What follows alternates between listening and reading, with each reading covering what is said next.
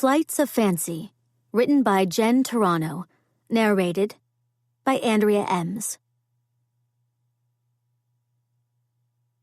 Chapter 1. July 1885, Newport. Wonderful news, darling. I have it on good authority from none other than Mr. Ward McAllister that the Duke of Montrose has taken a special interest in you. With her brief respite from the frivolities transpiring at Mr. Theodore Davis's Newport cottage clearly at an end, Miss Isadora Delafield pulled her gaze from the sight of the moon, casting its beams over the ocean. Turning, she discovered her mother, Hester Delafield, advancing toward her over the seashell path that meandered through the back courtyard. Keeping her back ramrod straight, because doing anything less would bring on a certain lecture from her mother, she refused to sigh when she noticed Hester was bubbling with excitement as she stepped directly underneath a gas lamp. "Isn't that the most marvelous news?" Hester all but gushed. "I wouldn't go so far as to claim it's marvelous. Pleasant, perhaps, but you've attracted the notice of a duke," Hester counted, "a circumstance that warrants the word marvelous, especially since I learned of the Duke's notice from, again, Mr. Ward McAllister, the social arbiter of our day." Isadora tilted her head. "You may be putting too much stock in Mr. McAllister's assessment of the Duke's interest in me. I only recently met the gentleman. It was not as if we spent more than a moment exchanging the expected pleasantries, as I was presented to the Duke in the receiving line." Hester lowered herself onto the bench beside Isadora. "From what I understand, the Duke lingered over your hand, and, according to my most trusted sources, he's been questioning everyone endlessly about you, which leaves me to believe the gentleman is well and truly smitten." While there was no debating that the Duke had lingered over her hand, Isadora was convinced that the lingering had merely been a ruse used by the Duke to afford him the luxury of perusing the low neckline of her gown. His gaze had all but devoured her charms, making her so uncomfortable that she'd finally, and with a great deal of determined tugging on her part, retrieved her hand from his, earning a narrowing of the Duke's eyes in the process. Because she'd been instructed from a tender age that a lady was not to annoy a gentleman with lofty connections, no matter the circumstances, she'd quickly summoned up her brightest smile, which seemed to have gone far in appeasing the Duke's displeasure. He'd immediately returned the smile, shot another gaze to the neckline of her gown, and then, to her utmost disbelief, he'd had the audacity to send her what could only be described as a roguish wink. His boldness, combined with the notion that he was apparently questioning everyone about her, left Isadora with the distinct impression that the man had traveled across the ocean to secure himself an heiress, as many aristocrats were doing these days. Regrettably, he'd apparently decided she was an heiress worthy of his consideration. "I don't have the words to describe how delighted I am by this fortuitous turn of events," Hester continued. "I've always known your beauty and reputation for adhering to the proprieties would land you the cream of the crop. But a duke? Why, I'm all aflutter."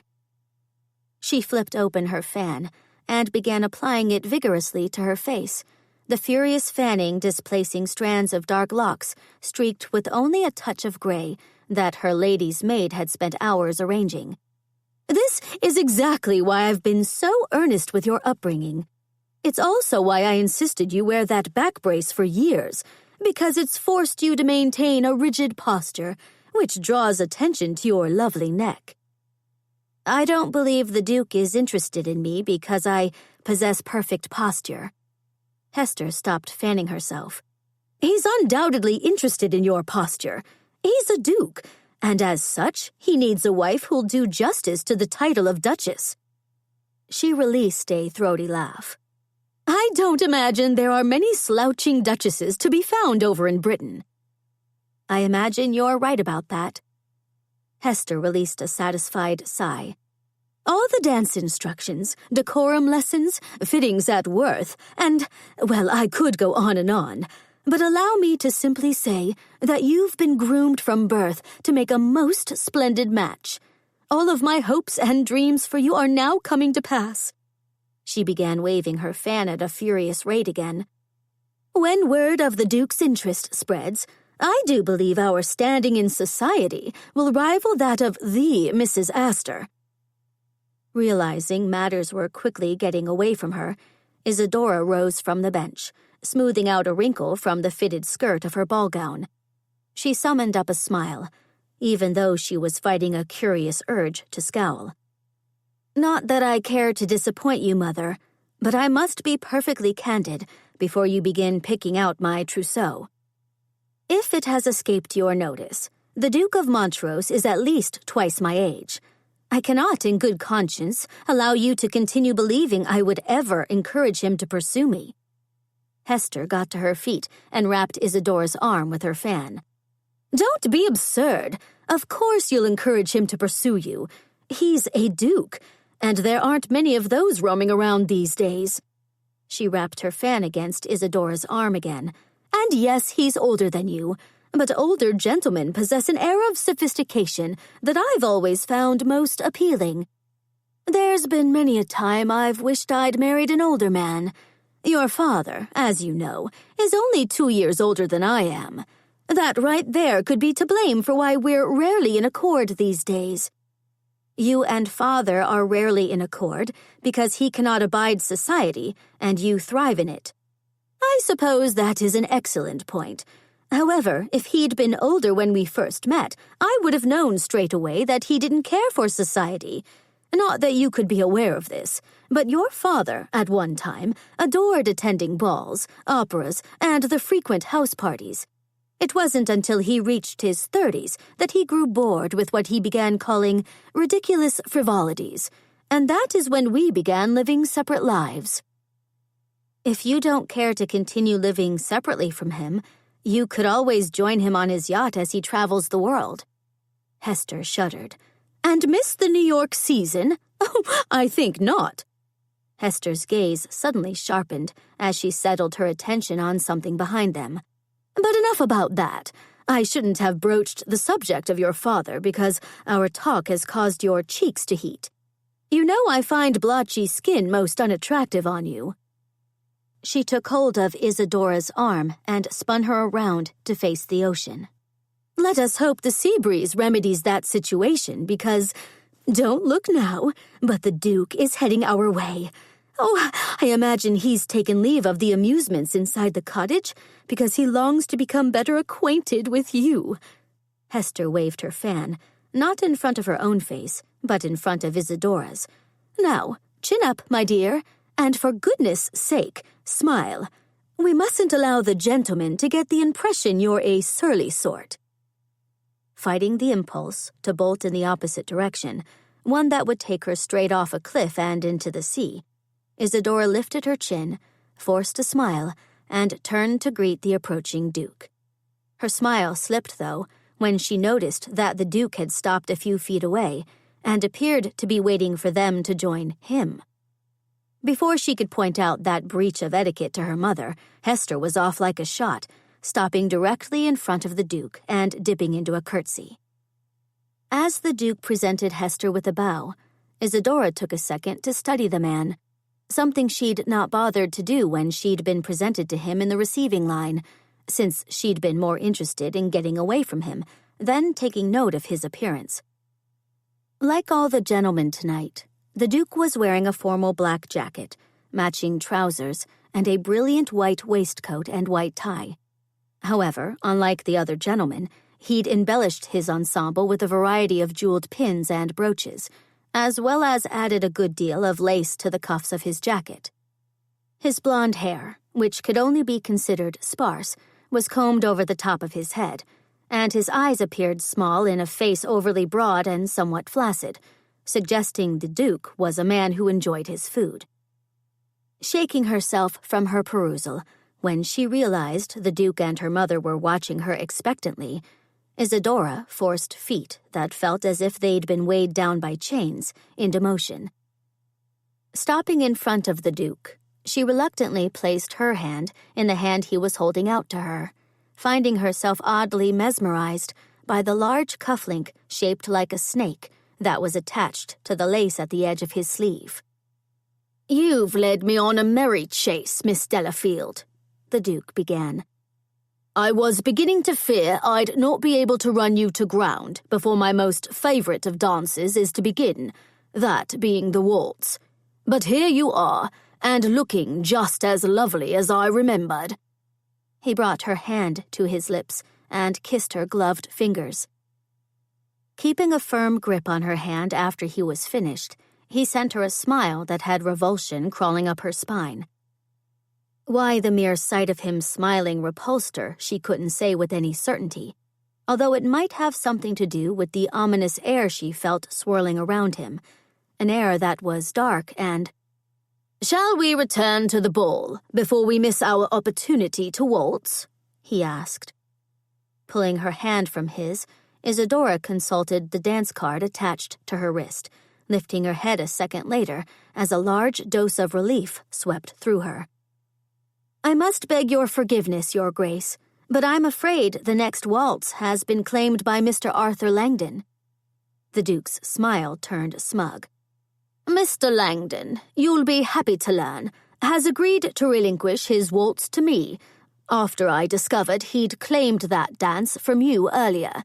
But there's no need to fret that he was uninterested in taking to the floor with you." He leaned closer.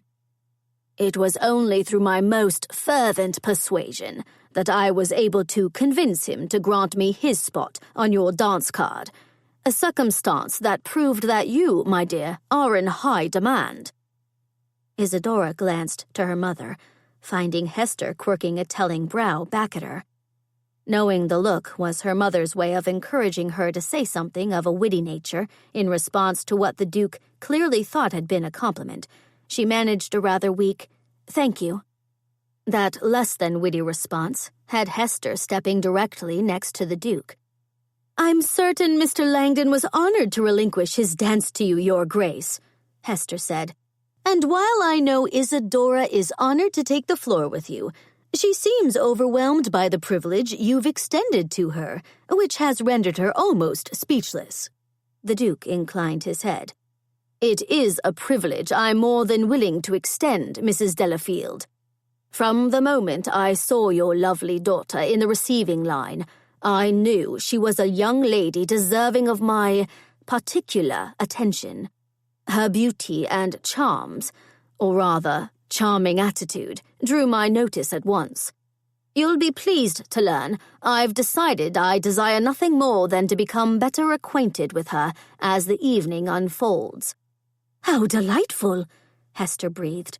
"Indeed," the Duke agreed.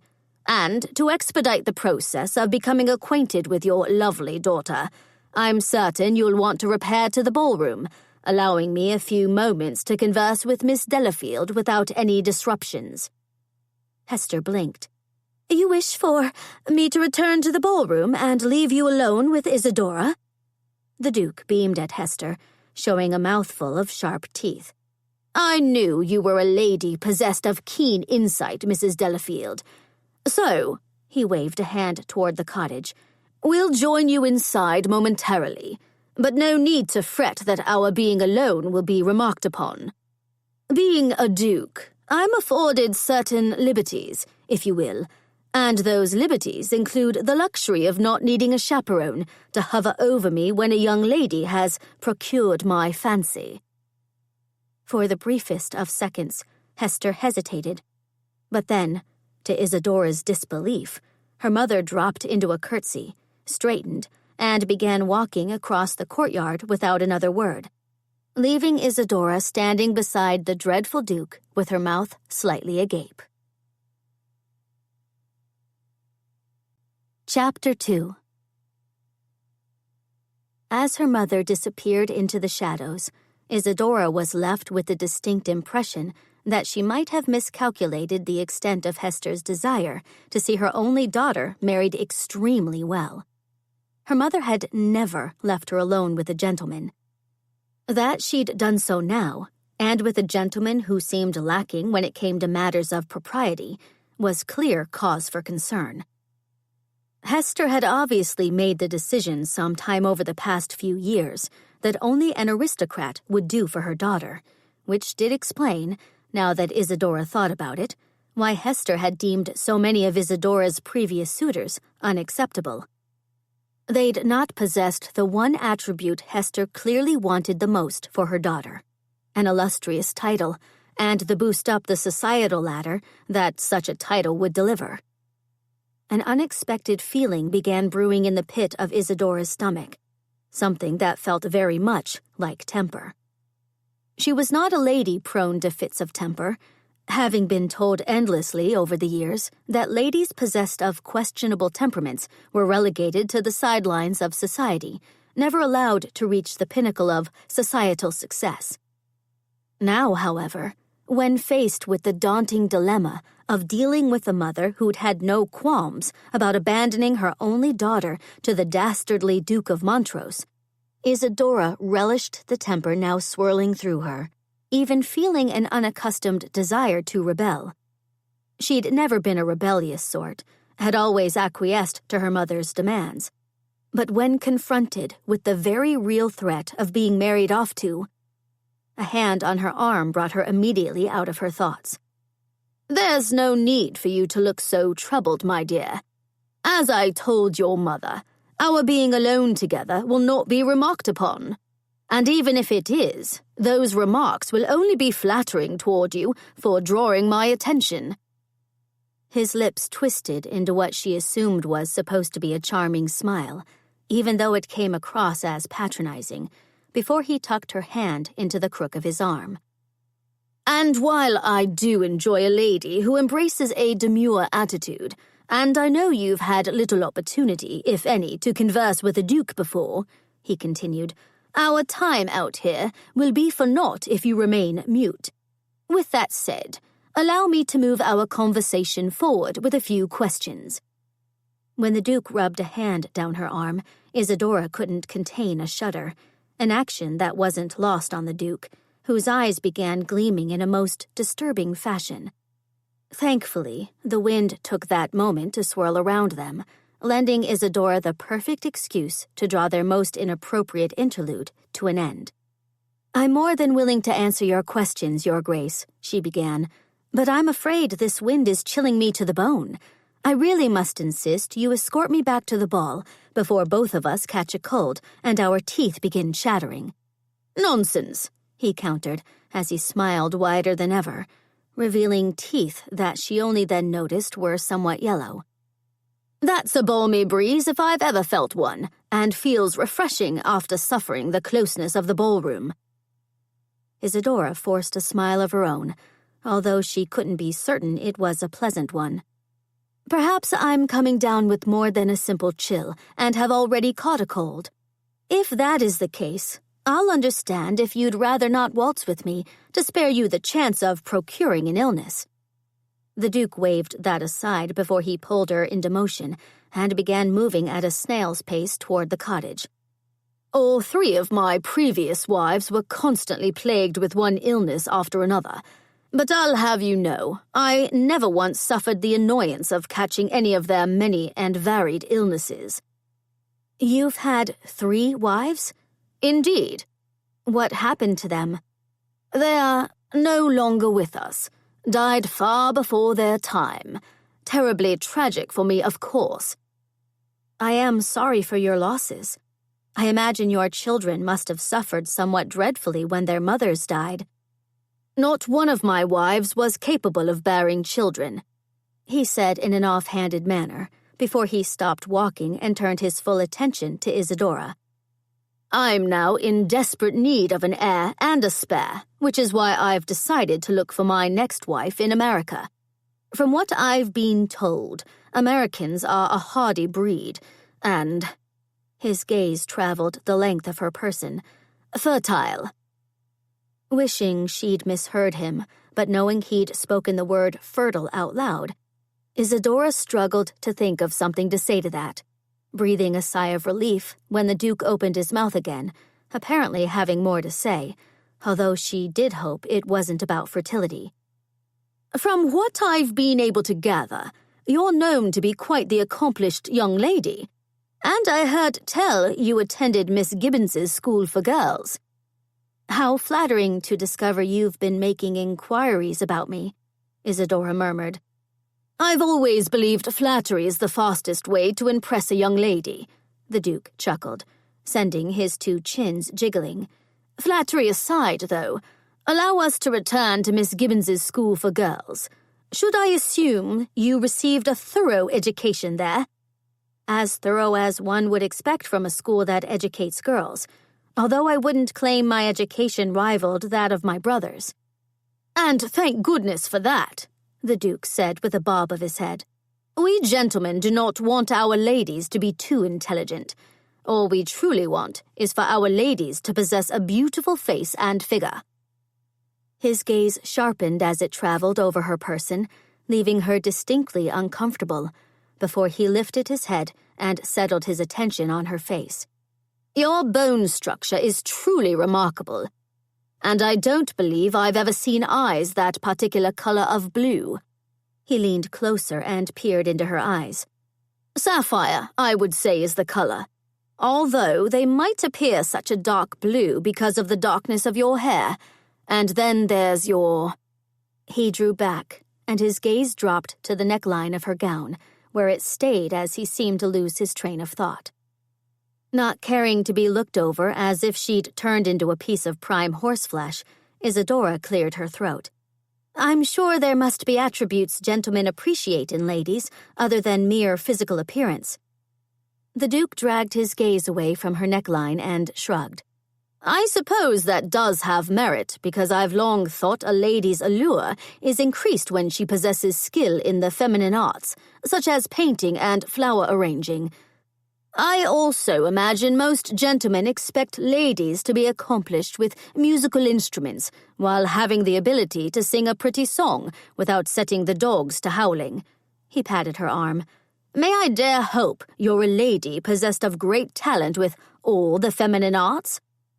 "I've never set dogs to howling, although—" "How lovely," the Duke interrupted, before she could admit that her singing had been known to send dogs scurrying out of the room. "And what of poetry? I must admit I find it enjoyable to discuss poetry with the ladies." "I prefer discussing novels over poetry." The Duke arched a sandy-colored brow. "My dear girl, you must abandon reading novels post-haste. Novels are only suitable for the simple-minded, and you would not care for anyone to believe you're simple-minded, would you?" Even though she'd been instructed by numerous decorum instructors to maintain an attitude of agreeableness whenever she was in the company of men, Isadora found herself incapable of agreeing with that nonsense.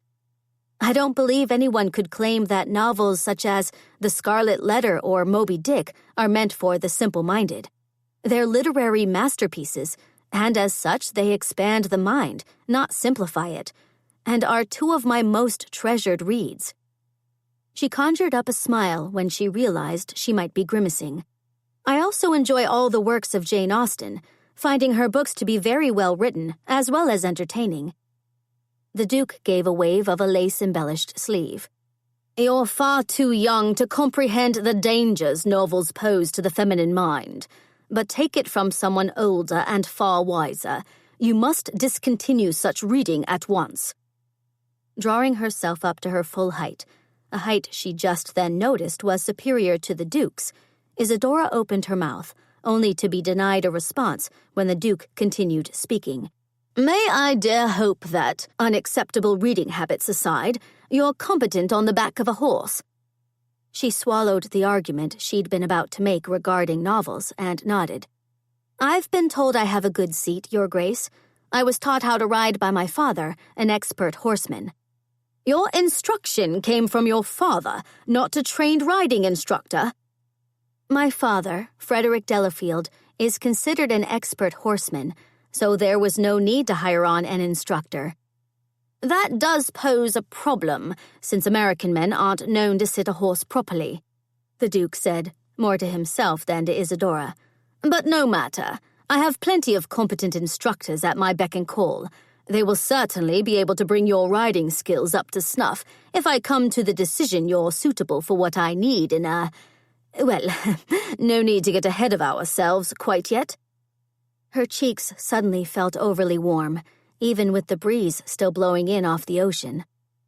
"American gentlemen are not lacking in their riding skills, sir," she replied, astonished that she couldn't seem to stop herself from arguing with the man, no matter that she knew she was courting disaster by doing so. "Nor are they inferior to any Englishmen, as can be seen by their ingenuity in creating vast fortunes through the sweat of their brow and by their unrivaled thirst for advancing their many and varied business interests." The Duke patted her arm again. "My dear girl, because of my noble birth, I possess a superior intellect over most men, not simply Americans. Despite that indisputable fact, though, allow me to simply say that American men prove their inferiority by the mere idea they've had to use the sweat of their brows to garner their fortunes. We Englishmen, especially those of us with the aristocratic set, never stoop to manual labor." "My goodness, but it does seem to me as if the two of you are getting on famously," Hester suddenly exclaimed, appearing from out of nowhere, as if she'd been lurking in the shadows and realized a timely reappearance was needed. "And forgive me for interrupting, but we wouldn't want the Duke to miss his waltz, now would we?" she asked, narrowing her eyes ever so slightly at Isadora before she turned back to the Duke and smiled. "May I dare hope that you've been able to become better acquainted with my daughter?" "Indeed," the Duke returned Hester's smile. "She's a delightful young lady, and I'm so relieved to learn she did attend Miss Gibbons's school for girls, a school I've heard is quite exclusive, although not as exclusive as the schools in England." For the briefest of seconds, Hester's smile dimmed, but then she hitched it back into place. "You'll find that my Isadora has received a most impressive education, Your Grace. And add in the notion that she's perfectly capable of presiding over the most elaborate society." As Hester launched into what amounted to nothing less than a long list of accomplishments, Isadora couldn't help but feel as if she really had turned into a prized piece of horseflesh being brought up for auction. It was not a feeling she cared for in the least, and another bout of temper clawed its way through her, temper that was apparently responsible for what she heard spill through her lips before she could stop herself. "Shall I open my mouth so the two of you may inspect my teeth?" Hester stopped talking, and her lips thinned. But then she let out a titter and rapped Isadora with her fan, although it wasn't a loving rap and might very well have left a bruise. "What a wonderful sense of humor you have, darling. But do know that you might want to allow the Duke more time to become better acquainted with you before you bring out that humor again. We wouldn't want him to conclude you have a sarcastic side, would we?" Not allowing Isadora a second to answer that absurd question, Hester took hold of the Duke's other arm, and in a blink of an eye, steered them through the French doors and into the ballroom of the grand cottage. The Duke paused directly inside the doorway, waiting there as if he wanted to ascertain if all the guests would take note of their appearance, which, of course, they did. Silence settled over the ballroom as practically everyone gazed their way, reminding Isadora of brightly colored birds of prey that had just found their next meal. Glittering tiaras sparkled under the light cast from the numerous chandeliers, and then gloved hands were raised as the silence disappeared and excited whispers began running rampant through the ballroom. "Your Grace!" someone exclaimed, rushing up to join them. That someone turned out to be none other than Mrs. Stuyvesant Fish, one of the worst gossips society had ever known. "I was hoping you'd reappear soon. I convinced Mr. Davis to hold off having the orchestra begin the waltz. But I must say," she leaned closer, "the guests were beginning to grow restless. And Mr. Davis does so long to create an amusing night here at his new cottage." She straightened and gestured to the room at large, drawing even more attention their way. She nodded to their host for the evening, Mr. Davis, a thin gentleman who was standing a few feet away from them. "His Grace has now reappeared, and with our lovely Miss Delafield in tow.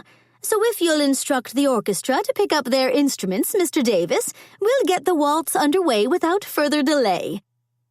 Knowing there was no choice but to take to the floor, since doing otherwise would guarantee tongues would continue to wag, and not in a favorable fashion, Isadora soon found herself being escorted by the Duke across the ballroom floor.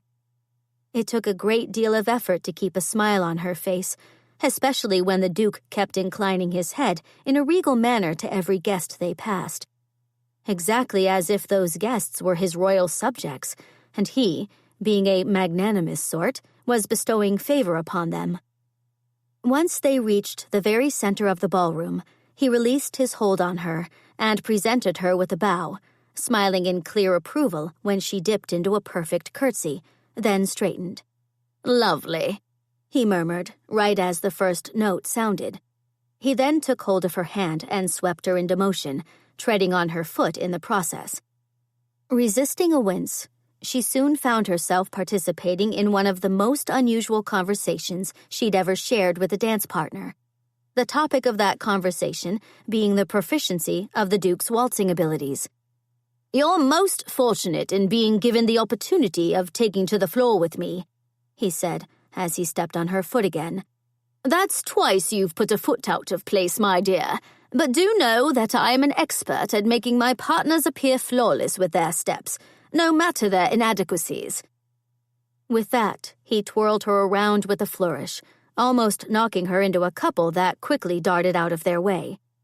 Vowing then and there that she was never going to take to the floor with the Duke again, Isadora wobbled for a second until she regained her balance. Lifting her head, she discovered the Duke watching her with a condescending smile, as if it had been her fault she'd lost her balance in the first place. "Shall we continue? And with a bit less theatrics, if you please?" he asked, taking a firm grip of her hand and twirling her around without allowing her the courtesy of a response. "It's encouraging to discover you're a lady who seems to possess a most vigorous attitude," the Duke all but panted after he finished twirling her around again, and they were facing each other. "I cannot recall a time when a lady has managed to keep up with me, but that vigor you embrace is exactly what I've been searching for in a young lady.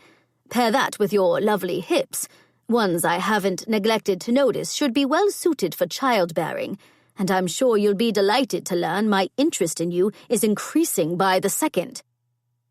Never having a gentleman remark on her hips before, nor been in the company of a man who was so pompous and full of himself that he seemed incapable of realizing he'd crossed a boundary line that was never supposed to be crossed, Isadora could only pray the waltz would come to a swift end. Before that hoped-for event could occur, though, she suddenly felt his finger glance over the very top of her neckline. "Ah, lovely indeed," he rasped. Without allowing herself a moment to reconsider, she placed her foot directly in the path his foot was about to take. As he stumbled over it, his arms went flailing about, which had the immediate result of him releasing his hold on her. Without bothering to see what happened next, Isadora abandoned the etiquette rules she always adhered to, spun on her heel, and stalked off the ballroom floor, leaving the Duke and his infuriating attitude behind. Chapter 3. 3 days later, New York City. "Forgive me for being blunt, Izzy, but you've apparently gone completely mad."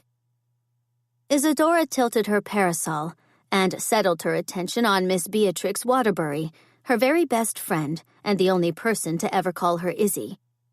That Beatrix was currently scowling as she manned the oars of the rowboat they'd rented at Central Park spoke volumes, since Beatrix was a lady normally possessed of a sunny disposition. "I've not taken leave of my wits, Beatrix. I'm simply trying to avoid marriage to the Duke of Montrose, a gentleman I find utterly repulsive." Beatrix stopped rowing. "Do you not think fleeing from New York in what I can only believe is a flight of fancy might be taking matters a bit too far?" Have I ever struck you as a lady inclined to flights of fancy? Well, no, which takes me back to my earlier statement regarding the soundness of your mind. Isadora set aside her parasol, leaned forward, then took hold of the oars Beatrix had now completely abandoned. Giving them a tug, which only succeeded in moving the rowboat forward a few inches, she frowned. This rowing is far more difficult than I imagined. How is it that you're so adept at it? Beatrix shoved aside a red curl that had escaped its pins, blowing out a breath of clear exasperation. Do not think you can distract me so easily from the matter at hand.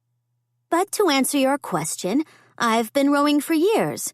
My brothers taught me when I was all of 5 years old, and we would take our small boats out on the Hudson while visiting our country estate in Tarrytown.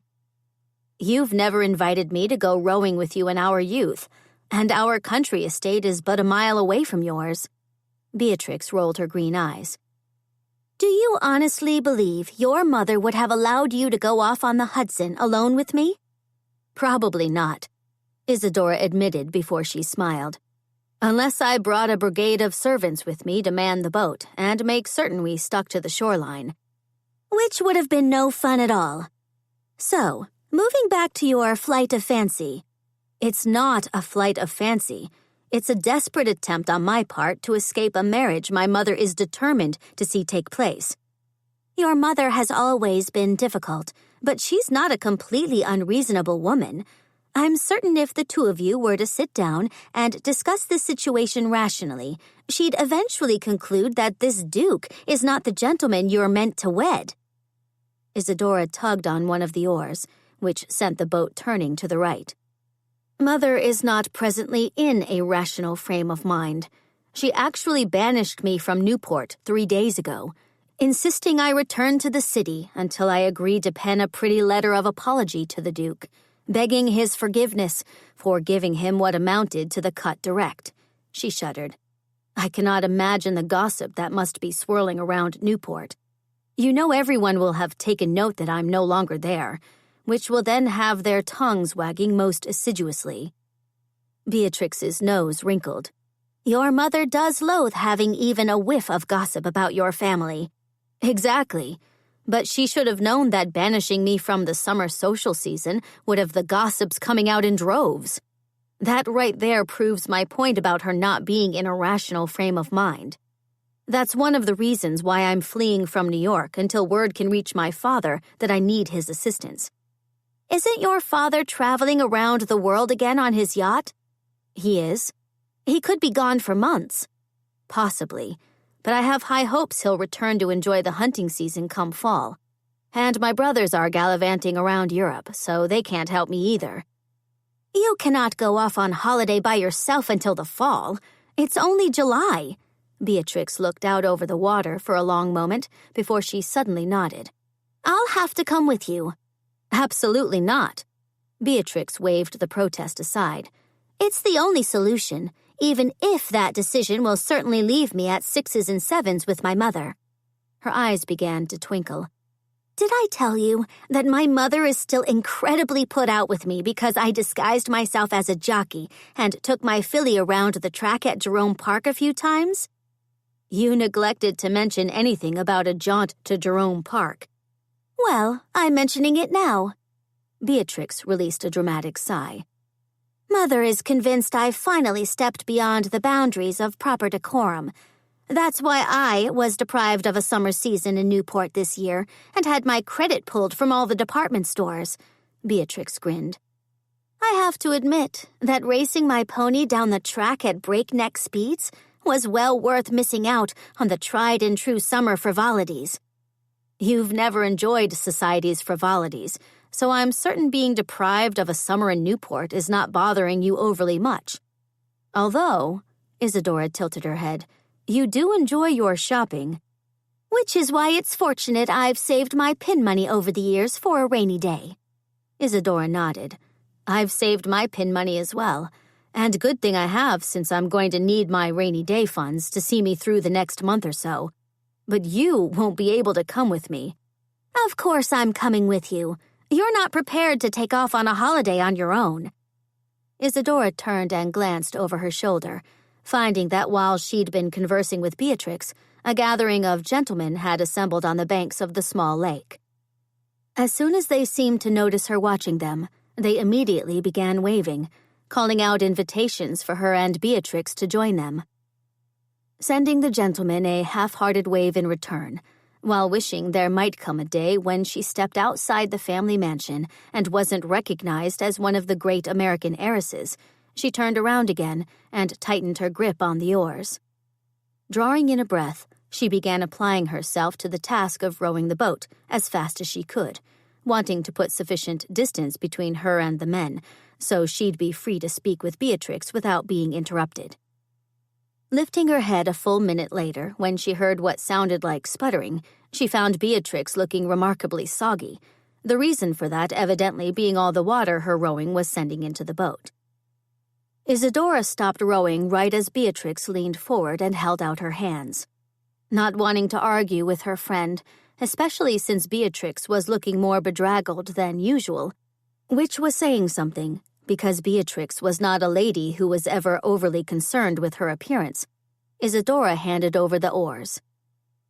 Not that she would admit it to Beatrix, but she was rather relieved to abandon the difficult chore of rowing. She was quite certain she'd pulled a muscle, and her arms were trembling like mad. "I have no idea how you've convinced yourself you're capable of striking out on your own on some type of holiday," Beatrix said as she began rowing them smoothly across the lake, quickly putting distance between them and the gentlemen lingering on the shore. "I'm not going on holiday." "So you've said, but surely you must realize that traveling around the country for a month or two is considered a holiday, especially if you decide to travel to some of the lovely resorts we've visited in the past, resorts I truly wouldn't mind visiting again."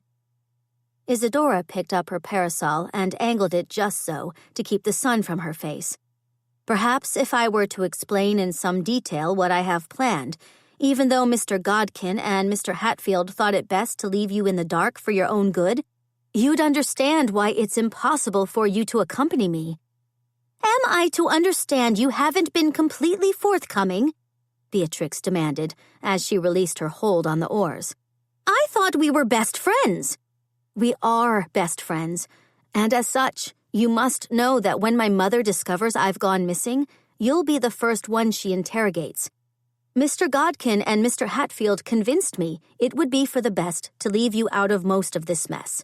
In fact, I don't think they'd approve of my disclosing the little bit to you I already have." Beatrix narrowed her eyes. "How in the world did your family butler, Mr. Godkin, and my family butler, Mr. Hatfield, get involved in what I'm going to assume is some type of outlandish plan?" Glancing around to ascertain there were no other boats nearby, especially boats filled with the members of the press who were always trailing her around the city, Isadora breathed a sigh of relief when she discovered they were well away from everyone, and turned her attention back to Beatrix. "After Mother sent me packing from Newport, and in the company of the dour Miss Carr to chaperone me, no less, I immediately sought out the counsel of Mr. Godkin. He may be our family butler, but he's always been willing to lend me advice whenever I've been in need. He, after hearing my sad tale about the Duke of Montrose, sent for your butler, Mr. Hatfield, hoping Mr. Hatfield would have information about the Duke, since your butler used to live in London." "And did Mr. Hatfield have information about the Duke?" "I'm afraid so, and none of it encouraging."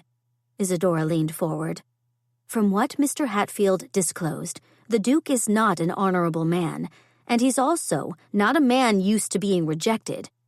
Because I delivered him a most grievous insult by abandoning him in the middle of the dance floor, Mr. Hatfield believes the Duke will now want to seek out some manner of retribution."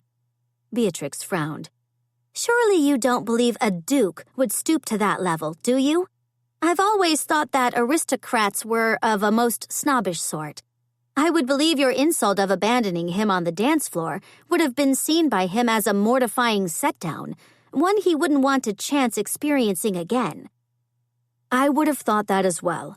But according to Mr. Hatfield, the Duke is a most self-centered man, one who can't comprehend that a lady might not enjoy his company.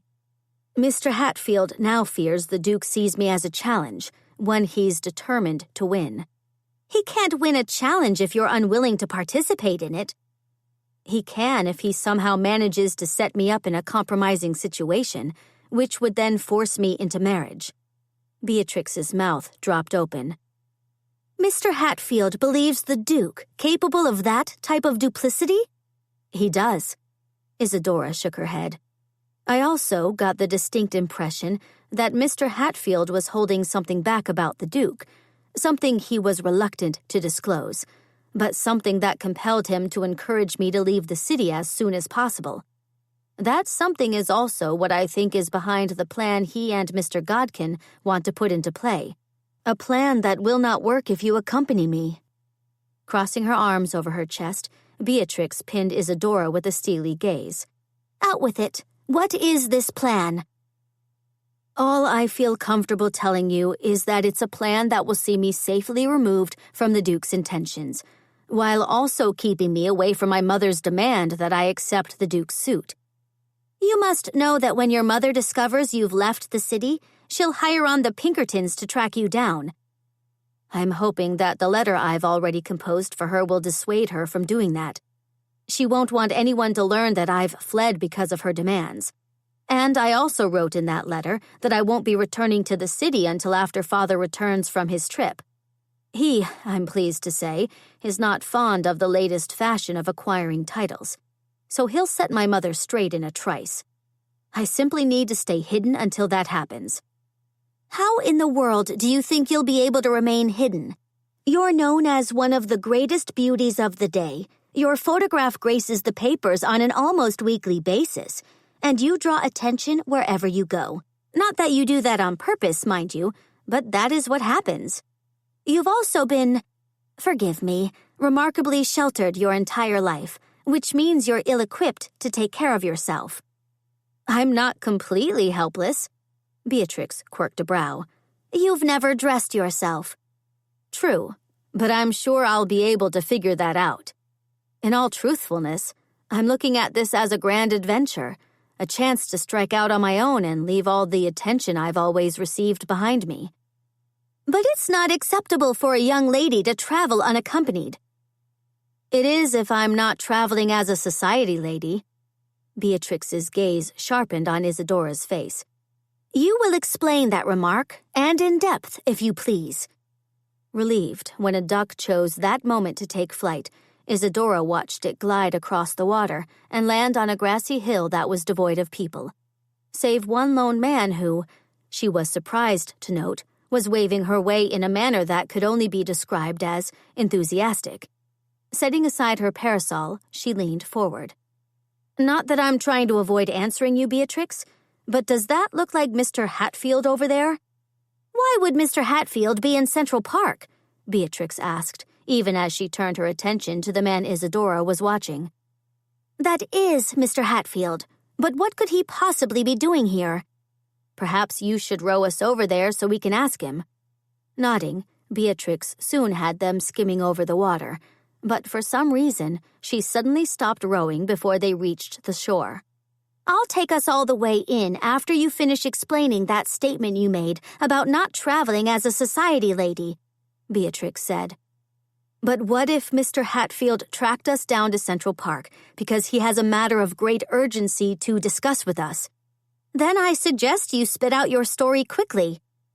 You're not going to let this go, are you? You've known me practically all of our 22 years. Do you really think I'll let it go? Isadora blew out a breath. Fine, I'll tell you, but not in detail. In fact, all I really think you need to know is that I'm truly not going on a flight of fancy or a holiday. But instead, I'm going, undercover, so to speak, and in disguise. Disguised as what, pray tell? Isadora winced. Now, don't overreact, but I, along with Mr. Godkin and Mr. Hatfield, have decided I'll be most successful with staying hidden if I disguise myself as a servant and obtain some type of employment. For the briefest of seconds, Beatrix didn't say a single thing, But then she was suddenly rising to her feet, quite as if she'd forgotten she was in a boat. "You have lost your mind, because—" Before Beatrix could finish what was certain to be a tirade, she suddenly lost her balance, and with flailing arms and a rustle of expensive fabric, she tumbled out of the boat, Isadora following a second later, when the boat capsized. Chapter 4. Floundering as her feet touched the bottom of the lake, Isadora regained her balance, relieved to discover the water only came up to her waist. As she glanced around for Beatrix, laughter bubbled up her throat when she discovered her friend thrashing about, water dripping from her now hatless head. Beatrix stopped thrashing as her gaze settled on Isadora. "How in the world is it possible that you didn't become completely submerged after you fell out of the boat?" "I'm sure I have no idea, although luck might have been in play." "I doubt that. But do know that it's highly disconcerting to discover that even when you're thrust into a mishap, you always seem to manage to retain your composure." Beatrix shoved aside hair that was plastered to her face before she looked past Isadora and frowned. "There's no need for you to come in after us, Mr. Hatfield," she called out. "Izzy and I are fine, and will join you momentarily." With Beatrix by her side, Isadora began slogging her way to shore, noticing as she did that Mr. Hatfield was in the process of rolling down the legs of his trousers, apparently having rolled them up when he'd been considering plunging into the lake to rescue them. Reaching the shore, she took the hand Mr. Hatfield extended to her and moved to drier land. Turning, she frowned at Beatrix, who was still in the water, scanning the surface of the lake. "Miss Beatrix," Mr. Hatfield said, releasing Isadora's hand, "what are you doing?" "Thinking about going after my hat. I'm currently on a limited budget, and I don't have as many disposable funds as I normally do to replace a hat I found most charming." Mr. Hatfield shook his head. "There's no time for that, and besides, your hat is most likely ruined. We must get you and Miss Isadora into the carriage, and with all due haste." Beatrix turned from the lake and frowned. "It's not as if we're in danger of catching a cold, Mr. Hatfield. It's a balmy day." "I'm not worried about you catching cold, Miss Beatrix." Mr. Hatfield gestured to the right. "I'm worried about all those gentlemen, along with a few reporters, if I'm not mistaken, being given enough time to intercept us." Isadora swiveled her head and found a crowd rushing around the edge of the lake, all of whom were evidently intent on assisting her and Beatrix. "We should go," she said, earning a nod from Beatrix in return. Picking up the sodden folds of her skirt, Isadora hurried into step behind Mr. Hatfield. "While I have no idea why you stood up in a rowboat, Miss Beatrix," Mr. Hatfield called over his shoulder, "your mishap may have given us the perfect excuse to whisk both of you from Central Park." He increased his pace, even as he raised a hand, which had a carriage moving their way. "I was concerned tracking the two of you to Central Park would raise some questions, but we've now been provided with a reasonable explanation as to why you'll be departing from the park so rapidly." "Why would you worry about having an excuse to explain our departure from Central Park? And why are you even here?" Beatrix asked, huffing just a touch as she practically ran beside Isadora. "There's no time to explain just yet," Mr. Hatfield said as the carriage stopped beside them. He grabbed hold of the door and pulled it open. "In you go." Before Isadora had a chance to properly take her seat, Mr. Hatfield was slamming the door shut behind him. The carriage lurched into motion, and then they were careening over the grass toward one of the gravel paths that meandered through Central Park.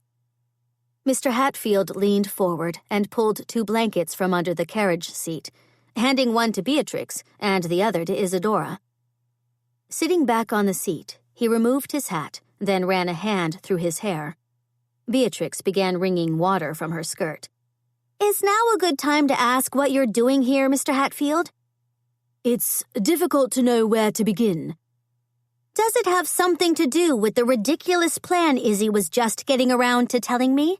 The one where she's considering going off on her own to obtain some manner of employment? Mr. Hatfield settled a stern eye on Isadora. You were not supposed to tell Miss Beatrix anything about our plan.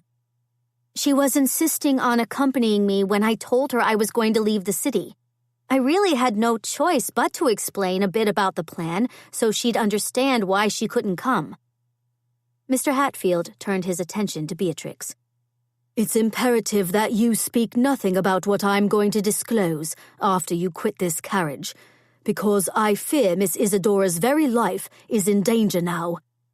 A trickle of fear traveled down Isadora's spine. My life is in danger? Mr. Hatfield gave a bob of his head. Mr. Godkin recently sent me a most urgent message, telling me that the Duke of Montrose has arrived in the city, and he's currently at your residence on Fifth Avenue. Isadora's brows drew together. My mother had the audacity to bring the Duke back to New York with her? Your mother is still in Newport, which speaks volumes about the Duke's true intentions. He's also accompanied by men Mr. Godkin described as intimidating, and because of that, we have no choice but to get you immediately out of the city. That seems a bit drastic, Beatrix said. I've yet to be convinced this Duke of Montrose poses such a threat to Izzy. He's a duke. One would think he'd adhere to the strictest sense of decorum, not put his very reputation in jeopardy by participating in shenanigans. He's not a normal aristocrat, Mr. Hatfield began as he caught Isadora's eye. And Mr. Godkin and I were not completely forthcoming regarding the extent of the danger the Duke poses to you. You told me he might try to put me in some manner of compromising situation, Isadora said slowly. And I still believe he'll do exactly that. But there's something I need to disclose to convince you that you have more to fear from the Duke than merely marriage. I can't imagine there'd be anything more fearful than marriage to that vile man. There is, which is why Mr. Godkin and I came up with the idea of you hiding yourself in some obscure household as a servant. Mr. Hatfield shook his head. We know it's completely ludicrous to even contemplate sending a sheltered heiress out on her own in the world. And we were actually considering revising the plan and having you take off in the company of a companion to visit the West. Which would be a far more practical solution, Beatrix pointed out. Indeed, if we were dealing with a merely determined gentleman, not a diabolical one, Mr. Hatfield returned. But allow me a moment to explain the Duke more sufficiently. That will allow both of you to understand the urgency of the situation, as well as understand why it's imperative Miss Isadora goes deep into hiding. He settled back against the seat. It is not well known, but I was once employed by the Duke. I soon realized after accepting employment in the Duke's household that he was a most disagreeable man. He treated his wife at the time in a deplorable fashion, and was never satisfied by any of the services his staff performed for him. He was always in the company of intimidating men, who were tasked with the job of spying on the Duke's staff. I decided it was not an atmosphere I was comfortable working in. But because the Duke was known to be vindictive if someone left his employ, I was forced to put an entire ocean between us to be certain I would be able to find new employment after I left his service. You had to leave your country behind because you were once employed by the Duke? Beatrix asked. Indeed, especially after I was accused of unbecoming behavior by the Duke's men, even though I'd done nothing to warrant those nasty accusations. That's horrible, Mr. Hatfield nodded. I thought so as well at the time, but then after I became employed by your family, Miss Beatrix, I realized I'd been granted a blessing instead of a punishment by having to move to America. I have more friends in this country than I ever had in England, Mr. Godkin being one of them. He's well aware of my past, which is why he called on me after you arrived from Newport, Miss Isadora. He was most distraught about what had happened to you with the Duke of Montrose, and wanted to get my opinion of the man. Mr. Hatfield's lips thinned. I'm afraid I had nothing good to say about the Duke, which made Mr. Godkin realize every effort needed to be made to help you escape from the insanity that always seems to surround the Duke. Isadora wrapped her blanket a little more snugly around her. The Duke of Montrose is insane? Or evil? It's rather difficult to know for certain. Mr. Hatfield consulted his pocket watch, then lifted his head. Mr. Godkin and I agreed to disclose to you that we felt the Duke might try to force you into marriage with him. But we also agreed that there was no need to frighten you to death by disclosing the Duke's foulest of secrets. With him arriving so unexpectedly in the city, though, and without being in the company of your mother, I'm afraid there's no choice but to divulge all the nastiness to convince you of the danger you're in. It will also explain why you'll have to go through with our original plan, but far sooner than we expected. Mr. Hatfield shifted on the seat. There's no easy way to disclose this, so I'll simply be blunt. There's always been talk that the Duke did away with his previous 3 wives. Silence settled over the carriage until Beatrix cleared her throat. Forgive me if I misunderstood, but it almost sounded to me as if you said there's a chance the Duke might have murdered all of his previous wives. You didn't misunderstand, Miss Beatrix. Whispers have been traveling through England for years about the Duke and his unfortunate wives, but no one has ever been able to prove he purposely did away with them. They were apparently sickly women, incapable of bearing children, but when I was in the Duke's employ, there were tales of poison being bandied about. The authorities never looked into the matter, though, since he is a Duke, and any suspicions that were brought to their attention were done so by mere members of the serving class. Isadora swallowed. But this isn't England, it's America. Surely our authorities would be able to stop the man from his dishonorable intentions toward me if they were told about his past. I'm sure they would, if they could intervene in time. Mr. Hatfield leaned forward. What you must understand, Miss Isadora, is this. The Duke of Montrose is a crafty soul, and he's apparently determined to acquire you. If he places you in a compromising situation, you'll be ruined unless you marry him. And then, if you displease him once you're married, well, that's an outcome I'm certain you want to avoid. A trace of alarm flickered through Beatrix's eyes. But surely we can come up with a better plan than sending Izzy out to seek employment somewhere. There's no time to devise another plan, Mr. Hatfield countered. Besides, even though the plan is outlandish, that's exactly why it'll work. No one in their right mind would think to look for Miss Isadora in the wilds of Pennsylvania. She's going to the wilds of Pennsylvania? Beatrix asked. Mr. Hatfield's eyes grew wide. I should not have told you that. Beatrix fished a soggy handkerchief out of the reticle that was still attached to her wrist and began wiping it over her face. But you did, so you might as well tell me all of it. And you can start by telling me where we're going, since I know the carriage is not heading for Fifth Avenue. We're going to Grand Central Depot, but then, after I see Miss Isadora off, I'll be taking you home. Shouldn't you take me back to Central Park so I can fetch my buggy? I've already sent the groom who accompanied me to Central Park to fetch your buggy. And while I originally did that because I wanted you to drive to Ladies' Mile, where you would have spent the rest of the afternoon pursuing the shops to give you a credible alibi, that plan all but disappeared the moment you landed in the water. He released a breath. I'm not certain how we're going to explain Miss Isadora's disappearance now. I also don't know how we're going to convince anyone that you, Miss Beatrix, don't possess information regarding her whereabouts. Since I've just realized everyone chasing after you would have taken note that both of you left the park in the Waterbury carriage. Isadora tapped a soggy gloved finger against her chin. What if you say that you came to fetch Miss Beatrix home because she had a pressing appointment she'd forgotten about, and then offered me a ride because I'd gotten drenched in the lake and did not want anyone to see me in such a disheveled state? Everyone knows I'm always forgetting appointments, Beatrix said, her lips beginning to curve. And everyone knows that you never appear in public in a disheveled state, so clearly you'd want to be taken directly home. But what about Miss Carr?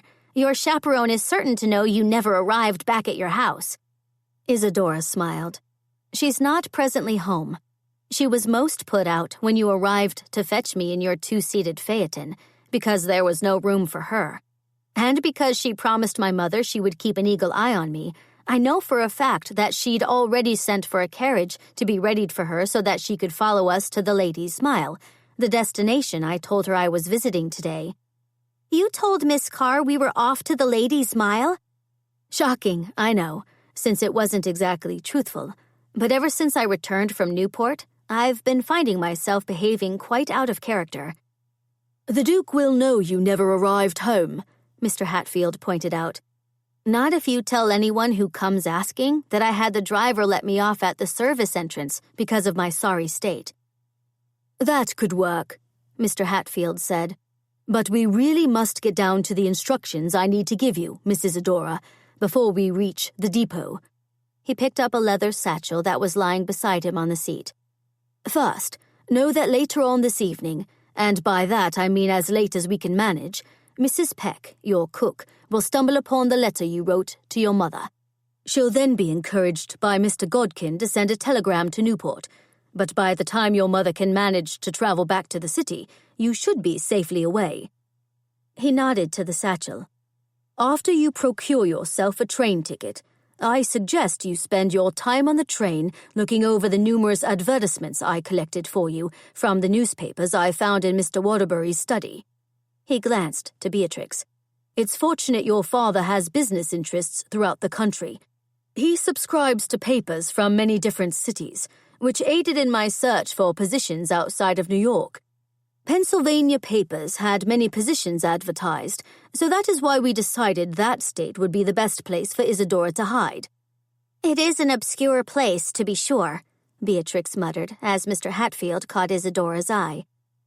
"I've numbered and circled the positions I feel are most appropriate for you, while also including letters of reference I personally penned. Those letters will hopefully aid you in securing a position." Before Isadora could think of anything to ask, because her mind seemed to have gone curiously numb, Beatrix let out a snort.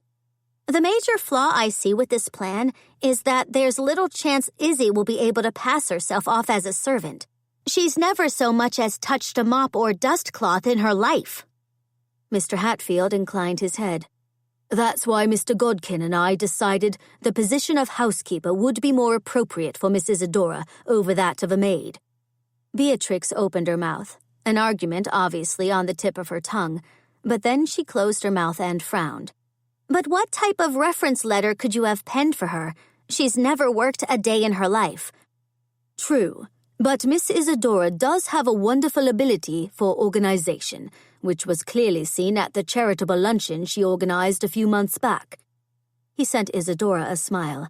"And while I may have taken a few liberties with your letter of reference, I was rather vague about your actual employment history. I never stated you'd been employed by the Waterbury family, only that you possess skill with organizing staff and households." Isadora ignored the fact that Beatrix's eyes were now as wide as dinner plates. "I'm certain I will be more than proficient at organizing some obscure country estate. My family does employ numerous housekeepers at our various residences. From what I've observed, they seem to be mostly tasked with organizing the staff and keeping the house running smoothly." "You've never been responsible for organizing a household staff," Beatrix pointed out. "True, but I have conferred with our many housekeepers when my mother is unavailable." "Conferring with a housekeeper about what flowers should be brought in from the hothouse or what meals should be added to the weekly menu is not the same as organizing an entire staff." Beatrix nodded to Mr. Hatfield. "And not that I want to point out the obvious, but there is a chance some of these potential employers will check up on that reference letter you've penned for Izzy. When that happens, you could very well find yourself unemployed if my parents get wind of what amounts to fraudulent claims on your part." Mr. Hatfield shook his head. "It's highly doubtful your parents will learn about anyone checking up on the references, since I specifically left instructions that any questions were to be directed to me." He held up a hand when Beatrix opened her mouth. "I know the risks, Miss Beatrix, and I'm willing to lose my position if the end result is keeping Miss Isadora from marrying the Duke of Montrose." "But Izzy has never been an adventurous sort," Beatrix argued. "What's been planned for her seems to be an adventure of impressive proportions." Mr. Hatfield nodded to Isadora. "Do you believe you're capable of experiencing this type of adventure?" Isadora considered the question for a moment before her shoulders sagged ever so slightly. "Beatrix is right. I'm not an adventurous sort. I don't know if I can successfully obtain employment, let alone stay employed for long if someone offers me a position." Leaning across the space that separated them, Mr. Hatfield unexpectedly placed his hand on top of Isadora's. "My dear, it has been my experience that God occasionally throws obstacles our way so that we're forced to grow into the people He wants us to be. You are far stronger than you think. I imagine, even with what must seem like insurmountable mountains placed in your path, you'll soon discover strengths you never knew you had." He looked out the window and frowned.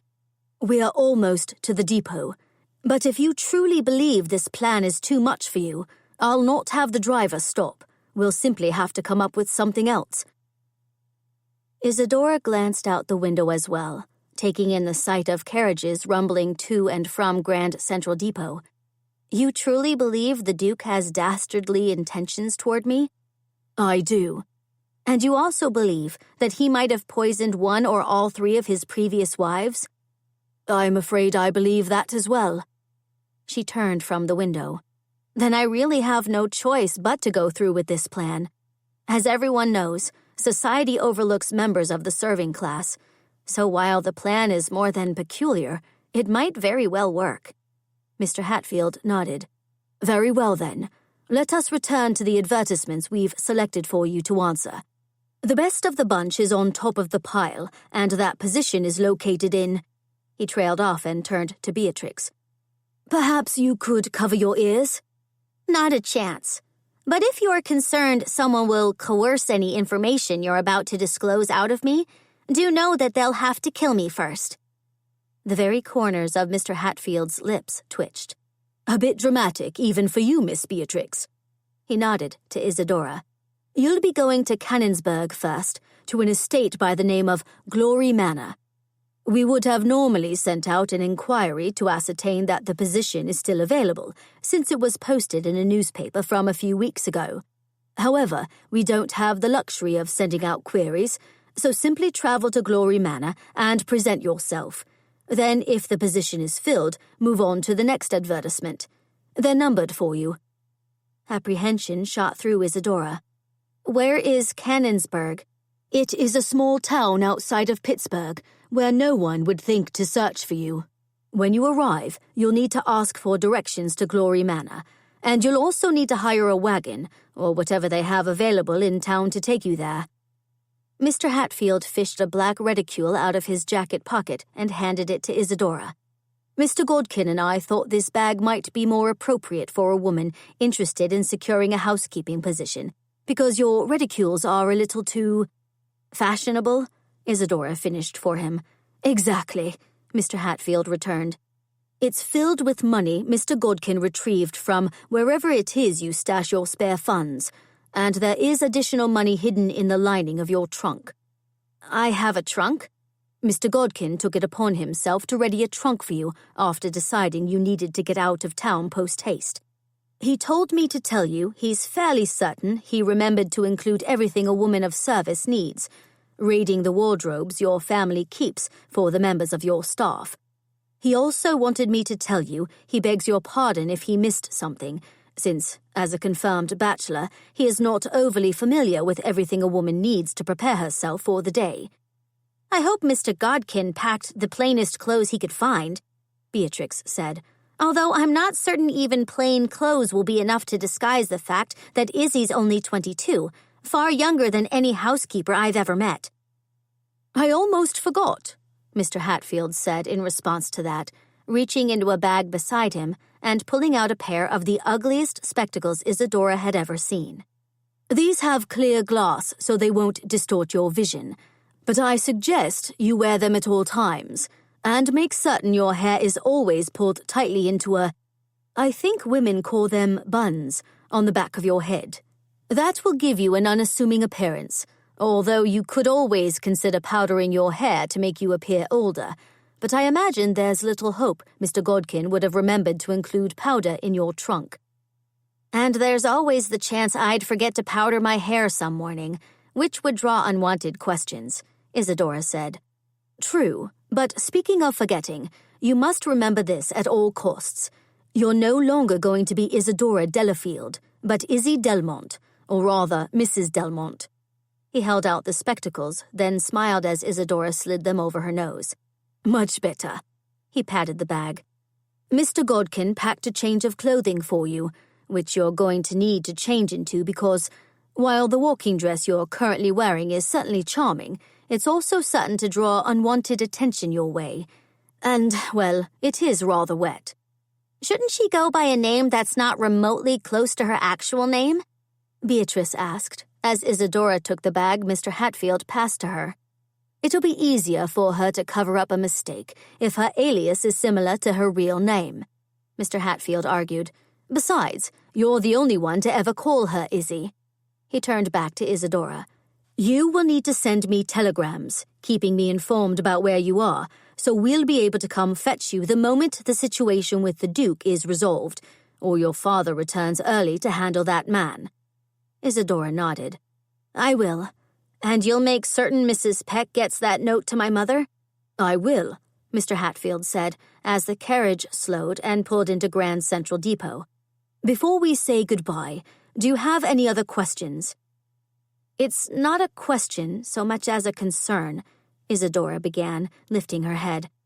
I'm afraid I might have a bit of difficulty changing my clothing because this walking gown buttons up the back and...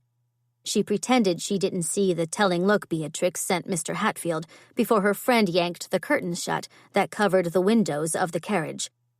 We'll join you outside, Mr. Hatfield, after I help Isadora change. Mr. Hatfield reached for the door. You will stay in the carriage, Miss Beatrix, and on that I'll hear no argument. 10 minutes later, and dressed in a plain white blouse and gray skirt, with her hair pulled into a severe knot on the back of her head, compliments of Beatrix, Isadora found herself standing in front of a train bound for Pittsburgh. I'm not certain this is actually a good plan, now that it's time to see you off, Mr. Hatfield muttered. I have a few doubts as well, Isadora admitted. Who knew it was so difficult to purchase a train ticket, or that the station clerk would get so surly simply because I accidentally asked for a ticket to Cincinnati instead of Canonsburg. I'm still a little confused why I have to travel to Pittsburgh and change to a different train there. Because that's how train lines work, Mr. Hatfield said, his voice holding a touch of what could only be described as panic. Perhaps we should consider trying to hide you with friends instead of sending you out of the state on your own. For the merest of moments, Isadora considered that. When faced with the reality of taking off on her own, the unwelcome truth of how unsuited she truly was to living in the real world could no longer be denied. Before she could voice her misgivings, though, an image of the Duke of Montrose sprang to mind. That image had her straightening her spine. It's a brilliant plan, Mr. Hatfield, and one I should at least try. She reached out and touched his arm. I'll be fine. Besides, it's not as if ladies don't go off on their own all the time to seek out employment. True. But most of those ladies have not experienced life quite as you have. Which means I have something to prove, if only to myself. She smiled. I'll send a telegram as soon as I'm able, so now all that's left to do is say our goodbyes. After giving Mr. Hatfield a kiss on the cheek, one he'd certainly not been expecting, Isadora climbed the few steps leading into the train car, took a seat, and then watched steam roll past her window as the train began to move out of the depot. Opening the satchel Mr. Hatfield had given her, she pulled out the newspaper on top of the pile. Circled in the very middle of the newsprint was the advertisement Mr. Hatfield felt was best suited for her. Wanted, housekeeper.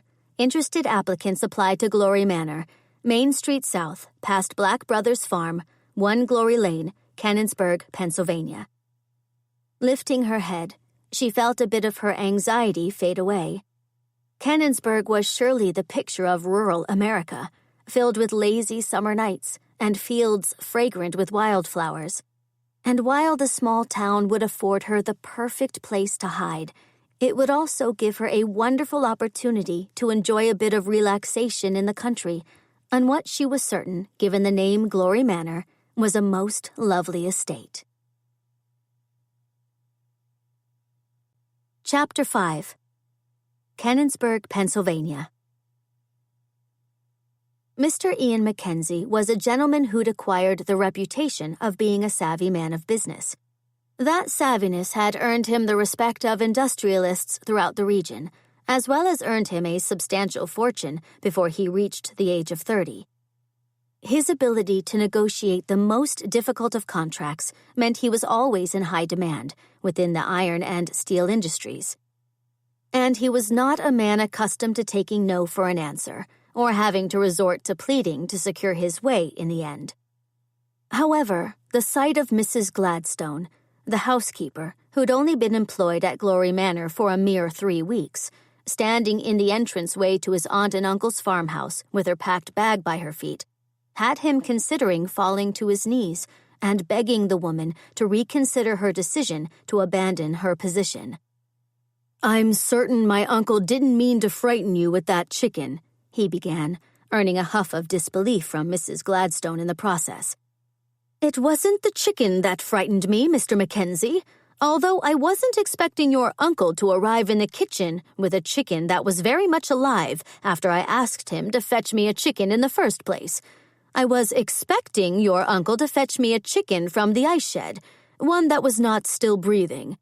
But, being new to the ways of living on a farm, I assumed your uncle was looking for my approval as pertained to the chicken he'd fetched." She drew in a shaky breath. "Imagine my horror when, after saying that the chicken looked pleasantly plump and would make a lovely meal for supper, I then found myself the victim of uncalled-for accusations, your uncle calling me nothing less than a would-be chicken murderer." Ian ignored the throbbing that was beginning to take up residence in his head. "I do believe I told you about my uncle's fondness for his farm animals." Mrs. Gladstone's nostrils flared. "You neglected to tell me your uncle has an aversion to eating any of the animals on this farm, which, if you want my humble opinion, is beyond peculiar. I've never known farmers to be squeamish about such matters, although that does explain why Glory Manor receives a weekly delivery from Henderson's Meat and Poultry Company." Because he knew there was no logical explanation for his uncle's unusual affection toward his animals, as it was simply a curious quirk the man had adopted years before, Ian settled for a shrug and a smile. "Uncle Amos has always been a man some might consider a bit eccentric. Still, it was not well done of him to rail at you. Do know that I intend to speak with him about the matter just as soon as you and I resolve the business of you vacating your position. There's nothing left to resolve, Mr. MacKenzie, except for you to accept my tendered resignation and to pay me the wages I'm due. I'm only thankful you received the urgent telegram I sent you in Pittsburgh yesterday and realized matters had turned nasty on your uncle's farm. Because you're now here, I feel free to take my leave from a farm where lunacy seems to be the order of the day. Uncle Amos is not a lunatic. He simply suffers occasional memory lapses. Those lapses, I'm all but convinced, are responsible for his behaving in unexpected ways at times." Mrs. Gladstone jabbed a finger toward a window that faced the front yard. "If it has escaped your notice, sir, your uncle is currently trying to walk a chicken he's attached to some type of tether about the yard." Leaning around Mrs. Gladstone, Ian caught sight of Uncle Amos holding fast to a piece of rope that did appear to be wrapped around a chicken, one that was squawking up a storm in protest. "That's probably just another attempt on my uncle's part to see how best to keep the chickens from escaping from the chicken coop. Did you notice your uncle seems to have lost his trousers and is outside in his drawers?" Ian returned his gaze to the window, squinting at his uncle, who'd now abandoned the piece of rope and was being chased across the yard by the chicken he'd tried to tether. "He's not in his drawers. Those are pants cut off at the knee that my uncle wears to swim in, an activity he tries to do at least once a day. A man his age should not be wearing short pants, no matter if it's for swimming or not," Mrs. Gladstone said with a sniff. "And not that it's my business, but I've known people with memory lapses. The best treatment for those people is to have them committed to an asylum where they're kept away from normal folk and can't offend innocent bystanders by calling them chicken murderers." Annoyance was swift. Uncle Amos, along with his wife Bertha, although she only answered to the name Bertie, believing Bertha didn't suit her in the least, had raised him from the age of 7, having plucked him out of his father's house, where he'd suffered immeasurable abuse. They'd given him a home at Glory Manor, fed him whenever he was hungry, and enrolled him in the local school, providing him with the education that allowed him to crawl his way out of abject poverty and amass a fortune that would ensure he never lacked for the creature comforts in life again. The gratitude and affection he held for them, even though they weren't related to him by blood, meant he would do whatever was in his power to keep his uncle out of an asylum, even if his uncle did begin abandoning his trousers and took to roaming the hills and valleys of Glory Manor stark naked. "Suffering infrequent bouts of confusion does not warrant a stay in an asylum," he said shortly, earning a pursing of the lips from Mrs. Gladstone in response. "But because it can be a trial to deal with a person who embraces an eccentric attitude, and I understand how my uncle calling you a chicken murderer might have frightened you, allow me to present you with what I'm sure you'll see as a lucrative offer. If you agree to continue as housekeeper at Glory Manor, I'll agree to substantially increase your wages." "How substantial?" "I'll take your salary from $25 a month to, shall we say, $30? "I think not." "$35? She glanced out the window and smiled, the smile having Ian turning his attention to the scene in the front yard, a scene that came complete with his uncle galloping across the grass, apparently trying to herd what seemed like every chicken they owned back to the chicken coop. Forcing his attention back to Mrs. Gladstone, he found her watching him with one of her bushy brows arched, a far too telling look in her brown eyes. He had to force the next words out of his mouth. $40. Just as Mrs. Gladstone's lips began to twitch into what might have been a smile of acceptance, a loud ruckus came from the vicinity of the kitchen. As what could only be numerous pans falling to the floor sounded around them, Mrs. Gladstone's other bushy brow arched to join the first one, even as her lips spread into a satisfied smile. Realizing he might be dealing with a woman who possessed a touch of talent for the art of negotiation as well, but unwilling to allow her to completely best him in a business transaction, Ian abandoned all sense of pride and decided it was time to revert to charm. Summoning up the smile he'd been told by numerous ladies was worth its weight in gold, especially since it apparently showed his dimple to advantage, Ian turned to Mrs. Gladstone. Taking hold of a hand she immediately tried to tug away from him, he lowered his voice to what he considered his most soothing of tones, used to seal many a deal over the years. "Mrs. Gladstone, please, I'm begging you to accept my last offer of $40 a month. I'm in desperate need of retaining your services since I have numerous business meetings scheduled in Pittsburgh over the next month. I won't be able to leave Glory Manor if you don't stay, since my aunt is still recovering from that accident she suffered last month. And while she's adamant that she can look after matters here without much help, that simply isn't the case." Mrs. Gladstone pulled her hand from his and crossed her arms over her ample chest. "Of course she can't take care of matters without much help, not since those 4 children arrived here 2 days ago. Granted, Bertie does a wonderful job of looking after those children, odd as they are, but she's not capable of doing all the laundry that comes with adding 4 members to the household." She narrowed her eyes at Ian. "I did not sign up to tend house and 4 children. If you will recall, there weren't any children at Glory Manor when you first came to work here, nor did I have the slightest inkling children coming to live here was a possibility.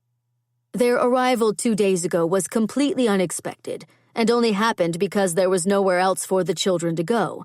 I fully intend to hire on someone to look after them, especially since my aunt informed me only an hour ago when I arrived from Pittsburgh that she believes we need to offer the children a permanent home at Glory Manor." Mrs. Gladstone considered him for a long, uncomfortable moment.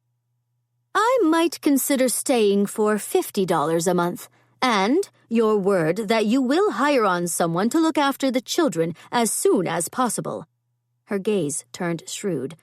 "I'd also like your word that after you complete that fancy house I've heard you're building outside Pittsburgh, you'll transfer me there to take up the role of your housekeeper, since I've discovered, after coming to Glory Manor, that I'm not fond of country living."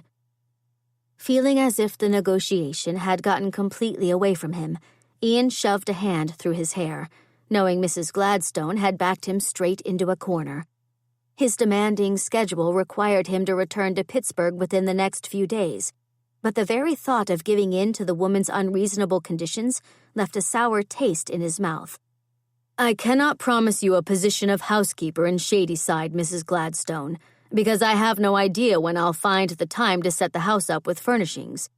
As it stands now, my new house consists of numerous empty rooms, so I have no need of a housekeeper, since there's currently nothing in my house to keep." He summoned up a smile, hoping it might melt a bit of the frost that had entered Mrs. Gladstone's eyes. "But I will increase your wage to $50 a month, and give you an extra day off a month if you'll agree to remain in your position here." For a second, he thought Mrs. Gladstone was going to refuse, but then she gave a quick bob of her head. "I suppose that is a fair offer, but I'll need an extra day off every week, not simply one extra day a month." "You already get Sundays off, and a half-day off every week." "True, but I believe I need that extra full day to help me keep a cheerful disposition." If Ian wasn't of the belief Mrs. Gladstone did seem to think her disposition was cheerful, he would have laughed. But since he did have important matters waiting for him in Pittsburgh, and he couldn't very well attend to those matters if she abandoned her post, he refrained from laughing and forced another smile. "I certainly wouldn't want you to lose your sense of cheer. And because you did come with a most impressive letter of reference, I'll agree to—" Before he could get any additional words out of his mouth, even if those words did seem to be sticking in his throat, since Mrs. Gladstone's terms for continued employment were nothing short of robbery, another ruckus sounded from the kitchen right before complete and utter disaster appeared in the form of a cow. It wasn't just any cow, but Buttercup, his aunt's favorite cow, and one that, for some unknown reason, was meandering ever so slowly through the kitchen door, chewing something Ian was afraid might have been the pie Mrs. Gladstone had mentioned she'd baked for after supper.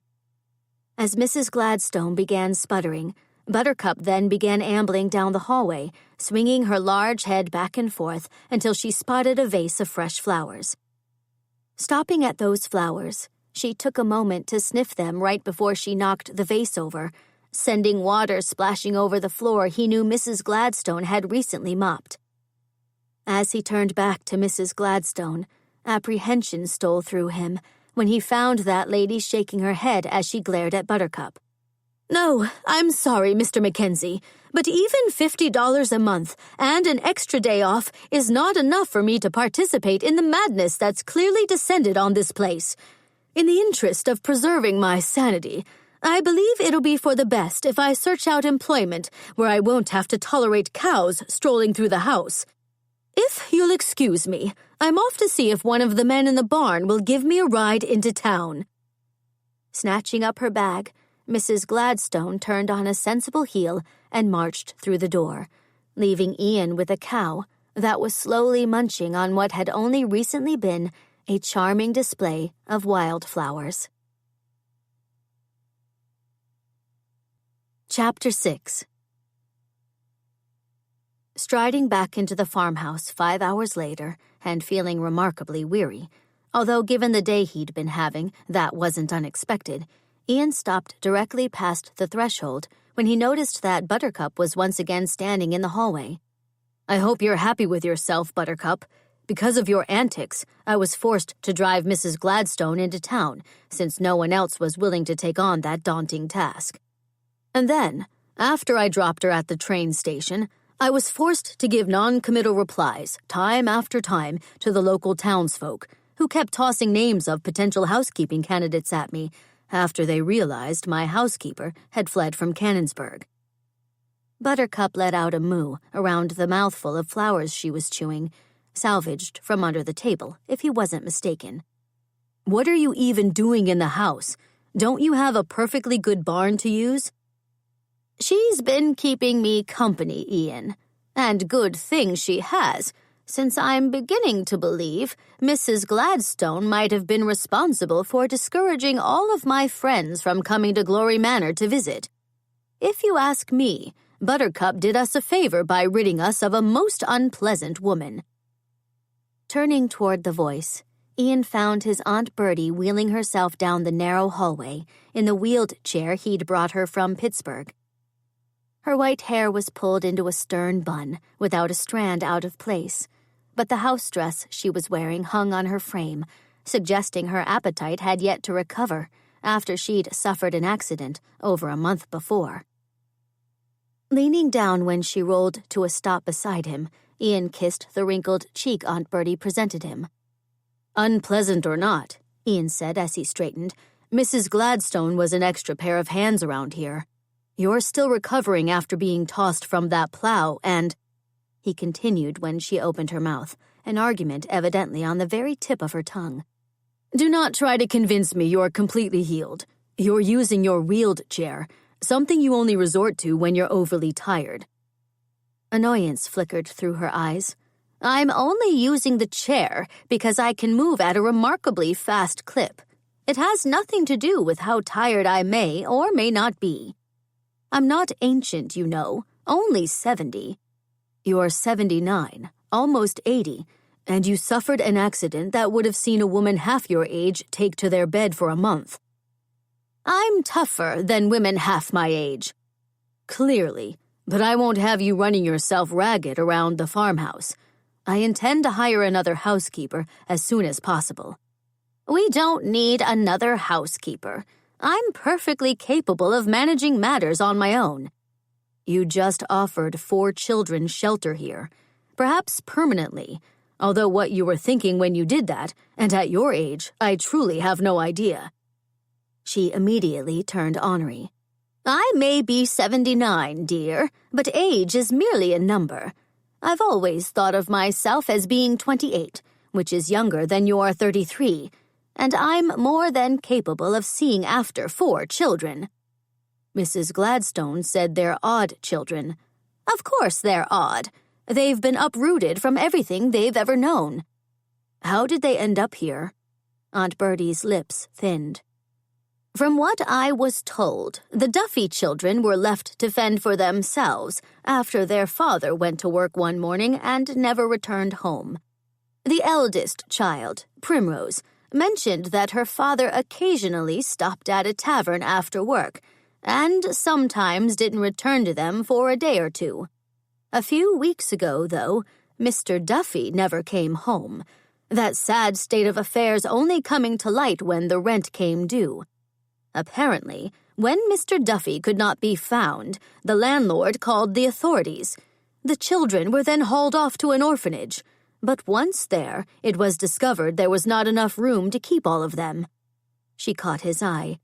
"That's when someone connected with the orphanage recalled that I'd offered shelter to orphans in the past." "And they sent you a letter of inquiry to see if you'd be willing to help?" "No. The woman from the orphanage simply showed up here with the children. A brilliant strategy, if you ask me, because I only had to take one look at those 4 frightened little faces and knew it was my God-given duty to offer them a place to stay." "But it was originally supposed to be a temporary place to stay?" "It was, but I changed my mind about that after the children had been here for about an hour." She smiled at him. "You would have done the same if someone had come knocking on your door, needing a place for 4 wee ones." "I doubt anyone would knock on my door since I am a bachelor." But it bothers me that someone from the orphanage asked for your assistance. Did the woman who came out here with the children not notice your slightly advanced years, or that you're recovering from an accident? I wasn't in my wheeled chair when she came, nor was I using my cane. She didn't notice the fading bruises on your arms. She might have, but I also told her that with the help of Mrs. Gladstone, we'd be more than capable of looking after the children, which is why I think the woman made the decision to leave them here.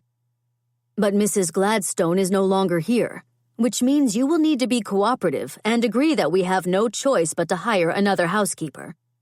I don't like you spending your money on such frivolous matters, Aunt Bertie said, spinning her chair around and wheeling it down the hallway. Ian followed her, stopping in front of the screen door that led to the front porch.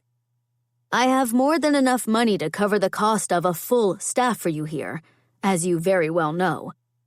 But because I know you'll balk at that, we can compromise and agree I'll only hire on a new housekeeper, as well as a governess to see after the children. We don't need to hire a governess. The children will attend the local school come September. Isn't one of the children too young to attend school? Well, yes, Daisy is only 3, but I'm more than capable of seeing after one little girl while the other children are at school. Humor me and agree to the governess. Aunt Bertie quirked a white brow. And if I don't care to humor you? Then you'll have no choice but to eventually move in with me at my new residence outside of Pittsburgh, because you're certain to become overwhelmed with the daily tasks at some point. Amos would go into a full decline if I took him away from Glory Manor. Then you'll need to agree to outside help, because you must know I'll not have another good night's sleep if I'm constantly worried about your welfare. You're going to resort to guilt now? Ian inclined his head. I didn't get where I am today by always playing fair. If appealing to that tender heart you so efficiently hide behind your bossy nature is what it takes to get you to agree to my little request, I'm not above using that tactic. I'm not bossy. You are. And you're also the most stubborn woman I know. Your stubbornness is exactly why you didn't send me a telegram last month, letting me know that Uncle Amos was no longer capable of using the plow. If I'd sent you a telegram, you'd have been on the first train home, taking on the mundane task of plowing up a few rows of soil to plant beans we don't even need. But beans Amos was fretting about not planting.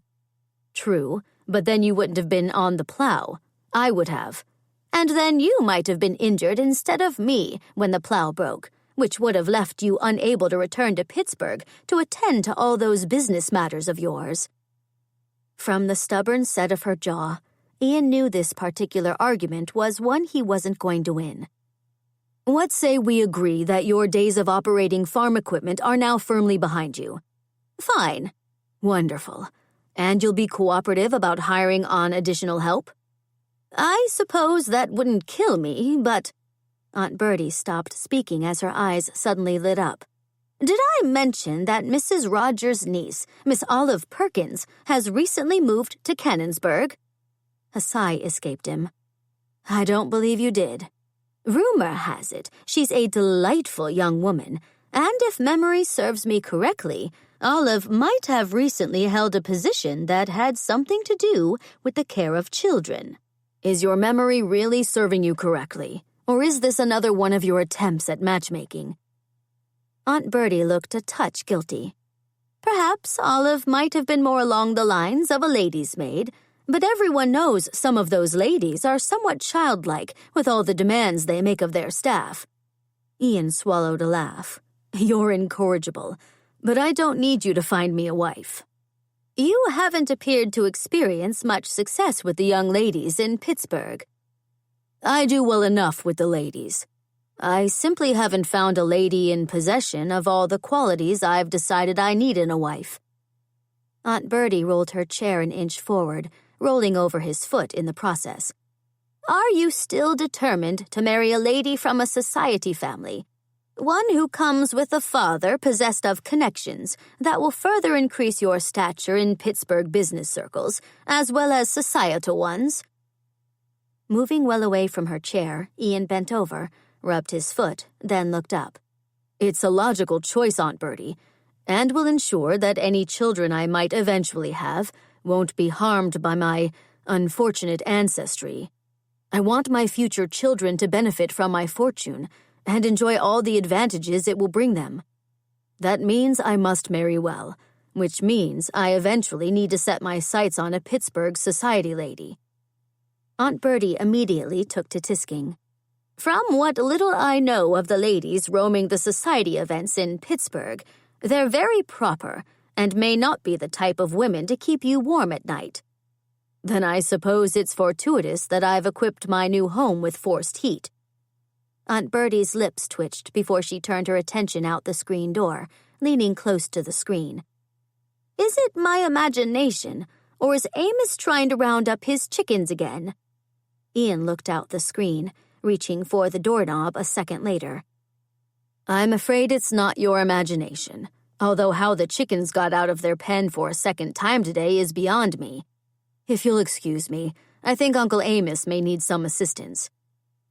Striding through the door and then down the porch steps, Ian reached his uncle's side, and after listening to his uncle rant about how someone was up to some skullduggery and kept releasing the chickens, Ian began herding the chickens back to the coop, a difficult task if there ever was one. Before he could get even one chicken put away, a childish shriek of delight distracted him. Looking in the direction of the shriek, he saw a little girl of no more than 3 race into view and across the front yard, her chubby little legs pumping as fast as they could. Smiling at the sight, he watched her run, his smile fading when he realized she was heading directly for the duck pond. Remembering exactly how much appeal that pond had held for him as a child, Ian broke into a run and raced after her. "Stop!" he yelled, but instead of stopping, the little girl's legs pumped faster than ever. Before Ian could catch up with her, she threw herself straight into the pond. Not bothering to kick off his shoes, he dove into the murky water, panic flowing freely when he couldn't see so much as an inch in front of him. Fighting through algae that seemed to be attacking him, his head split the surface of the water and he found himself staring at a small face, the only part of the little girl visible as she bobbed in the water, grinning as if she were having a most marvelous time of it. Grabbing hold of her, he pulled her close. "Thank goodness you know how to float, but you're not allowed to swim in the duck pond ever again without an adult with you." "Swim!" she all but shrieked, patting her hands against the water and sending water up his nose. Sputtering, Ian kept a firm grip on the squirming child and began hauling her back to shore, earning himself a glare from the imp he was holding when he reached the shore and began climbing from the pond. "Swim!" she demanded again. "No more swimming." He set her down, brushing wet hair from her face and uncovering green eyes that were shooting sparks his way. He resisted a smile. "After we get you into dry clothes, I bet Uncle Amos would love to have you join him in the game he's playing with the chickens. A game I'm going to call Fetch and Return to the Coop." "Chickens!" she roared, and then, before he could remind her about the dry clothing, she was off like a shot across the yard in the direction of Uncle Amos, who'd just rounded the corner of the house, the flock of chickens now chasing him. "Daisy didn't mean no harm, sir. She just likes them ducks that swim in the pond. But I'll be telling her she shouldn't be jumping in to swim with them. She's real good about minding me and my sisters." Turning, Ian found a thin boy with an untidy shock of bright red hair, watching him warily, his green eyes filled with worry. "Little girls can be incredibly tricky to keep track of. That was Daisy?" The boy nodded. "Daisy seems especially precocious." "What does that mean? Precocious?" "Trouble," Ian said with a grin. "But no time to explain the intricacies of girls just now. We've got some chickens to catch. Before we do that, though, I'm Ian MacKenzie." "I'm Henry, sir. Henry Duffy." Ian held out his hand, drawing it back when the boy took a step away from him. "It's nice to meet you, Henry." Henry tilted his head. "Why isn't your last name Alderson, like Uncle Amos and Aunt Bertie?" "Because they're not my real aunt and uncle. although they're the only family I know, since they took me in when I was just around your age." Henry dug a bare foot into the dirt. "You were an orphan?" It would have been easy to simply nod and leave it at that, but something told Ian that the boy standing in front of him needed to hear the full truth. Squatting down to look Henry in the eye, Ian shook his head. "I wasn't an orphan, Henry. My mother died when I was really young, but my father was alive at the time I came to live at Glory Manor. He simply didn't want to take care of me any longer." "My pa left me and my sisters all alone, like he done forgot about us," Henry whispered. "I'm sorry, Henry. I imagine there's a reason your father never came back to you and your sisters, but I'm sure that doesn't lessen the hurt you're feeling." Henry's eyes turned suspiciously bright. Dragging a ragged sleeve over his eyes, he looked away, then took a single step forward. "There's a wagon coming down the lane. It looks like the ice wagon that was here yesterday." Remembering how it felt to be abandoned by a father, as well as remembering how he'd not cared to discuss that event either, Ian pushed aside the questions he longed to ask Henry. Straightening, he squinted in the direction the boy was now pointing. "That is the wagon from Mummel's ice house, but I wonder what it's doing back here already if ice was just delivered yesterday. Shall we go investigate?" Henry nodded, and together they began walking toward the incoming wagon, their progress coming to a halt when moos of clear distress suddenly sounded from the vicinity of the front porch. "Looks like Buttercup's stuck again," Henry said, nodding toward the porch. "She must have figured out how to open the front door, but she don't like steps. I'll go walk her through the house and out the back door." With that, Henry bolted away, calling over his shoulder that he'd be right back after he rescued Buttercup. As Henry reached the porch, Uncle Amos rounded the house again, chickens still in pursuit, with Daisy now chasing after the chickens, flapping her little arms and giggling madly. When she caught sight of Ian, she made a beeline straight for him, lifting up her arms when she was a few feet away. Unable to resist the child, he caught her up into his arms, then lifted her up on his shoulders, her shrieks of laughter having him laugh in return. Looking up, he frowned as the wagon that had been trundling down the lane suddenly turned around and headed back toward town, leaving a woman standing in the dust the wagon wheels had created. She was dressed in a plain skirt and blouse, had an unassuming hat on her head, and was wearing what appeared to be spectacles on her nose. She was also, curiously enough, standing next to a large traveling trunk and clutching what seemed to be a newspaper. "Pretty," Daisy yelled, pulling his hair with surprisingly strong fingers as she apparently caught sight of the lady as well. "She might very well be at that, although it's difficult to say from this distance. Shall we go see why she's here?" "Go!" Daisy yelled, giving his hair another yank. Deciding that was excellent advice, and trying not to wince even though it felt as if Daisy had pulled out half of his hair, Ian started forward, making it all of 3 feet before Uncle Amos suddenly rushed into view. That Uncle Amos was carrying his rifle was less than an encouraging sign, even with the knowledge that Aunt Bertie had hidden any ammunition to the rifle months ago. Before he could intervene, though, Uncle Amos stopped, lifted the rifle, and aimed it directly at the woman. It came as no surprise when the woman took one look at the rifle now pointed her way, let out a hair-raising shriek, spun on her heel, and dashed straight back down the lane. Chapter 7. Being chased by an elderly gun-toting man who was wearing short pants and shouting something about her trying to steal his chickens was not what she'd been expecting when the helpful delivery man from the ice shop in Canonsburg had dropped her off at Glory Manor. She'd also not been expecting to find herself deposited on what seemed to be some type of farm, complete with chickens running amok and a cow standing on the front porch. Glancing over her shoulder, Isadora was horrified to discover that the elderly man, instead of being left in her dust, was gaining on her. Lifting up the hem of her skirt another inch, while realizing that the corset she'd fought to put on that morning at the delightful inn where she'd spent the night seemed to be coming unhooked. She increased her pace, trying to ignore that her lungs felt as if they were on fire. Darting off the dirt lane, she headed for the forest to her right. The curious thought springing to mind that when faced with the very real threat of being shot by an obviously demented man, the idea of marriage to the Duke of Montrose wasn't looking nearly as unappealing as it once had been, even if there were rumors regarding the man and his many deceased wives.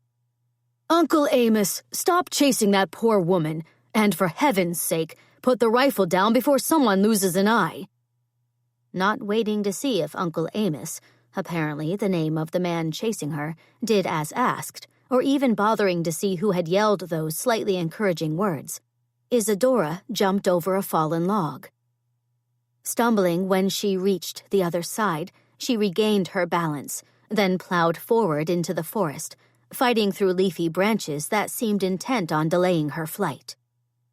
Pushing aside a springy branch, she blinked as it came flying back at her, knocking her straight off her feet and ripping her hat off her head. Tumbling to the ground, she winced right before she found herself rolling down a steep embankment, directly past the tree that had attacked her. The only saving grace she could see was that the embankment was covered in leafy green plants, ones that, thankfully, cushioned her fall when she finally reached the bottom and landed face first in a large bunch of them. Pushing herself up to her elbows, while wishing she'd not abandoned her gloves on the wagon ride to Glory Manor because her hands were resting in what was clearly mud, she stilled when small pebbles began rolling her way. As she lifted her head, the reason behind the rolling pebbles became apparent when a pair of muddy boots came sliding into sight. Although that sight was somewhat blurry because her spectacles were now splattered with mud. Since those boots were attached to legs that seemed far too muscular to belong to the elderly man, she didn't feel the need to flee.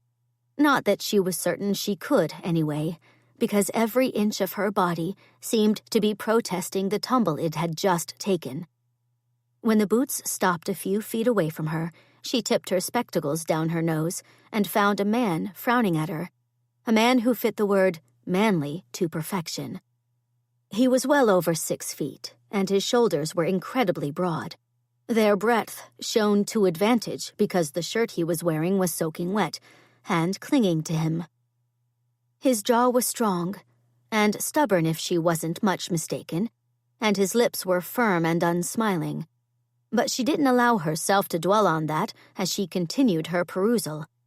His nose looked as if it had been broken at some point in time, what with the slight bump right in the middle, and his eyes were the greenest green she'd ever seen. His hair seemed to be a brownish color, but since it was also wet and plastered to his head, it was hard to say with any certainty. Although, "I don't mean to alarm you, but there's a large snake right beside you. It's not poisonous, and I'll take care of it, but we've got a more serious situation than the snake, because—" Whatever else the man said, Isadora didn't hear, because the moment he said snake, she turned her head. Sure enough, looking back at her out of eyes that clearly had murderous intent lurking in their depths, was the most enormous snake she'd ever seen, one that was hissing and clearly preparing itself to strike. Screaming so loudly she hurt her own ears, she jumped to her feet, turned and rushed forward, tripping over another branch, which had her plummeting toward the ground again, landing right in the center of additionally cushy green plants. Breathing in the earthy scent, she rolled from her stomach to her back and simply stayed there, praying she wasn't soon going to be consumed by a snake that could only be described as monstrous in size. A shadow drifted over her, right before the man with the compelling eyes came into view. Feeling at a distinct disadvantage, since she was spread out on the forest floor, she stuck her hands through the plants to push up from the ground, stopping when the man moved closer. "Don't move," he ordered, in a voice that was so commanding she froze on the spot, even though she'd never in her life had a man speak to her in such a fashion. "Is it the snake?" she whispered. He stepped gingerly to her. "You scared it away when you screamed." "Then why can't I move?" "Because you're lying in the middle of poison ivy." I need you to stay still, so I can get you out of there without getting more of the poison on you than you already have. Poison ivy? It's a nasty plant that should be avoided at all costs, but since you've landed in it, twice now, and rolled down an embankment filled with it, it's cause for alarm. Before she could ask additional questions about a plant that did sound rather horrid, Isadora was scooped straight up into the man's arms and brought close to a chest that was as muscular as it looked. Then, without saying a word, the man turned and began running with her up the embankment, reaching the top an impressively short time later. Instead of setting her on her feet, though, he began running through the forest, not slowing his pace even when they left the forest behind. The next sight to catch her eye was the farmhouse she'd seen upon arrival. But instead of heading toward that house, the man made a sharp right and continued running, not stopping until they reached the banks of a pond. Before she could utter a word of protest, the man plunged straight into the water, taking her with him. The second she hit the water, she let out a scream, which came to a rapid end when the man dropped her underneath the water, effectively stopping any additional screaming she might have been contemplating.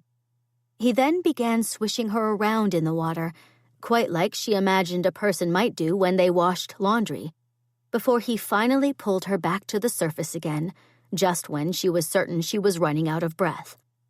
"What in the world do you think you're about?" she demanded. "Unhand me at once, or—" The rest of what she knew would have been a scorching tirade ended when the man disappeared under the water, rose out of that water a mere blink of an eye later, and then began slapping mud he'd retrieved from the bottom of the pond over her face. "Stop that!" she all but sputtered as he continued slathering mud on her. His attention now centered on the small bit of exposed skin on her neck that the high collar of her blouse wasn't covering. "Hold still. I'm trying to help you." "Help me from what?" Smearing mud down her wrist and then onto her hand, he frowned. "I'm hoping that the mud will get rid of some of the poison, but poison ivy is tricky, and there's no telling if this will work." He looked her up and down. "Not that I want to alarm you, but the poison may very well have seeped through your gown, which means you might want to remove it and really give yourself a good scrub." She lifted her chin. "As delightful as giving myself a good scrub sounds, I believe I'll keep my clothing intact, thank you very much." "I wasn't planning on staying in the pond with you while you had that scrub." How reassuring. With that, she turned toward the bank, preparing to make what would certainly amount to a grand exit, but she slipped in the mud and plunged underneath the water again, sputtering her way to the surface after she finally found her footing. Thankful, at least, that her plunge had washed the mud from her spectacles. The first sight to greet her was that of the elderly man who'd been chasing her. He'd apparently joined them in the pond while she'd been submerged, but instead of glaring at her, he was smiling broadly, his brown eyes twinkling. "What a lovely day to take another dip in the pond," he said, as he paddled up to the man who'd been slathering her in mud. "Invigorating, isn't it, Ian?" He stopped paddling and stood up next to the man apparently named Ian. "I must say it's wonderful that you've decided to visit us at Glory Manor. But when did you arrive, and—" The man turned to Isadora, his eyes crinkling at the corners. "Goodness, you've got a lady in the pond with you, one you're covering in mud, which is somewhat odd. Shall I help?" Before Isadora could voice her objection, the man disappeared under the water, returning a second later with a hand filled with mud that he immediately dumped over Isadora's head. Having no idea what to do or what to say to the elderly man, who was now disappearing underneath the water again, Isadora lifted her mud-covered face to the man named Ian and discovered him smiling back at her. "This is not amusing," she began right as the elderly man resurfaced, both of his hands filled with mud. Unwilling to be the target of that mud, she took a step backward, losing her balance in the process and finding herself underwater yet again. As Isadora wondered if she should simply swim away from the curious encounter she was experiencing, strong arms lifted her up, and then a steadying hand was placed at the small of her back. "Are you all right, miss?" Ian asked. She pushed the spectacles that were sliding down her nose firmly back into place. "It's Mrs. Del..." She pressed her lips together, trying to recall who exactly she was supposed to be. Thankfully, the name popped to mind a second later. "Delmont. I'm Mrs. Delmont," she said, right before she was distracted by the troubling notion that her feet seemed to be sinking straight down into the muck of the pond. "And isn't that just a shame?" the elderly man said with a shake of his head. "I thought you were Ian's new wife, but since you just claimed to be a Mrs. Delmont, well, I must have been mistaken." He smiled and held out a hand filled with mud. "I'm Amos Alderson, dear, but you must call me Uncle Amos. Everyone does." Before she knew it, Isadora found her hand being taken by Uncle Amos, mud squishing between her fingers as he gave her hand a good squeeze. He then thrust their joined hands underneath the water, swishing them around a few times until he got distracted by a duck swimming past them. "I must see if I can beat that duck to the other side of the pond," he said, and off he went, swimming with a surprisingly graceful stroke through the water. Returning her attention to Ian, Isadora found him watching Uncle Amos with a fond expression on what she realized was a very handsome face. Shoving that thought aside, because now was hardly the time to descend into fanciful thinking, since she was standing fully dressed in the middle of a body of water, something that was becoming a frequent occurrence, since she'd only yesterday been standing in a lake in Central Park, Isadora realized that while she'd been admiring Ian, he'd turned from his uncle and was watching her. "I fear I've neglected any semblance of manners," he began, holding out his hand. "I'm Ian MacKenzie, Mrs. Delmont.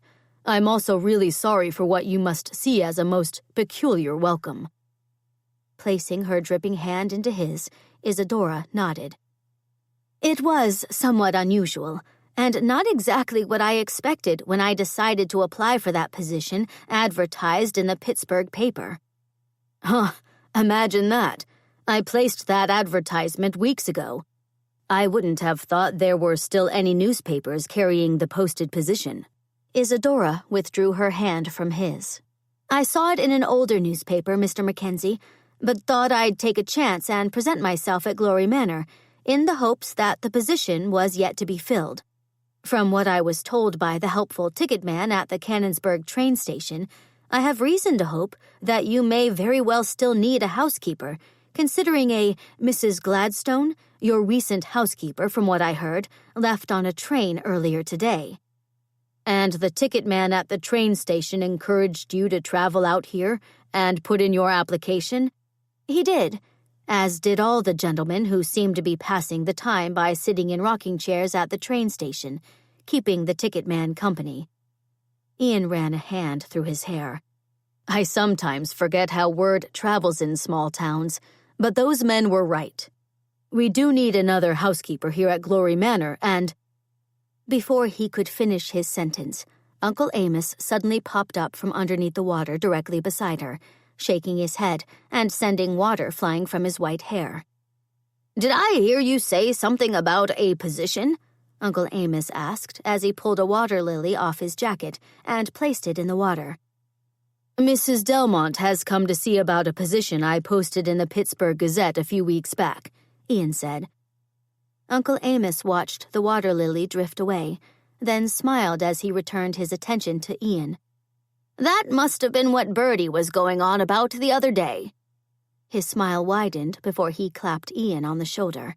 "It's about time you've decided to find yourself a wife, especially since your children could certainly use a motherly influence. And how clever of you to find that wife by placing an advertisement for a mail-order bride."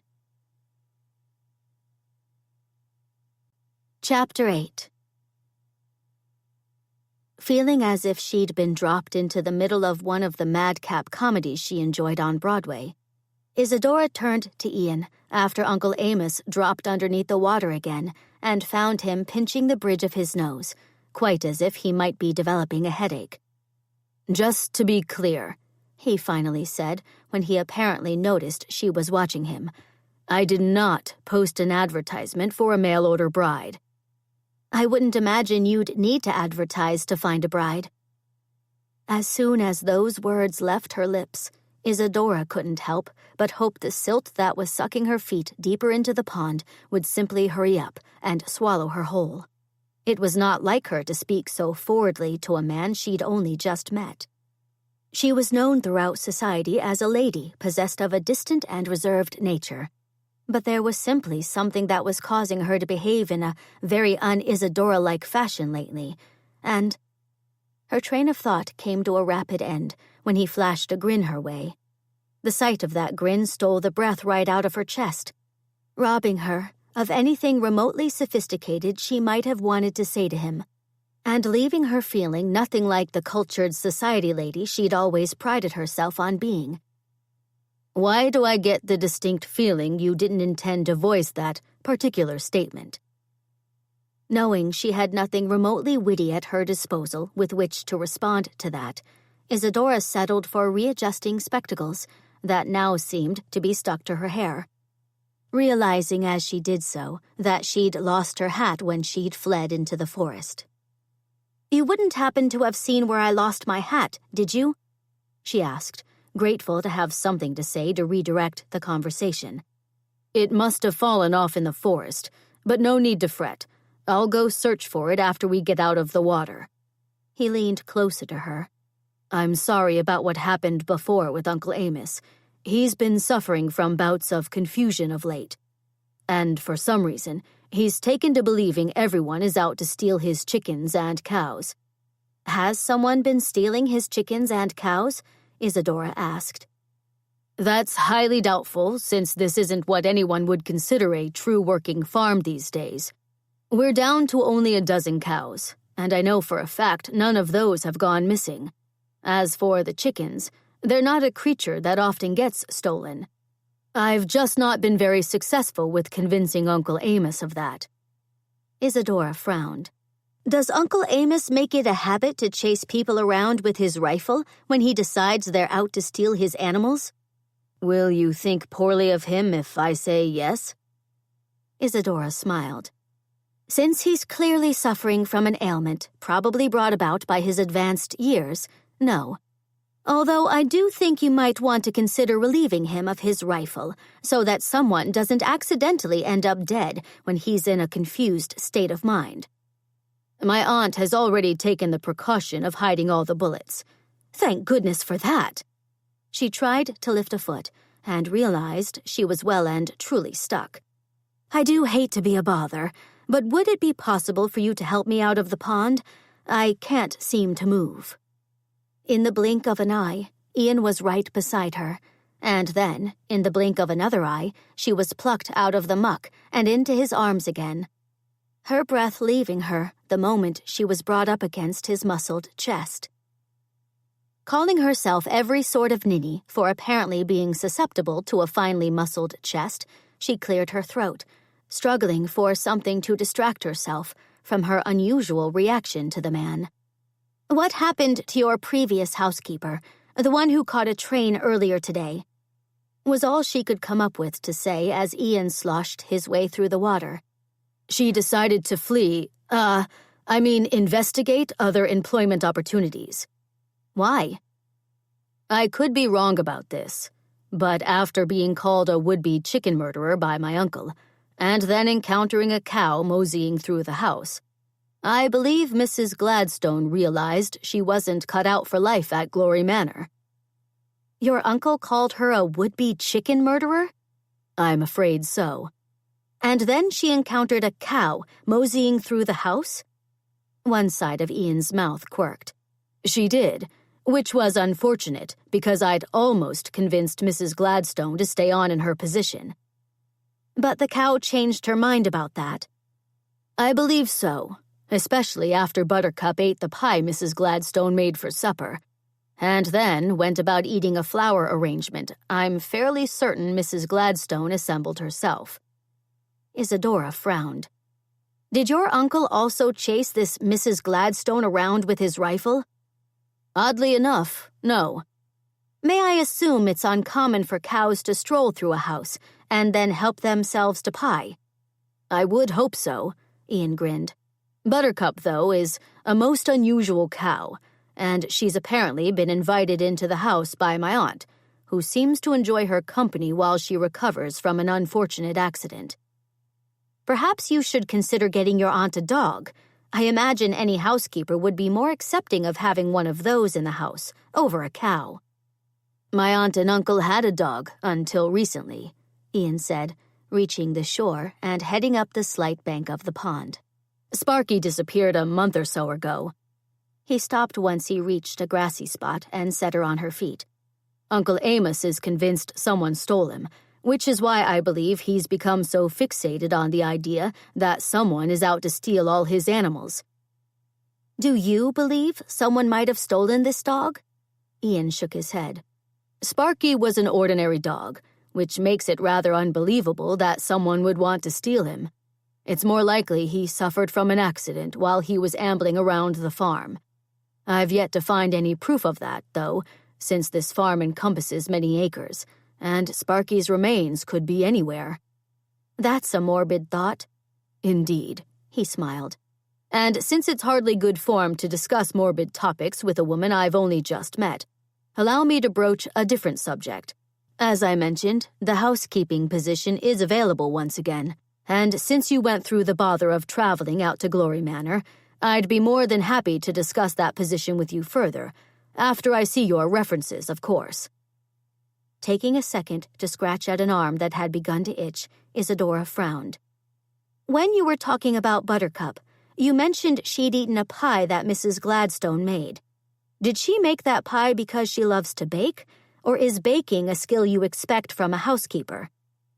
Ian returned the frown. You do know how to cook, don't you? Would it ruin my chances of having you offer me employment if I admit I don't? How can a housekeeper not know how to cook? Have you employed many housekeepers here at Glory Manor? Well, no. She smiled. That explains it then. You see, most houses that have the wherewithal to employ housekeepers also have the wherewithal to employ cooks. That is why I've never been required, or even asked, to cook for a family before.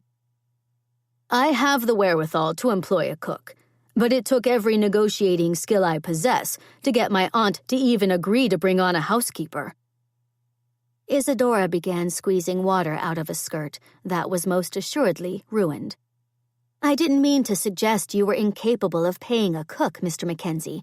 I was simply trying to explain why I've never been required to cook. The houses I'm accustomed to organizing have all had large staffs, something I assumed would be the case on a country estate named Glory Manor. What's your idea of a large staff? The usual, I expect. A butler, housekeeper, a wide assortment of maids, numerous footmen, and then grooms and stable-masters to look after the horses. Besides the housekeeping position, we only employ a few men to help with the animals. She tilted her head. Which does explain why you'd want a housekeeper comfortable with fixing meals. And you're not comfortable with that? I'm not what anyone would call proficient in the kitchen, and that's not false modesty on my part. She swiped her sleeve over her spectacles, smearing a touch of mud over the glass in the process. Lowering her hand, she peered through the now murky lenses, finding Ian watching her closely. Should I assume you've already decided I'm not right for the job? To her surprise, Ian shook his head. You may not be fully qualified for the type of housekeeping position we need here, but I do have another position available, one that does not involve cooking, but merely taking care of a few children, 4 to be exact. You have 4 children? He shook his head. They're not mine, and have only recently come to live at Glory Manor, much to my surprise. How is it possible you were surprised to find 4 children living at your home? This is my aunt and uncle's home. But you live here? Occasionally, although I mostly only visit these. Swim! Oh no, not again, Ian exclaimed, right as a little girl with red hair plaited in 2 messy braids ran into view, her chubby little legs carrying her toward the opposite side of the pond, her clothing apparently having been abandoned somewhere along the way, since she was completely naked. "Daisy, no!" Ian shouted as he turned and raced back into the pond, diving through the water and then swimming for the other side. His strong strokes no match for the determined child, now racing for the water.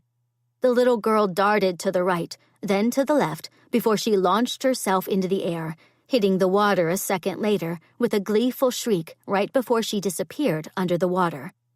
Without hesitating, Isadora dove into the water as well, knowing there was little chance Ian would have seen where the child had entered the water, since he'd been swimming furiously toward a spot the child was no longer near.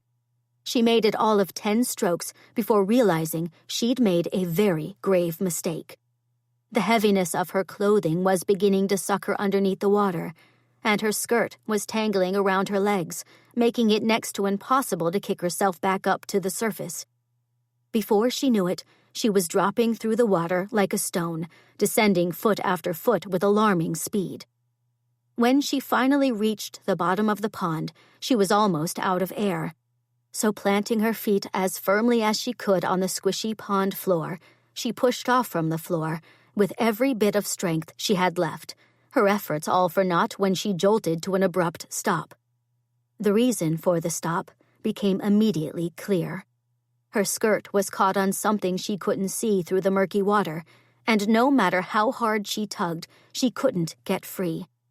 As her lungs continued to protest their lack of air, panic swept over her when the thought sprang to mind that she was not going to be able to free herself in time.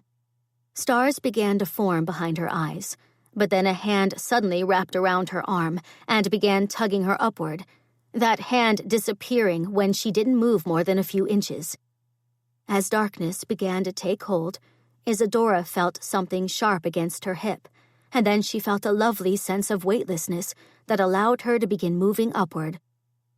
Wondering if she'd be greeted by her grandparents when she reached Heaven's Gate, a place she was convinced she was about to enter, her wondering came to a rapid end when bright light almost blinded her, and then she shifted back into lovely darkness, until air was suddenly pushing into her lungs, the source of that air coming from something placed over her lips. Something that felt surprisingly supple and... "Come on, Mrs. Delmont. You can do this. Breathe." Additional air filled her lungs as Isadora realized that air was coming directly out of someone's mouth. But that couldn't be right. Unless... Further contemplation was abruptly pushed aside when water that was swishing around inside her began rising up her throat. Jerking her head to the right, which effectively left behind the lips she thought might have been attached to hers, she coughed up what felt like half the pond, gasping for breath. "I thought she was a goner for certain." "She was underwater for a really long time." "Was you kissing her, Mr. Ian, because you thought she was dead and you were saying goodbye to her? But now that she's not dead and you were kissing her, you're gonna marry her?" "I wasn't kissing her, Henry," Isadora heard Ian say. "I was trying to get her to breathe, and there's no need to call me Mr. Ian. Ian will do just fine." "It sure did look like kissing to me," another voice chimed in, this one belonging to a girl. "And my mama used to always tell me that if you kissed a boy, you was gonna have to marry that boy, so you'd better be sure you liked him. Do you think that lady likes you, mister?" "His name's Ian," the boy named Henry said, "and his last name isn't Alderson like Aunt Bertie or Uncle Amos. It's MacKenzie, and he lived here from when he was my age until he done grew up." "Aunt Bertie says she's gonna see about having us live here until we grow up too," the girl said. "And since you was just kissing that lady, Ian, I bet she'll come live with us here after the two of you get married and all." Isadora's eyes flew open, and she discovered numerous faces peering down at her. 4 of those faces belonging to children, one of whom, she was relieved to discover, was the small girl who'd jumped into the pond. "We're not getting married," she finally rasped as she coughed again and grimaced at the brackish taste in her mouth. "Although I am curious as to why you were kissing me." Ian frowned even as he pulled open one of her eyes, peered into it, then did the same with her other eye. I wasn't kissing you, Mrs. Delmont. I was trying to revive you. I once saw a man trying to bring around another man by breathing for him. And after I got you back to shore and noticed you weren't breathing, that's the first thing to spring to mind. And thankfully, it worked. Ignoring the fact that her lips were tingling, assuredly so because his lips had only recently been pressed against them, Isadora pushed herself to a sitting position. And did that man recover as well? I do believe he did. He lifted his head and smiled at the children. Why don't all of you take Daisy to the water pump, get her cleaned up a bit, and then perhaps see if she remembers where she abandoned her clothes? Daisy don't like the water from the water pump, the boy said, crossing his arms over his chest. Perhaps a bath would be more inviting, Isadora said, her suggestion having the curious effect of the children looking at her in what could only be described as horror right before they bolted away, leaving her and Ian alone. Isadora frowned. That wasn't the reaction I was expecting. Ian frowned as well as he considered the retreating children before he looked back to her. Indeed, but since I'm not overly familiar with these children, I'm afraid I have no ready explanation regarding their unexpected flight. Perhaps we should go after them to discern what it was I said that apparently offended them. An excellent suggestion, to be sure, and one that suggests you're more familiar with children than I am. Before she could contradict that, Uncle Amos came splashing out of the pond, holding a dripping piece of fabric in his hand. "Thought you might like to be reunited with this," he said, holding out the piece of fabric. "I think it's part of your skirt."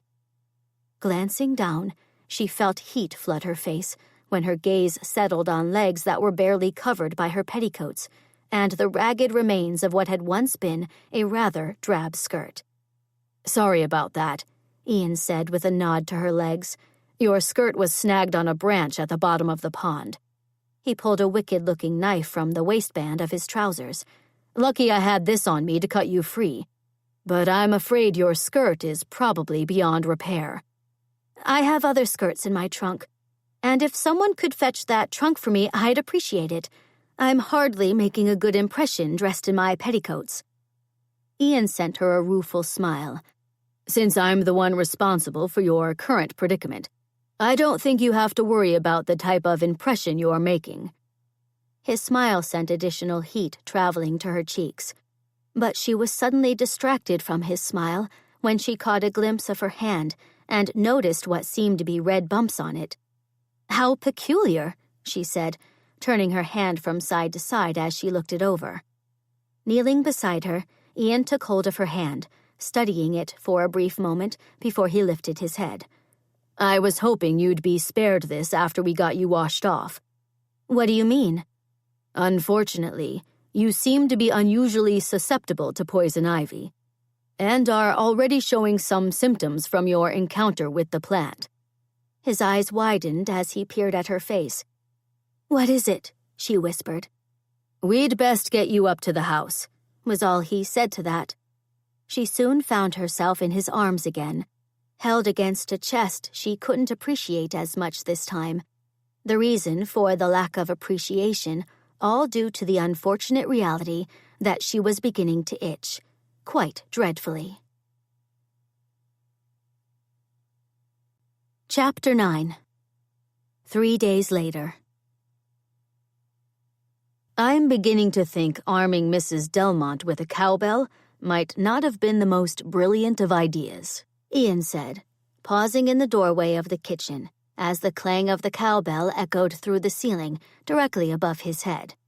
Aunt Bertie looked up from where she'd been sorting through cookie cutters at the kitchen table. "She does seem to enjoy ringing the bell, but since my hearing isn't what it used to be, it doesn't bother me in the least. And because I don't want to suffer another lecture from you about overexerting myself, I've become quite adept at ignoring the clanging instead of going upstairs to see what Mrs. Delamont needs." Knowing his aunt grew overly tired whenever she tried to climb the stairs, while also knowing she wasn't bothered by any of the many lectures he'd given her since her accident. Ian settled for sending her a smile as he glanced at the ceiling again. Don't you find it curious that a woman intent on procuring a housekeeping position seems to have little reluctance in making so many demands? There's something curious about Mrs. Delmont. There's no question about that, Aunt Bertie said. Not that I've had much contact with her, but she's surprisingly refined for a woman in service. I would imagine there's an intriguing story there, but what that story is, I couldn't hazard a guess. She's not mentioned anything to me about what she was doing before she arrived at Glory Manor. Have you asked her any questions about that? Ian smiled. Well, no. I haven't had the heart to interrogate her. Not with how pathetic she looks, covered in a rash that was oozing somewhat dreadfully yesterday. I imagine the oozing is what's keeping her confined to her room. Then let us hope it has run its course. Perhaps then she'll feel comfortable leaving her room, which should have the ringing of the cowbell coming to an end. Aunt Bertie set aside a cookie cutter. You have no one to blame but yourself for the cowbell situation. You did give the bell to her, but with the best of intentions, of course, after you realized her voice was going raspy from calling out so often for assistance. Frankly, you can also shoulder some of the blame for her demanding ways. How do you figure that one? Aunt Bertie arched a brow. Have you not taken it upon yourself to read to her every night? Knowing his aunt would read far too much into his decision to spend time reading to Mrs. Delmont in the evenings, if he allowed her to think on it too much, Ian shrugged. You must realize that I've only done so to try and distract her from her itching. Or you've done so because you find her intriguing. Or I find myself finally having an excuse to delve into a Jane Austen novel, he countered, which earned him a smile from his aunt. Jane did pen some lovely stories, but I fear your good intentions of trying to distract Mrs. Delmont are allowing a familiarity to grow between you. I'm sure she's not been employed in a household before that would encourage that type of familiarity. And that might be exactly why she seems to have no qualms about making demands. The bell took that moment to clang again, but before Ian could even think about seeing what Mrs. Delmont needed now, he glanced out the screen door, frowning when he noticed Buttercup, along with 3 other cows, ambling across the lawn toward the farmhouse. Looks like you're about to get some visitors, but how do you imagine all those cows got out of the barn? Aunt Bertie craned her neck. Buttercup is a most intelligent cow. I would guess she somehow managed to open the gate, and the other 3 cows followed her. She suddenly looked a touch guilty. Buttercup must have let them know that I always keep a bucket of apples by the back door to hand out as treats. It's little wonder all the animals on the farm have been making so many escapes, what with you giving them treats. Ian bit back a grin when his aunt looked guiltier than ever. You do realize that Uncle Amos believes someone keeps letting all his animals free on purpose, don't you? Aunt Bertie frowned. I've not given a single treat to any other animal except Buttercup. Good to know. He turned back to the door when the cows began mooing in a rather anticipatory manner. Because I know you'll get up from your chair the moment I leave the kitchen to dole out some treats. I'll do it for you this time, but you're going to have to stop with the treats before utter chaos descends upon the farm. Aunt Bertie muttered something noncommittal under her breath that left him grinning as he picked up the bucket of apples and headed out the door. He was greeted with additional moos from Buttercup, Minnie, Esmeralda, and a cow he thought Uncle Amos might have named Thomasina. This is not going to become a habit, he told them, handing out apples all around, before he strode back into the house, ignoring the mournful moos that followed him inside. Setting the bucket on the counter directly beside the basket of eggs he'd recently collected from the henhouse, he glanced to the ceiling again as fresh clangs of the cowbell rang out. Aren't you going to see what Mrs. Delmont wants? Aunt Bertie asked after he, instead of leaving the kitchen, washed his hands in the sink, then wet a towel and wiped from his face some of the grime that he'd acquired while he'd been working on the farm. "I'll look in on her in a moment, although I can't imagine what she could possibly need now. I've already taken her a lunch tray, changed the linens on her bed, and given her an entire box of Arm & Hammer soda so she could make new paste to slather over her rash." Hanging the towel on a rack beside the sink, Ian walked across the kitchen and sat down next to his aunt. "I haven't told her this, but she's looking somewhat frightful today, what with the way the paste cracks when it dries. She keeps demanding a mirror, but that's one demand I'm not going to appease." "Maybe you should give Mrs. Delmont a mirror so she can take stock of the damage." Ian shuddered. "The first night she was here, she descended into a state of hysterics after she caught a glimpse of herself. It took me almost an hour to convince her she wasn't going to be permanently disfigured." Aunt Bertie picked up a cookie cutter shaped like a sheep, moving it to a pile she'd begun assembling to her right. "From what little I saw of her when you carried her into the house when she first arrived, I got the impression she might be a very beautiful woman. In my experience, beautiful women always find it most distressing when their beauty goes missing." "Given her dreadful spectacles, I'm not certain Mrs. Delmont is one of those women who puts much stock in beauty. The ladies I mingle with in Pittsburgh society wouldn't be caught dead wearing spectacles, let alone ones that are less than fashionable." He plucked an apple from the basket sitting in the middle of the table. Picking up a knife, he began cutting the apple into slices. "But speaking of Pittsburgh, I will need to attend to some business matters there soon. I've been considering officially offering Mrs. Delmont a position, although I've also been considering placing another advertisement in the papers and starting from scratch." "For what it's worth, I think you might want to wait until Mrs. Delmont is up and about before you make any decisions. Once she's out of her room, you'll be able to judge for yourself whether she's qualified for taking on the responsibilities needed here at the farm. Although I'm still not convinced we truly need the services of a housekeeper." "If you want to offer the children a permanent home, a housekeeper is non-negotiable." Aunt Bertie waved that aside. "We'll see. But tell me this. How are matters with the farmhands?" Since there was little point in continuing with a conversation his aunt had no desire to continue, Ian took a bite of his apple, then washed it down with a glass of milk his aunt had poured for him from the pitcher on the table. "I told you that Uncle Amos chased off 3 men yesterday, accusing them of being responsible for letting the chickens free the other day. That leaves only Hank to help with the animals. But there's no need to fret that we'll be short-handed for long. I rode into town early this morning and managed to hire on 2 new hands. They'll be here tomorrow." Aunt Bertie opened her mouth but was interrupted from whatever she'd been about to say when another bout of clanging rang out, this time more insistent than the last bout. "Perhaps you should check on her," Aunt Bertie said once the clanging stopped. "The children were keeping her company this morning, but they ran outside about 30 minutes ago, saying something about going off to name some chickens. They've been very attentive to Mrs. Delmont's bell ringing, which means they might abandon the fun of naming chickens if they think she needs them. That would be a shame, because I don't believe the children have experienced much fun in their short lives." Ian pushed back his chair and rose to his feet. "I'm ashamed to admit I've not found much time to spend with the children yet. Uncle Amos has had me riding along the fence line checking for damage. It took me hours yesterday and a few more today to repair some damage we did find.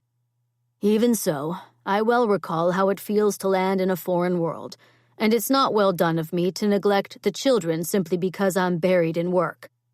"The children have been fine without your attention, dear. They've been spending the past few days getting to know me, as well as exploring the house and barns. They've also been spending quite a bit of time with Mrs. Delmont, who they've taken to addressing as Izzy." Aunt Bertie's eyes softened. "Poor little Daisy was having a hard time saying Mrs. Delmont, and even with me finding something peculiar about the woman who has barricaded herself upstairs. I must say that it speaks well of her that she was so quick to offer the children the use of her first name." Do you think it wise for the children to spend time with Mrs. Delmont, since it's yet to be decided if she'll be remaining here after her poison ivy clears up? I would hate for them to become too attached to her, and then have her abandon them. I fear they've already become attached to her, at least the girls. Primrose is especially drawn to her. Primrose is the eldest child? Aunt Bertie nodded. Primrose is 9, but I must say she's old for her years. Then there's Henry at 7, and I do believe he is a bit of a scamp. Violet is 5, but she's not warmed up to me yet and barely speaks. And then there's Daisy, who is 3 and seems to have adjusted to Glory Manor better than any of her siblings. Ian raked a hand through his hair. I didn't even think to ask if the children have everything they need, such as clothing or toys. I was intending to propose a shopping trip with you at some point, but Reverend Davis was with the children and the woman from the orphanage when they first traveled to Glory Manor. He later sent around numerous articles of clothing for the little ones. And while the clothing was from the donation box at the church, it'll do until we can get the children to the store, which I hope can happen soon. I'll make a note of it, and find time to take them, or have whomever I might hire as our new housekeeper take them, he said, as yet another clang rang out, which had Aunt Bertie sending him a pointed look. He held up his hands. I'm going. Although Mrs. Delmont probably only wants a cup of tea or... A shrill shriek suddenly interrupted him, followed by a thump, which had him immediately abandoning the kitchen and racing for the stairs. Chapter 10. Chickens, Isadora was convinced, were horrid creatures, especially the one that had just tried to attack her. That was why she was currently standing on top of a chair, wielding a book as a weapon in one hand, while ringing the cowbell every other minute, because the clanging seemed to be holding the chicken at bay. Being careful to keep her lips pressed together, because the chicken had a tendency to rush forward whenever anything resembling a shriek passed Isadora's lips, she eyed the distance to the door, wondering if she was fast enough to get to it without suffering a chicken attack in the process. Tightening her grip on the bell, while considering if she should try throwing a book at the chicken to distract it, even though the first book she'd thrown hadn't distracted it in the least. She couldn't help but question how her life had turned so peculiar. If anyone had told her 2 weeks prior that she'd be trundling off to the wilds of Pennsylvania because of a deranged duke, or that she'd have to run for her life from an elderly man sporting a rifle with no bullets, she would have thought they'd gone mad.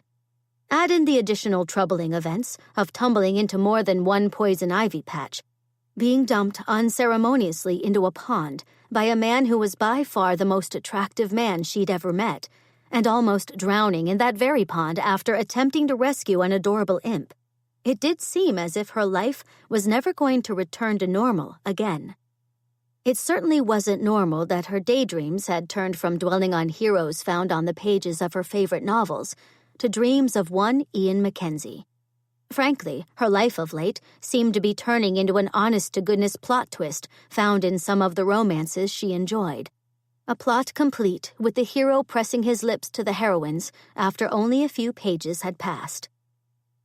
It wasn't that she'd never felt a man's lips on hers before, but the chaste kisses she'd received in the past had always been followed by fervent apologies and requests to speak to her father.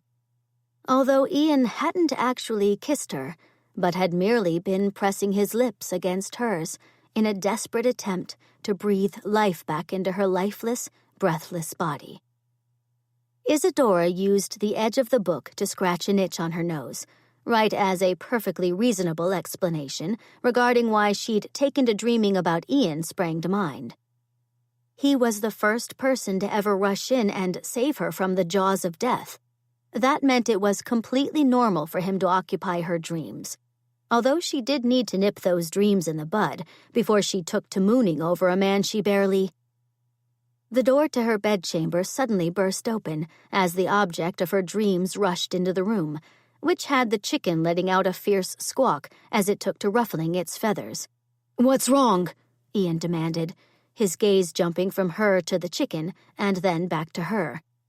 For the briefest of moments, she found herself unable to speak because her mouth had gone remarkably dry at the mere sight of the man, and her knees went all sorts of wobbly, although that might have been because she was standing on a less than sturdy chair.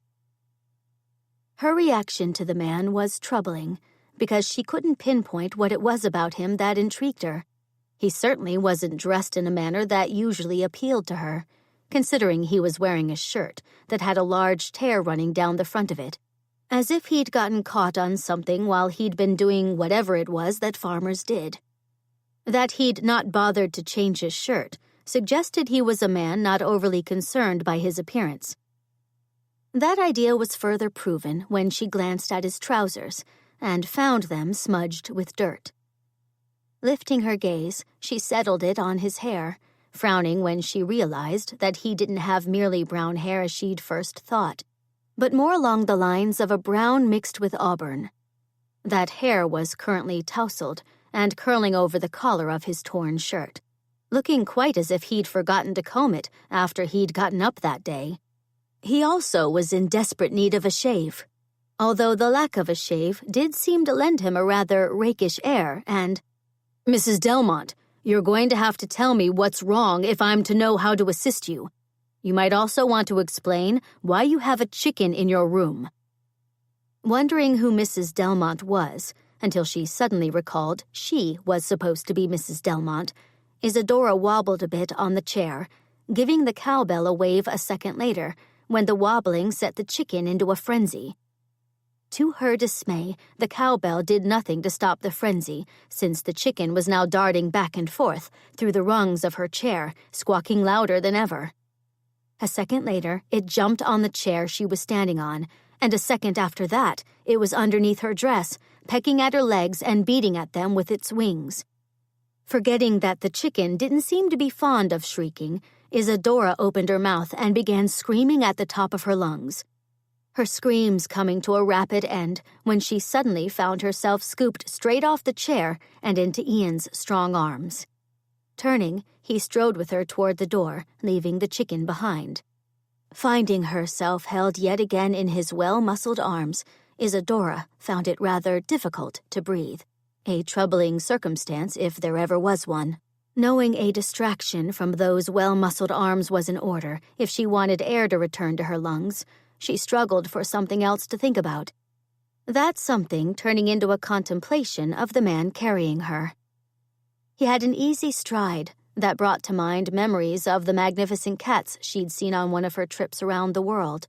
Those large cats were captivatingly graceful when they were at their ease, but when they moved into motion, there was no denying the power they possessed, a power that suggested they were dangerous in the extreme.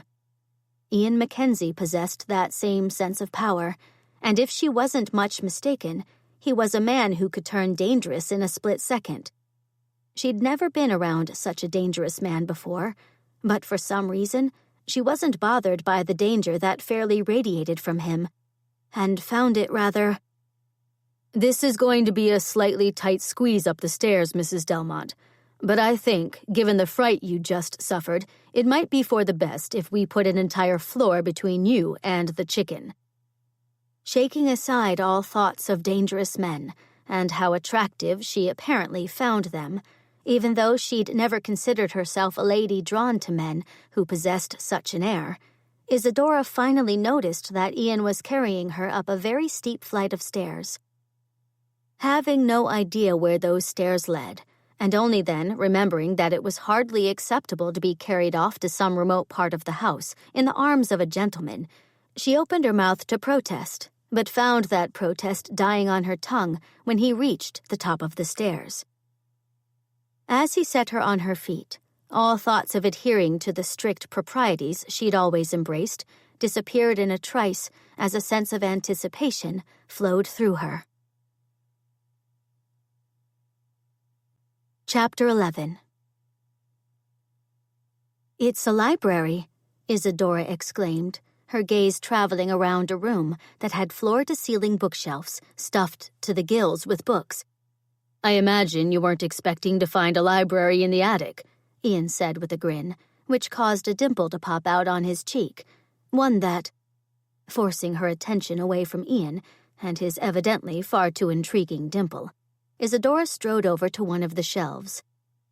I must admit I wasn't, at least not such an extensive library. She dipped her head so she wouldn't bump into the sloping attic ceiling, reaching out to touch the spine of a tattered copy of The Taming of the Shrew. Turning, she smiled at Ian, who'd moved up to join her. This is the one book by Shakespeare I never cared for. Because you fear you share some of Katharina's traits? For a second, Isadora found herself impressed that he could recall the heroine's name in the story, until she realized what he'd said. What do you mean by that? Ian smiled a charming smile, which did absolutely nothing to defray the bit of temper that was causing heat to settle on her cheeks. Surely you must know that you're a slightly demanding woman, quite like Katharina. Her temper edged up a notch. You find me demanding? When you use that particular tone of voice, certainly. And you have been applying yourself rather diligently to the cowbell. An argument immediately rose to the tip of her tongue, one she swallowed when she realized Ian might have just made a sound argument. Walking across the attic, because his nearness made it difficult to think, she stopped in front of an open window that was allowing a warm breeze to flow into the room. Shifting aside the curtain, she looked out over the farm, trying to collect her thoughts. No one in her entire life had ever had the audacity to call her demanding. But she could not avoid the truth of Ian's statement, and in all honesty, she probably did possess a few traits that were very similar to Katharina in The Taming of the Shrew. She'd grown up in a lap of luxury, spoiled by her parents, and raised with the expectation that her every whim would be met by people paid to see to her creature comforts. She'd never once considered that her demands cast her in a less than pleasant light. But now, after having that brought to her attention, and rather matter-of-factly at that, she really had no choice but to agree that she, Isadora Delafield, was a demanding woman, which then suggested that she might not be very likable. Something unpleasant settled in her stomach. She didn't want to be unlikable, nor did she, for a reason she wouldn't allow herself to contemplate too closely, want Ian MacKenzie to conclude she was nothing more than a demanding shrew. Forgive me, Mrs. Delmont. I fear I've just delivered you a crushing insult when I simply meant to be amusing. Drawing in a breath, Isadora turned from the window. There's no need for you to apologize, Mr. MacKenzie, for you've spoken nothing less than the truth. I have been demanding, and have abused your hospitality most egregiously by being far too liberal with the cowbell. I owe you an apology, not the other way around. Ian surprised her when he merely smiled. Apology accepted. And in your defense, you've been laid low because of poison ivy, and were, at least a short time ago, only being overly diligent with ringing the cowbell because you apparently had some type of altercation with the chicken. I'm afraid Elmer was the clear winner in our altercation. Elmer? Isadora grimaced. The chicken. He took an intense dislike of me from the moment the girls left him in my room, mistakenly believing I'd enjoy Elmer's company while they went off to name more chickens.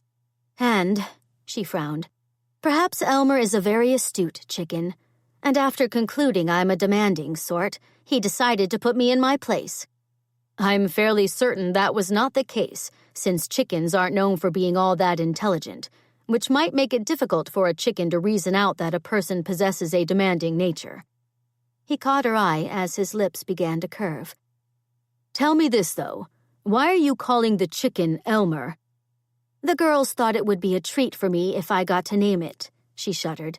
Uncle Amos apparently realized that not all of his chickens had names, and he enlisted the help of the children to rectify that situation. She shuddered again. Elmer began stalking me the second the children left the room, and not that I'm trying to excuse my excessive ringing of the cowbell, but it was the only thing that seemed to hold off Elmer's advances. You could have merely run from the room, Ian pointed out, And risk the chance of spreading my poison ivy around the house where anyone might catch it? I think not. Is that why you've confined yourself to your room and the spare bathing chamber? Isadora gave a bob of her head. Certainly. But why did you think I'd confined myself to my room? It might be for the best if that question remains unanswered, Ian muttered before he was once again smiling his charming smile at her. Do not tell me that you thought I was staying in my room because I was being difficult, did you? Ian winced. Will you be overly annoyed with me if I admit I thought you'd barricaded yourself in your room because you were embarrassed by the state of your face? I haven't seen the state of my face in over 2 days. And for good reason, since the last time you saw your face. Well, there's no need for us to revisit that disturbing scene. Am I to understand that my face looks no better than it did when it was swollen and oozing unpleasantly? Hard to say with any certainty, since you have soda paste smeared all over you, some of which has gotten on your spectacles, which has to make it somewhat difficult to see. Ian took a step closer to her, reached out, placed his hand on her chin, and tilted it up, looking at her closely. From what little I can tell through the paste, though, I would imagine your rash is drying up nicely. Comforting words indeed. But again, I wasn't staying in my room because I was self-conscious about my appearance. My apologies then, Mrs. Delmont. It appears I was mistaken regarding your actions. And it was very commendable of you to maintain your distance from everyone, even if it was unnecessary, because poison ivy isn't contagious. What? It's not passed from person to person. You have to touch the plant to get it. She moved to a ratty-looking chair and plopped down. It's little wonder you found me demanding. And that explains why, when you apparently heard me ringing the cowbell so diligently a short time ago, you didn't bother to rush up to investigate why I was ringing the bell in the first place. Ian sat down in a chair facing her. I thought you might have been ringing the bell to tell me you wanted me to fetch you a mirror or a cup of tea. But if I'd known you were being stalked by a chicken, I would have come sooner.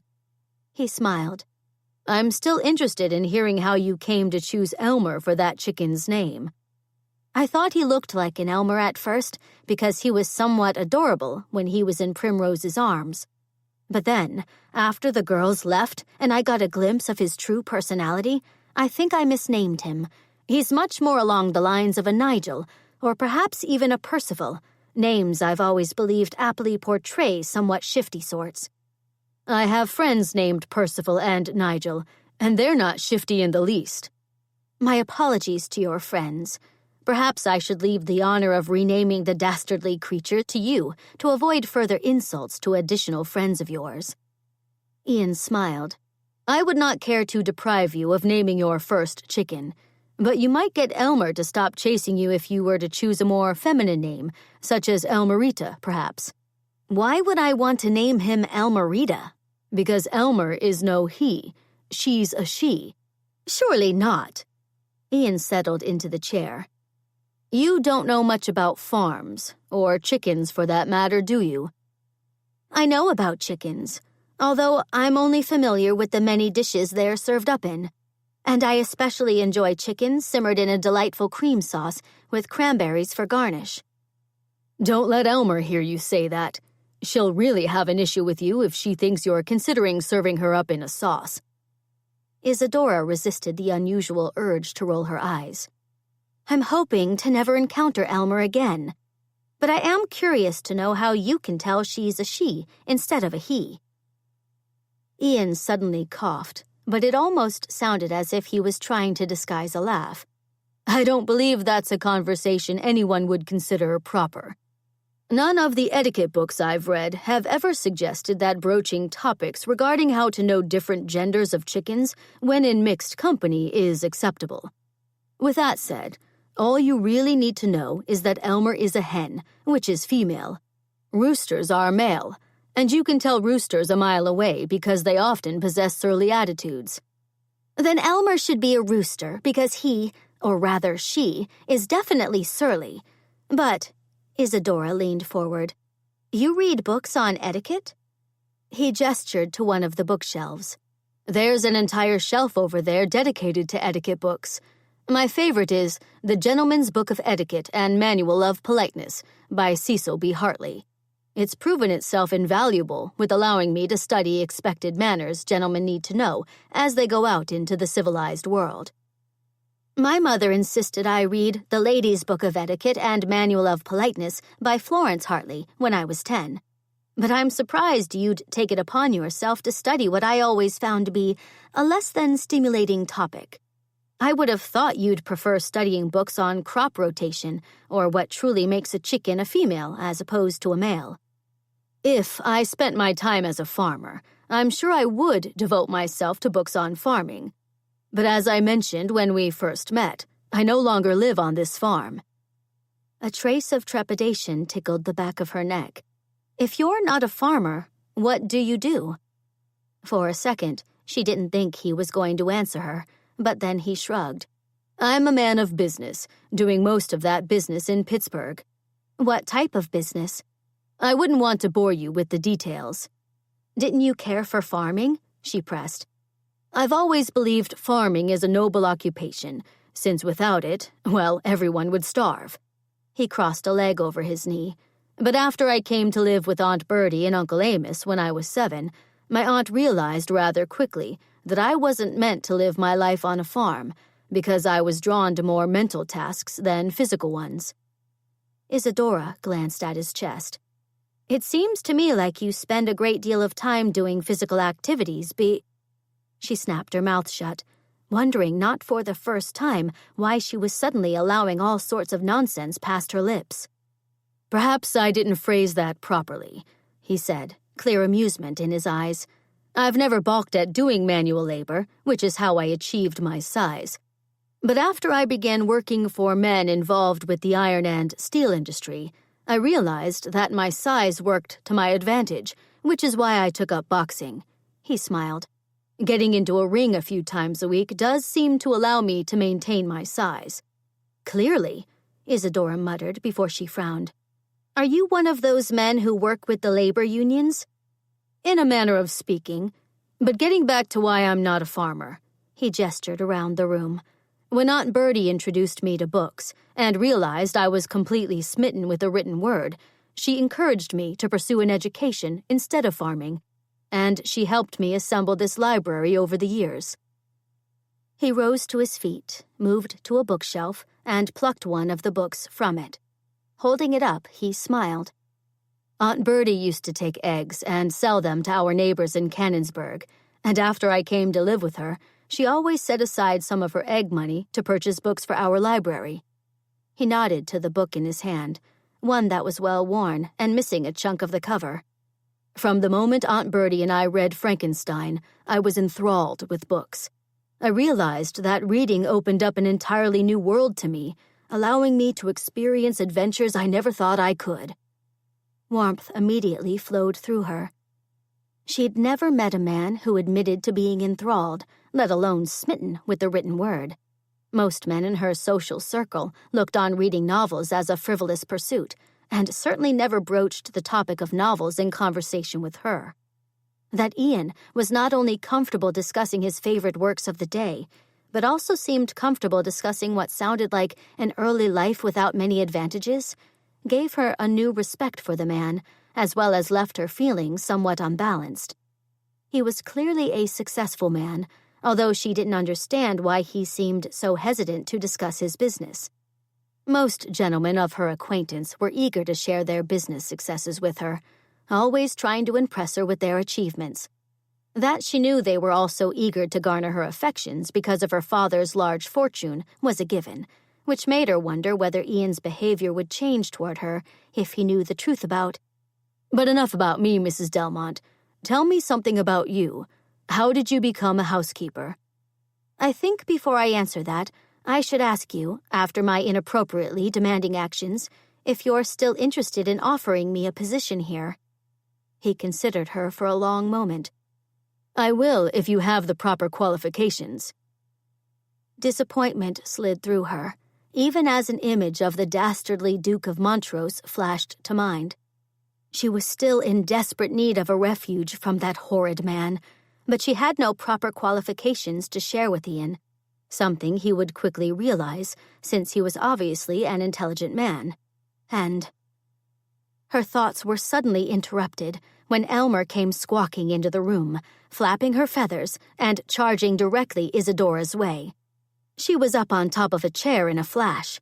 "I told you Elmer has it out for me," she said, not amused when Ian began laughing, even as he intercepted Elmer, scooped the chicken into his arms, and headed for the door. "If you'll excuse me, I think it's past time I returned this little mischief-maker to the chicken coop. If you ask me, she's got murder on her mind, not mischief." Smiling when Ian seemed to release a bit of a snort to that remark, Isadora stayed on top of the chair as Ian and Elmer disappeared through the door. Waiting until she was certain they'd reached the bottom of the steps, Isadora climbed from the chair, shaking out the folds of the house dress she'd borrowed from Aunt Bertie. It was 3 sizes too big, but was far more comfortable than the night rail she'd found in her trunk, one she'd never seen before and couldn't imagine where Mr. Godkin had found it. She made her way to the window, and pushing aside the curtain, she smiled when Ian strode into view.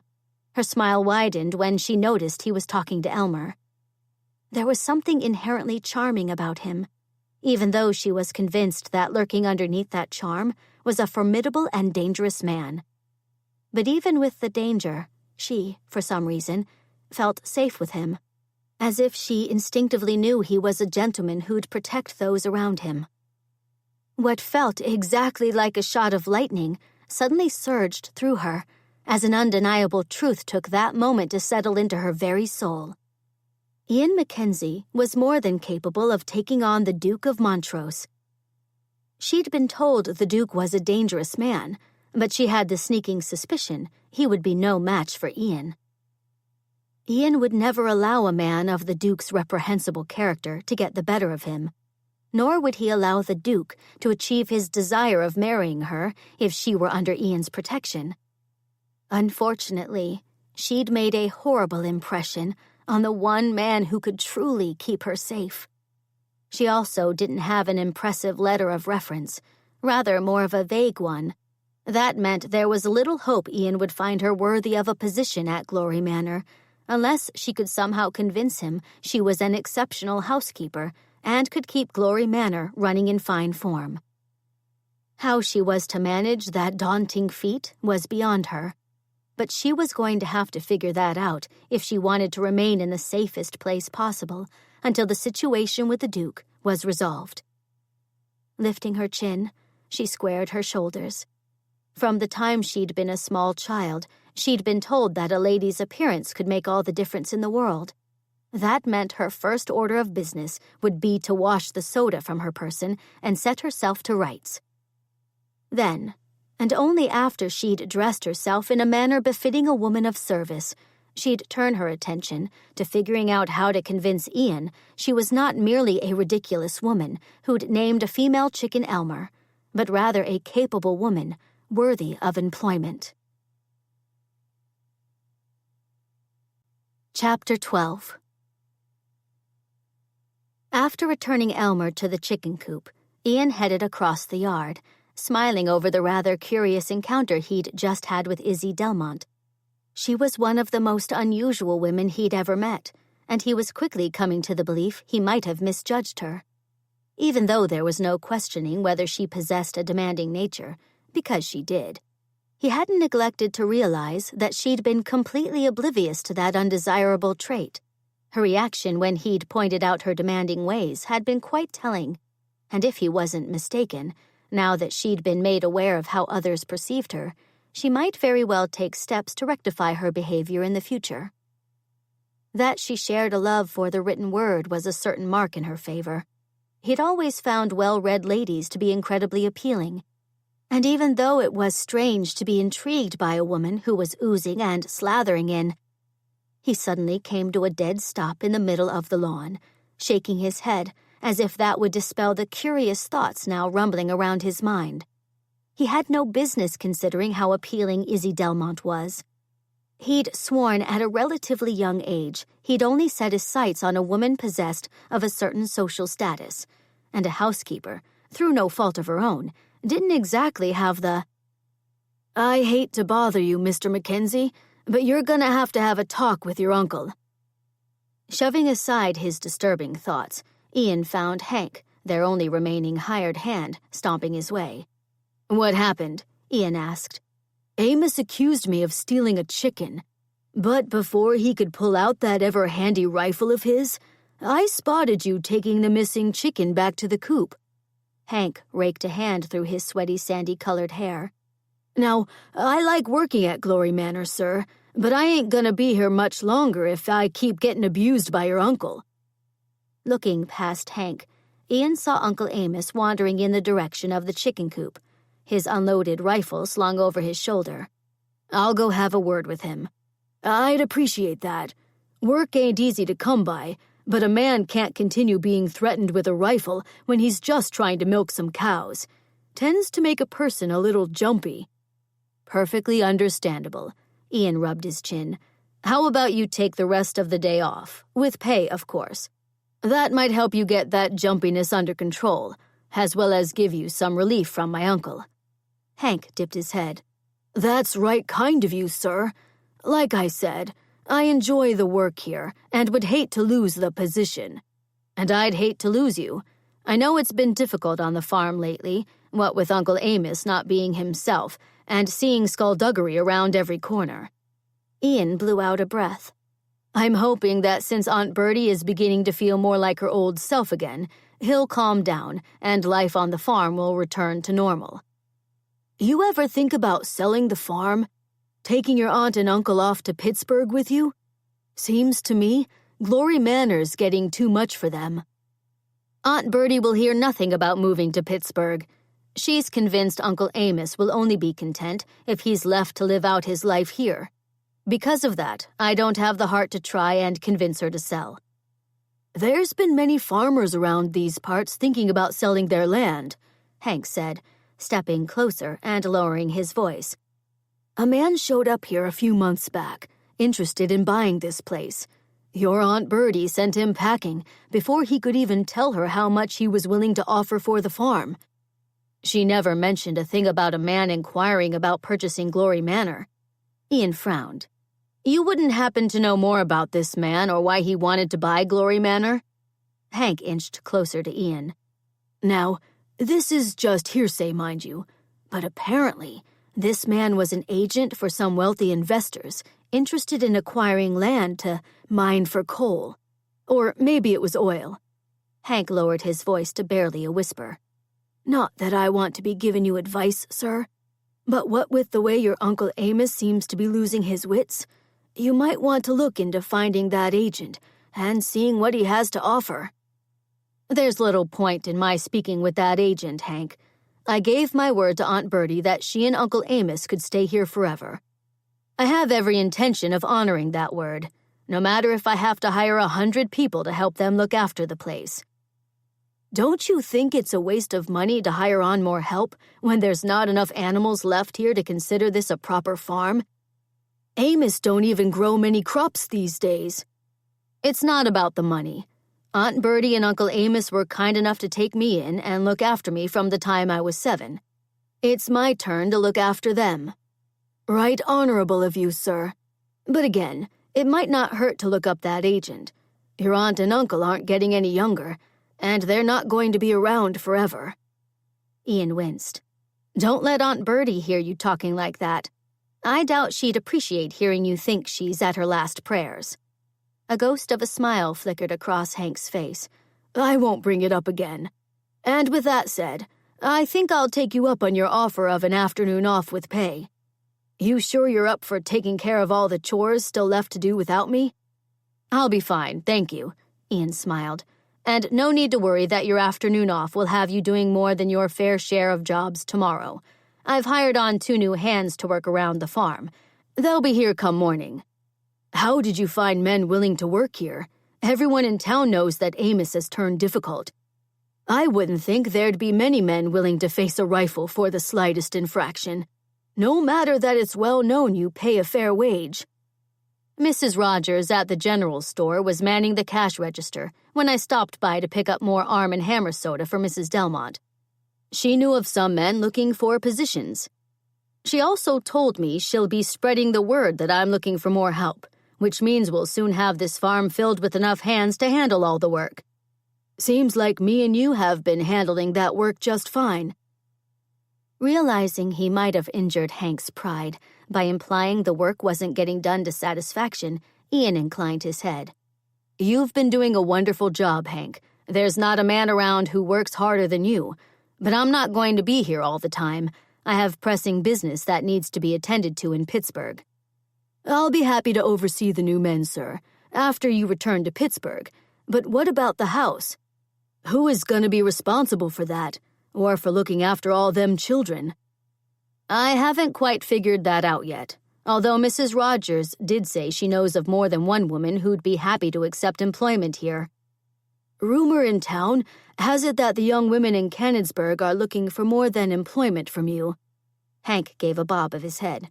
Thought you should know that, so you'll be careful. Wouldn't want to see you get tricked into anything. And on that happy note, I'll bid you a good afternoon, and see you in the morning. As Hank loped away, Uncle Amos suddenly strolled into view. Knowing there was little reason to delay having a chat with him about frightening off help they were in desperate need of retaining, Ian strode over to join his uncle. Ah, Ian, I didn't know you were planning on visiting Glory Manor today, Uncle Amos said, smiling as he caught sight of Ian. Seeing little point in explaining he'd been at Glory Manor for days, Ian fell into step beside his uncle. I hear you were recently missing a chicken. I was, but it turned back up in the chicken coop, so I was worried for nothing. He frowned and stopped walking. Who told you it was missing? Hank, who also told me you accused him of stealing it while directing your rifle at his face. Uncle Amos's eyes clouded with confusion. I don't remember threatening Hank. I might have asked him if he knew the whereabouts of the chicken, but I wouldn't have threatened him or accused him of stealing it. I'm afraid you did, and Hank had nothing to do with the missing chicken. The children simply took it up to Mrs. Delmont's room so she could name it. I'm not certain why you're addressing dear Izzy as Mrs. Delmont. You are soon to be married to the woman, so it's perfectly acceptable for you to use her given name. Who told you I was going to marry Izzy? Uncle Amos tilted his head. It might have been the children, or maybe it was Hank. He frowned. I think Hank might have also told me to keep an eye on Izzy because she likes to steal chickens. A sigh escaped him. His uncle was clearly confused again, which lent a certain urgency to finding additional help for the farm. Whoever told you I'm going to marry Izzy was mistaken. She's merely a candidate for a housekeeper position we need to fill. As for chickens, she doesn't seem to care for them, so I don't believe you need to worry she'll try to filch one of them. She doesn't like chickens? Not at all. Frankly, I think she would be perfectly content to never encounter another chicken again, especially after Elmer, that's the chicken she named, and the one that was missing, took an immediate dislike to her and chased her around her room. Elmer's an odd name to choose for a hen. She thought it was a he, not a she. Ah, well, that explains much. Uncle Amos clapped him on the back again. And it's just as well you're not intending to marry her. A woman who doesn't like chickens isn't to be trusted. Swallowing a laugh, Ian began walking again, promising Uncle Amos he'd go fishing with him just as soon as he got caught up with all the chores he had left to do. As Uncle Amos agreed that would be a splendid way to spend the afternoon, their progress toward the house was interrupted when Henry suddenly dashed into view, waving a piece of paper. This just came for you, he yelled to Ian, running up to join him. The man who delivered it said it's one of them telegrams. He thrust the telegram at Ian. I never seen a real telegram before. I bet it says something important. Knowing there was little doubt that the contents of the telegram were indeed important, Ian opened it and frowned. Looks like I'm needed in Pittsburgh as soon as possible, which is a bit of a problem. Uncle Amos shook his head, his eyes now bright and devoid of even a hint of confusion. "There's no reason for you to think you need to stay here and mind the farm. I've been minding Glory Manor for over 50 years.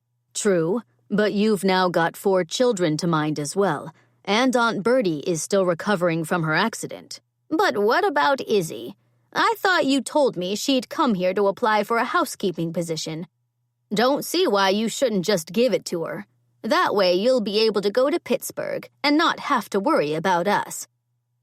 Finding it more than curious that his uncle could be completely out of his mind one moment and then completely rational the next, Ian folded up the telegram and shoved it into his pocket. "Perhaps I should speak with Izzy, even though I have some doubts about her qualifications." "You could always offer her a temporary position," Uncle Amos suggested, taking Ian aback by the soundness of that suggestion. "That would fill the void for the moment, and that would give you an opportunity to check out her letters of reference, if she came with any, that is." "That is some excellent advice, Uncle Amos, and certainly worthy of consideration." He sent his uncle and Henry a smile. "If you'll excuse me, I'm off to have a chat with Mrs. Delmont." As he strode away, he refused to wince when he heard Uncle Amos question Henry about who Mrs. Delmont was and why Ian was off to have a chat with her. Taking a detour toward the water pump, wanting to wash up after being near the chicken coop, he slowed his pace when he spotted Primrose, Violet, and little Daisy standing a foot away from the pump, eyeing it warily.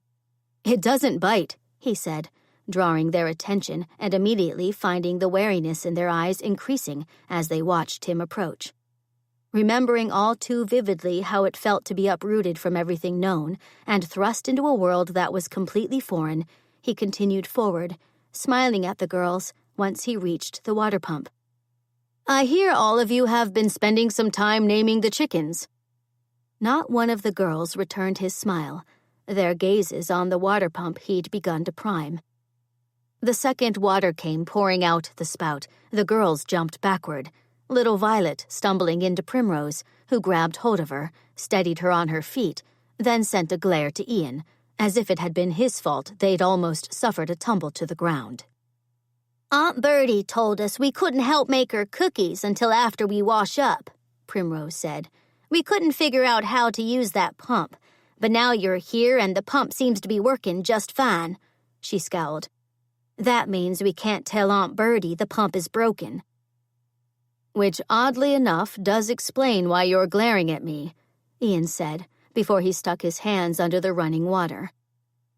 "All of you do realize, even with it becoming remarkably obvious that you dislike bathing, that washing your hands isn't the same as taking a bath, don't you? As you can clearly see, there's not nearly as much water involved." "Aunt Bertie said we was to wash our faces, too," Violet said, taking a step toward him. "And she even said we wasn't to forget our necks." "That's almost like taking a bath," Primrose added before she caught Ian's eye. "Mrs. Lyman, she's the woman that Pa paid to watch us every now and again before he went missing, told us our mama died because she liked to take so many baths, and those baths done gave her a chill and killed her." Ian completely forgot about keeping the water running as temper crawled through him. His father had often told him bathing was harmful, had done so merely to spare himself the bother of making certain his one and only child was clean. Ian had the sneaking suspicion that this Mrs. Lyman might have used the same tactics with the Duffy children to save herself some work.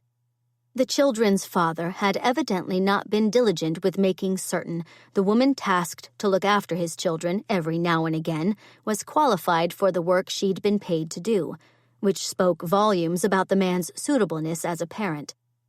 With disgust for Mr. Duffy mixing with the temper, Ian drew in a breath and slowly released it, knowing he couldn't very well voice that disgust to the children. Their father might have abandoned them, but he was still their father.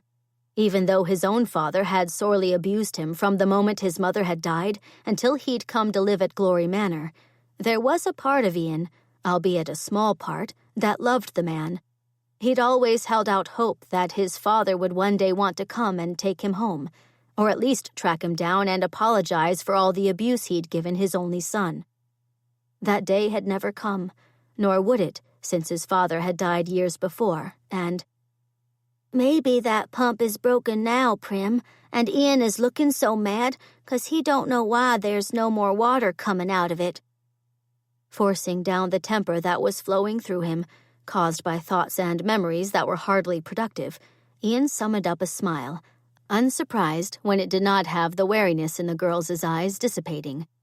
"I'm not angry about the water pump, which isn't broken, by the way. And I'm not angry with any of you, if that's your next question." A sigh escaped him. "I'm angry at the circumstances you've been forced to face, and I'm sorry to hear about your mother. It must have been horrible to lose her." Primrose began inspecting the end of a red braid, one tied with a bit of string. "She died a few months after Daisy was born. Me and Henry remember Mama, but Violet doesn't, and Daisy never even knew her." "I'm sure your mother didn't want to leave you, Primrose, just as I'm sure she didn't die from taking a bath," Ian began quietly. "She must have suffered from an unexpected illness." "It was the bathin'. Mrs. Lyman said so." Primrose hugged her arms around her thin body. "That's why we decided we weren't taking no more baths. If one of us gets sick, we'll get separated for sure, since everyone knows people don't like to keep children who are sickly." Ian frowned. "Aunt Bertie is even now making plans to offer you a permanent home at Glory Manor, which means there's no need for you to worry you and your siblings are going to be separated." Primrose gave a jerk of her head. "And we appreciate that offer, but Aunt Bertie might not be around to see all of us grown and out of the house, which means this isn't a permanent home for us, and we could be separated." He'd forgotten how matter-of-fact children could be about their circumstances. Forced to become that way, because the future was always so questionable for children who were born into abject poverty, and then suffered the loss of one or both of their parents. He'd been much the same way in his youth. Unfortunately, he'd not found the time to truly consider the children's circumstances, which meant, since he'd never been one to make promises he wasn't certain he could keep, he had nothing of worth to say to the girls, at least not yet. "Even though I realize there's much to discuss about your future," he finally said, earning a slight widening of the eyes from Primrose, as if she hadn't been expecting him to address their future. "This isn't really the moment for that, because I've not had the time to consider the matter properly, and Aunt Bertie is evidently waiting for all of you to bake cookies." He grinned. "I've enjoyed many an afternoon baking cookies with Aunt Bertie.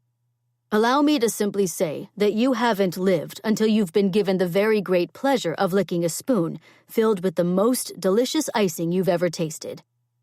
"Aunt Bertie puts icing on her cookies?" Primrose asked, moving an entire inch toward him as Violet and Daisy did the same. "Oh, Aunt Bertie won't be putting the icing on her cookies. All of you will be doing that, but only if you agree to wash up." The sisters exchanged looks. And then, to Ian's surprise, little Daisy toddled forward and beamed a gap-toothed smile at him. "I want icing." She held out her arms. "Wash up, please." Smiling at the dirty little girl with the messy red braids and not wanting to waste a prime opportunity, Ian took her hand and situated her beside the water pump. He gave the handle a few pumps, then resisted a laugh when Daisy immediately began shrieking as cold water splashed over her. Helping her rid herself of at least one layer of dirt, and then using the cloth he'd dried his hands on to attack her neck, he finished up a few minutes later, nodding at the clean and remarkably pink face looking back at him. "Beautiful," he exclaimed, right before Daisy suddenly threw herself at him. She planted a wet kiss against his cheek when he lifted her up, completely stealing his heart in the process. When he turned to Primrose and Violet, he found the sisters once again watching him warily, apparently not convinced that washing was not going to leave them with a deadly cold. Setting Daisy down, he showed Primrose how to operate the pump, explaining that the water would come out slower if she didn't pump it rapidly. Then, after telling Violet to try and get as clean as she could, because Aunt Bertie would notice if she wasn't clean, He sent the sisters a smile and headed into the house, touching his cheek where Daisy had kissed him. "The girls decide to wash up?" Aunt Bertie asked as she walked across the kitchen, carrying a bag of flour. Striding to her side, he took the flour from her, helped her into a chair, and set the flour on the table.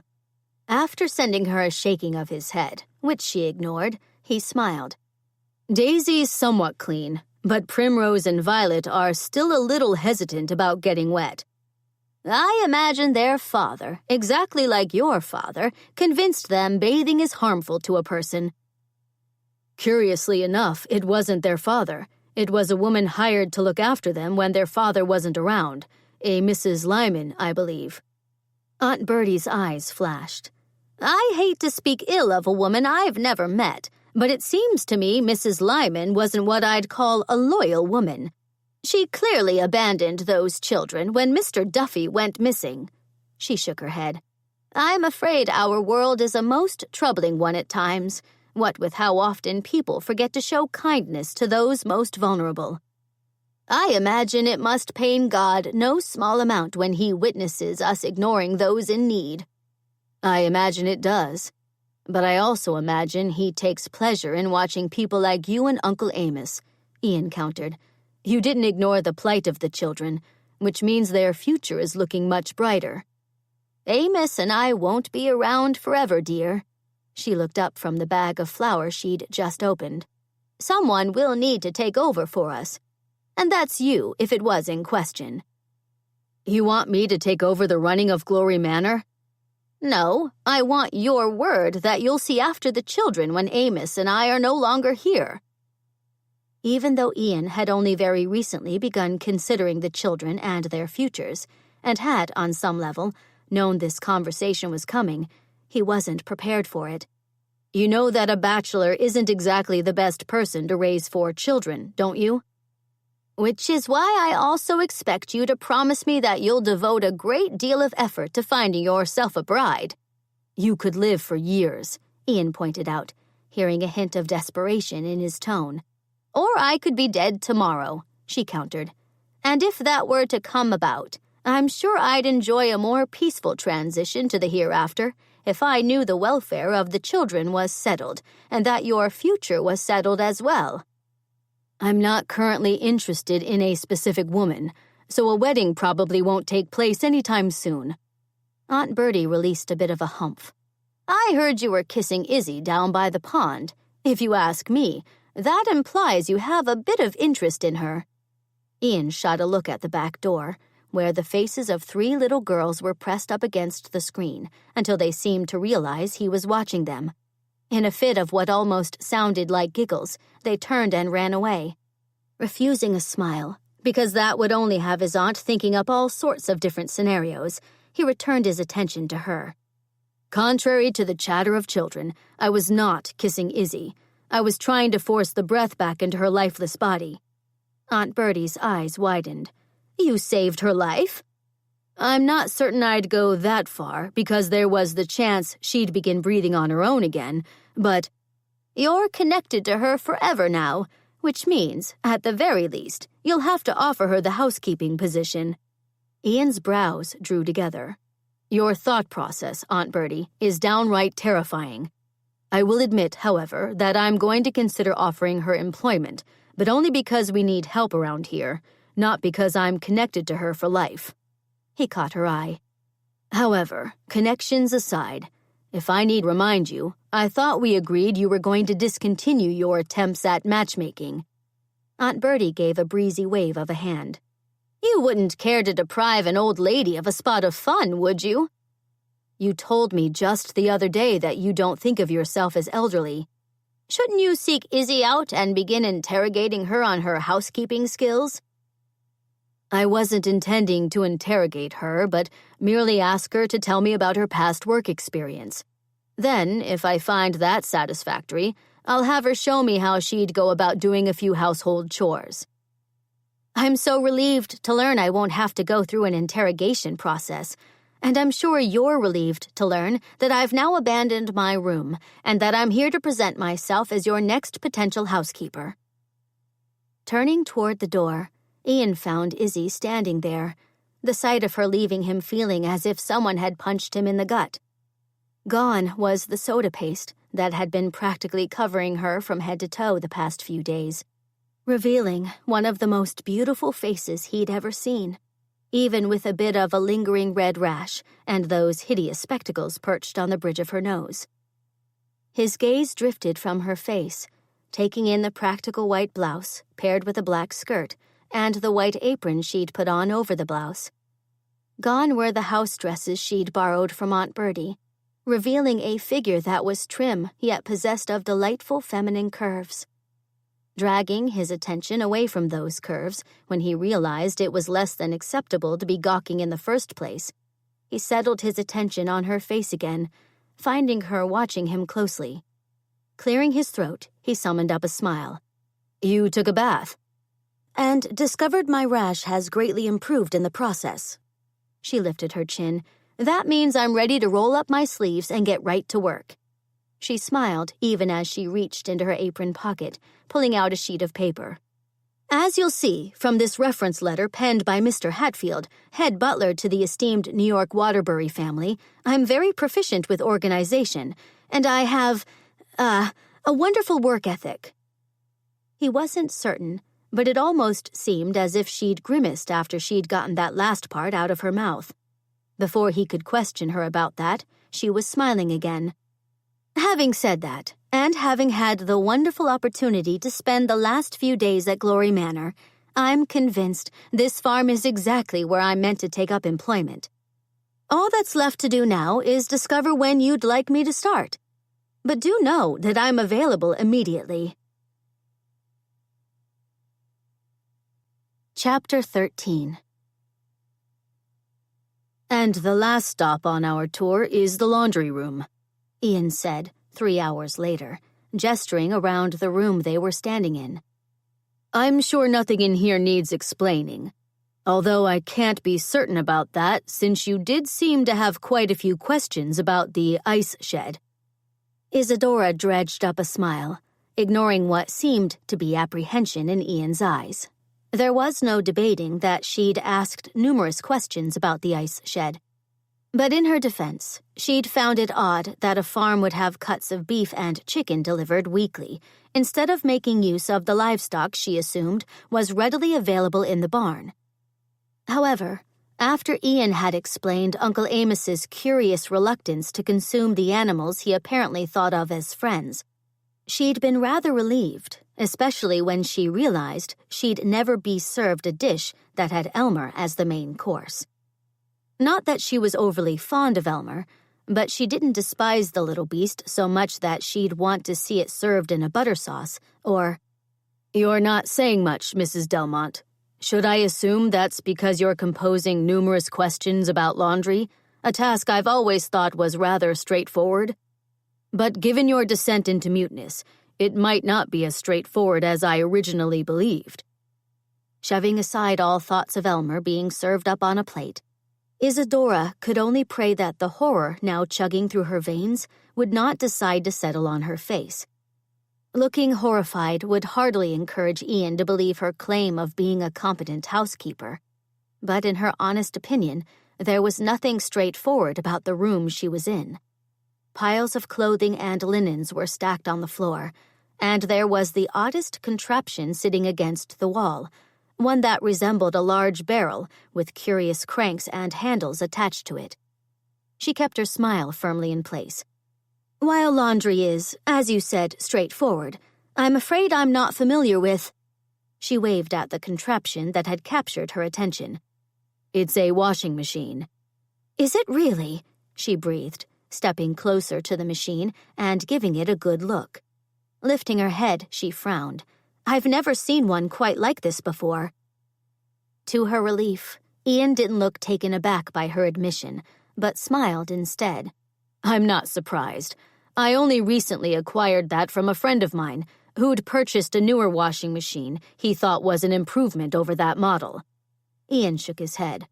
"I think my friend is feeling a bit remorseful, however, because this beauty works like a charm, whereas the new one my friend bought has all sorts of problems.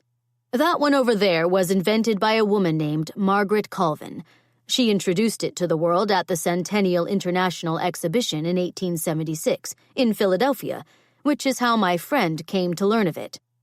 How educational. But tell me this, how does it work like a charm? For a moment, Ian didn't respond, but then he stepped closer to her. You have operated a washing machine, haven't you? Operate is such a vague term. Do not tell me you've never done laundry before. The truth was, of course she'd never done laundry before, nor had she ever seen a washing machine in her life. But because she'd decided the safest place for her was at Glory Manor, and the only way she was going to be able to stay was if she could convince Ian she had some sort of value, Isadora decided to throw herself on whatever mercy he might have in that far too masculine body of his. I must admit, I've not had much experience with laundry, but I'm a fast learner. If you could merely show me the basics of how to operate that machine, I'm certain I'll be more than proficient with laundry after I complete all of... She gestured to the piles littering the floor. That. Unfortunately, he did not seem to be in much of a merciful frame of mind. What say you and I put our tour on hold until I take a closer look at that reference letter you gave me? I'm getting the distinct impression you may not have the basic experience needed for filling the position. As you pointed out after you read my reference letter the first time, my expertise is centered around organization, not the execution of actual labor. Regardless, even though I clearly lack some of the skills that are apparently required for a housekeeper here at Glory Manor, you are, if I need remind you, in a bit of a pickle. You don't have any other candidates lining up to take on the position, so why don't we simply agree that I have much to learn and get on with the lesson of how to operate a washing machine? Ian's brows drew together. It's unfortunate women aren't readily accepted into the world of law, because, honestly, you'd make a fine attorney. That was some remarkably quick thinking on your part, and you make a compelling argument. Warmth flowed through her. No one has ever complimented me on my quick wit before. Probably because you're a beautiful woman, and people tend to believe beautiful women only want to hear compliments about their beauty. Although, he winced, I probably shouldn't have said that. Isadora grinned. I think I can forgive you that lapse. It's also reassuring to know that my face has not been permanently disfigured, because I doubt you'd proclaim me beautiful if I was still looking the way I did when I first came down with poison ivy. Does this mean I should expect you to ask for a mirror now? She glanced at the washing machine. I have far too much to learn to concern myself with my appearance right now. Besides, she raised a hand and touched the still bumpy skin on her face. I think I should wait a few more days to take a look at my face, since this is not the smooth skin I'm used to. It's not as bad as you think. Which is a reassuring turn of phrase, to be sure. But let's return to what we were discussing before. What can you tell me about the basics of laundry? Ian, annoyingly enough, crossed his arms over his chest. We were more recently discussing your reference letter. I thought we put that discussion to bed. No, we didn't. Although I must give you credit for being rather adept at distraction. However, I would like to peruse your reference letter one more time, so I'm now going to encourage you to trot right up to your room and fetch it for me. She smoothed back hair that was coming undone from the knot she'd managed to make on the back of her neck. Trotting, as I'm sure you're aware, can be exhausting. If you've forgotten, I've only recently emerged from my sick room. With that said, I'm sure you're in perfect agreement that I should conserve my strength so that I'll be able to tackle the daunting, or rather exhilarating task of learning how to operate a washing machine. Not wanting to allow him time to compose an argument, Isadora marched across the room, stopping in front of a machine that looked quite unlike anything she'd ever seen before.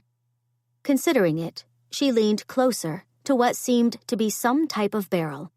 This is where the laundry goes, doesn't it? She wasn't certain, but it almost sounded as if Ian snorted before he joined her beside the machine. Sending her an exasperated look, he lifted the lid on the barrel. Since we're already here, it won't hurt to continue our lesson. But do know that I will see that reference letter again before we begin talking about the terms of employment. There are terms to my employment? You'll want to be paid a salary, won't you? Isadora blinked. I imagine so. Then we'll need to discuss terms and decide what type of salary your experience warrants, which is another reason why I'll need to see your reference letter again. He frowned. And upon further reflection, I'm curious as to why you took that letter away from me, since employers usually keep those letters after a potential employee hands them over. She peered into the barrel. I have limited reference letters with me. Since you didn't actually offer me a position after you read my reference letter, I thought it best to take it back, so I won't take the chance of running out of reference letters if I'm forced to travel from one posted position to another. She straightened. There's something in there. That would be the laundry. Ah, so it is. She stuck her hand in the barrel and gave the laundry a poke. It's wet. Because I put it through the wash cycle before I got distracted answering your many summons, and then rescuing you from a rogue chicken. She turned to him and frowned. If you recall, I did apologize for my demanding ways. I thought you'd accepted my apology and moved on. I'm not certain about that now, though, since you've broached the topic again. That's another impressive argument, but before we get distracted with what will certainly be a riveting debate, should we simply get to the business of teaching you how to operate this washing machine? Her lips quirked at the corners. Sorry, go on. She thought his lips might have quirked as well, but before she could tell for certain, he'd turned his attention back to the machine. Because the washing part of these clothes has been done, I can't show you how to wash the clothing, but I will explain the process. First, you fill the tub with water, which you get by attaching the black hose to the spigot on the sink over there. He nodded to the sink in question. Because the hot water is temperamental at times, and if you're washing whites, which need to be washed in hot water, if you didn't know, it's for the best if you heat water on the stove, and then bring that water in here and dump it into the tub, along with colder water you get from the sink. I need to lug hot water all the way from the kitchen to this room? Unless you have a better idea of how to get hot water in here, yes. Perhaps I should start taking notes. She wasn't certain, but it sounded as if Ian snorted again right before he strode across the laundry room and through the door. Not having the least little idea if he planned on returning, or why he'd left the room in the first place, she turned her attention to the washing machine, hoping that she might somehow understand how it was meant to be used. Frankly, she had no idea why there were numerous cylinder-shaped tubes attached to the side of the tub, or what those tubes were meant to do. I found you a pad of paper.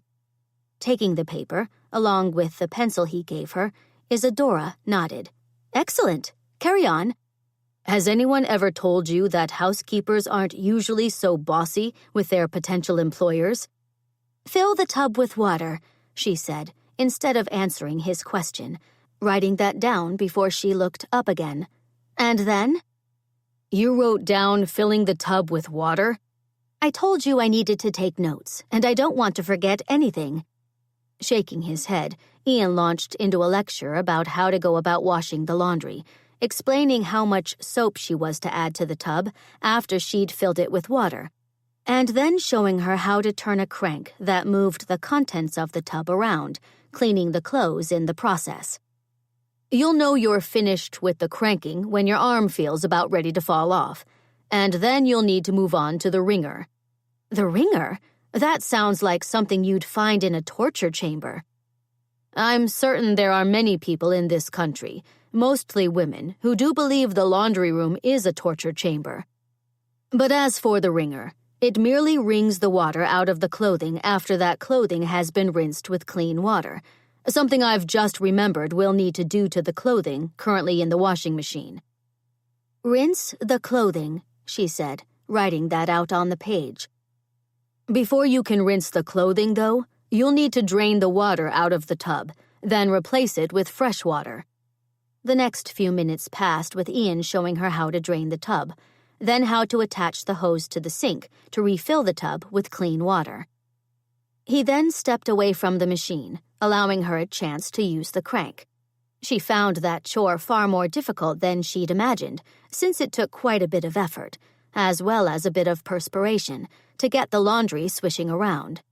By the time Ian decided the laundry was sufficiently rinsed, she was perspiring more than she'd ever perspired in her life, and her arms were shaking like jelly. So now, after we drain the tub again, we'll be able to move on to the wringer process. But before we do that, he nodded to a pile of linens. It's always best to have a look at what laundry is going into the tub next. Isadora moved to where she'd left her notes and glanced over the page. And because those are whites, we'll have to boil water to add to the tub. Very good. Why don't you see about getting the water boiling while I empty the water from the tub, so we'll then be able to get on with the wringing. Even though she had no idea how to boil water, Isadora nodded and headed for the door, praying that boiling water merely sounded like a daunting task, but would, in reality, turn out to be a mundane sort of chore that wouldn't be daunting at all. Chapter 14. I've clearly lost my mind. Ian, realizing he'd spoken that telling statement out loud, pressed his lips together and returned to the laundry, wondering what he could have been thinking to even consider the possibility of offering Izzy Delmont a position of employment. She was completely lacking when it came to anything concerning basic housekeeping skills, and he should have nipped the idea of employing her in the bud the moment he'd taken a look at her letter of reference. The only thing impressive about that letter was that it was written on a very expensive piece of vellum in a very fine hand. But even with that, the letter a Mr. Hatfield, butler to the Waterbury family, had penned was vague in the extreme, and nowhere had there been any mention of an actual position Izzy had held. That should have been reason enough to rethink offering her employment. Although before he'd been able to scan the letter again or broach what he felt were obvious deficiencies with the contents of the reference, she'd plucked it right out of his hand.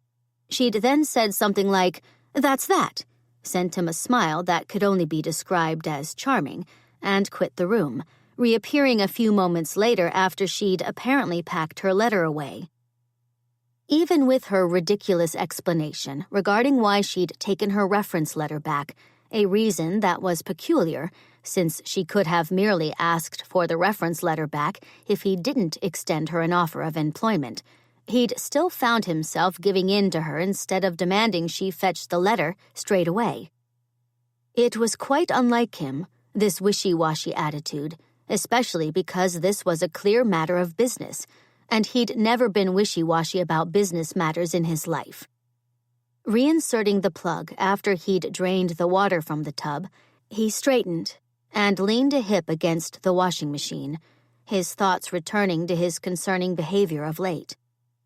There had to be a reasonable explanation as to why he was continuing to demonstrate tasks, such as laundry, to a woman who was not remotely qualified for the position he needed to fill, especially when it made more sense to ride into town and look into hiring.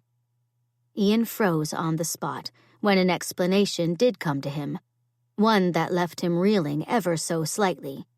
He, Ian MacKenzie, a no-nonsense gentleman if there ever was one, was fascinated with Izzy Delmont, even with her demanding ways, bossy nature, and ineptitude when it came to anything involving household matters. That fascination, he was almost afraid to admit, was exactly why he'd continued with what was certain madness, even though doing so was, well, mad. He was known for being a tough negotiator, making certain he was always getting the best contracts when it came to labor disputes. He was also known for encouraging the labor leaders to hire only the most qualified of candidates. And yet, it was a complete stretch to think Izzy was in any way qualified to run Glory Manor.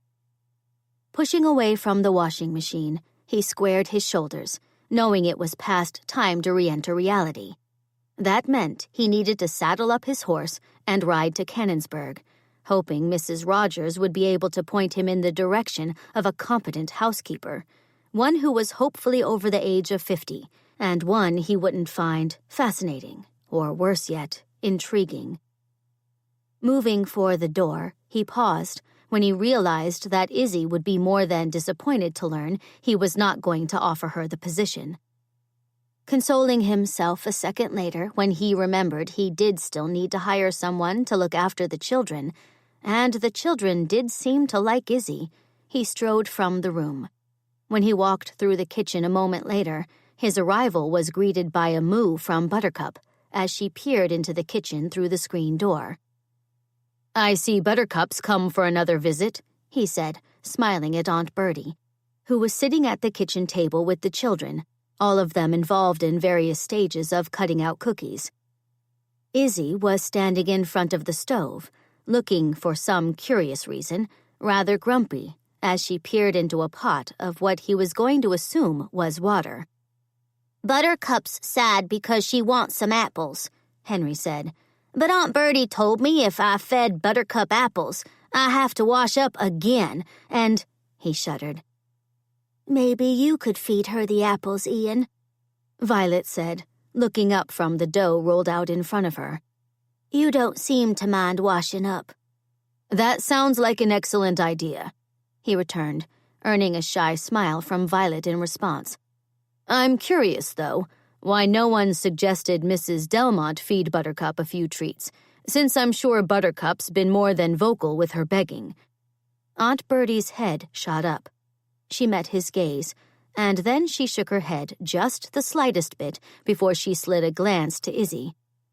She might have, he wasn't exactly certain, winced. "Izzy's waiting for the water to boil. It's tricky business boiling water, and she shouldn't be distracted. Since I'm sure you agree with that, it would be best if you give Buttercup her treat." She looked Izzy's way again and definitely winced. "This is her second attempt, but she does seem determined to get it right this time." Having no idea what could have gone wrong with Izzy's first attempt to boil water, but knowing better than to ask, since Aunt Bertie was now sending him a pointed look, Ian walked across the kitchen. His eyes widened when he got a closer look at Izzy, and noticed that her blouse and apron were soaking wet. Refusing a smile, he picked up the bucket of apples and headed out the door. After giving Buttercup a few apple chunks, Ian ignored the mournful moos she immediately began to make when he told her that was all she was getting. Taking a moment to wash his hands under the water pump, he made his way back into the house, joining everyone at the kitchen table. "Are some of these new cookie cutters?" he asked, considering the metal shapes spread over the table. Henry nodded and held up the cookie cutter he was using. "Uncle Amos just made them. It's a chicken, and he wants us to make enough cookies so every chicken in his coop is—" he wrinkled his nose. "I don't remember the word he used." "Represented," Primrose told him. "Even the roosters." Henry pointed to his cookie. "See, that blob is supposed to be a rooster's crown." Ian grinned. "Very nice." "Mine's Elmer," Violet said, showing him hers. "I'm gonna put pink icing on it and give it to Izzy, 'cause Elmer's her chicken now." Glancing toward Izzy, Ian fought a laugh when she sent Violet a weak smile before she returned her attention to the pot on the stove. "We never had sugar cookies before," Primrose said, "but Aunt Bertie told us we could lick the bowls and have 2 cookies once they're done." "Cookies!" Daisy bellowed, her recently cleaned face smeared with cookie batter, suggesting she, unlike her siblings, had already done her fair share of licking the bowl. Remembering the wonder of having his first encounter with cookies while sitting in this very same kitchen, as well as remembering how quickly he'd come to feel a sense of safety he'd never known until he came to live at Glory Manor, Ian's heart gave an unexpected lurch. Summoning up a smile, he picked up one of the prepared trays. "Shall I get this into the oven so you won't have to wait long to taste your first sugar cookies?" With all the children agreeing that was a good idea, Ian moved to the oven as Izzy stepped out of the way. Sliding the tray into the oven, he straightened, then frowned when Izzy stepped right back in front of the oven again, staring at the pot. Have you ever heard the expression that a watched pot never boils? I can't say that I have, but would it boil faster if I stop watching it? He had the sneaking suspicion her question was completely serious, which spoke volumes about her experience, or lack thereof, in the kitchen. Probably not. But if you were to put a lid over that pot, that would have it boiling faster. Why will putting a lid on top of the pot make it boil faster? Because it captures the heat. Her eyes widened. Why, that's brilliant! I would have never thought of that. Sending him a smile that, concerning enough, seemed to steal the very breath from him, she hurried across the kitchen, returning a moment later with the lid that didn't quite fit the pot, but one she used nevertheless. What a clever recommendation! Should we time it now and see how long it takes for the water to boil with the lid on? He immediately found himself pulling out his pocket watch, a frisson of something curious shooting through him when he reached out and touched his hand with hers, bending closer to look at the dials on the watch. "Ian, come help Violet roll out her dough," Primrose called. "She's having trouble." Thankful to have a reason to press his pocket watch into Izzy's hand, and then put some distance between them as he went to sit beside Violet, he took the rolling pin Violet handed him and immediately turned his attention to rolling out cookie dough.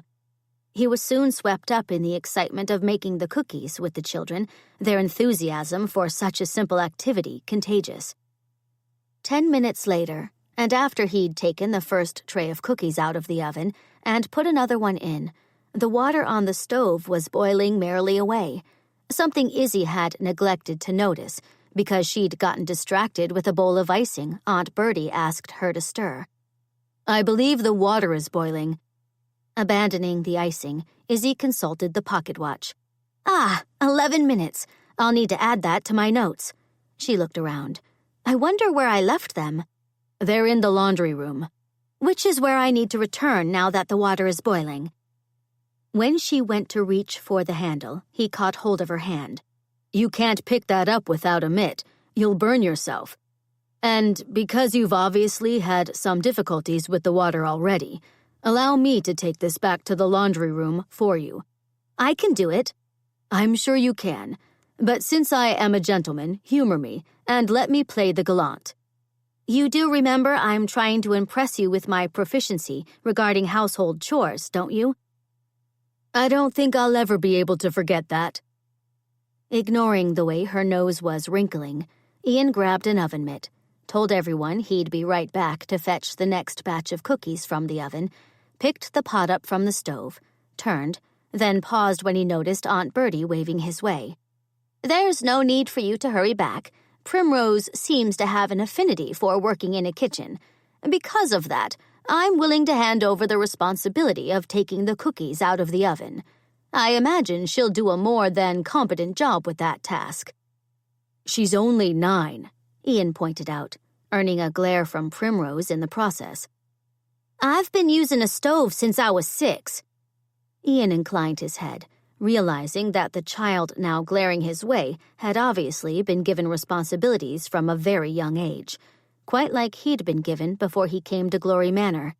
"My apologies, Primrose. I didn't mean to insult you." For a second, she continued glaring at him, but then she inclined her head in return. "I know how to cook and take a tray from the oven." Aunt Bertie clapped her hands. "How delightful, my dear! You have no idea how I've longed to have someone to work with in the kitchen.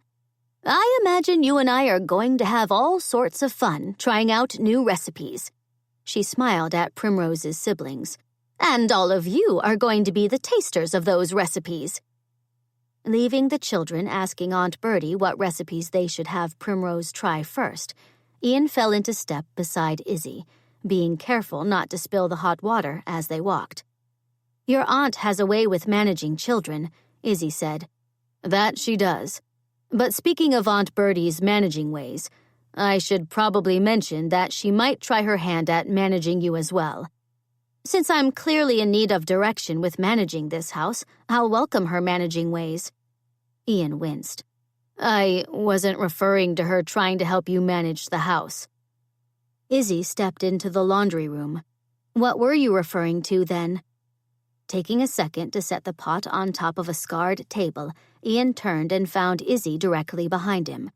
She was tilting her head and considering him closely through the lenses of her hideous spectacles. How long have you been wearing spectacles? He asked, instead of answering her question. For what feels like forever, she said, pushing the spectacles in question back up her nose. But returning to your aunt, how might she try to manage me? It's not so much managing you as manipulating you, he admitted, wincing when she blinked somewhat owlishly back at him. Aunt Bertie hasn't struck me as the manipulating sort, she said slowly. But how do you think she'll try and do that?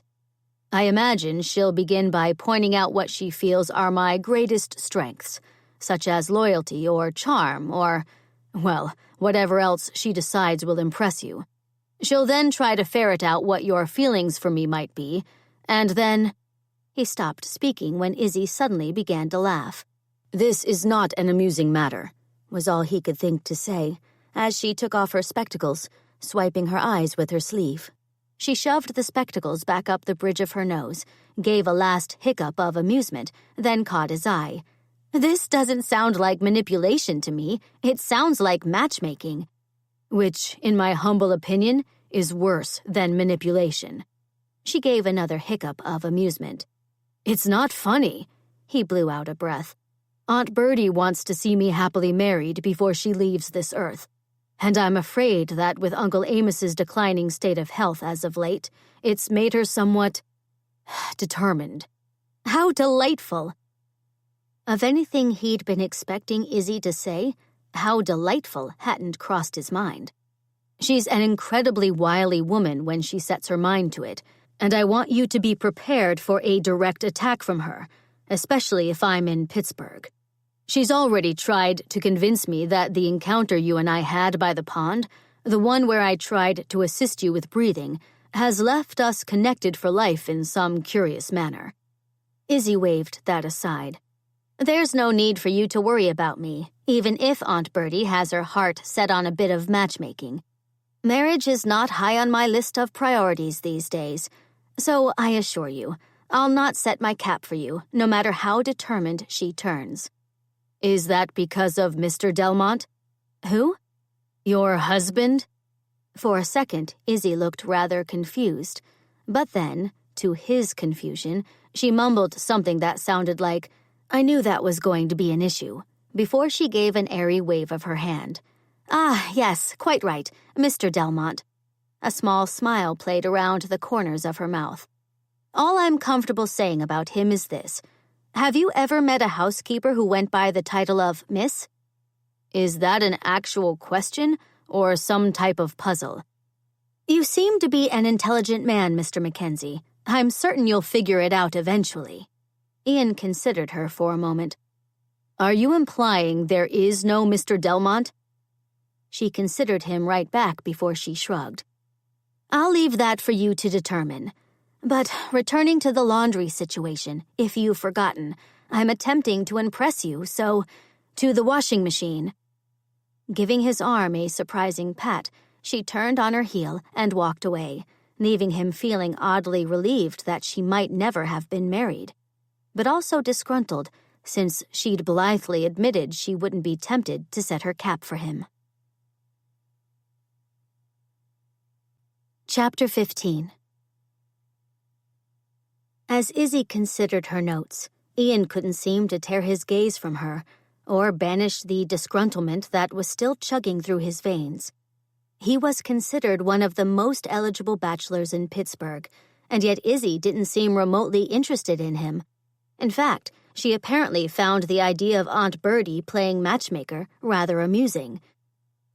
She had to have concluded that he was a man of some means, and he knew she found him somewhat attractive, since she'd said, right after making his acquaintance, that she wouldn't imagine he needed to advertise for a bride. She also knew they shared an interest in reading, which he found to be quite compelling. But even with all that, She didn't seem overly impressed with him.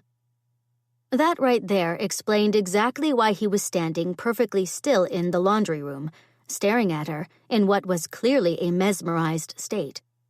From the time he'd begun amassing a fortune, women had shown a great deal of interest in him. Those women were from all walks of life, some belonging to the wealthiest families in Pittsburgh, and some not possessing much money at all. Their interest had turned him cynical over the years, especially when he'd finally realized that most of the women were more interested in his fortune than the man who'd made it. Izzy Delmont apparently wasn't interested in him at all, or she was, but only as a potential employer, which meant, "I still have no idea what all those cranks and handles do." Blinking out of his thoughts, Ian found that while he'd been pondering ideas best left unpondered, Izzy had moved from her notes and was now contemplating the washing machine. "Here, I'll show you," he said, forcing aside any disgruntlement he was still feeling, because he certainly didn't want her to decide he was a churlish sort, although why he didn't want her to come to that conclusion was beyond him. Taking a moment to explain how the cylinders worked, and how a person had to reach into the tub and pull out a piece of laundry before they could begin the wringing process, something he thought would be self-explanatory, but turned out to be anything but, he stepped aside. "So now you're ready to begin wringing, and then after the clothing has been wrung out, we'll be done with the laundry for the day?" His brows drew together. "No, we'll only be halfway done. It has to be hung out to dry, and then, now don't faint dead away, but it'll need to be ironed." "Ironed?" "To get the wrinkles out." "How, pray tell, does one go about ironing out wrinkles?" "One usually uses an iron, an object that's triangular, and is heated by placing it on top of the stove." Izzy's face fell. "I have to use the stove again?" Suddenly remembering he'd decided before the boiling water debacle that he was not going to hire Izzy to manage Glory Manor, because she truly was not experienced enough to take on the role, he opened his mouth, but then closed it almost immediately, when she suddenly squared her shoulders and nodded. "I'm certain ironing must be easier than boiling water, so no need to fret, I won't be able to handle the job."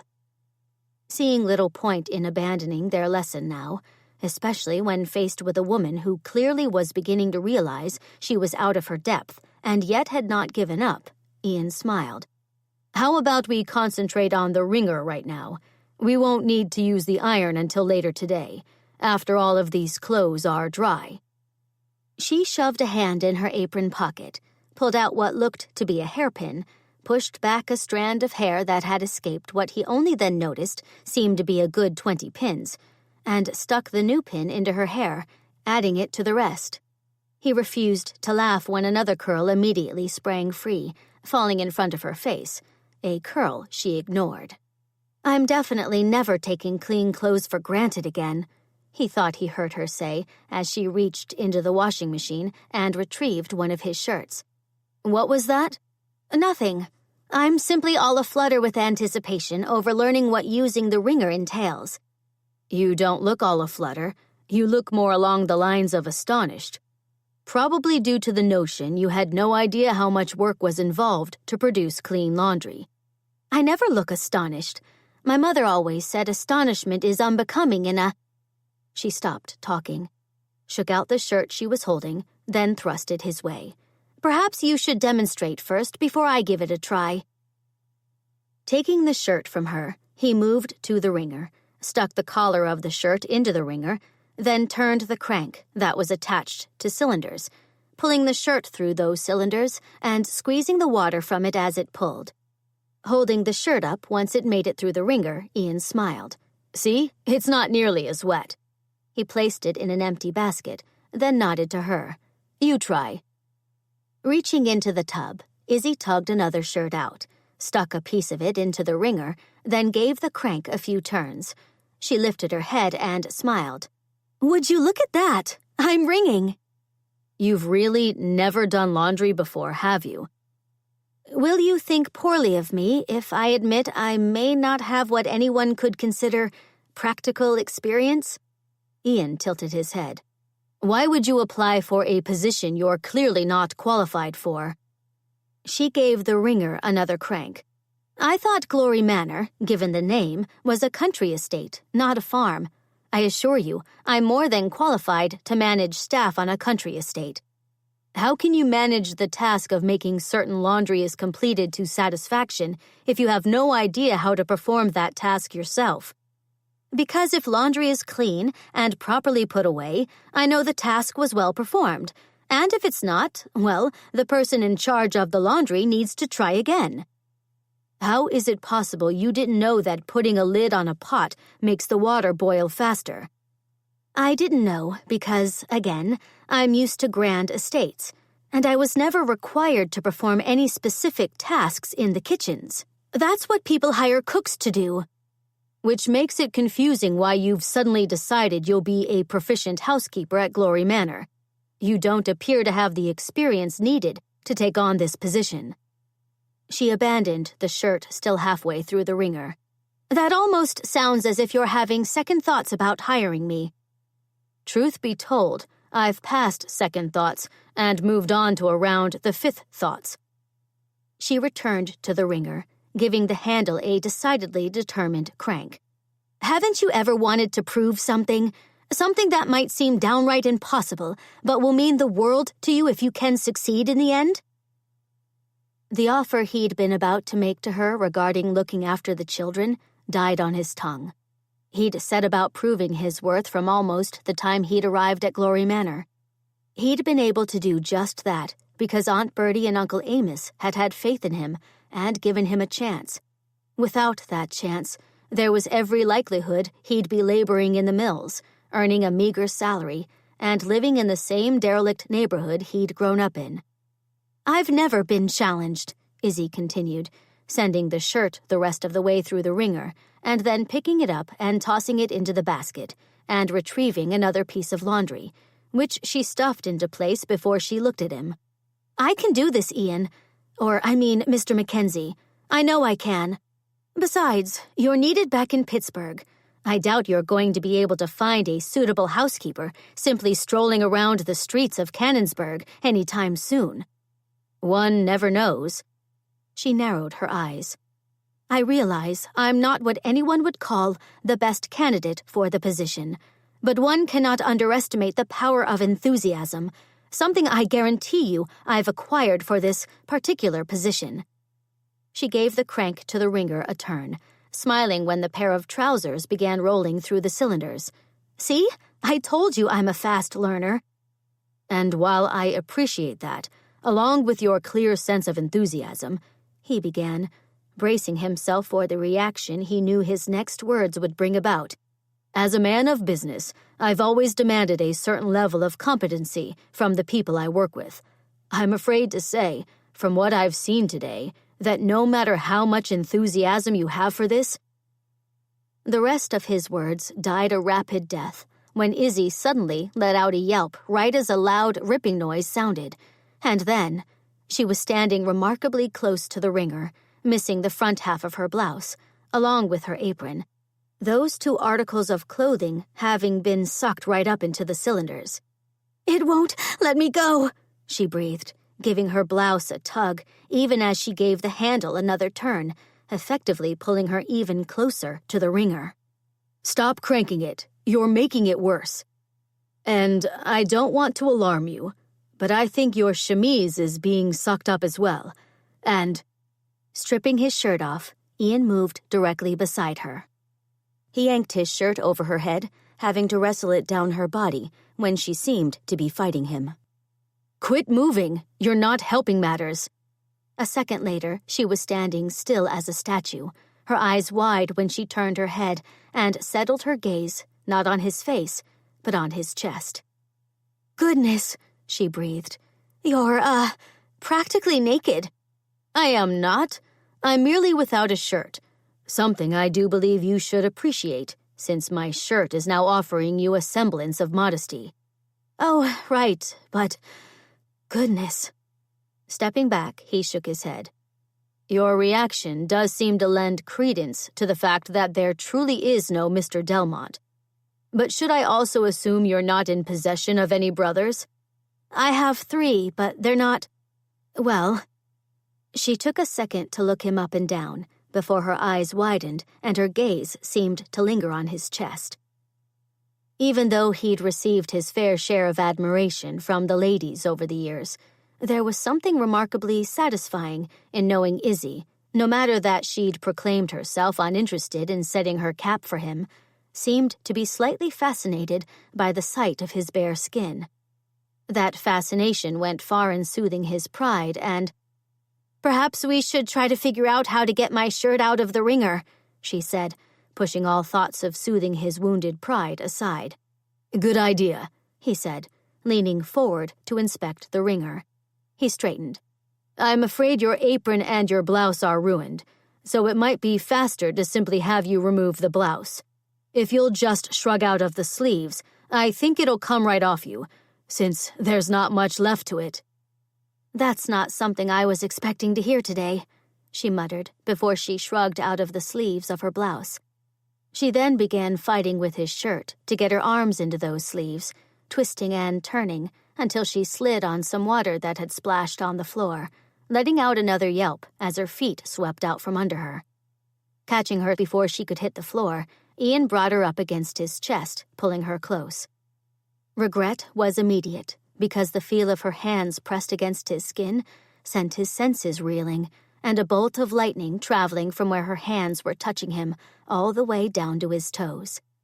He also felt the most unusual urge to tilt her head back and kiss her, an urge he knew he shouldn't give in to, but it was an urge he couldn't. "Primrose is gonna be sad she missed you kissin' Izzy again, Ian," a voice suddenly said from somewhere in the laundry room. "She and Aunt Bertie kept talking about how nice a wedding is. Can I be the one to tell them one's gonna happen now?" Sanity returned in a split second. Placing his arms on Izzy's shoulders, he took a step away from her, made certain she'd found her balance, then almost forgot someone else was in the room with them when he caught her gaze and saw a most curious look in her eyes. Or perhaps that was... Ian? You want me to come back later?" Forcing his attention away from Izzy, Ian turned and found Henry standing just inside the doorway, holding a telegram in his hand and grinning. "I wasn't kissing Izzy, or, Mrs. Delmont, Henry," he managed to say. "She got her shirt stuck in the wringer, and then... Well, no need to go into all the particulars. What's that you have there?" "Another telegram. And the man who delivered it said he was getting annoyed over having to travel out here so often." Striding across the room, Ian took the telegram from Henry, who was still grinning. Opening it, he read the contents, blowing out a breath as he lifted his head. "It appears matters have turned dire in Pittsburgh. I'm being met at the train station tomorrow morning by one of my business associates." "Which is why it's fortunate you have me to step in and oversee Glory Manor while you're away." Izzy walked to join him, then laid a hand on his arm, snatching that hand away a second later, quite as if she'd somehow forgotten he was missing a shirt. "I can do the job. You simply need to give me a chance." "You just got yourself stuck to a washing machine." "I'm sure that happens all the time." "I've never heard of such a thing before." "Only because the people who've gotten stuck have obviously been too mortified to admit it to anyone." "Which is an excellent point, but you and I both know you're woefully deficient with basic housekeeping skills." "Woefully deficient might be a bit harsh." She sighed, drew in another breath, then narrowed her eyes a second later, quite as if she'd come up with yet another argument. "You're a man of business." Was that a question or a statement? She ignored that as she took to tapping her finger against her chin. "I know men of business, and it seems to me they're always looking for the best deal." "I won't argue with that, although successful men of business are also always looking for the most competent people, ones worthy of the salary they're going to be paid." "Exactly," Izzy agreed. "I'm going to offer you a deal." "A deal?" "One you won't be able to refuse," she nodded. "If you'll offer me the position of housekeeper at Glory Manor, I'll work for no salary for, shall we say, 2 weeks? You really don't understand how business deals are supposed to work, do you? She ignored the question. If, after that 2 weeks, you still find me woefully deficient, I'll leave Glory Manor on my own accord, and won't even make you feel guilty about sending me away. But what if you burn the house down? I assure you, I am not so inadequate that I would burn down the house, her eyes flashed. Why, I have to imagine that when you return from Pittsburgh, you'll be so impressed with my proficiency that you'll be begging my pardon for insulting my abilities and offering me a tidy wage to continue working for you. Glancing at the telegram he was still holding, and realizing that he really didn't have many options, Ian looked up and caught her eye. You promise me you won't burn down the house? You have my word. He shot a look to Henry, who was nodding back at him, evidently adding his approval to a plan that was sheer madness. Looking back to Izzy, he frowned. You'll work as a housekeeper with no salary for 2 weeks, but more importantly, you're giving me your word this house will still be standing when I return in a few days? She smiled. I am, and you won't be sorry. I have every confidence you'll not be disappointed with my efforts, especially when you find this house not only still standing, but running in a very organized and efficient fashion. Chapter 16. Catching the biscuits on fire was most assuredly not the best way of honoring her promise to keep the house from burning to the ground. Beating the now flaming biscuits with a towel she'd grabbed from the sink, Isadora coughed and gave a bit of a wheeze as a plume of black smoke rose from the disaster on the baking sheet. A large torrent of water suddenly flew past her, and with a hiss and a sizzle, the flames went out, leaving only a smoldering mass of charred biscuits behind. Waving away the smoke that was obscuring her vision, Isadora lifted watering eyes and discovered Primrose standing beside her, holding an empty bucket. That was close, Primrose said, setting aside the bucket. Are you all right, Izzy? Izzy found the simple question a bit perplexing. Was she all right? It was truly difficult to say. The chore of watching over the biscuits had been a simple one. And yet, because she'd become absorbed with an image that kept springing to mind of Ian, not sporting a shirt, and displaying muscles that should come with a warning attached to them, she'd failed miserably. She was not a lady disposed to fanciful thinking about any gentleman, and yet, for the life of her, she couldn't stop thinking about Mr. Ian MacKenzie, thoughts that had seen her almost catching the house on fire.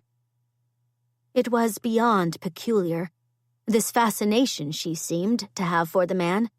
But that fascination, instead of fading the moment he left Glory Manor that morning at the unheard-of hour of 6, seemed to be growing. Thoughts of Ian were coming to mind every other second, even as she'd been trying to complete a few of the tasks he'd left written for her on a very long list. Those thoughts had left her with some interesting conclusions, the most important of those being this: he was an intriguing man. He was kind, charming, undoubtedly handsome, and he was a man of compassion. His sense of compassion was exactly why she'd known that bringing up her desire to prove herself and rise to the challenge of taking on the role of housekeeper would have him changing his mind and offering her the position. It had not been her finest moment, especially when she'd hardly risen to that challenge by neglecting the biscuits and allowing them to burn to a crisp. Shoving that less than comfortable thought aside, she poked a finger in the charred mass of dough, her thoughts, annoyingly enough, immediately returning to Ian. He was far more intelligent than she'd first assumed, a trait she'd always been drawn to, although the few intelligent gentlemen who'd struck her fancy over the years had been quickly dismissed by her mother as unsuitable. Hester's loftiest goal apparently centered around acquiring a title for Isadora, no matter if Isadora wanted it or not. Her lips began to curve at the thought of her mother's reaction if she learned that her only daughter was a tad intrigued by a man who'd grown up on a farm and gave an entirely new meaning to the term masculine, and, "Izzy, come quick! The goats are eating the laundry!"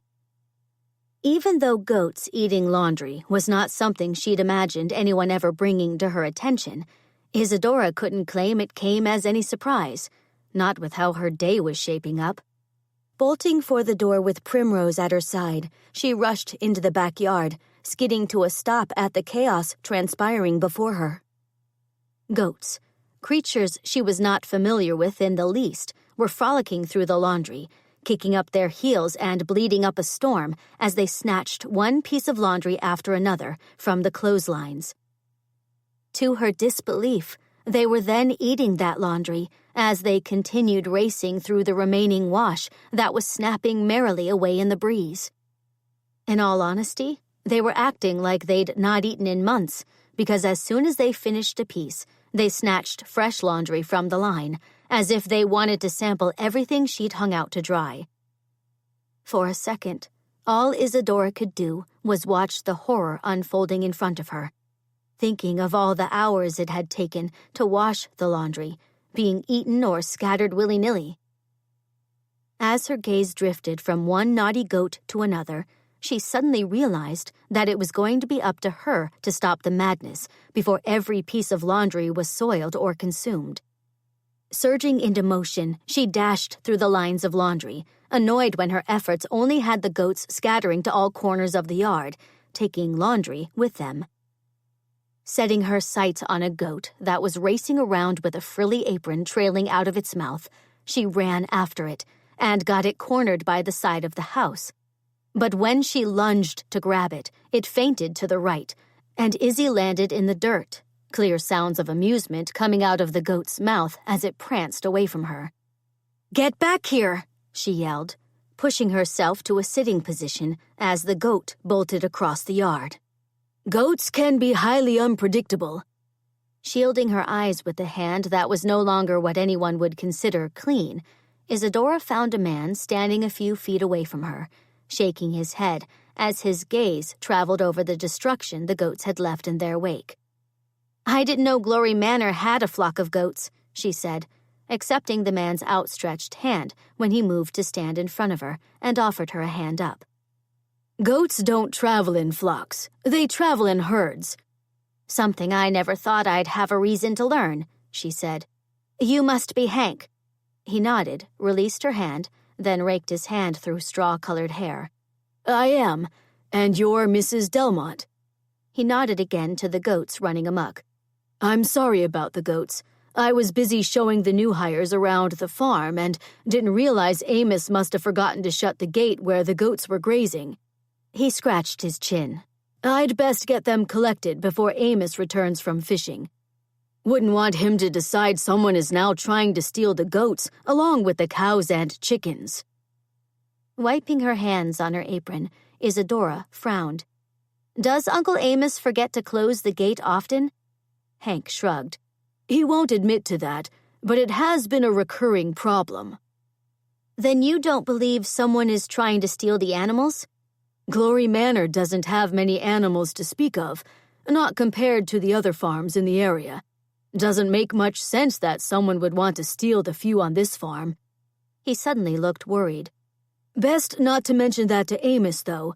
He's a little peculiar these days, so I've found it better to let him believe all the conspiracy theories he's come up with of late, then argue with him." "Wouldn't it be better to let him know he's just being forgetful when it comes to closing the gate?" "He's sensitive about his memory. The slightest thing can set him off, so it's easier all around if I just agree with him." His gaze returned to the laundry scattered around. "I'll help you clean up this mess after I collect the goats. As I said, it won't do to have Amos find them out here. He'll think some type of skullduggery is taking place." "We wouldn't want that, but—" Isadora stopped talking when her gaze landed on Violet, clasping a muddy frock in one hand while dashing what looked to be tears from her face. "Excuse me," she said to Hank as she hurried over to Violet. Kneeling beside the child, Isadora touched her shoulder. "Violet, what's wrong?" A small sob was Violet's only answer as she held up the small dress, then wiped her nose with a dirty hand.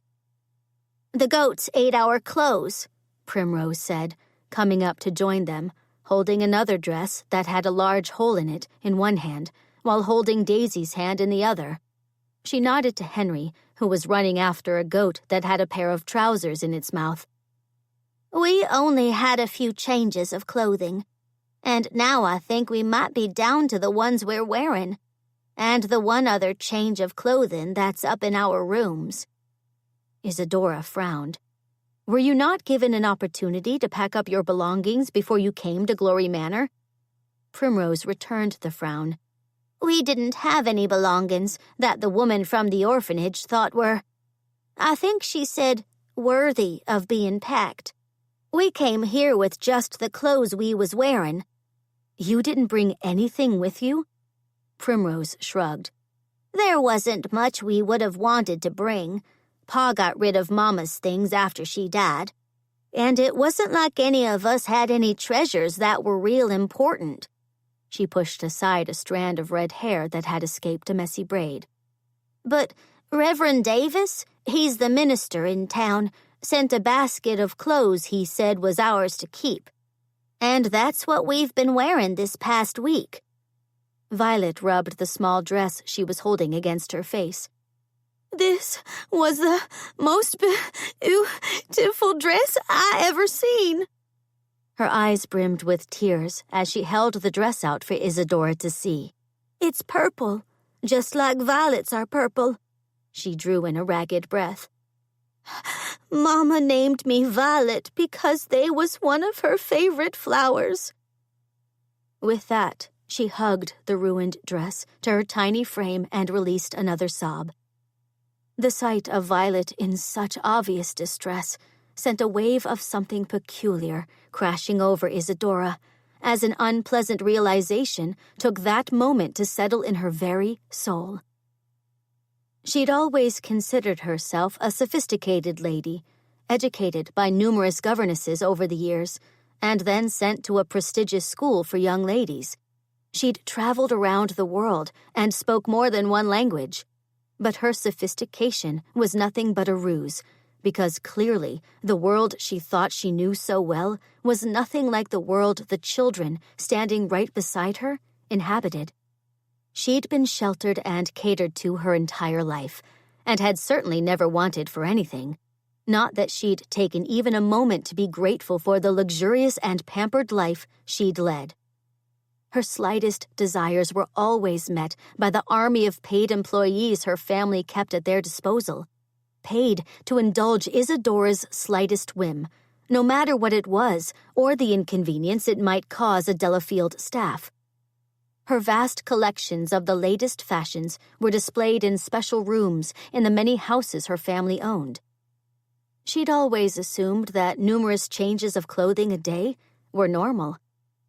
But now, when faced with 4 children who were evidently broken-hearted, that their hand-me-down clothing had been all but destroyed by goats, she was quickly beginning to realize that the world she thought was normal was nothing of the sort. It was becoming obvious that the world was not a kind place for many of its inhabitants, and had certainly not been kind to the children standing before her. That idea left her reeling, and caused the blinders she'd apparently been wearing for her entire life to fall. Straightening, she reached out and took the ruined dress from Violet, determined to make matters right with the Duffy children. "I need to speak with Aunt Bertie, children. I'll be back directly." "Do you want us to clean up this mess out here?" Primrose asked. Isadora glanced around the yard and squared her shoulders. "It's my fault the laundry got ruined, Primrose. I'll clean up the mess after I speak with Aunt Bertie. But if you'd be so kind as to make sure the goats don't eat more laundry while I'm gone, I'd appreciate it." "We can do that," Henry said, charging with Daisy through what little laundry was left hanging, a goat giving chase a second later, which had Henry and Daisy letting out shrieks as they scattered in opposite directions. "You couldn't have known the goats would get out?" Primrose said quietly, moving to take Violet's hand before she caught Isadora's eye. "True, but I promised Ian I'd look after all of you, and I've done an abysmal job. Do know that I intend to do much better from this point forward." Pretending she didn't see the clear skepticism in Primrose's eyes, Isadora turned on her heel and headed for the farmhouse. Edging past Buttercup, Isadora slipped through the screen door, turning to look through the screen when Buttercup emitted a mournful moo. "You can't come inside." Another moo was Buttercup's response to that. A smile tugged at Isadora's lips. "How about if I promise to bring you some apples after I speak with Aunt Bertie?" To Isadora's surprise, Buttercup's tail began to swish back and forth, and taking that as a sign the cow's obviously tender feelings were no longer hurt, Isadora turned and stepped farther into the kitchen. Her gaze immediately settled on Aunt Bertie, who was leaning on a cane directly in front of the oven. Her forehead furrowed as she surveyed the mess Isadora had left behind when she'd gone to attend to the goat situation. "I'm sure you've got a few questions about how all that happened," was all Isadora could think to say. When she swiveled around, Aunt Bertie's lips, surprisingly, curved into a smile. "No truer words were ever spoken, child. But," she gestured to Isadora, "why are you covered in dirt?" Isadora set Violet's ruined dress on the kitchen table. "There was an unfortunate incident with the goats. And while I'd dearly love to say I handled it, I'm afraid the goats got the better of me. And we now have laundry strewn about the yard, at least the parts of the laundry the goats haven't eaten yet. What in the world were the goats doing running around the yard?" "Hank seems to believe Uncle Amos forgot to shut the gate before he left to go fishing." Aunt Bertie frowned. "That does seem to be occurring often of late, but it's quite unlike Amos to be so careless, even with his failing memory. He's always taken great pride in caring for his animals." "The goats don't seem to have come to any harm, if that makes you feel better," Isadora began, "although I wouldn't be surprised if they came down with stomach aches, since laundry can hardly be good for a goat's digestion." Aunt Bertie waved that aside before she slowly walked over to join Isadora at the table. After leaning her cane against the table and then nodding to an adjoining chair, she sat down, waited for Isadora to do the same, then smiled. "Goats rarely suffer from stomach ailments. They've even been known to eat tin at times. But what happened to the biscuits?" Isadora rubbed a hand over her face. "I'm afraid I was careless with watching the oven, and before I knew it, they were on fire." She glanced to the biscuits and fought a wince. "But not to worry. After I finish cleaning up the mess in the yard, I'm determined to set the kitchen to rights, and then I'll whip up a new batch of biscuits." With her eyes widening in what appeared to be horror, Aunt Bertie glanced to the oven, then turned back to Isadora, reaching out to place a hand on Isadora's arm. "My dear, it's always been my belief that God gives us all certain gifts. You, I'm confident in saying, have not been given a gift as pertains to anything involving a stove. And with that said, and because I do think you may have promised Ian you'll keep the house from burning to the ground, we should agree that cooking, baking, and even boiling water should be left to me."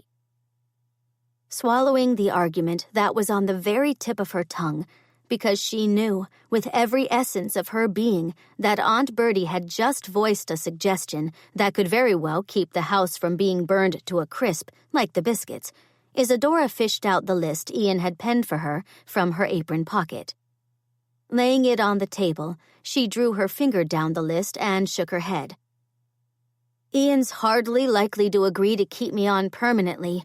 When he discovers I'm unable to complete 5 of the 20 or so chores he left for me to finish. Those 5 chores, I'm sad to say, all involve cooking, baking, boiling water, and—" She lifted her head. "I'm not sure what he meant by putting up jam, but I'm going to assume that has something to do with the kitchen." She wasn't certain, but Isadora thought Aunt Bertie might have shuddered before she gave Isadora's arm a good pat. Putting up jam, which involves boiling berries, straining them, and cooking them, while also boiling jars over the stove before putting the jam into them, is not going to be an ideal task for you to try and accomplish, Aunt Bertie said. As I mentioned, I believe God gives all his children certain gifts, and while I don't think your gift is in the kitchen, I'm sure you're possessed of a gift, most likely several. All that's left for you to do now is determine what that gift, or gifts, may be. Isadora tried to think of something she was overly proficient with, but nothing of consequence sprang to mind, at least nothing that could be considered important, such as competently feeding a family with edible food. Her only skills, as far as she knew, were being able to speak on topics that gentlemen found interesting, such as the weather, maintaining perfect posture, and painting charming pictures. Although she wasn't actually certain she was good at painting, no matter that everyone always claimed she possessed clear talent. Unwilling to admit to Aunt Bertie that she couldn't think of a single gift God might have bestowed on her, not that she'd ever really contemplated the subject of God and his gifts before, preferring to keep thoughts of God to the hours she spent in church on Sundays and the occasional Wednesday evening service, Isadora summoned up a smile. "What gifts do you believe God has given to you?" she finally settled on asking. Aunt Bertie returned the smile. "I'm not certain I'd call this a gift, more along the lines of a life purpose, but I was given the opportunity to raise Ian and provide him with the education he needed to achieve the success he so longed for." Her eyes crinkled at the corners. "I'm sure if God had not put Ian in my path, or whispered in my ear that day so long ago that I needed to give him a proper home, he'd not be where he is today. He'd be eking out a living working in the mills instead of—" She suddenly stopped talking, sent Isadora a look that had guilt written all over it, then picked up the list Isadora had left on the table and began taking an unusually marked interest in it. "Instead of what?" Isadora pressed. Aunt Bertie lifted her head. "Has Ian mentioned anything at all to you about what he does?" "He said he was a man of business, but he didn't elaborate." "I can't claim I'm surprised." Aunt Bertie suddenly began considering Isadora with a rather interesting look in her eyes. "I do find it encouraging that he'd admit he's a businessman to you, even with him not elaborating. He's always reluctant to discuss matters of business with anyone outside of his Pittsburgh associates or social circle. That he'd broach the matter with you, well, I certainly see that as progress." A tingle of apprehension began creeping up Isadora's spine. "Ian's involved with Pittsburgh society?" "I'm afraid so, even though I've been trying to convince him that gaining entrance to that society and then continually climbing the proverbial society ladder until he reaches the very top should not be his life's ambition." "His life's ambition is to reach the top of Pittsburgh's social ladder?" "It is." Isadora tilted her head. "Why would he then warn me that you may have matchmaking on your mind? That matchmaking's certain to fail because he obviously wants to marry a society lady to improve his social standing." Aunt Bertie blinked. "He told you I have matchmaking on my mind that he believes involves you?" With a nod, Isadora smiled. "He did, but don't worry that I've set my cap for him, or am disappointed that I don't possess lofty enough connections for him to consider me a suitable candidate for marriage. The last thing I want is a husband." "Is that because of something that happened with Mr. Delmont?" Isadora felt heat settle into her cheeks. She'd never been a lady comfortable with spreading false tales. Not that she'd ever had a reason to, since she'd always been one to follow the rules. Now, however, the tales she'd woven about her identity were becoming more and more difficult to keep, but she wasn't comfortable with lying to the woman sitting beside her. Aunt Bertie was obviously a strong woman, having lived her life on a farm. But she was also a compassionate woman and had taken children into her home because they'd had nowhere else to go. That meant she was a woman who demanded respect, and she was a woman who demanded the truth, if only in part. I'm afraid there isn't a Mr. Delmont. Aunt Bertie sat back in the chair and pinned Isadora with a stern eye. So you are here under false pretenses, aren't you? Are you going to send me packing if I admit that I am? Although I must tell you that I only assumed the title of Mrs. because no one will hire an unmarried lady in any position except for the lowest of maids. Aunt Bertie pursed her lips and stared at Isadora for an uncomfortable moment before she suddenly nodded. A logical explanation, to be sure. I might have done the same if I'd been forced to seek out employment in my youth. So you're not going to ask me to leave? Not today. But know that I'm well aware there's something curious about you. However, having said that, I don't get the impression you're a malicious sort. You're also a hard worker. Some might even say an overly enthusiastic one. But you somehow managed to convince Ian you were worth hiring. So for now, you may stay. What if I told you Ian only hired me because I presented him with a business proposition he couldn't refuse? And by that, I mean, I agreed to work for the next 2 weeks without drawing a wage. Aunt Bertie's mouth made an O of surprise. Good heavens, child, you understand him. You're obviously reading far too much into the proposition I broached to Ian.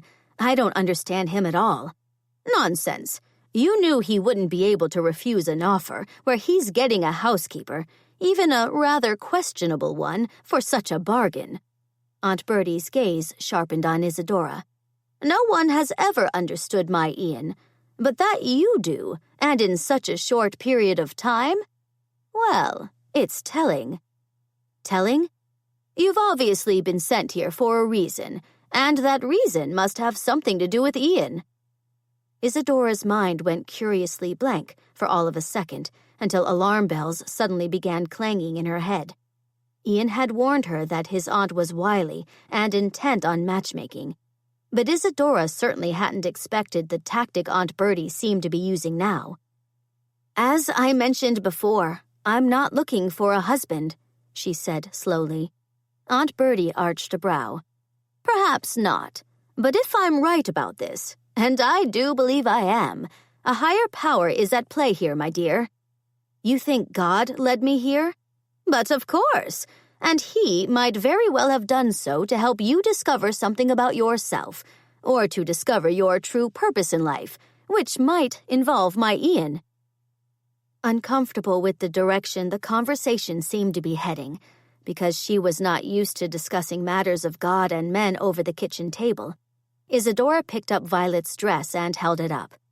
I think my only purpose right now is to figure out if this can be salvaged. A clever way to change the subject, my dear.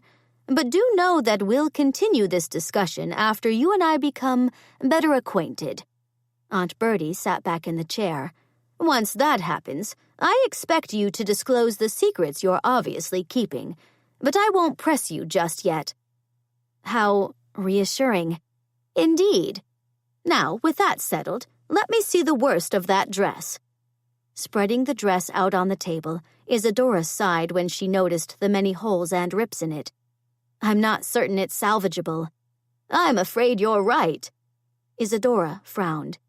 Is there a store in town that might sell ready-made garments for children? The general store does have a selection of ready-made clothes. If you're comfortable driving the wagon into town, you could see if there's anything available that would fit the children.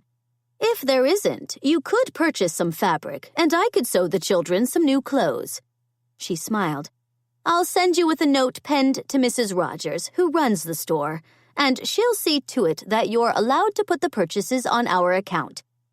I'm not charging anything to your account, Isadora argued. It's my fault the children lost their clothing, so I'll pay to replace that clothing. Aunt Bertie immediately took to tisking. You'll do no such thing. Ian set up that account for me, and he's a more than generous man, and would never balk at any charges made, especially not when you're purchasing much-needed items for the children. He was planning on shopping for the children before he got called back to Pittsburgh anyway. But it was my fault their clothing was destroyed. It was hardly your fault the goats got loose, and I'll not hear another word on the matter."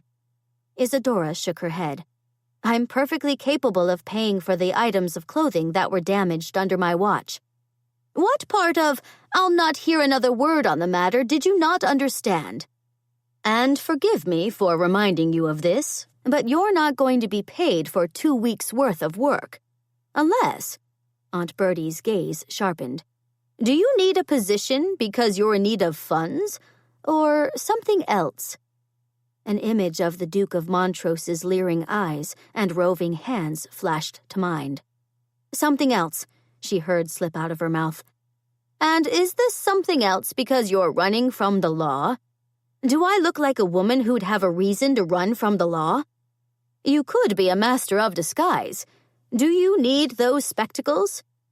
Unable to help but wonder how she'd apparently been coerced into revealing almost all of her secrets, and to an elderly woman who went by the name of Aunt Bertie, a name that should have belonged to a dear Dotty woman, not an overly astute and crafty one, Isadora felt her shoulders sink into an honest-to-goodness sag.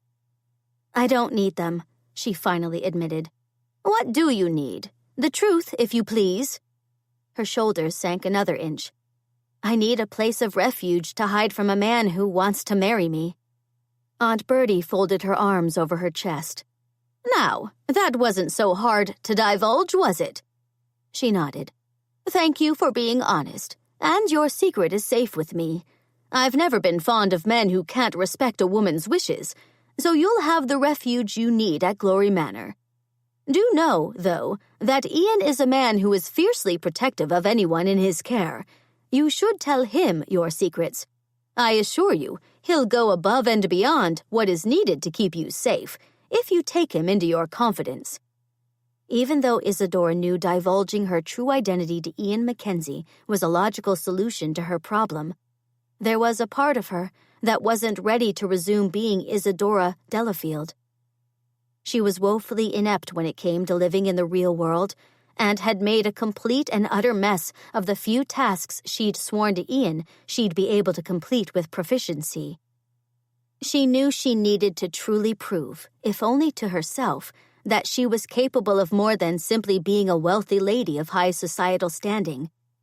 And perhaps, just perhaps, she'd find that purpose in life that Aunt Bertie seemed so convinced God meant for her to find. A purpose that would be more fulfilling than buying new wardrobes every season or attending balls that all seemed to be the same after a while.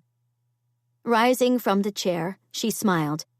"I will consider that, Aunt Bertie, but I would appreciate if we could keep my secret, for the moment, between the two of us."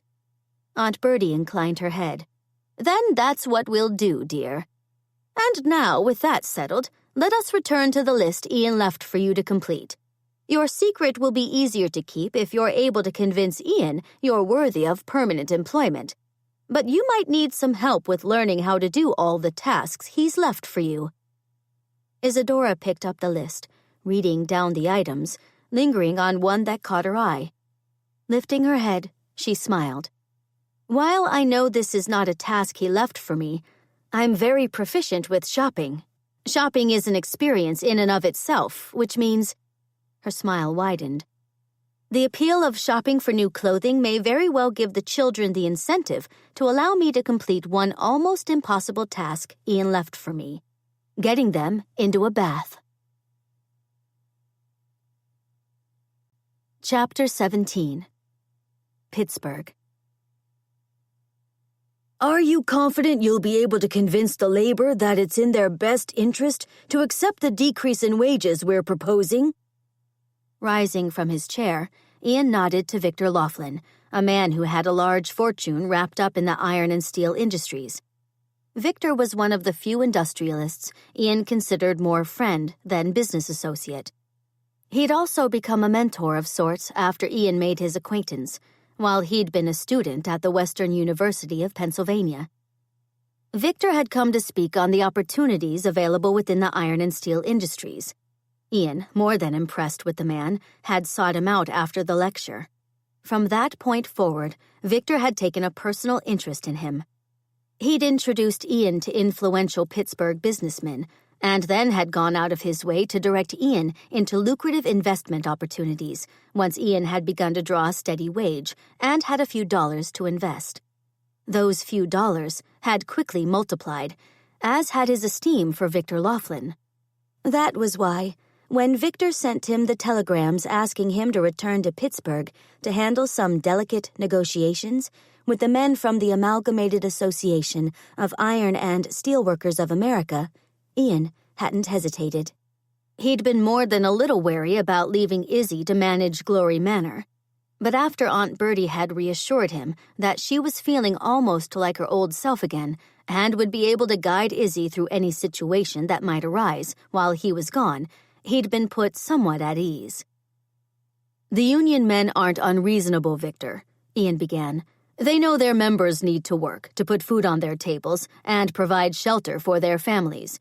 And they're also used to being asked for concessions based on the supply and demand for their products." He nodded to the other men gathered around the table in the office building not far from the Pennsylvania Railroad depot.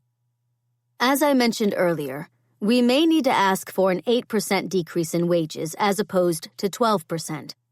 We might also need to consider shortening the average workday from 12 hours to 10, and abandoning the double shifts many of the mills are requiring their laborers to work."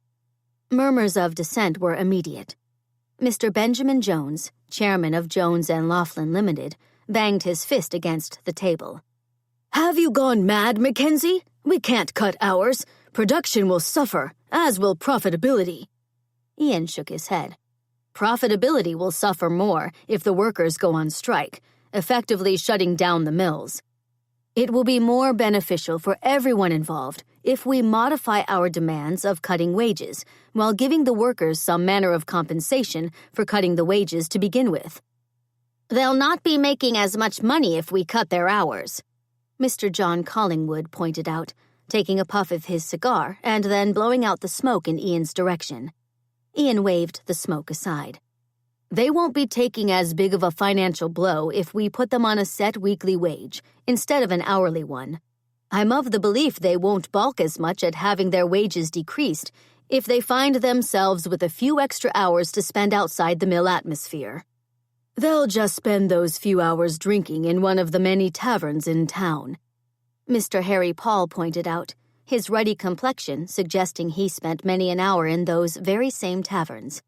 "Which is their choice," Ian said. "If I need remind you, gentlemen, we're not in the business of dictating what the workers do with the few scant hours they have when they're not working. We're in the business of industry, and occasionally it does require compromise." "Seems to me you might not be the man for this job after all, MacKenzie."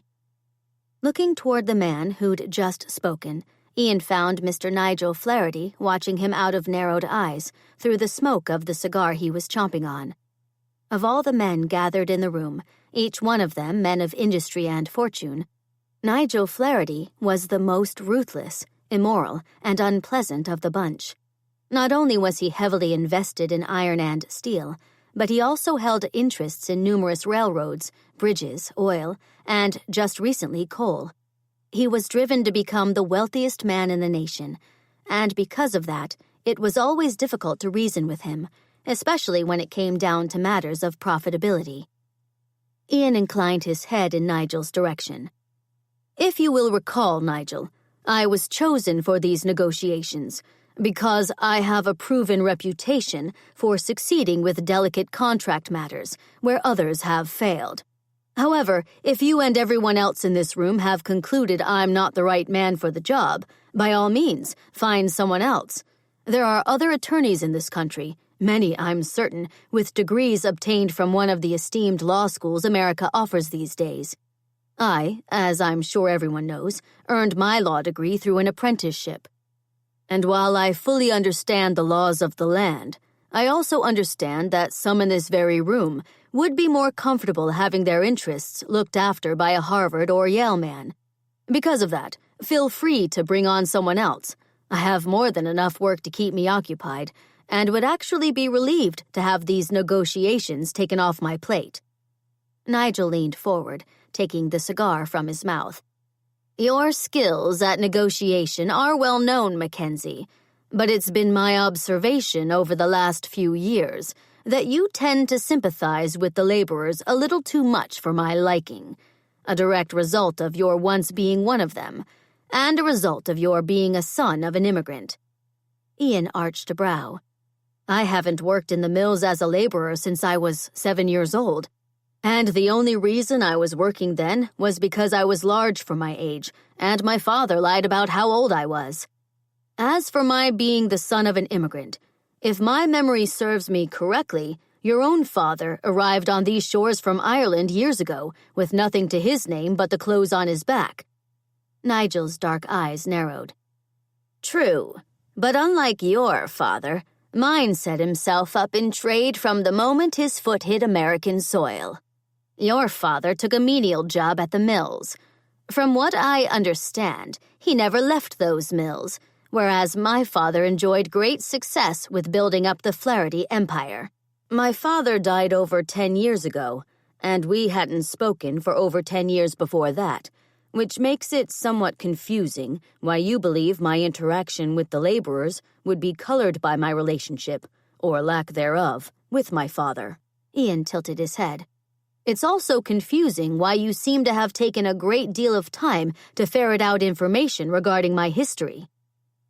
Nigel waved aside a plume of smoke. I always make it a point to learn as much as I can about my contemporaries. Ian strove to maintain his temper. Clearly, Nigel didn't view Ian as his contemporary, no matter that Ian had built up a considerable fortune of his own. It was an attitude he'd experienced often while climbing his way out of the world he'd been expected to embrace. However, it was an attitude he'd experienced less and less over the past few years. His reputation as a savvy man of business, and a man capable of successfully negotiating with the many different unions, going far to prove he was not a man easily dismissed. Why don't we wait and see what Ian can do with the union men before we decide to bring anyone else into the negotiating process? Victor said, rising to his feet and moving to stand beside Ian. I believe I speak for the majority in this room when I say we have every confidence you'll be able to navigate your way successfully through all the demands the unions are certain to broach. And on that note, we should let you get on with matters. Before Ian could do more than nod to the table at large, Victor had hold of his arm and was walking him across the room, down a long hallway, and then out into the smoky air of a Pittsburgh early afternoon. You shouldn't put much stock in anything Nigel said, were the first words out of Victor's mouth as they moved farther into the never-ending smog that blanketed Pittsburgh at all hours of the day or night, making it difficult to judge the current time without the benefit of a pocket watch. He's being difficult because he's set his sights on Miss Lillian Moore, who everyone knows has set her sights on you. Nigel is a good 20 years older than Miss Moore, and besides that, I have not given Miss Moore any reason to believe her interest in me is returned. She's one of the most eligible young ladies in Pittsburgh, and it would not hurt your social or business standing if you were to align yourself with her and her family. Mr. Richard Moore is worth millions, and his wife has set herself up as one of the leading society matrons in the city. They don't live in the city, Victor. They live in Shadyside, right up the road from me, and only 4 houses removed from you. Which could prove convenient if you'd settle your attention on Miss Moore. Victor shook his head. How many times have I told you that the key to great success lies more with whom you know and your connections than the talent you have with making prudent business investments and deals? Ian smiled. You've been quite vocal in sharing advice with me that will see my standing in the Pittsburgh social and business community grow. And while it's obvious your marriage to Dorothy Clemson provided you with invaluable contacts, she's also a lovely woman, possessed of a charming nature. Miss Moore, on the other hand, has what I can only describe as a questionable disposition. She's spoiled, willful, and incredibly demanding. That's merely because she's an only child and has parents who indulge her every whim. Whims she would expect me to indulge if I pursued a courtship with her. Victor smiled. Well, there is that. But what of Miss Florence Howe or her sister, Miss Ella Howe? They're both lovely girls and well-connected. I would think you'd find the idea of marriage to either of the Howe sisters intriguing." "The idea of marriage to a well-connected young lady is certainly intriguing," Ian admitted before he shook his head. "But I've yet to find a young lady ensconced in Pittsburgh society who intrigues me. I find conversation with the Howe sisters to be rather difficult. They only seem interested in speaking of the weather or the fashions that can be found in the Pittsburgh department stores. When I've tried to engage in more stimulating conversation, such as inquiring about what books they enjoy reading, Miss Florence and Miss Ella always look completely horrified, as if reading books is something to be avoided at all costs." "Gentlemen such as yourself, ones who have social ambitions that rival their business ambitions, cannot have it all, Ian. Young ladies from the best families are raised to believe that intelligence is not a desirable trait in women and is a sure way to end up a spinster, thus the reasoning behind their limited conversational abilities." That seems like a somewhat antiquated notion, especially given the strides the suffrage movement has made of late. Victor clapped him on the back. "I'm sure that society ladies in more established places, such as New York City, are more progressive, but this is Pittsburgh, and we've only just begun establishing our social presence. Because of that, our young ladies are encouraged to maintain a demure and, need I say, dull attitude." He smiled. "But if you find that attitude not to your liking, perhaps you should travel to New York to discover if there's a more progressive young miss just longing to abandon life in that bustling city and join you here in Pittsburgh." He gestured to the clouds of black smoke swirling in the sky, smoke so dense it obliterated any sign of the sun. "I'm sure a New York socialite would love having an opportunity to enjoy all that Pittsburgh has to offer, notwithstanding the smog that does occasionally make actions like drawing in breaths of air hard to accomplish at times." Ian grinned. "Yes, I can see where our soot-drenched skies would be a compelling reason for a lady to abandon one of the greatest cities in the country. But from what I've been told, and I got this from none other than Andrew Carnegie, New York socialites are being swept up in the rage of procuring titles from across the ocean. I don't believe my lack of a pedigree, or the fact that I didn't go to an illustrious university like Harvard, is going to look all that impressive to ladies intent on securing themselves an aristocrat. It's only a matter of time before our university in Pittsburgh rivals Harvard, Yale, or even Columbia. As for your lack of a pedigree, I would have to imagine many a young lady would overlook that, since, according to my wife, young ladies find you to be rather handsome, and they are apparently susceptible to—" he waved a hand at Ian's chest, "all that." "I'm not certain my all that is enough to impress a New York society lady." Victor laughed. "Perhaps not, although it does give you an edge over other eligible gentlemen, at least here in Pittsburgh. Add that with the fact that you've amassed quite an impressive fortune over the last few years with all the prudent investments you've made. And I have to believe you'll enjoy success with whatever young lady you set your sights on to marry." His smile faded. "You should make that decision sooner than later, though. There are many who still believe a man is more settled once he marries, and if you were to marry, I know your standing within society would benefit tremendously." Ian blew out a breath. "I know you're right, but it all seems somewhat depressing, choosing a woman simply because she can elevate my social and business standing in the world." Victor stopped walking.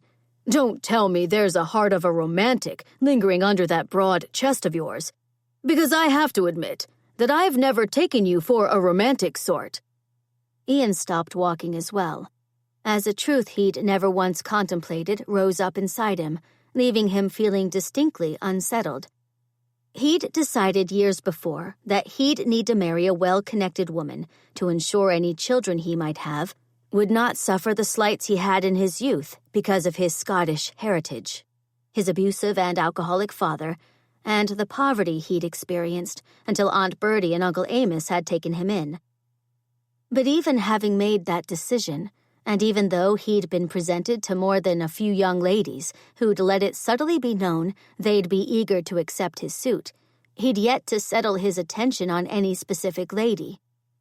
Was his reluctance in the matter of choosing a wife merely because he was being overly particular? Or could it stem from the idea that Victor was right, and that he wanted more from a relationship with a lady than merely a means to achieve all the goals he'd set out for himself? Could he, perhaps, be dragging his feet with acquiring a wife because he was actually looking for romance or love from a potential spouse? Ian shook that thought straight out of his head, because his main goal in life had always been to pursue business opportunities and increase his fortune with every new pursuit, which meant he had no room in his life for romance. He summoned up a smile.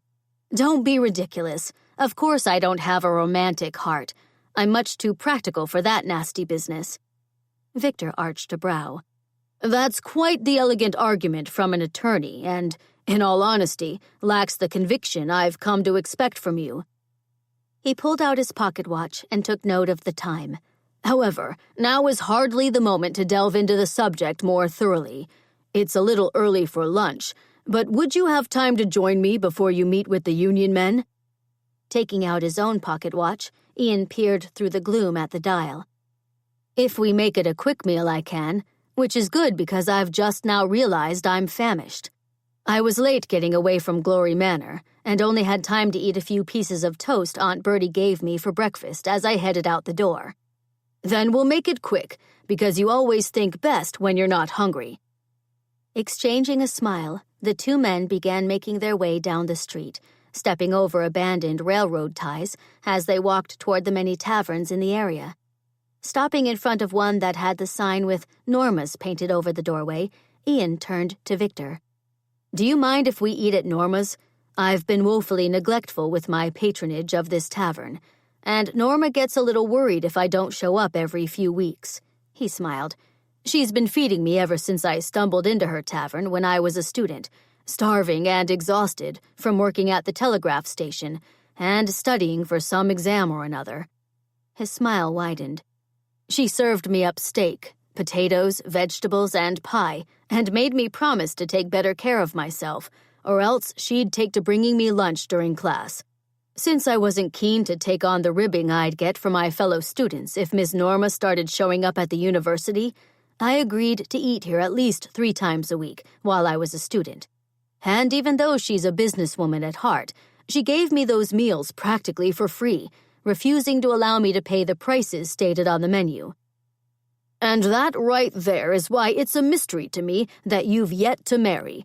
Women of all ages seem to want to take care of you.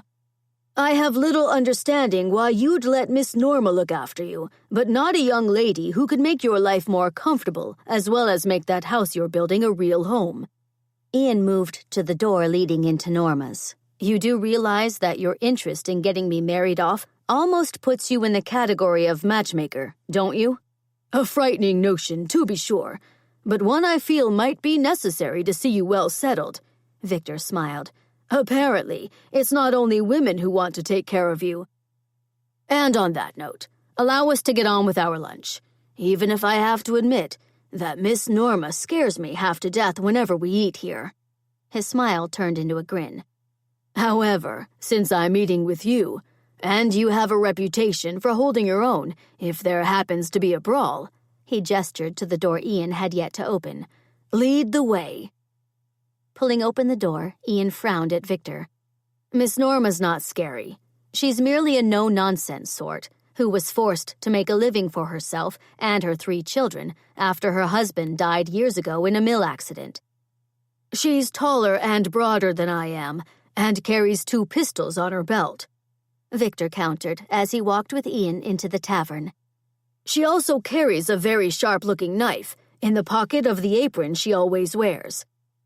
Which is very practical, considering she spends hour after hour serving surly men who have enormous appetites, few manners, and a tendency to swing first and ask questions after they've knocked out whoever they think has offended them. "Which makes me wonder why you always insist on eating here when you're in this part of the city." Victor muttered, as they stepped farther into Norma's and were immediately shown to a table by one of Norma's now fully grown sons. Taking a seat, Ian glanced around, smiling at the sight of all the men from the various mills wolfing down their meals, their boisterous voices mixed with the clatter of silverware.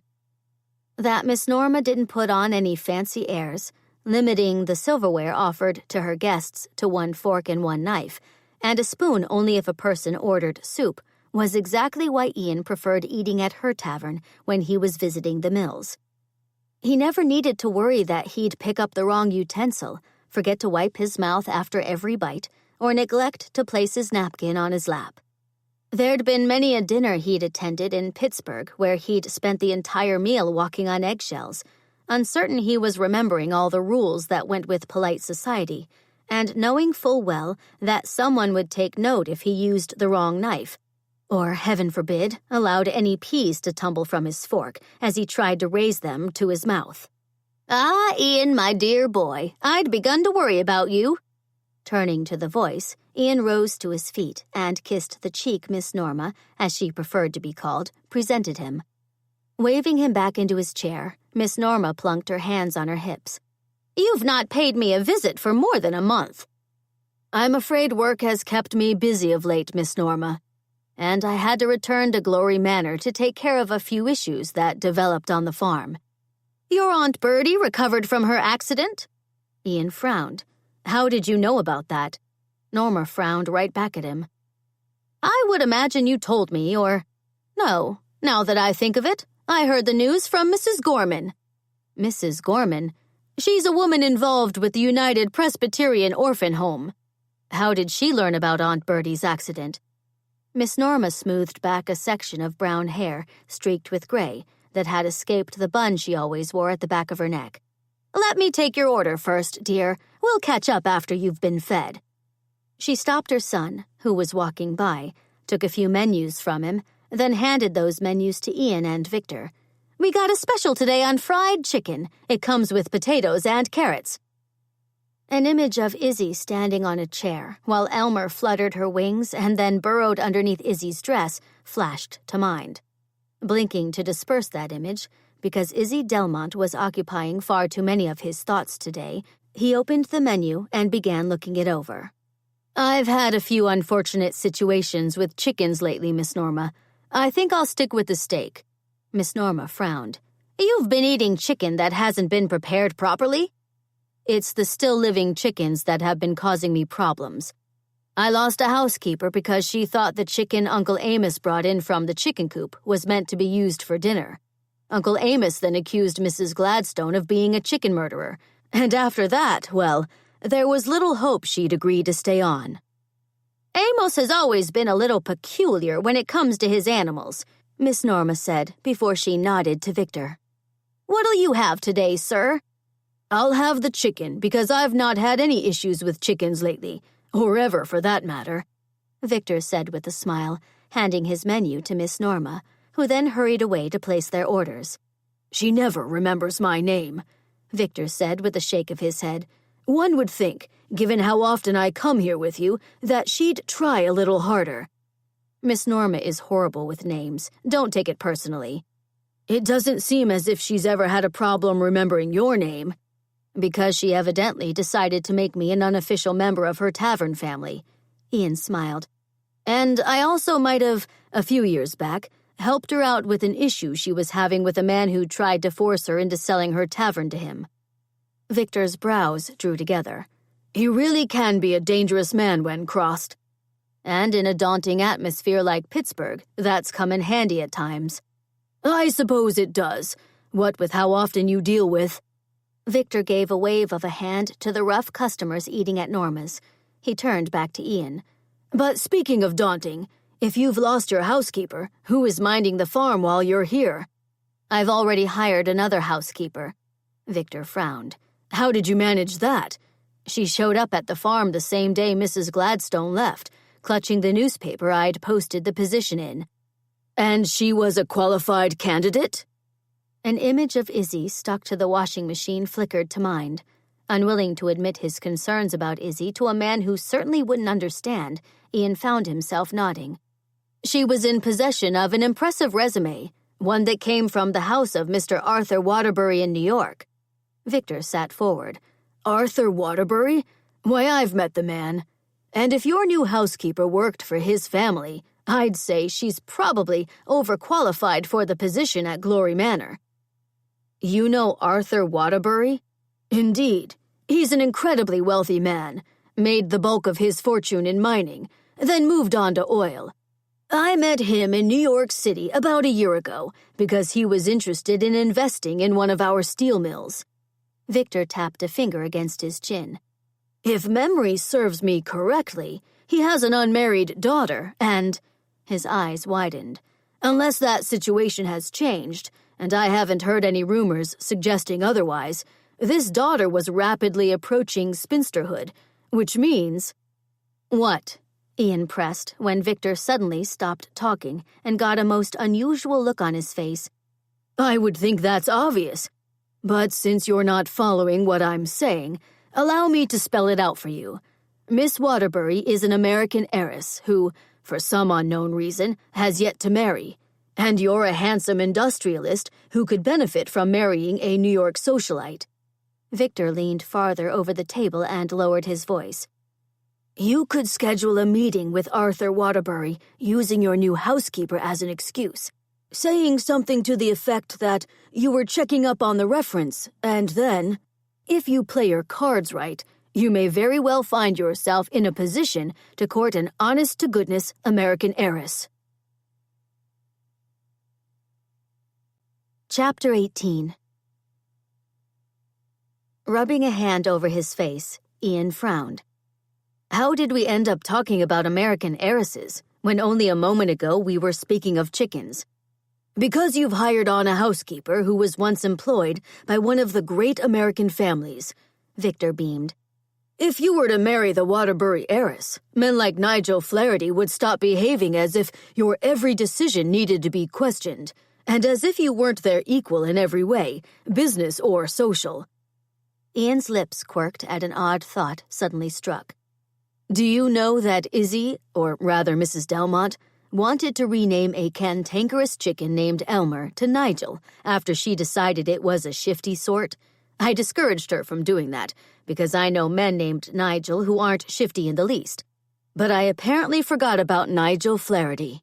Victor's gaze turned shrewd. Who is this Mrs. Delmont, or rather Izzy, as you called her? She's the new housekeeper. And you address her by her given name? Ian's collar suddenly felt rather tight. Well, no, not to her face. That would be inappropriate. As is thinking of her by her given name. Victor leaned forward. How old is she? And could she possibly be an attractive woman? Ian shifted on the chair, quite as if he'd suddenly turned into a naughty lad being taken to task by his teacher. I suppose she is attractive, although for most of the time we've been acquainted, she's been covered in a most hideous rash. Why do I get the distinct impression your housekeeper is more than merely attractive? Victor asked, his question causing Ian to tug at a collar that now seemed intent on strangling him. I'm sure I have no idea. Is she an older woman? Well, Relief shot through him when Miss Norma took that moment to reappear by their table, carrying 2 dishes in her hands that she quickly set down in front of them. Taking a seat next to Ian, she smiled. Now, where were we? Glad to be given an opportunity to change the topic of conversation away from Izzy, especially because Victor seemed to be heading in a direction Ian wasn't comfortable going. He returned Miss Norma's smile. You were about to tell me how a Mrs. Gorman became aware of Aunt Bertie's accident. Ah, yes, so I was. She leaned forward. Mrs. Gorman, as I mentioned, works with the United Presbyterian Orphan Home. She, bless her heart, has had a hard time of it lately, finding places for all the children needing good homes. She often stops in to see if I know of any families willing to take a few children in when the orphanage is out of room. I must say I was stumped at first when she told me there were 4 children needing to be placed in a home. But then I remembered how Bertie and Amos had taken you in all those years ago, so I directed Mrs. Gorman to Glory Manor. Ian lowered the knife he'd been using to cut up his steak. Did Mrs. Gorman expand on what the children had been through? Miss Norma gave a sad shake of her head. From what I understand, they lost their mother a while ago, right around the time the youngest was born. Their father, Roy Duffy, seemingly tried to take care of them, but he eventually, as so many widowed men do, brought the children to the orphanage. I thought Aunt Bertie told me that the children were abandoned. Miss Norma nodded. Well, yes, they were, the second time. The first time they arrived at the orphanage, their father agreed to pay the orphanage 50 cents a week per child, which would ensure that the children got to stay at the orphanage together. However, according to Mrs. Gorman, he stopped paying the money at some point. The orphanage was then forced to track him down, and they found him working the night shift at one of the mills. So he was working? Ian asked. Indeed. And after learning the orphanage couldn't guarantee the children would stay together without him paying their fee, he apparently told them his wages had been cut, which was why he was delinquent. But even knowing that, the orphanage still wouldn't promise him the children wouldn't be separated, so he fetched the children and brought them home with him. Ian frowned. It doesn't sound as if he is a horrible father, simply fell on hard times when his wages were cut. It's a problem throughout the city, dear. Men who've lost their wives are often forced to use the orphanages to watch over their children while they work. But then, if the mills reduce wages, as they're often known to do when productivity slows, the men are unable to pay the weekly orphanage fees and are either forced to see their children shipped out of the city, adopted by other families, or put to work as nothing more than indentured servants. She sighed. Many of these men fetch their children home, but are forced to leave them to fend for themselves for hours on end when they go off to work their long shifts in the mills. Something unpleasant settled in Ian's stomach, and it wasn't the steak. He was currently in the middle of negotiations with the labor unions, tasked with the job of getting the unions to accept a decrease in wages until demand rose again for the iron and steel they produced in the mills. He'd never once considered how that reduction would affect children. But now that he knew, it gave him an entirely different perspective on the matter. Taking another bite of steak, even though it was now tasting like leather, Ian followed it up with a drink of ale, frowning as he considered Miss Norma. Do you know how it came to be that Mr. Duffy ended up abandoning his children? Mrs. Gorman thought that Mr. Duffy tried to take care of his children for a while, since he apparently hired on a woman to look in on them when he was working. But then, what with the long shifts at the mill and the appeal of drinking when he wasn't working, he apparently forgot he had children at some point and neglected to return home to check on them, leaving the children on their own. The rent on their rooms came due, and when that rent wasn't paid, the landlord contacted the police, who then contacted the orphanage. Mrs. Gorman then came to see me because the orphanage didn't have the space to take in 4 new children. Ian frowned. And then I suppose that's when my aunt agreed to take the children. She's decided she'll provide them with a permanent home. Miss Norma's brows drew together. Bertie's a little old to be raising 4 children, Ian, especially since you told me Amos has been having difficulties with his memory. I would never have suggested Mrs. Gorman pay her a visit if I thought she'd do more than offer them a temporary home until other plans could be made, or if I'd known about her accident before Mrs. Gorman returned and told me about it. Ian touched Mrs. Norma's arm. There's no need to worry you've caused Aunt Bertie a hardship. She loves having children in the house again, and I can assure you I'll be hiring on help to look after them.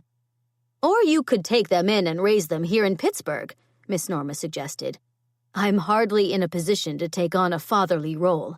You could if you found yourself a wife. What is it with everyone trying to get me married off today? He muttered to no one in particular, earning a smile from Miss Norma as she rose from the chair and exchanged looks with Victor. You keep on him about finding a wife, Mr. Laughlin. Ian's not getting any younger, and it seems a shame he's living all alone in that big house he's building in Shadyside. With that, she took a step away from the table, faltering when Nigel Flaherty suddenly edged around her and stopped directly beside Ian. How long he'd been in the tavern, Ian couldn't say, but he had the most curious feeling Nigel had been eavesdropping on his conversation, a suspicion proven true mere seconds later. "No wonder you said you had more than enough work these days if you're taking in orphans," Nigel said, sitting down in the chair Miss Norma had only recently vacated. "I haven't taken in any orphans, Nigel," Ian said shortly. "My aunt has.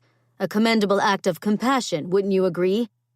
Or, yet more proof that you and yours are far too sympathetic to the very people who seem to think they deserve better compensation at the risk of digging into our profits." Ian's jaw clenched. "Whatever sympathies I may hold for the laborer have never affected my negotiation abilities, nor do I expect them to today. Then I suggest you get to negotiating, MacKenzie, because from what I understand, those laborers are close to going on strike. Do know that I, along with many others, will hold you personally responsible if that does indeed come to pass."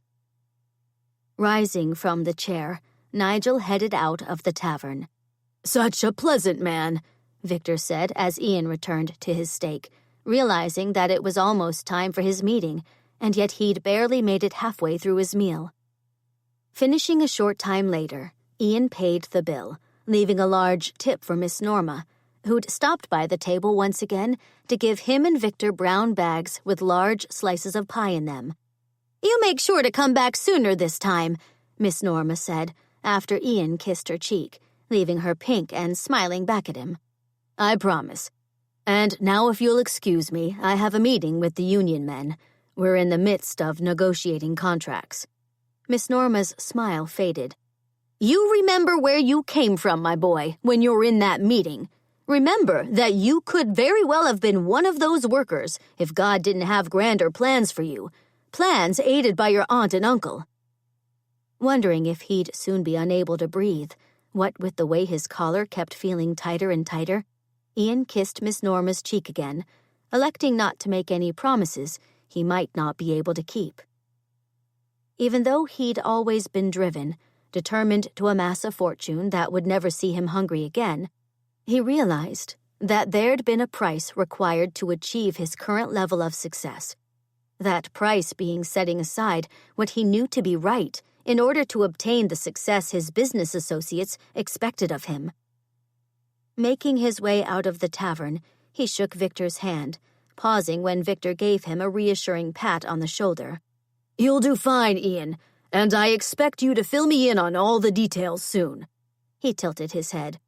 "Are you planning on traveling back to Glory Manor after your meeting?" "I'm afraid not. I have another matter to take care of for John Collingwood. He's having difficulty with some transportation issues surrounding a shipment of ore. Something to do with the railroads trying to increase their fares. After I look into that situation, I have more meetings with other union men from the steel mills. And then after that, if nothing catastrophic develops, I'll return to Glory Manor, hopefully within the week." Wishing him good luck, Victor walked away as Ian turned and strode in the opposite direction. He soon found himself walking with men making their way toward the many factories that were located next to the river, soot and smog swirling around them as they walked. They were rough men, built like bulls from the manual labor they performed. But even though they were rough, and most of them uneducated, they were men he could relate to, and men he enjoyed speaking with whenever he had an opportunity to do so. Exchanging nods with a few of the men, Ian felt a trace of remorse run over him at the thought that he was off to negotiate contracts that would see money taken out of the pockets of possibly every man who walked near him.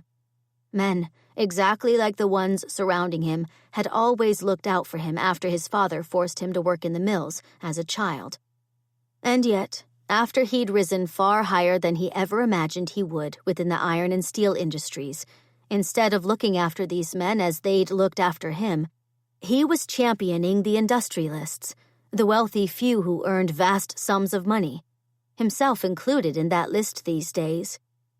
After taking a moment to ask if anyone knew a Mr. Roy Duffy, which no one did, Ian watched the men walk toward a shift that was fraught with stifling heat and dangerous conditions.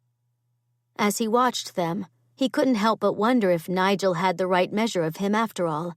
He was sympathetic toward the laborers, knowing what it took for them to return to the mills day after day, where they faced long hours of back-breaking work, and understanding exactly why they were considering going on strike, even if it meant they'd have no income until the strike was resolved. They were being asked once again to accept a decrease in their wage, while still being required to do the same amount of work. They were also undoubtedly aware that the investors and owners were still adding to their coffers, even with reduced orders for iron and steel. It was a business where supply and demand often saw profitability suffer. But because industry was alive and well in the country, profits were always reestablished at some point.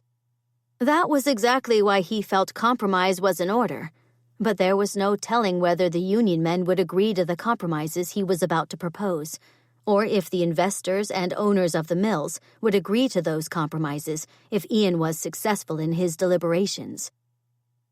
He couldn't help but wonder whether Aunt Bertie and her questions regarding whether he was truly following God's purpose for his life held more merit than he'd considered. And if so, what was he supposed to do next? Reminding himself that he wasn't representing the laborers at the meeting that was about to take place, but rather the investors and owners who entrusted him to see after their best interests. No matter the methods those interests might force Ian to take, he squared his shoulders, hoping he'd be able to end the day without losing a bit of his soul in the process. Chapter 19. Taking the reins in a practiced hand, even though Clyde, the working horse pulling the wagon, didn't seem to need much guidance as he plodded down the dirt road, Isadora glanced over her shoulder. The sight that met her gaze had her lips curling into a smile. 3 mutinous little faces were staring back at her, those faces remarkably dirt-free and rather pink from the scrubbing they'd recently experienced. "Isn't this a lovely day for a drive?" she asked, earning an immediate nod from Daisy, who was sitting directly beside her. That nod was accompanied by a grin as the little girl scooted closer to Isadora on the wagon bench, pressing her tiny body against Isadora's side and melting Isadora's heart in the process. Out of the 4 children, Daisy had been the easiest to get into the bath. She'd put up a fuss at first, screaming so loudly Isadora was certain her hearing would never be the same. But unwilling to admit defeat before she'd gotten even one child clean, she'd plucked a squirming Daisy straight off the floor, stripped off her frock, then plopped her into the steaming bath, getting completely soaked in the process. Thankfully, it had taken only a minute for Daisy to realize she wasn't going to suffer a horrible death from being in the bath. And before 3 minutes had passed, the little girl had made the monumental decision that baths were fun. After scrubbing the child with the lemon-scented soap Aunt Bertie had provided, she'd had every hope the 3 other children, after seeing how much fun Daisy had in the bath, would be more cooperative. Sadly, that had not been the case. Violet had cried throughout most of her bath, stating in between sobs that she could feel herself coming down with a cold. Primrose had chosen to remain mute during her time in the water, while sending Isadora glares as she'd scrubbed herself clean. And Henry, well, he'd been the most difficult of the bunch. Refusing to strip down in front of Isadora because he didn't want her to see his boy parts, as he'd called them, he'd shut himself in the bathing room. And after a lot of splashing and loud muttering, he'd finally opened the door, revealing a clean face and hands. Upon closer inspection, though, Isadora had found his neck still filthy, and when she peered down the back of his shirt, she'd realized that he'd not bathed at all, merely washed off the areas he thought would show. It had taken him 3 more trips into the bathing chamber, as well as the threat that she would assist him if he came out dirty again, before he'd finally taken a bath. His howls of outrage practically rattled the closed door as he went about what he'd evidently thought was torture. Now, over 2 hours later, and faced with 3 children who were still decidedly put out with her, Isadora felt as if she'd accomplished a feat worthy of praise. That she could finally cross off one of the items from Ian's list also left her feeling relieved. and because she could say she'd completed the task of getting the children to bathe in a somewhat competent fashion, she was not feeling quite as useless as she had after she'd caught the biscuits on fire and allowed the goats to eat half the laundry. "Bird!" Daisy yelled, pointing to the sky as a red bird flew by. "It is a bird, a cardinal," Isadora explained. Daisy tilted her head. "Cardinal." "Yes, cardinal. Very good." Isadora smiled. "You're a very curious little girl, Daisy, and incredibly bright as well." "The ladies at the orphanage thought she was slow-witted because she doesn't know many words." Isadora turned on the seat and directed her attention to Primrose. "How do you know this?" Primrose shrugged. "The women at the orphanage used to say that about Daisy all the time. They also said that even though she's young, her red hair would make it difficult to find her a permanent home, as well as for the rest of us, since we all have red hair." Temper was swift. "There is nothing wrong with having red hair. One of my best friends has red hair, and she's absolutely delightful." Isadora drew in a breath and slowly released it. As for those women saying that about Daisy, they were clearly mistaken. They were also horribly wrong for speaking such a thing with you anywhere near them. Primrose wrinkled her nose. "Grown-ups never notice when children are around." Since her own mother had rarely noticed Isadora throughout her youth, except when she'd had whatever governess had been employed at the time bring Isadora into the library at the end of the day to hear a progress report, Isadora couldn't argue that point. Even so, she settled on saying, it was not well done of these people to say such falsehoods about darling Daisy. She put the reins in one hand, then reached out and patted Daisy's arm. Simply because Daisy doesn't speak much doesn't mean she's slow-witted. My friend with the red hair, Beatrix, didn't speak a single word until she was Daisy's age, but now is possessed of a most impressive vocabulary. She smiled at Daisy, who was watching her with eyes as round as saucers. You are a very smart girl, Daisy, and do not ever allow anyone to tell you differently. Turning her attention back to the road, she squinted at what appeared to be a collection of buildings in the distance, a sure sign they were getting closer to the town of Canonsburg. Before she could point that out to the children, though, something Primrose had previously said distracted her. Turning around again, she frowned. I thought there wasn't room for you to stay in the orphanage, which makes it curious as to how those women were able to make such an absurd judgment about Daisy so quickly. There wasn't room for us at the orphanage the second time, Primrose said. We spent a lot of months there the first time. Isadora pulled the horse to a stop, turning around fully on the seat. You were sent to the orphanage twice, and one of those times you stayed there for months? Pa tried to take care of us for as long as he could after Mama died, Henry said, rubbing a finger over his nose. But it got too much for him because he had to work all the time. He took us to the orphanage so that we'd all get to stay together, Primrose added. He had to pay money every week to make sure that happened. But then, her forehead puckered, he ran on some hard times, and that's when he couldn't pay the fees no more.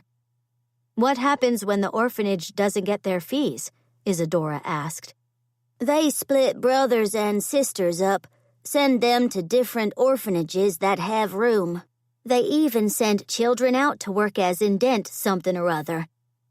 All the air seemed to get stuck in Isadora's lungs. Indentured servants? That's it, Primrose nodded.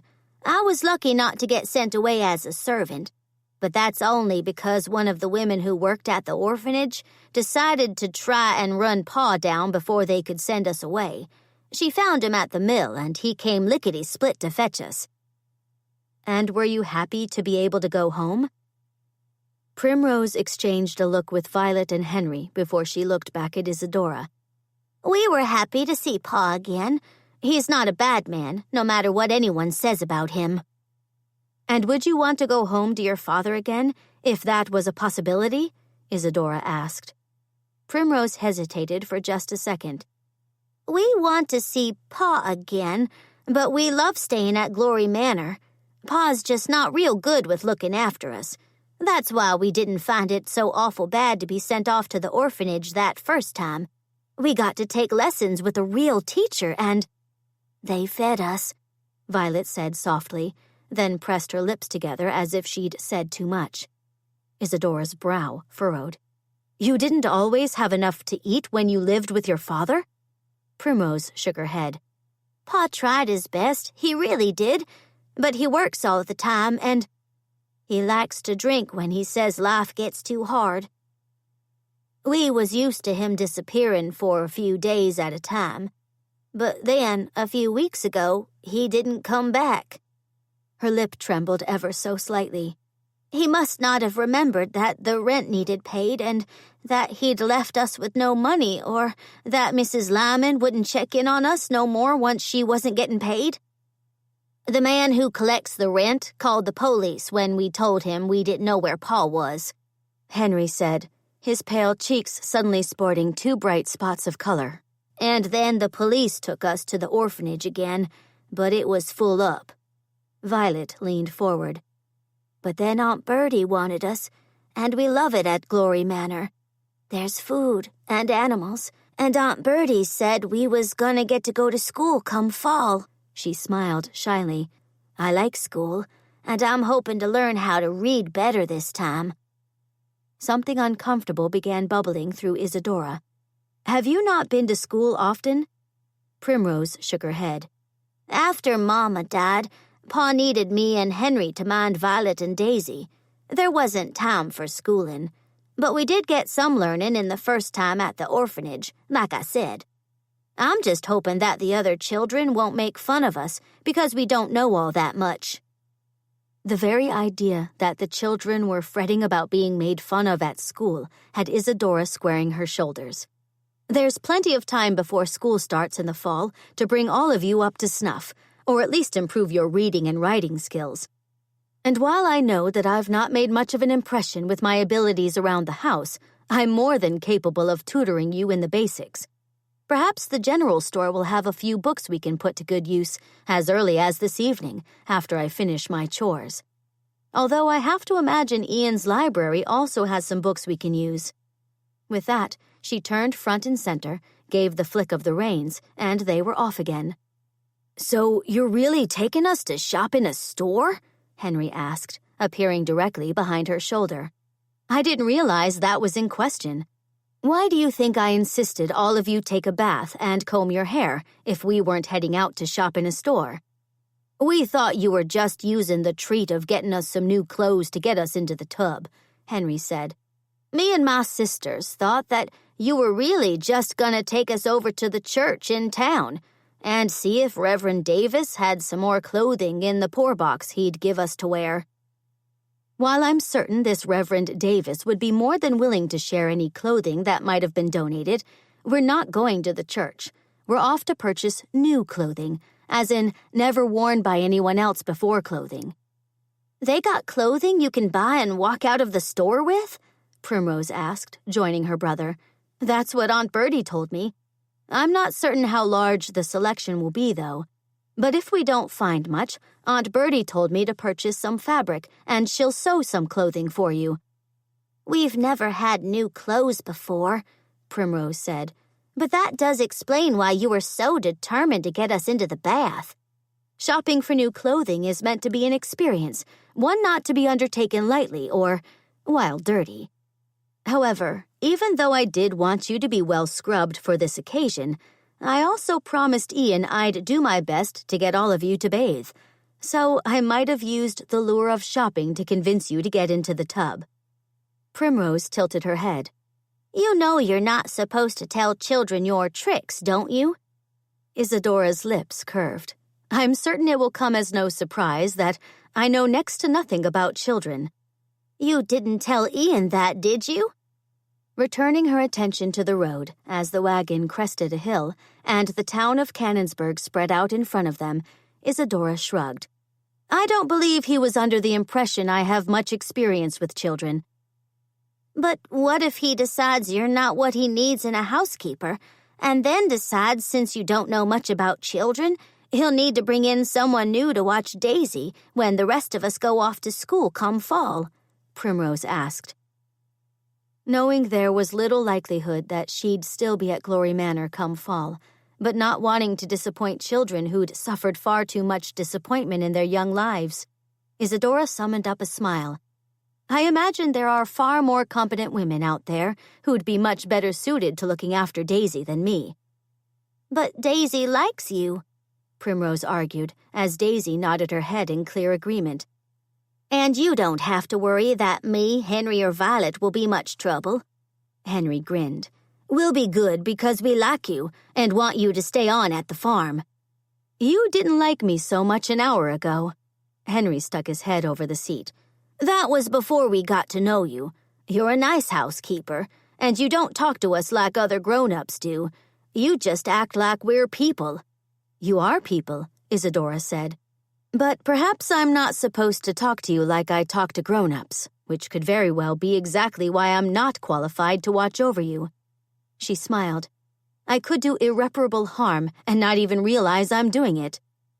"I imagine you talk to us like you do because you weren't treated like a baby when you was young," Primrose said, the crooked braids Isadora had attempted bouncing as she nodded her head. Isadora considered Primrose's words. The truth of the matter was that she'd not been treated like a child by her many governesses and nannies, because she'd been raised to believe she was superior to anyone working for her family. Frankly, she had to imagine all her governesses had found her to be incredibly willful, spoiled, and a somewhat unlikable child. Most of the children she'd grown up with, except for Beatrix, of course, were possessed of the same willful natures. But now, when faced with children who seemed genuinely delighted with the slight bit of attention and notice she'd given them, she couldn't help but feel ashamed of her younger self and the self-importance she'd worn like a cloak of honor. Looking up at the blue sky, she questioned whether Aunt Bertie had the right of things, and that she might have, possibly, landed at Glory Manor because she needed to find her purpose in life. Or, at the very least, discover some painful truths about herself, which could, hopefully, lead her to live a more meaningful life. Not that she had the slightest idea what that might entail, but it was an interesting... "That man's trying to get your attention." Blinking out of her thoughts, Isadora looked to where Henry was now pointing, and found a man hurrying down the steps of a building that had "Feed Store" painted on a sign. He was waving his hands and shouting something to her, but all she could think of was that she was a woman alone, responsible for 4 children, and didn't have so much as a stick to defend them against anyone interested in... "Ma'am, slow down, you're..." Giving the reins a determined flick because her father had warned her time and time again that kidnapping was a real threat to someone of their station, Isadora kept a firm grip on those reins as well as a firm grip on Daisy.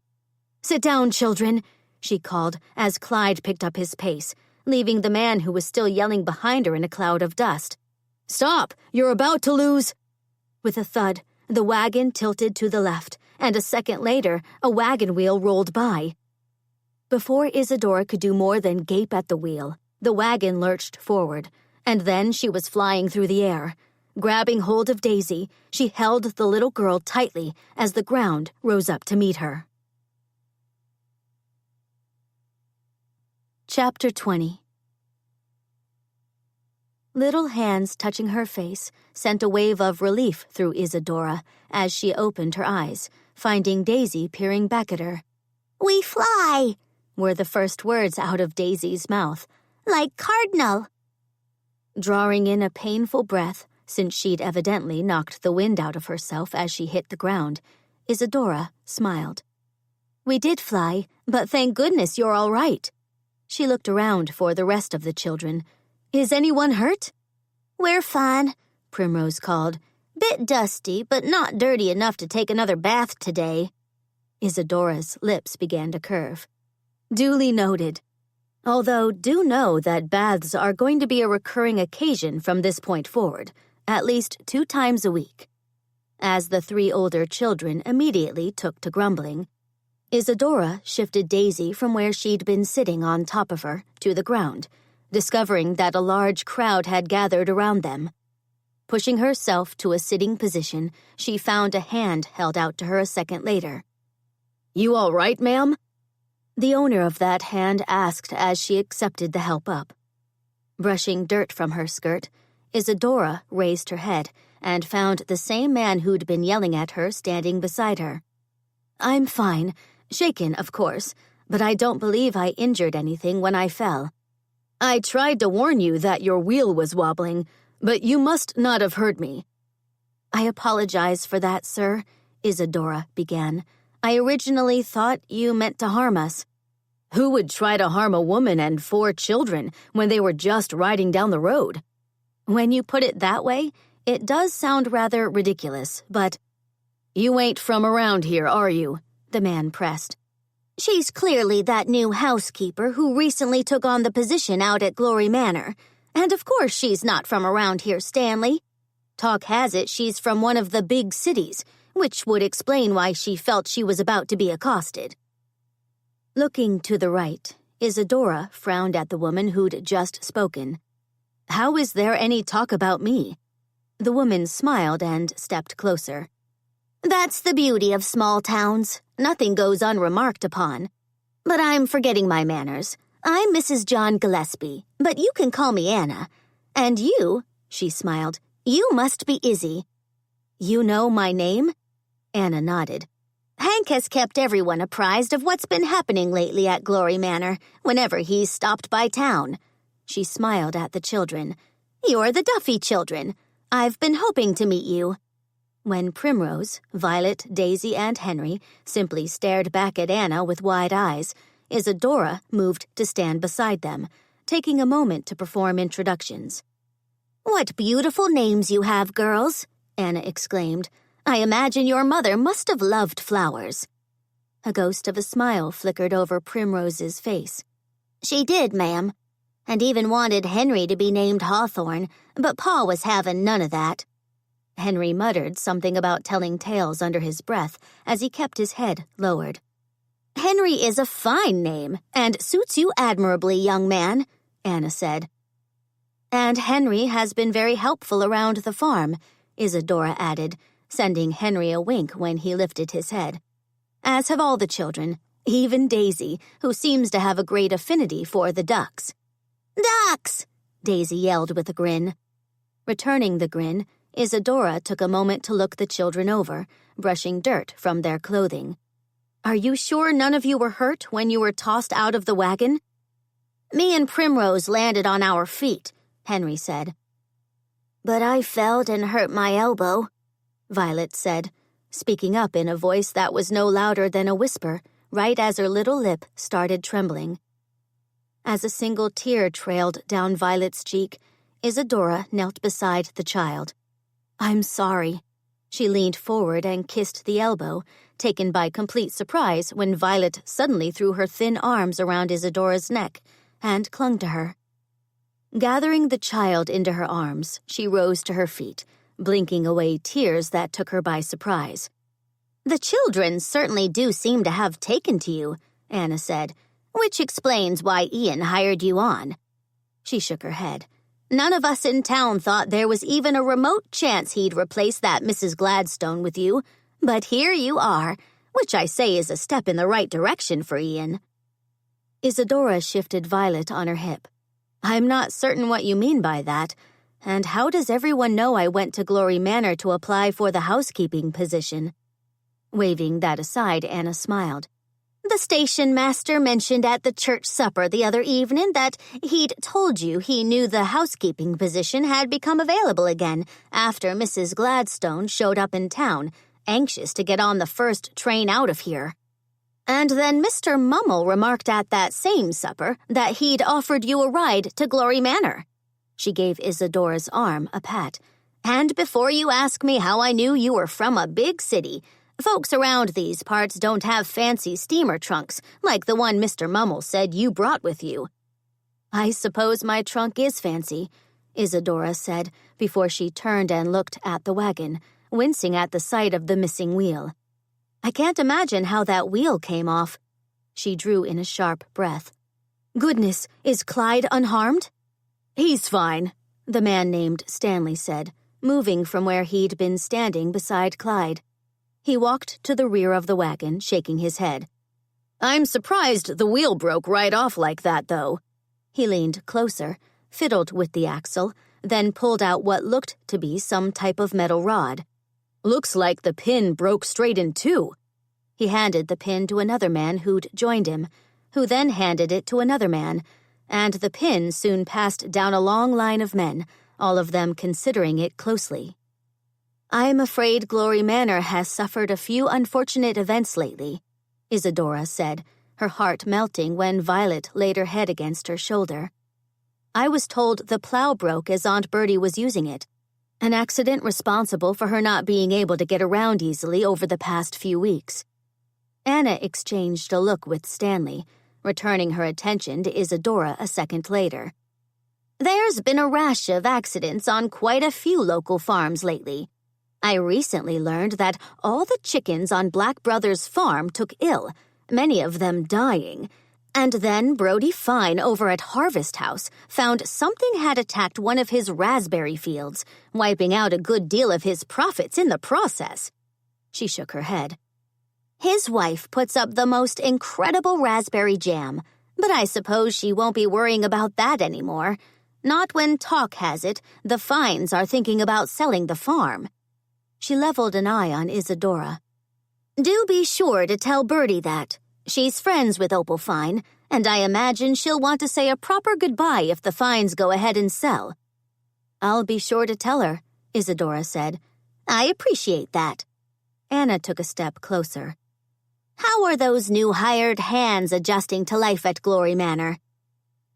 Since Isadora wasn't comfortable sharing what Hank had whispered to her about those hires before she'd left for town, that they didn't seem to be taking very well to the animals, she settled for a shrug.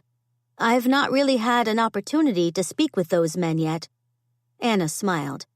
"I imagine your new position is keeping you busy. But speaking of that, how are you adjusting to life at Glory Manor?" "It's been a little hectic of late." "We had a fire in the kitchen this morning," Primrose said, speaking up. "It burnt the biscuits to a crisp." "And don't forget about the goats eating our clothes," Henry added. "That sure was unexpected." "And Izzy got sucked right into the ringer," Violet said, lifting her head from Isadora's shoulder, her eyes wide. "Good thing the ringer didn't suck her all the way in, 'cause we like Izzy, even if she made us take a bath." Hannah raised a hand to her throat. "Goodness, it does seem as if you're having a time of it out there." She looked at Henry. "Did goats really eat your clothes?" Henry nodded. "That's why we're here. We was going to get us some new ones at the general store." "We're still going to get you clothes," Isadora said. "I just have to figure out how to get the wheel fixed first, so we can get back to Glory Manor after we're done with our shopping." "There's no need for you to worry about that," Stanley said, nodding to the other men who'd joined them. "We'll get the wheel fixed for you, and then we'll bring the wagon to the general store when we're finished." "I wouldn't want to put you out." "It's no bother at all." Stanley waved toward a building up the street.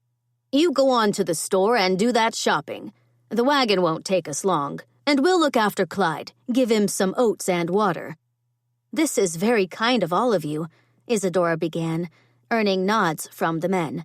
"And do know that I'll be happy to compensate you for your troubles if you'll provide me with a bill after you're done." Stanley shook his head. "There's no need for that, and we'll hear no arguing from you." "Amen to that," Anna said, stepping closer to Isadora. "And now that that's settled, how about I show you to the general store?" Realizing the matter was settled, whether she wanted it to be or not, while also feeling rather bemused by the idea that complete strangers were evidently perfectly content to step in and assist her, Isadora thanked the men again, and then followed Anna down the street. Settling Violet more comfortably against her, she reached out and took hold of Daisy's hand, smiling at Henry and Primrose, who'd stepped directly behind her. "You'll find Canonsburg to be a most welcoming town," Anna said before she began pointing out different shops, slowing to a stop as she gestured to a building in the distance. "That's our church, where Reverend Davis gives a most uplifting sermon on any given Sunday." Anna caught Isadora's eye. "Can I assume that you'll be bringing the children to the service this Sunday?" Isadora lowered Violet to her feet, taking hold of the little girl's hand. "Ian didn't put taking the children to church on the list he left for me before he went off to Pittsburgh." "Attending church isn't something normally found on a list, dear," Anna said, tilting her head. "Did you not attend church regularly where you used to live?" "My family and I attended church every Sunday when we were in the city, but I fear I haven't even considered attending church since I reached Canonsburg." Anna nodded. "I'm sure it's been quite the adjustment getting settled, but you'll feel much more at home once you begin to meet all the good folk in Canonsburg. There's nothing like the sense of community you'll experience after you become introduced to everyone, something I know Reverend Davis will make certain happens come Sunday after the service." Isadora leaned closer to Anna and lowered her voice. "I should tell you that I've only been hired on a temporary basis, which means I might very well find myself leaving Canonsburg in the not-too-distant future." Anna's eyes narrowed. "Ian hired you on a temporary basis?" Isadora smiled. "I'm afraid so, but in his defense, I'm not exactly qualified for the position because my experience with running a household is rather limited. And I've never even been on a farm before." Her smile turned into a grin. "In all honesty, Ian only hired me because he needed to attend to some pressing business in Pittsburgh, and I was his only option." Anna pursed her lips. "Everyone lacks experience when they first start out in life, my dear. I would think it'll take no time at all for you to adjust to your new position. Once you do that, Ian will be more than happy to offer you a permanent role at Glory Manor." "I'm not sure how competent I'll be, especially not after I almost burned the house down this morning and then allowed the goats to eat the laundry." Was all Anna had to say about that before she began walking again, stopping in front of a large building a moment later. Gesturing to the building that had a large sign with the words General Store painted on it, she smiled. "I'm sure you'll be able to find the children some clothing here. Although," her smile faded, "you won't find as much variety as you would in a store such as Joseph Horn Company in downtown Pittsburgh. But one can't really expect to find that level of shopping in a small town like Canonsburg." "I've never heard of Joseph Horn Company." "It's a marvelous store, 7 stories high, mind you, and they have fashions that a person would only expect to find in New York City." Anna beamed. "I bought a lovely shawl there last year, and me and the husband always go down to Pittsburgh around Christmas to shop, although the prices are rather dear, so we don't come home with much. Perhaps I'll need to speak with Ian and convince him a trip to Pittsburgh might be in order to add to the children's wardrobes before they go off to school."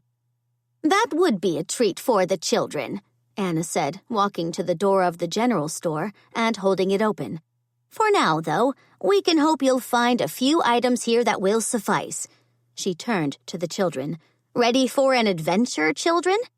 As the children immediately began nodding, Anna ushered them into the store, Isadora following a second later, finding herself beyond curious to see what a general store actually looked like inside, and if it could, in any way, compare to the sophisticated stores she'd shopped in around the world. Chapter 21. Stopping directly inside the store, Isadora found herself in a most charming space, taken aback by the extent of the inventory surrounding her. Shelves running from the floor to the ceiling were stocked with tins and small boxes, carrying a range of products from soap to cakes of yeast, while jars that were filled with a variety of candies sat on the glass cases. Pots and baskets were hanging from hooks on the ceiling, and large bags of what appeared to be flour were stacked on the floor. Turning, Isadora discovered all 4 children staring with wide eyes at the jars of candy.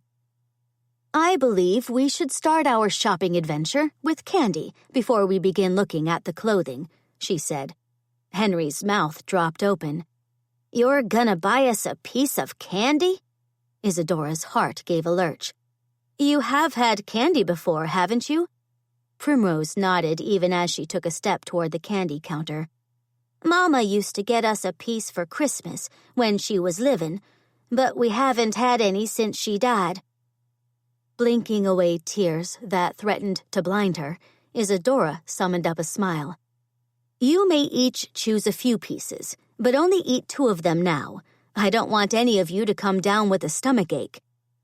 That was all it took for the children to rush to the candy counter, peering at every jar as they went about what was obviously the daunting task of trying to decide what candy would be the most delicious. Ah, I see I have some customers, a woman exclaimed, bustling through a door at the back of the store, her arms filled with bolts of fabric. Depositing the fabric on top of a counter, she smoothed a hand over her brown hair and smiled at Isadora. You must be Izzy, and I want to say your last name is Delmont, but I'm not certain about that. Before Isadora could respond, Anna spoke up. It is Delmont, Maggie. She's Mrs. Delmont, but everyone calls her Izzy. Hank told me. Anna nodded to Isadora. This is Maggie Rogers, Izzy. She and her husband run the general store, and she's just the person to help you find some clothing for the children. Maggie's eyes began to gleam. You're here to buy clothing? How wonderful! We've only recently got in a nice selection of dresses for girls, since it's time to stock up for the coming school year. She took a step toward Isadora. May I dare hope that Ian has given you a nice budget to clothe the little darlings who've come to live at Glory Manor? He wasn't actually home to give me a budget, but Aunt Bertie told me to put the purchases on his account. She gave me a note so you'll know I'm not up to anything shady. Maggie's eyes gleamed brighter than ever.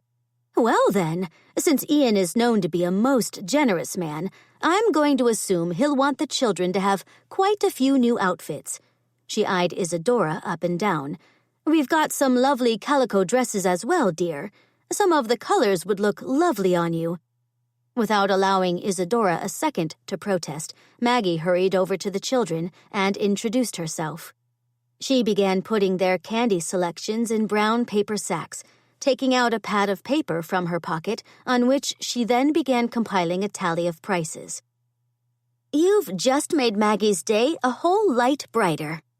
Right as the door to the general store opened and an entire swarm of women hurried in. I was wondering when everyone would arrive to meet you. She smiled and waved the women over. Word must have already gotten out you've come to town.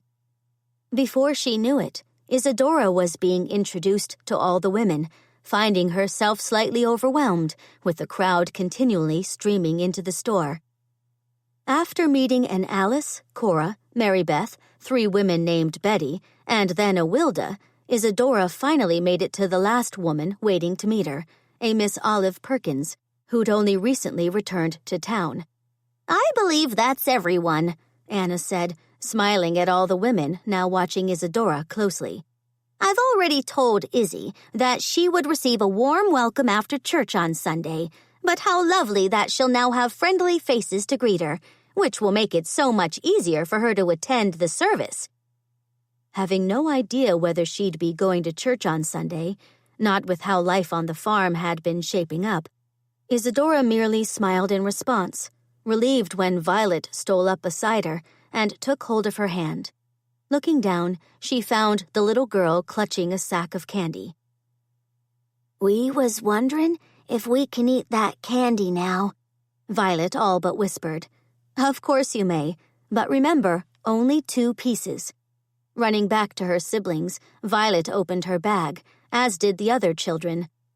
Isadora watched as they popped what looked to be pieces of peppermint candy in their mouths.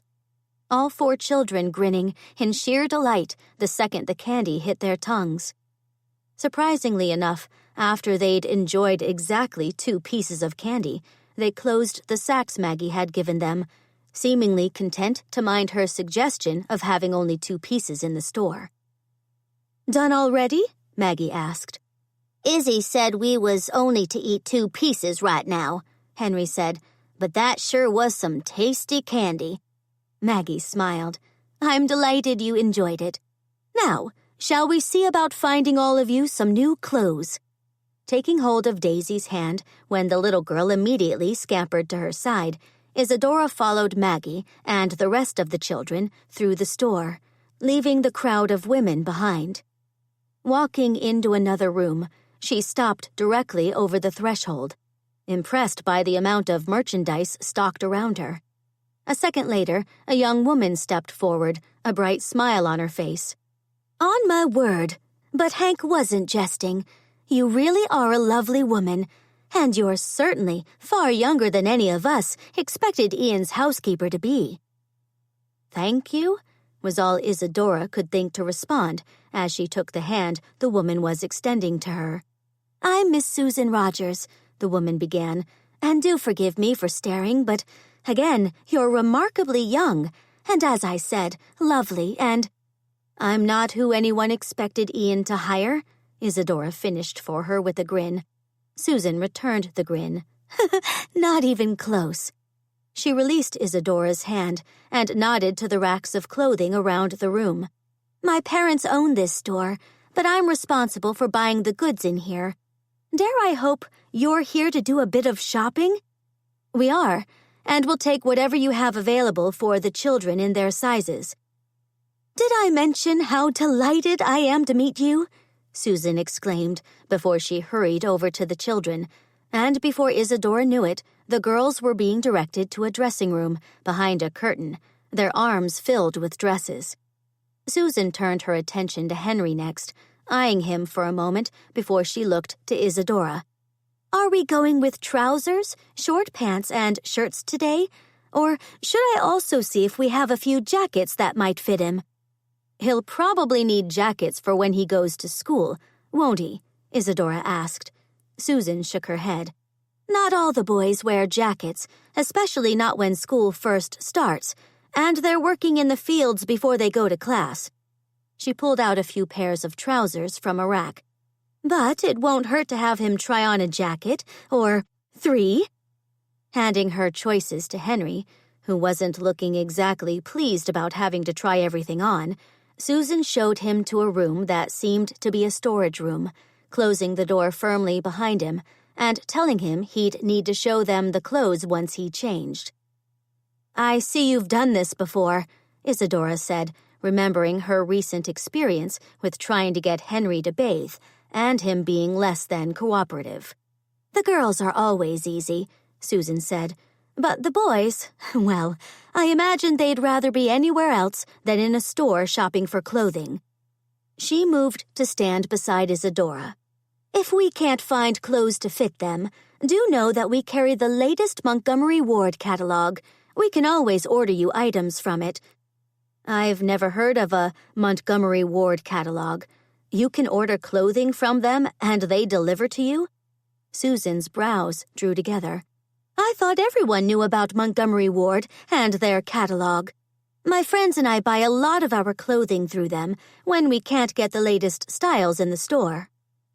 Unwilling to tell Susan that she purchased most of her clothing in designer salons in Paris, Isadora walked to a rack of dresses, looking them over until she spotted one that caught her eye. Pulling it from the rack, she held it up. This looks to be about Aunt Bertie's size. Do you think she'd like it? Yes, she'd adore it. Pink would be a lovely color on Aunt Bertie, her eyes sparkling. Susan took the dress from Isadora and hurried away to wrap it in paper, stepping past another woman who walked right up beside Isadora. I'm Olive Perkins, if you've forgotten, Olive began, and I'm quite certain you're feeling like a bit of an oddity, what with everyone clamoring to meet you. It is a little curious, Isadora admitted, and I'm not certain why everyone is doing that clamoring. Because you're the woman no one ever expected Ian to hire. Olive shook her head. He's a bit of a hometown hero, what with how successful he's become. But he's turned a little peculiar since he went off to Pittsburgh, a circumstance that has had all of us worried about him for years. Peculiar how? Olive smiled. He's apparently decided that everyone under the age of 30 is out to try and marry him. But he's been more than vocal about wanting to marry a woman, a little more sophisticated than what can be found in Canonsburg. Isadora frowned. Why are you smiling about that? Seems rather insulting if you ask me. Olive waved that away. Ian's always been driven, so his wanting to marry up is no surprise. What he doesn't know, though, is even with most women finding themselves swooning ever so slightly over his lovely face and, well, all those muscles of his, none of us in town have the slightest desire to marry him. She gave a bit of a shudder. Who in their right mind would want to enter into a society atmosphere, what with all the rules involved? She sent Isadora an expectant look. Who indeed? Isadora said, somewhat weakly. Exactly. But when Hank came to town the other day and told us about you staying on the farm, it allowed the people of this town, all of whom adore Ian, to finally have hope that their favored son was realizing there's more to life than merely amassing a fortune and climbing up a social ladder. And they realized this because he hired you. Perhaps he was impressed with my housekeeping abilities. You told me you're not gifted with housekeeping skills, Anna said, bustling into the room with Maggie Rogers by her side, all the other ladies squeezing into the room after them. That's why we've decided to intervene. Apprehension was swift. Intervene? But of course, dear. It's what we do. But first, we will need you to convince Bertie that there's no need for her to be embarrassed about us coming out to the farm to lend our assistance. Why would you think Aunt Bertie would be embarrassed about that? She doesn't strike me as the type to embarrass easily. Anna and Maggie exchanged looks before Maggie caught Isadora's eye. That's what we always thought, but then Hank told us that Bertie was merely using Mrs. Gladstone's surly nature as an excuse to keep us away. She's always been an independent sort, so we concluded that she was uncomfortable not being her normal independent self, what with trying to recover from her accident and all. Something began niggling at the back of her neck. Hank certainly does seem to spread a lot of gossip around, doesn't he? He is a talker, Anna agreed, shaking her head. But he's also a reliable sort, helping out where he's needed, and taking on additional work at all the farms around here when someone needs a helping hand. And he's a local Canonsburg man? Isadora asked. Maggie looked to all the women gathered in the back room. How long has Hank been here? At least 6 months, if not longer, said a woman Isadora thought might be Wilda. The niggling increased, but before she could ask any additional questions about Hank, Anna cleared her throat. Since you seem to believe Bertie won't be upset if all of us descend on Glory Manor, you may tell her to expect us tomorrow bright and early. Bright and early to do what? Isadora asked. Help you get Glory Manor back into shape, Anna smiled. We'll also be bringing delicious dishes with us. It's what we do. That means you won't need to worry about burning the house down again, because you'll have enough meals to last you for weeks. Opening her mouth, to say what she had no idea, Isadora was distracted when Primrose stepped through the curtain, her cheeks pink with pleasure as she showed off a simple calico dress that looked adorable on her. The next 30 minutes were spent admiring the girls and all the dresses Susan found that fit them. Henry balked after showing them his second pair of trousers and a shirt, stating quite emphatically that all the trousers were the same, so what was the point of having to show everyone? Taking pity on the small boy, Isadora told him he could simply make sure everything else fit, and if it did, he could then wander around the store. As Susan wrapped up all the purchases, although there was no need to wrap up the dolls the girls had selected, or the slingshot that she didn't believe Henry was ever going to let go of again, she found her hand taken by Anna, who surprised her when she gave it a good squeeze. Now, don't you fret about all of us coming out tomorrow. It's not like you're shirking any of your duties. You'll just need to tell us what to do and keep us on task. I am good at organizing. Wonderful. Stanley just stopped by with your wagon. It's good as new, so allow me to encourage you to get on your way. I took the liberty of putting a casserole under the front seat, and I wouldn't want it to go bad before all of you get a chance to eat it." After thanking Anna for her kindness and saying goodbye to the women, Isadora got the children loaded into the wagon and on their way. The ride home passed quickly, and before she knew it, Clyde was clomping down Glory Lane.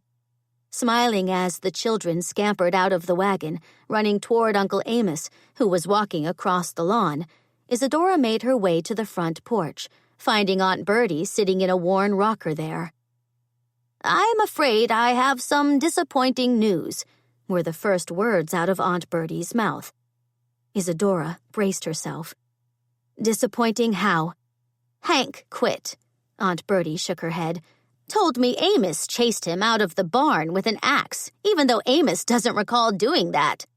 She released a breath. "I tried to reason with Hank, told him Amos hadn't meant any harm, but Hank said he won't be returnin', no matter that he needed the job." "Please tell me the 2 men Ian recently hired are still here?" "They're in the barn, finishing up the afternoon milking." "Then I suppose, given my position, I should go make certain they're not considering leaving as well." After she marched her way to the barn, her concerns were soon put to rest when the 2 new hires assured her they had no intention of quitting their recently secured positions, and that they'd be back again the following morning to take care of the animals. The rest of the evening was spent tidying up the yard, salvaging what she could of the laundry, serving up the meal Anna had provided, and then making sure the children washed up. After that, she began reading them a story they'd all agreed they wanted to hear. The Princess and the Goblin by George MacDonald, a book she'd found on one of the shelves in Ian's library. When Daisy's eyes began to close, Isadora told the children they'd continue reading the story the next night.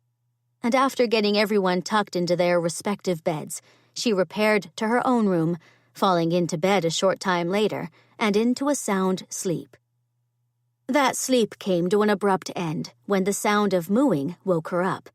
Sticking her head out the window, she found Buttercup standing directly beneath the window, mooing mournfully as she looked up at Isadora. Not wanting the cow to wake everyone up, Isadora grabbed a wrapper and headed out of the house, following Buttercup as the cow led the way to the barn. Apprehension stole through her when she reached the barn and saw that the door was wide open. When she stepped inside, that apprehension quickly turned to dismay as she realized there was not a single animal in sight, save Buttercup, all the other animals having gone missing. Chapter 22. 3 days later.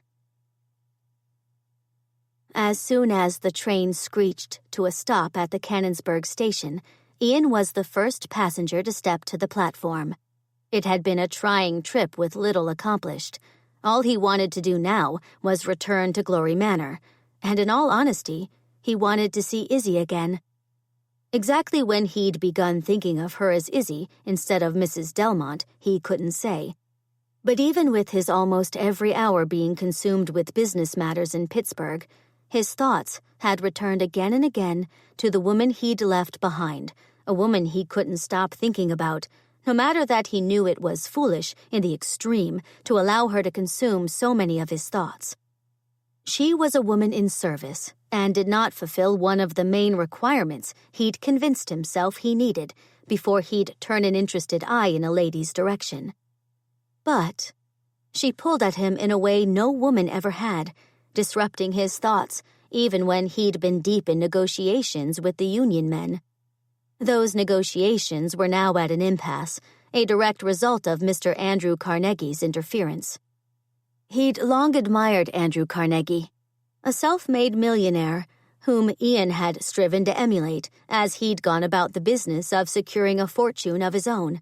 But his admiration for the man had dimmed significantly over the past few days.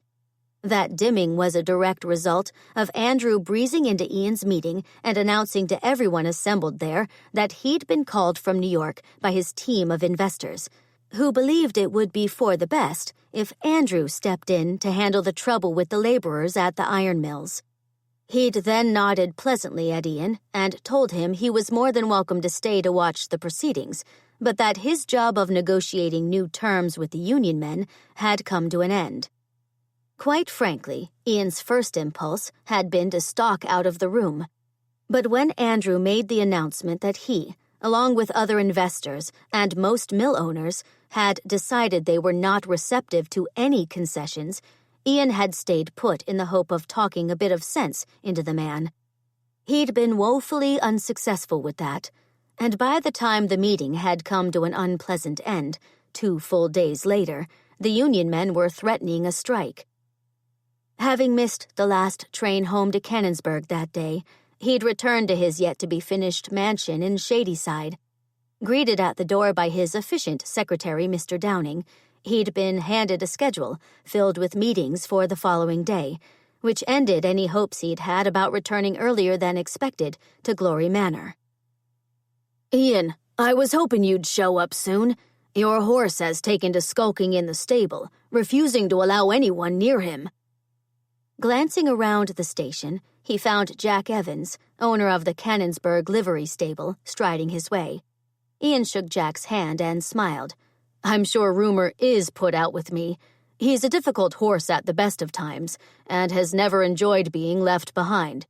Unfortunately, I didn't have the time to make arrangements to have him transported back to Pittsburgh with me. He might be difficult, but he's a beauty." Jack fell into step beside Ian as they walked toward the livery. "You got him at Garrison Farms, didn't you?" Ian nodded. "I've been considering making another trip to Garrison's to add a few additional horses to my stable. You're welcome to join me if you're in the market to increase yours as well." Jack's smile turned rueful. "The Garrison horses are a little steep for my blood. But if you are looking to add to your stable, you should make the trip soon. I've heard Mr. Garrison is experiencing some financial difficulties and might not be in business much longer." Garrison Farms produces some of the best horse flesh in the country. Walking into the stable, Jack shrugged as they moved to the stall Rumor was in.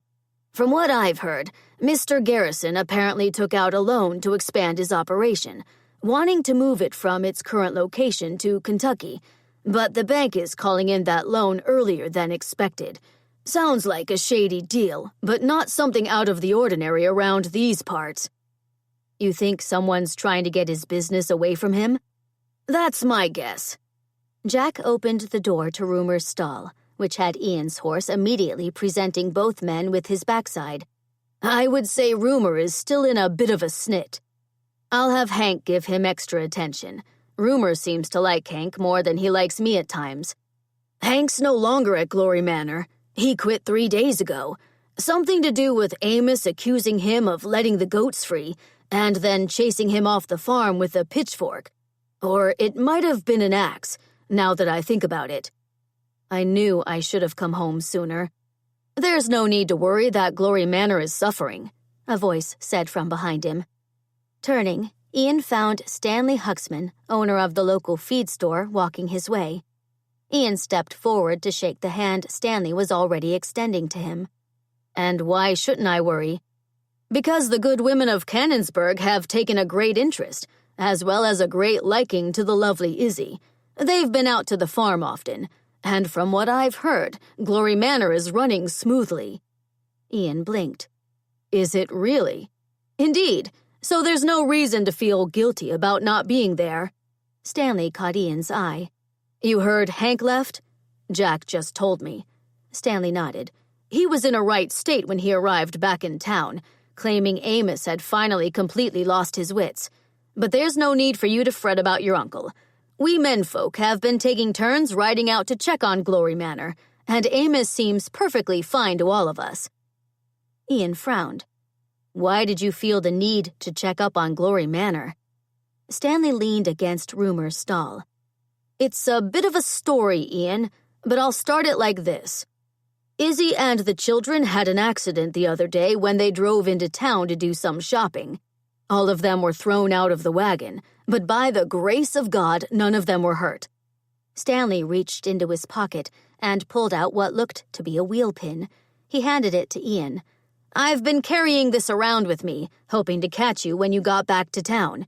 I didn't want to worry Izzy with this, but if you look closely, it looks like someone sawed that pin." Ian's hand closed around the pin.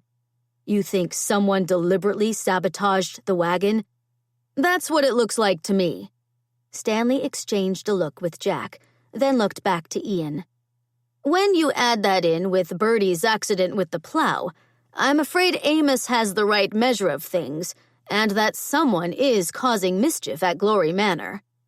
"I think I'd call it something a little more serious than mischief," Ian said, as he moved over to where Rumor's saddle was hanging from a hook. "I have to get to the farm." "There's also been curious things happening at a few farms surrounding Glory Manor," Jack said, taking a saddle blanket down from another hook and tossing it over Rumor. "Animals dying, crops ruined, irrigation ditches running dry, and lots of animals have gone missing, escaped from their barns or pens." Ian frowned. "Sparky, Uncle Amos's dog, went missing about a month ago. Which reminds me, you'll want to stop by Guy Wilt's tavern after you get Rumor saddled. Guy was just visiting his sister down in Washington and saw a dog sitting on the train platform when he arrived. He thought the dog looked familiar, and when he returned to the station to come back here this morning, he realized it was Sparky." "Sparky was in Washington, Pennsylvania?" "He was," Jack said. "Strange thing, though.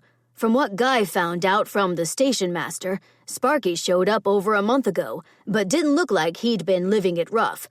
And what's even more peculiar was that he wouldn't leave the train station, just sat there all day. The station master started feeding him when he decided Sparky seemed to be waiting for someone to come take him home." Stanley cleared his throat. "Sounds like someone dumped him off in Washington and might have taken him on the train to do so." "Why would someone steal an old man's dog and then not even bother to keep him?" Jack stepped closer to Ian. "I think it might have something to do with whomever is trying to buy up vast amounts of land around here. Talk is, there's coal in these parts, and someone seems determined to begin mining that coal. That right there, along with the nasty suspicions we men in town have about that wheel falling off, is exactly why we've been taking it in turns to ride out and check on everyone at Glory Manor." "And they've been fine? You haven't run into any trouble?" "No trouble so far, and the house is still standing, something Izzy seems remarkably proud about." Jack released a breath.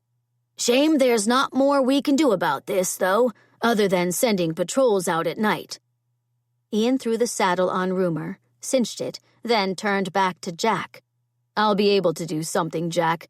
It might take some time to track down the culprits behind this, but I have a lot of contacts in Pittsburgh, as well as contacts who have interests in coal mining. Someone will know something, and when I find out who is behind the trouble—" "You'll take care of them?" Jack finished for him. "Indeed." With that, Ian swung into the saddle, thanked Jack and Stanley for their information, then headed out of the stable and down Main Street. He turned into an alley a short time later and reined Rumor to a halt in front of Wilt's tavern. Sure enough, sitting on the front porch was Sparky. The moment the dog caught sight of him, he let out a yip of excitement and raced off the porch, scampering around Rumor as Ian swung from the saddle. "He's sure happy to see you, Ian." Taking a moment to give Sparky some very enthusiastic pats and receiving some licks to the face in return, Ian straightened and nodded to Guy Wilt, who was walking down the steps of the porch. "I can't thank you enough for bringing Sparky back," Ian said. Guy reached down and ruffled Sparky's fur. "It was my pleasure. I know how Amos has been fretting about his dog. I was intending to take him to the farm later today, once my help showed up to take the next shift at the tavern. But I think Sparky is delighted you've shown up because he can go home sooner. He does love the farm, as well as Uncle Amos. I imagine he'll fall in love with that delightful Izzy as well," Guy said. I only made her acquaintance yesterday when I brought a casserole Mrs. Wilt insisted I take out to Glory Manor before it grew cold. He smiled. Izzy's a charming young lady, but I wouldn't wait too long to stake a claim, if you know what I mean. Women like that don't stay unattached for long. Wondering if the entire town had gotten it into their collective head to try their hand at matchmaking, Ian settled for sending Guy a weak smile. Telling Sparky they were going home, and then thanking Guy again, Ian swung up into the saddle, pausing when Guy stepped forward. You tell Amos I sure am sorry about all his animals going missing. Apprehension tickled the back of his neck. Come again? Did Jack forget to mention that? I'm very much afraid he did. Chapter 23. 30 minutes later, after he'd heard the worst of it about the animals going missing from Guy, Ian allowed rumor his head, hoping the breakneck speed would help him control the fury pounding through his veins. Having lived with a father who'd unleashed his fury on Ian for the smallest infraction, Ian had made a point to always keep his temper in check, not wanting to turn into the father he'd feared every day of his life while he'd lived with the man. His father had also, besides physically abusing his only son, wielded ridicule like a knife, the frequency of that ridicule convincing Ian he was nothing but a fool, until he'd been rescued by Uncle Amos and Aunt Bertie. Consequently, appearing foolish was one of Ian's deepest fears, which was, no matter how he tried to deny it, one of the reasons he'd lost respect for Andrew Carnegie, a man who'd certainly made him feel like a fool, as well as incompetent, by forcing him out of the negotiations. He was not incompetent when it came to matters of business, and he would prove it to the powerful men of Pittsburgh, although how he would. Sparky suddenly dashed ahead, dragging Ian from his less-than-pleasant thoughts. Yipping madly, Sparky turned onto Glory Lane, rumor pounding down the lane after him. Feeling the last vestiges of the fury he'd been trying to control fade away, Ian reined rumor in as the farmhouse sprang into view. Gazing around the yard, Ian found it looking very tidy indeed, the grass short, and no weeds to be found. Turning his head, he found goats munching their way through another part of the yard, kept in check by one of the new hired hands, Duncan Bowman. Returning his attention to the house, Ian took in the sight of what seemed to be a fresh coat of paint. Who'd painted the house was anyone's guess, and someone had also attached flower boxes filled with bright pink and yellow flowers to the porch railing that ran along the entire front of the house, lending the porch a charming air. 2 large pots of flowers were sitting on either side of the steps, alongside a ball, proof that the house was once again home to children. Around the side of the house, he noticed laundry snapping in the breeze. His attention immediately pulled from that laundry when Uncle Amos walked into view, stopping in his tracks when he caught sight of Sparky racing his way. Setting down the chicken he'd been holding, Uncle Amos knelt, held open his arms, and laughed when Sparky needed no other urging and jumped directly into them, licking Uncle Amos's face. Ian swung from the saddle and strode his uncle's way. Sparky's certainly happy to see you. Uncle Amos placed a kiss on Sparky's head, then straightened, swiping a hand over eyes that were bright with tears. Where'd you find him? I didn't find him. Guy Wilt did when he was over in Washington. He recognized him and kindly brought him back to Canonsburg. He was going to bring him back to you later today. Uncle Amos glanced at Sparky, now rolling around in the grass by his feet. He ended up all the way over in Washington? He did, through no fault of his own, I think. But before we discuss that, I owe you an apology. He caught Uncle Amos's eye. You've been saying over and over that there's skullduggery taking place at Glory Manor, and thought my suspicions were merely the rants of a man losing his wits, Uncle Amos finished for him. I'm afraid so. Uncle Amos surprised him by grinning. I know my memory isn't what it used to be, and that I've been overly paranoid of late. He scratched his chin. I just kept being told that plots were happening right underneath my nose, and what with my failing memory and all, I haven't been able to figure out what's true and what's merely my imagination." He shook his head. "I was even told that Izzy had arrived at Glory Manor to take away my chickens, which is why I scared the poor woman half to death by chasing her with my rifle." The hair on the back of Ian's neck stood at attention. "Who told you Izzy came to take your chickens?" "Hank. He's been telling me all sorts of rumors. But when I caught him letting the goats out of their pen a day or two ago, he called me a crazy old codger and quit on the spot." Uncle Amos's white brows drew together. "He apparently told everyone in town I'd chased him away with an axe, but I don't remember doing that. In fact, I'm surprisingly certain that never happened." Ian touched his uncle's arm. "I don't want you to worry about any of that." He drew in a deep breath, hoping that would help control the fury that was once again racing through his veins. "I intend to take care of the matter, and believe me, someone, although I'm beginning to think there are numerous people involved, will be held accountable for the nasty business that's been happening on this farm." "Then I'll leave the matter in your more than capable hands." Uncle Amos gestured toward the house. "And with that said, I think there's a few people over there who'd like to welcome you home." Turning, Ian found what seemed to be half of Canonsburg spilling out of the house. Anna Gillespie was leading the charge toward him, followed by Maggie Rogers, her daughter Susan, and right behind them, Aunt Bertie, walking spryly toward him and without her cane. He strode over to his aunt, giving her cheek a kiss before he stepped back. "Where's your cane?" Aunt Bertie beamed. "Doc McBride came to check on me yesterday and gave me an almost clean bill of health. I'm feeling a good 10 years younger, and because of that, I've abandoned my cane almost entirely now."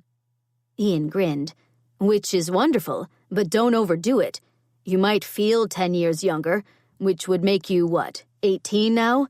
But you still need to be careful." He nodded to the house, even as Aunt Bertie rolled her eyes. "I see the farm has enjoyed some improvements while I've been away for all of 4 days." "Improvements that are due to Izzy." "Izzy painted the house?" Anna stepped forward, exchanging a look with Maggie and Susan before all 3 women began looking at him quite as if he were a small child who had just said something amusing. "Izzy's talents don't really extend to executing her grand ideas," Anna began, her eyes twinkling. "She's more proficient with organizing. She did try and help the men paint the house. She was relieved of that duty, though, when she began painting flowers along the window sashes, thinking it would add a touch of whimsy." Aunt Bertie grinned. "They were rather unusual flowers, you see, and were taking her forever. The men finally fetched me because they didn't want to hurt her feelings." Surprisingly enough, she didn't seem to be bothered at all by being banished from that task, but that might have been because I told her she was welcome to paint flowers in my sitting room. After those rooms get their fresh coat of paint, of course. Ian looked at the house again, finding the body of it still painted white, but that the trim had been changed to a bluish gray, as had the railing around the porch. "Was it Izzy's idea to add the colored trim?" "It was," Aunt Bertie said. "She consulted a book Susan brought from the store, a house painting guide." She smiled. "Izzy wanted to paint the entire house yellow with green trim, but I convinced her I might not be ready for that much change." She gave his arm a pat. "You'll be pleased to learn that the fences have now been completely mended, the yard is almost free of weeds, and the ladies have fully stocked the kitchen. Why, we've been provided with so many tasty dishes that I fear my new dress Izzy bought me from the store is doomed to become a little snug on me before I get a chance to wear it to church." For a second, Ian almost couldn't take in what she was telling him. While he'd been amassing his fortune in Pittsburgh, he'd forgotten what it meant to belong to a small community. People helped one another. It was simply what they did. But the people of Canonsburg had gone above and beyond what he would have ever expected. Clearing his throat, Ian nodded to the crowd. Your kindness to my aunt and uncle means so much to me. You've taken time out of your lives to help them, and I'd like to compensate you for your—" "Don't be daft," Maggie interrupted, waving his offer straight aside. "We don't want to be compensated. Besides," she smiled, "you're already going to compensate us because Glory Manor is hosting a picnic tomorrow after church." Susan Rogers, Maggie's daughter, and a woman he'd known since she'd been in short dresses and braids, broke away from the crowd, strolling over to join him. She sent him a cheeky grin. "And if the thought of compensating us is bothering you, rest assured there's no need for you to trouble yourself about that. You've made purchases from almost every shop owner in town, buying lovely cuts of beef to serve tomorrow, as well as purchasing buckets and buckets of paint to get the house looking grand again." She turned and nodded to a young woman Ian hadn't noticed before, who was standing with Violet and Primrose, holding their hands. "You're also now responsible for the wage my cousin, Miss Olive Perkins, is earning. Izzy hired her to look after the children while she's been busy seeing to other matters on the farm." Izzy hired Miss Perkins to look after the children? Susan nodded. "She did, but—" She moved closer and lowered her voice. "There's no need for that panic in your eyes. Contrary to your belief, there's not one eligible young lady in town who wants to take your name and all the social nastiness that will apparently come with it." She grinned. "That means you can stop fretting that all of us are out to attract your notice. We're not, although do take comfort in knowing we still find you charming, as well as handsome, of course." Having no idea what to say to that, even as he felt a little unbalanced, finding out that what he'd held to be true for so long seemed nothing of the sort, Ian managed to summon up a smile, right as Aunt Bertie gave his arm a squeeze. "I should probably mention that you're now paying Olive a somewhat generous salary, although not as generous as what Izzy was originally going to offer her." Aunt Bertie's eyes began twinkling. Bless her heart. Izzy thought offering Olive $10 a day might be taken as insulting until I stepped in and told her that most governesses expect a mere $25 a month. I almost had to scrape Izzy off the floor, she was so taken aback. That's why I then decided you'd be fine with paying Olive $30 a month, while having 2 full days off a week. Not having the heart to tell his aunt that was a rather steep wage to pay Olive, Ian opened his mouth to ask where Izzy was, unable to deny that he was somewhat disappointed she'd not rushed out to welcome him home yet. His question got lost, though, when Daisy suddenly came barreling out of the house, Henry by her side. She stopped on the porch, caught sight of him, then was running as fast as her little legs would carry her, holding up her arms, and then jumping right into his when she reached him. She completely stole his heart again when she planted a wet kiss on his cheek, rearing back a second later to beam at him. "Missed you." Placing a kiss on Daisy's cheek, he smiled. "I missed you too." "Look, new frock," she said, pointing to the frock in question. "Daisies on it." "It does have daisies on it, and you look quite beautiful in it. And," he looked her over, "you're clean." As Daisy nodded, Ian turned to Aunt Bertie. "I think Miss Perkins is going to be worth every bit of that $30, since she seems to have achieved what I thought was going to be impossible, getting the children in the bath." "Izzy got them into the bath," Aunt Bertie corrected. "She used the lure of shopping as a wonderful incentive. Amos then whittled the children some small boats to be used in the bath, and they've not given us a lick of trouble when bath time rolls around.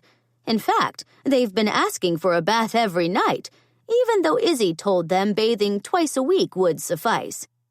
"It's a dog," Henry suddenly yelled, racing past him with a "Hello, Ian," before he was greeted by Sparky. Sparky began yipping and wagging his tail, and if Ian wasn't mistaken, it was love at first sight for both of them. Boys do need a dog. Aunt Bertie sent a fond smile Henry's way before she looked back at Ian. "I'm anxious to learn how you found him, but that tale will need to wait for just a bit. We're currently in the process of cleaning out the sitting room so we can paint it." "I'd be more than happy to help," Ian said, setting Daisy down. She immediately raced off to join her brother and Sparky, I assumed as much, dear, although we've been very fortunate to have the support of everyone in town since you've been gone." Her smile suddenly faded as her lips thinned. "But I suppose I should rephrase that and say almost everyone in town. Hank's apparently been telling some large fibs of late. He actually told everyone that I didn't want company out here at Glory Manor, which was ridiculous, and has me questioning what his motives could have been for spreading such a lie." Ian took Aunt Bertie's hand. "As I told Uncle Amos after the mysterious disappearance of Sparky, I have some suspicions about what might be happening at Glory Manor, too. But before I get into that," he turned his attention to Mr. John Gillespie, Anna's husband, who was only now joining the crowd, wiping a paintbrush with an old rag. "I want to thank you, John, as well as all the other men who've been seeing after the farm." John waved that aside. "You would have done the same for any of us. We didn't give coming out here a second thought after we learned all the animals had gone missing, and then learned there'd been other suspicious happenings out here. There's no need for you to feel as if any of us have been doing something remarkable. You're a neighbor. Neighbors are simply helped when they are in need." Just like that, everything Ian thought he knew about the world shifted. He'd been so determined to become accepted into the highest levels of Pittsburgh society and business that he'd neglected to realize what was truly important. Family was important, as well as friends, and these people from Canonsburg had proven without a doubt that they were true friends to Glory Manor. He highly doubted most of his friends in Pittsburgh would have gone out of their way to protect an elderly couple, 4 children, and an unusual housekeeper simply because there was an assumed threat to them. No, his friends in Pittsburgh would have needed clear proof that something was amiss, and then there was every chance they'd only go so far as to hire men to watch over the farm, unwilling to put themselves out and personally do the job. He nodded to John. "You're right, of course, but that doesn't mean I can't thank you for your help." John smiled. "It's been a pleasure, but don't think we're done helping just yet. The ladies have decided we're painting every room inside, which we're just getting around to today, now that we have more hands to help with the painting, since most of the animals that went missing have been recovered." With all the chaos his arrival had caused, Ian had forgotten all about the missing animals. "You say most of them have been recovered?" "All but Mavis," Aunt Bertie said. "She's still out there somewhere, which is where Izzy is, if you've been wondering. She's been very successful with finding the missing animals. Seems to have a knack for locating them." Ian frowned. "Is she out there on her own?" "She's on Clyde, and she's got Buttercup, as well as Amos's rifle." His eyes widened. "She's out there with nothing but a horse, a cow, and a rifle with no bullets?" "Don't be silly." Aunt Bertie turned a fond smile on Uncle Amos, who was showing Henry and Daisy how Sparky liked to fetch sticks. "Amos knew exactly where I'd hidden the bullets." "And you thought it was wise to provide a woman who'd gotten herself stuck in the wringer of a washing machine with a rifle and bullets?" Aunt Bertie waved that aside. "Since Izzy was more than forthcoming about her less than proficient housekeeping skills, I had no reason to doubt her when she told me she knew how to handle a rifle." "But who taught her how to shoot?" "That's something you'll need to ask Izzy, although I would suggest you ask her other questions as well, such as why she took a housekeeper position, or, well, I could go on and on. You're a bright boy. You'll figure out what needs to be asked." "Is there something or some things you're not telling me?" "Of course. But since I'm not at liberty to disclose the conversations I've had with Izzy, it'll be up to you to discover more about her, including who taught her to shoot." She patted his cheek. "She told me she was going to head toward Glory Gully. Buttercup's been leading her in that direction over the past few days, which has Izzy convinced that's where Mavis will eventually be found." "Buttercup's been leading the search for the animals? Surprisingly enough, she's a very good tracker, but perhaps you should have Sparky go with you. I imagine he'll be able to find Buttercup and Clyde if you ask him to." With that, Aunt Bertie patted his cheek again, nudged him in the direction of his horse, and began walking for the house. Whistling for Sparky, Ian swung into the saddle and turned Rumor toward Glory Gully, anticipation flowing through him at the thought of seeing Izzy, a woman he was quickly realizing was far more than she seemed. Chapter 24. I completely understand why you're in a bit of a snit, Mavis, having been undiscovered for the past few days, Isadora began, waving an apple chunk Mavis's way in a desperate attempt to get the cow moving. But you've really no one to blame but yourself for that troubling situation. I've been scouring Glory Manor for what feels like months looking for you. How was I to know you'd be agile enough to get yourself down here? She gestured to the gorge they were in. Mavis turned and lowered her head, resuming what she'd been doing when Isadora had finally located the last missing cow, eating dandelions. Isadora blew out a breath and stuck her hand into the pocket of the trousers she'd borrowed from Uncle Amos, finding them far more practical when searching for missing livestock than any of the ill-fitting skirts Mr. Godkin had packed for her. Fishing out the list of suggestions Uncle Amos had given her to coerce what he'd admitted was their most ornery cow, she looked it over, shaking her head when she got to the one suggestion she'd yet put into play. Just remember, it is your fault that I have to resort to singing to get you to move. Drawing in a deep breath, and relieved that at least there was only a horse and a cow watching her, well, 2 cows, since Buttercup stood at the top of the gorge, Isadora began belting out the first song that came to her, a rollicking band of pirates from the Pirates of Penzance. A flock of birds suddenly burst out of a tree, causing her to jump. Her singing, or what she passed for singing, was evidently so horrible that they'd decided to abandon their cozy tree and find comfort elsewhere. When her voice began to wobble over a particularly difficult note, she stopped singing, disappointment flowing through her when she realized the cow hadn't budged so much as a single inch. That's an interesting approach to get Mavis to cooperate. Swinging around, Isadora found Ian making his way into the gorge, having nowhere near the difficulty she'd had with the steep incline. For a moment, she simply savored the sight of him. He was dressed in business attire, complete with dark jacket, waistcoat, dark trousers, and a necktie, although the necktie was untied and merely dangling from either side of his neck.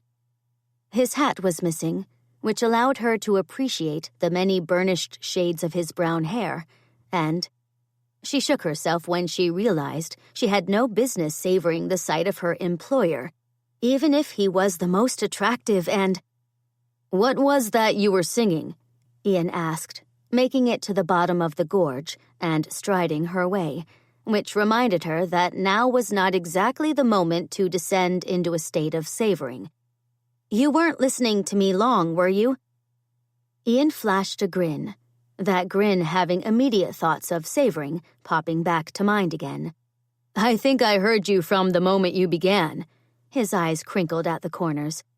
"Will it have been difficult for me not to hear such dulcet tones, or miss the birds flying rapidly out of the gully?" She frowned. "I thought this was a gorge." "Gully, gorge, they're rather similar, but you're currently standing in Glory Gully, named by me when I was 8 years old. I used to come here often as a boy, spending hours wading through that stream over there, looking for fish, turtles, and salamanders." "I don't think I've ever seen a salamander."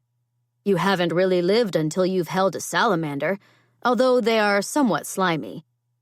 She arched a brow. "Do you think I'm the type to turn squeamish over a little matter of sliminess?" "Before I left for Pittsburgh, I would have said yes. But now—" He considered her for a long moment. "I'm not so certain." "What do you mean?" Ian shrugged. "I was only expecting you to be capable of keeping Glory Manor standing, but you've evidently done so much more, and impressed me in the process." Her cheeks began to heat. That situation not helped when Ian stepped closer to her. What are you wearing? And he gestured to her hair. Who did your hair? And where are your spectacles?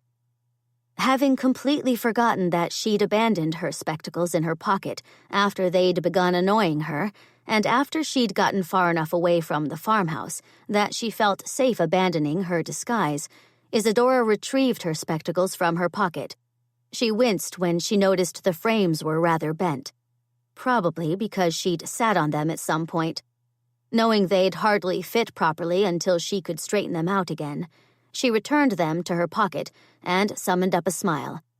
Did I ever mention to you that I don't always need glasses? Because your eyesight occasionally improves on its own?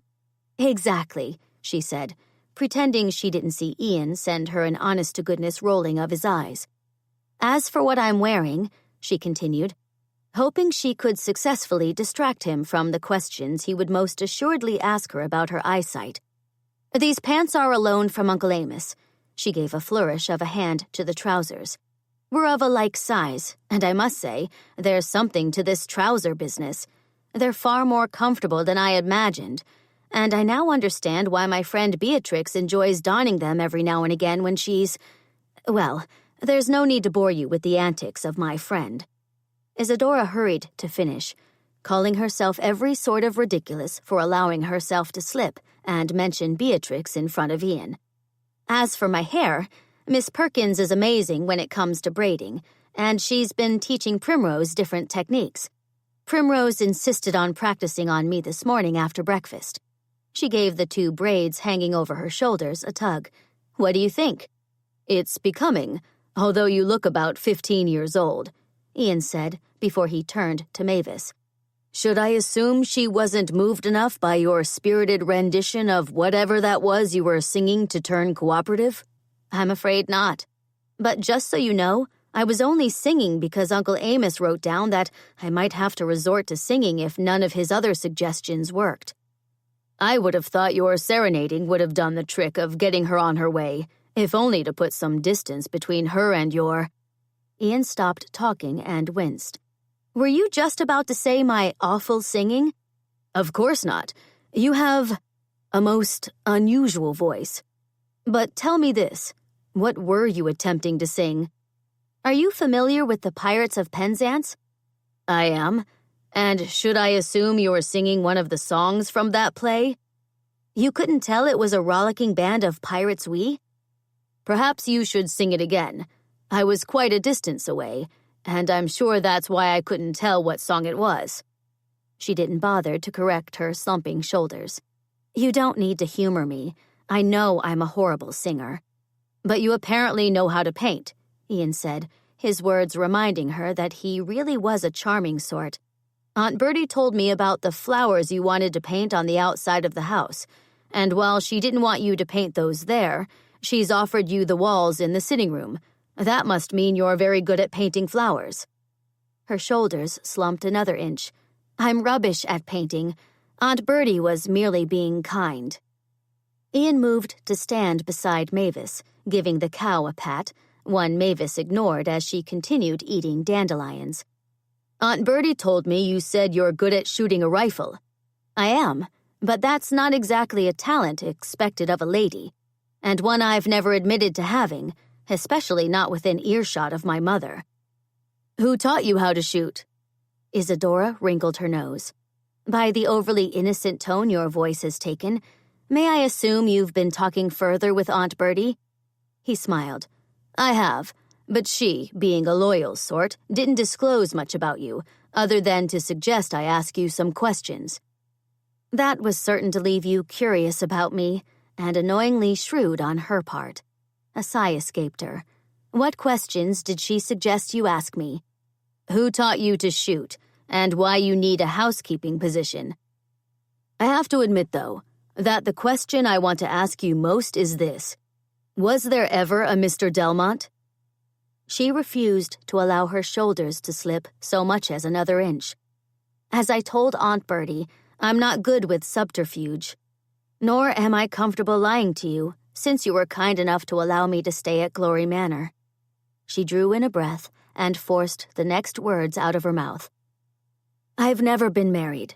I simply assumed the title of Mrs. so that I wouldn't immediately be shown the door while trying to secure a position of employment. Is the surname Delmont a bit of subterfuge as well? This disclosure business would be far easier if you weren't proficient with cross-examining people. Ah, you've learned I'm an attorney. I've gotten to know practically every woman in Canonsburg. Do you actually think there's even a remote chance I wouldn't have discovered that? Ian suddenly looked rather wary. Did you discover anything else? Only that you're somewhat of a genius when it comes to investing, which does explain how you were able to afford to build a home in Shadyside, a place I've also learned seems to hold its own version of New York's Fifth Avenue, otherwise known as Millionaire's Row. She smiled. And because I'm now apprised of the notion you seem to possess an impressive fortune, do know that I will expect you to remember that after you come to the conclusion that you're desperate for me to remain at Glory Manor and are only too willing to pay me a salary and not a measly $30 a month. Ian leaned back against Mavis, who didn't even raise her head. Duly noted. And because you're aware I'm an attorney, allow me to do what we attorneys do best. Redirect the conversation back to the relevant topic we were discussing before you made your most recent disclosures. If I may remind you, we were speaking of your last name. What is it? She thought about the question for all of a second before she stuck her nose in the air. I plead the fifth. Of course you would, he muttered before he took to rubbing his chin, which means I'm either left with pulling out my most terrifying cross-examining skills, which, believe me, will have you spilling your secrets before you know it. Or, we can agree to discontinue this line of questioning for now, but do know that I will expect some hard answers in the not-too-distant future. Knowing there was going to come a time when she would have to disclose everything, but not wanting that time to be now, because there was something delightful in not being Miss Isadora Delafield, Grand American heiress. Isadora nodded. To her relief, he sent her a nod in return, which had her spirits lifting. There was something liberating about Ian only believing her to be Izzy, his temporary housekeeper. That allowed her a refreshing bit of freedom, in which she was able to enjoy an afternoon of easy banter with a charming and handsome man, with no worries that her every word was going to be judged, and she didn't need to worry he was only being charming to her because he was interested in her fortune. As far as he knew, she was practically penniless. Ian pushed away from Mavis, giving the cow a pat, which didn't have her moving at all. Looks like Mavis hasn't changed her mind about being ornery. How's your singing voice? Isadora asked. Worse than yours. That's bound to complicate the problem of getting her to move. I do have a solution, he said, releasing a sharp whistle a second later. I've always wanted to learn how to whistle, Isadora said, right as a dog scampered down the steep slope of the gully, loping over to join them, its tail wagging. I would be more than happy to teach you, but first, meet Sparky, Ian said, as Sparky sat in front of Isadora and held out his paw. Charmed, she bent down, shook the paw, then frowned as she straightened. Didn't Uncle Amos used to have a dog named Sparky? Same dog. He apparently had a bit of an adventure, but was recently found in Washington, Pennsylvania. Is Washington close to here? By train, yes. By dog legs, no. Ian whistled again. Sparky, take Mavis home. That was all it took for Sparky to surge into motion, and to Isadora's disbelief, the moment the dog began circling Mavis, letting out a few barks as he circled, Mavis abandoned her dandelions, let out a moo, and began moving, herded down the gully by Sparky. Should I walk beside them? Isadora asked. Sparky will get Mavis back on his own. He's very good with cows. Ian stepped closer to her and took her arm. Care to take a look at the stream before we leave? We might find a salamander, and I can teach you the basics of whistling while we look. Having absolutely no reason to refuse him, nor did she want to, Isadora strolled with Ian toward the stream. As they stopped at the edge of the water, with the babble of the stream and the sound of birdsong in the air, Isadora found herself happier than she'd been in a very long time. Her life, up until she'd left New York, had been filled with the most lavish of frivolities. But now, when surrounded by the simple beauty of a stream and a handsome man by her side, she couldn't help but question whether her priorities in life had changed, and if they had, what that meant for her future. Chapter 25. Since you've admitted you're not Mrs. Delmont, dare I hope you're actually an Izzy? As she pulled her attention from a butterfly that had captured her interest, Isadora's lips curved. My dearest friend in the world gave me that nickname years ago, so yes, I'm an Izzy. Ian tilted his head. A rather interesting response, but I'll leave further battering about what your true name is for a later date. Tell me this. Would you find it beyond the pale if I called you Izzy? Especially since I get the uncanny feeling you occasionally forget you're supposed to be Mrs. Delmont. Considering everyone in Canonsburg calls me Izzy, I find nothing untoward with you using my given name. She frowned. I should probably continue addressing you as Mr. MacKenzie, though, because you are my employer. Ian will do just fine, but MacKenzie is my real surname, even if I'm not overly fond of the name because it reminds me of my father.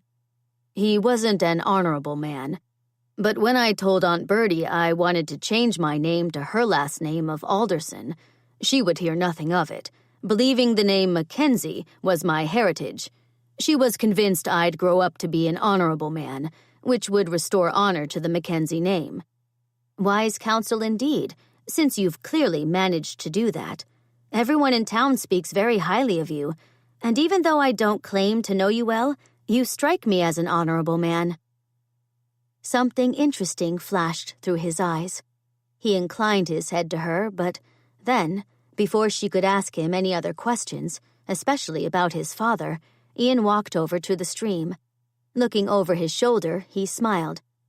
We seem to be delving into some rather weighty topics, and it's too lovely of a day for that. Care to sit with me by the stream and dip your feet into the water? I've never dipped my feet into a stream before. Then we must remedy that at once. Less than 3 minutes later, Isadora had abandoned her shoes and stockings, rolled up her pant legs, and taken a seat on a boulder next to the stream. Lowering her feet into the bubbling water, she shivered as delicious cold swept over her toes. Have you really never gone wading before? Ian asked, sticking his bare feet into the water next to hers. I'm afraid not, but this is delightful. She swished her feet through the water, shivering again when something tickled her toes. It's just the minnows, Ian said. They won't hurt you, but they do occasionally like to nibble at the air bubbles that form around toes. Forcing herself to keep her toes in the water, although having anything nibble at them was a little disconcerting, Isadora planted her hands behind her and leaned back. I think I finally understand exactly why Aunt Bertie named the farm Glory Manor, she said, watching a few puffy white clouds chase each other through the sky. She never told me how she came to choose the name. It's a lovely story, and one she shared with me after I admitted to her that I was convinced the advertisement I was answering would take me to a grand country estate. After finding that somewhat amusing, she told me she'd named the farm Glory Manor because she enjoys seeing God's glory every morning when she looks out over the land, never failing to appreciate the beauty she's been blessed to live with. Glory Manor is situated on some beautiful land. Indeed, Isadora said, before she tilted her head back and simply allowed herself to enjoy the feel of the sun caressing her face, something she'd never been able to do with a pesky parasol overhead. Just when she was beginning to feel as if her nose might be burning, Ian suddenly surged into motion. A second later, he swooped down, stuck his hands behind a rock, then straightened. I've got one. She was in the water a second later. A salamander? Yes, and he's a pretty big one. Peeking into Ian's clasped hand, Isadora saw a little black face peering back at her. He looks like a dragon. Except that he's only a few inches long, whereas I imagine a dragon would be a lot larger. Ian smiled. Care to hold him? He won't bite?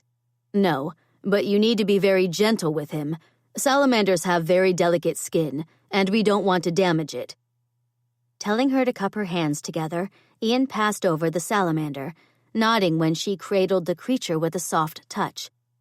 It certainly was rather slimy, but that didn't bother her at all, especially not when she saw the bright yellow and red streaks running through the black skin, the sheer brilliance of the colors having her nervousness fading away. Releasing the salamander a short time later, Isadora was surprised when Ian suddenly took her hand, lending her his support as they began wading up the stream, laughing every other minute as he tried to teach her how to whistle. Perhaps, like singing, you're not meant to be a whistler either, he finally said. Because I was always warned that whistling was inappropriate for young ladies, I'll have you know I do intend to learn how to whistle, even if I have to practice for hours. Ian's brows drew together. Who warned you about whistling? Realizing she was divulging too much, Isadora forced a shrug. Surely you must know that ladies don't care to reveal all their secrets in one fell swoop, don't you? That hardly allows us to maintain an air of mystery, something we are encouraged to adopt from the time we're in short skirts. Ladies adopt an air of mystery on purpose? Of course. Huh. Interesting. He began pulling her toward the boulder where they'd left their shoes and socks.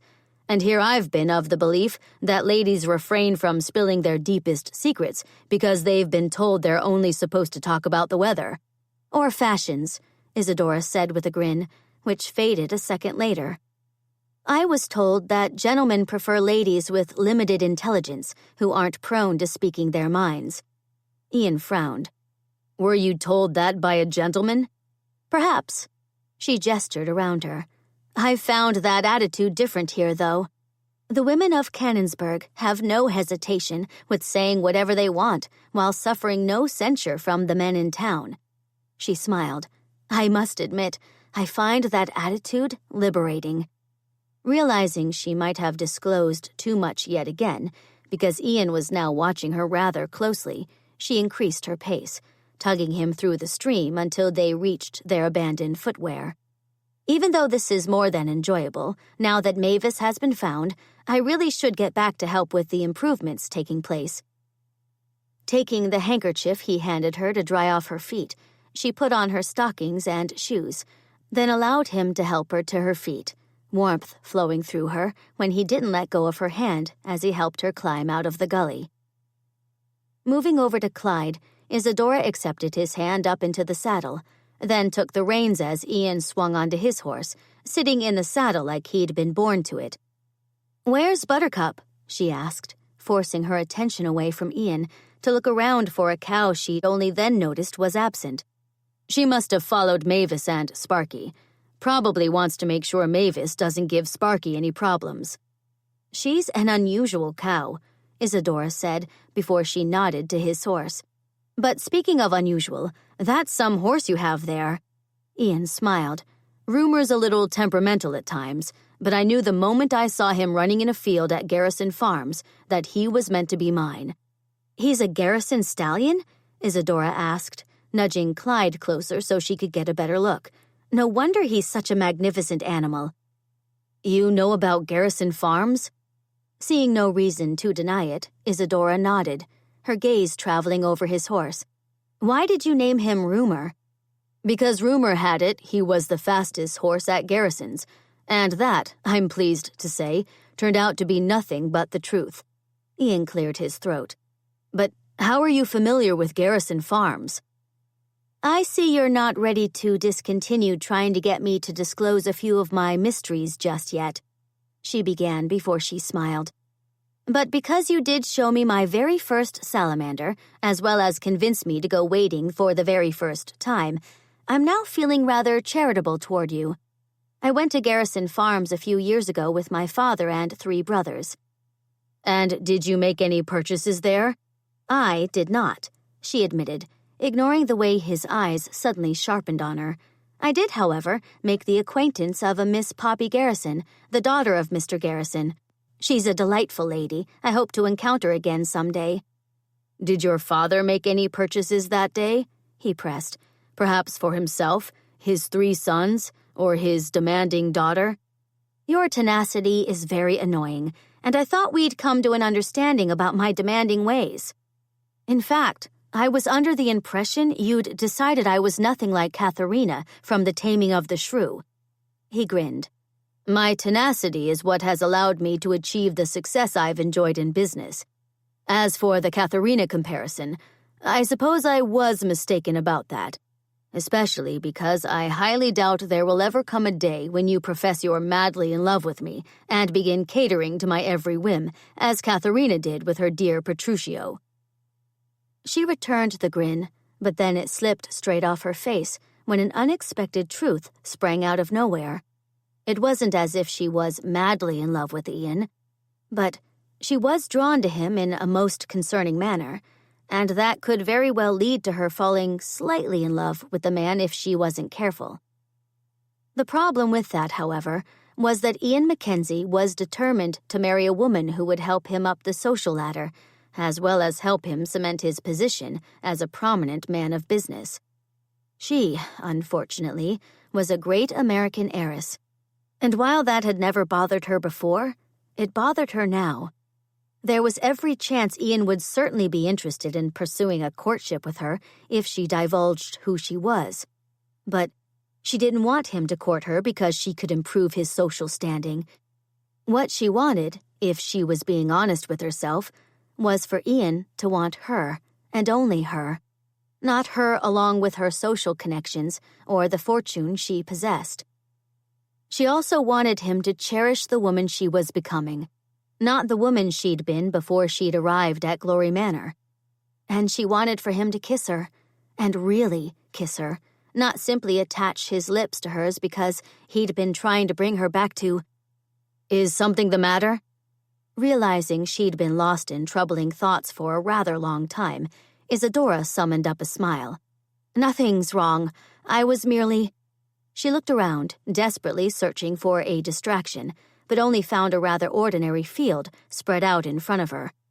Ah, contemplating the beauty of that, field. Ian looked over the field in question. It's rather barren because it wasn't planted this year.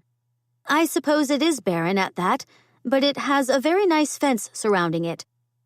Looking at her quite as if she'd lost her mind, Ian turned his attention to the very unremarkable fence she'd pointed out, turning back to her a second later. I imagine that fence might become more interesting if we were to put some rocks on top of it. Why would we want to do that? Because you obviously don't want to disclose what you were thinking about a moment ago. That means that I, being a charming gentleman, or so I've been told, will now graciously change the subject, and... You've decided to change the subject to rocks. Only because they'll make nice targets as you and I go about getting in some target practice. He tossed her a grin that had her heart kicking up a beat. I've yet to be convinced you're proficient with that rifle you've got attached to your saddle. Shooting at rocks would be the perfect way for you to prove it. She lifted her chin, willing her heart to stop galloping through her chest. A grinning Ian was downright irresistible, but she needed to resist him, at least until... Shall we make a game of it? Her lips curved into a grin. But of course. Ian nudged Rumor forward as she did the same with her horse. What will be the prize for the winner? Her first thought was a kiss, but knowing that was hardly appropriate, she took a second to ponder the matter as Clyde galloped across the field, coming up with the perfect answer once she reached the fence. Swinging from the saddle, she nodded to Ian, who'd gotten down from his horse as well. The prizes will be this. If I win, you'll agree to pay me $50 a month, as well as keep me on as your household manager. Is that different from a housekeeper? It is, but we can discuss that further if I happen to win. And it will also allow me to figure out exactly what a household manager does. He grinned. And if I win, I'll tell you my real name. Ian's grin faded as he considered her for a long moment. You really are proficient with a rifle, aren't you? Retrieving the rifle, she arched a brow his way. I guess you'll just have to wait and see. Chapter 26. While it was certainly true that Ian didn't particularly enjoy losing, finding himself now in possession of one household manager and paying her $50 a month to take on that position wasn't bothering him in the least. Glancing to his right, he smiled as his gaze traveled over everyone sitting in the pew they were occupying. Directly next to him was Henry, who'd put up a bit of a fuss when Izzy insisted he wear one of the jackets she'd chosen for him at the general store, proclaiming it was far too hot to have to sit through church in a jacket. But after Izzy pointed out he was going to be wearing short pants with that jacket, which would allow his legs to be sufficiently cool, unlike his sisters, who were expected to wear hosiery with their new frocks, he'd settled right down. Next to Henry was Uncle Amos, remarkably coherent today. He had hold of Henry's hand, which Henry didn't seem to mind at all. Sitting beside Uncle Amos was Aunt Bertie, looking lovely in the new dress Isadora had picked out for her. He'd not neglected to notice Aunt Bertie glancing from him to the children and then to Izzy. But because he didn't want to encourage whatever new matchmaking scheme she was most assuredly thinking up, he was pretending not to notice the pointed looks she was sending him, even though she was becoming more and more obvious as the service wore on. Sitting beside Aunt Bertie was Primrose, her hair braided in what she told him she was calling the fishbone. She'd taken a great interest in styling hair over the past few days, practicing on anyone who'd let her.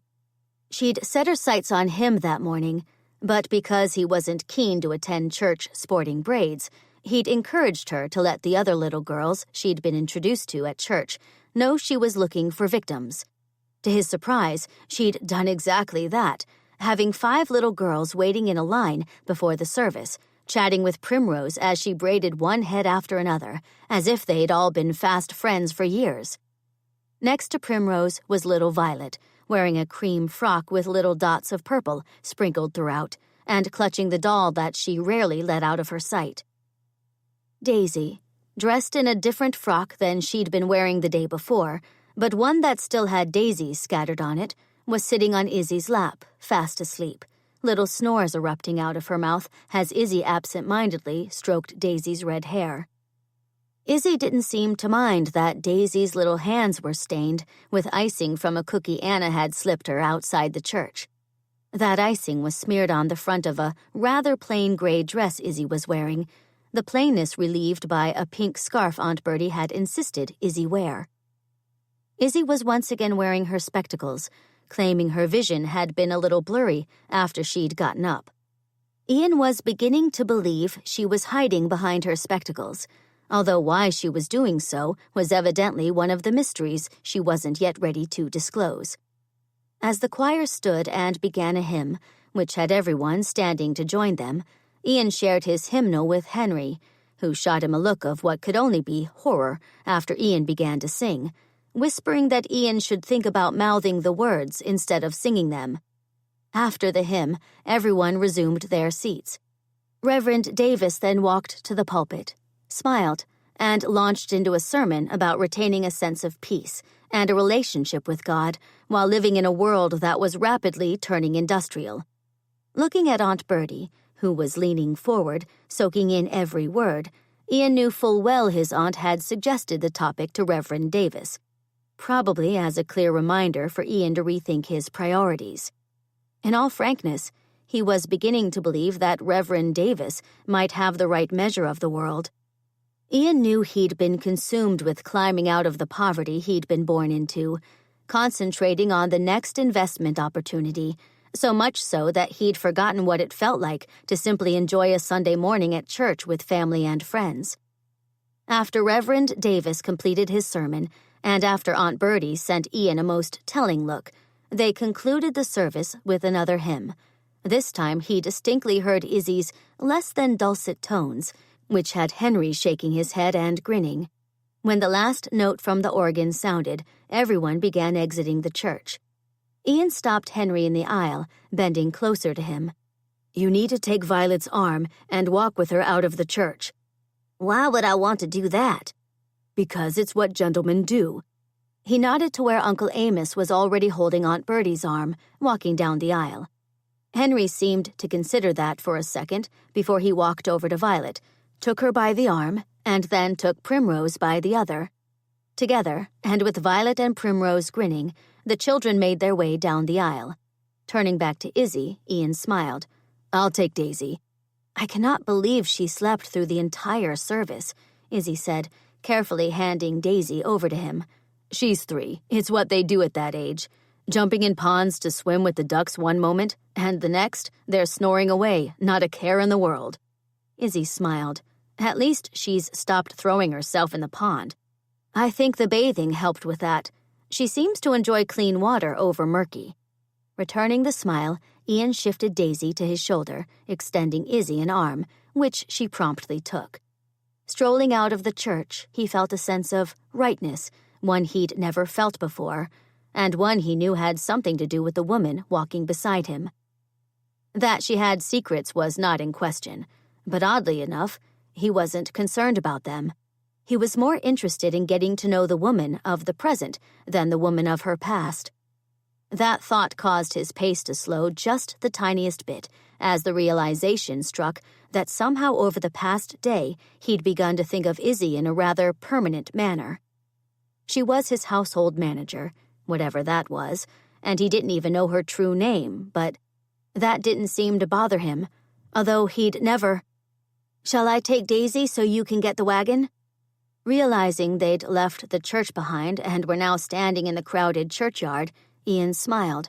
Although he found it a tad concerning, he'd been so lost in thought he didn't remember walking down the church steps. "She's not too heavy for you?" Izzy wrinkled her nose. "Hardly, although she might have been too heavy for me a few days ago after I finished the laundry. I thought for certain my arms were going to fall right off after all the cranking, hauling, wringing, and then hanging out to dry I did." She tilted her head. "Did I tell you that Aunt Bertie banned me from using the iron?" "Should I ask why?" "I think that'll become evident after you put on a pair of trousers I attempted to iron for you," she grinned. "They've now got a lovely scorch mark on them. Which is exactly why I wanted to broach the subject of a few other women I have in mind who'd love to come work at Glory Manor. Women I suggested to Izzy." Turning to the woman who'd just joined them, Ian found Maggie Rogers, accompanied by her daughter Susan, both women looking at him far too determinedly. Shifting Daisy higher on his shoulder, Ian allowed his lips to curve. "How many women are we talking about?" Maggie glanced to Susan. "What did we say, 4? Well, 5 if we can convince Ian that Glory Manor is in desperate need of sheep." Susan sent him a nod. "Miss Lydia Odell has recently arrived from Scotland, and she's an expert on sheep. Knows all about how to shear them and what to do with the wool after the sheep have been sheared.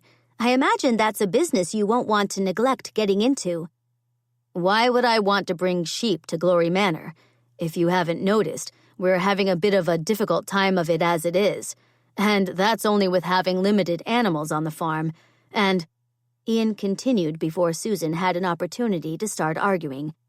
"What would I do with those 4 women you mentioned? I've already hired Miss Perkins to watch over the children and Izzy to manage the household." Maggie's chin lifted. "I'm sure there must be a variety of jobs you could offer these women. You've not been home to Canonsburg often over the past few years, but work is hard to come by, and there are many people in need of positions." Her chin lifted another inch. "You, everyone knows, have the funds available to assist these people."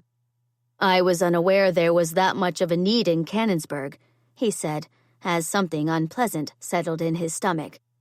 "Well, now you know," Susan said, stepping closer to give his arm a pat. "All that's left now is to see what you do with that knowledge." Taking her mother's arm, Susan nodded. "We can discuss this further today at the picnic you're hosting. I'll be more than happy to introduce you to the women I'm certain you're going to try your hardest to employ." "They're such delightful ladies," Izzy claimed, as Susan and Maggie strolled away. "I don't know how delightful it is that they seem determined to part me from my money." "From what I've been told, you have plenty of that. Besides, you might discover a way to make Glory Manor useful again. perhaps even profitable. And you'll be employing people in need in the process.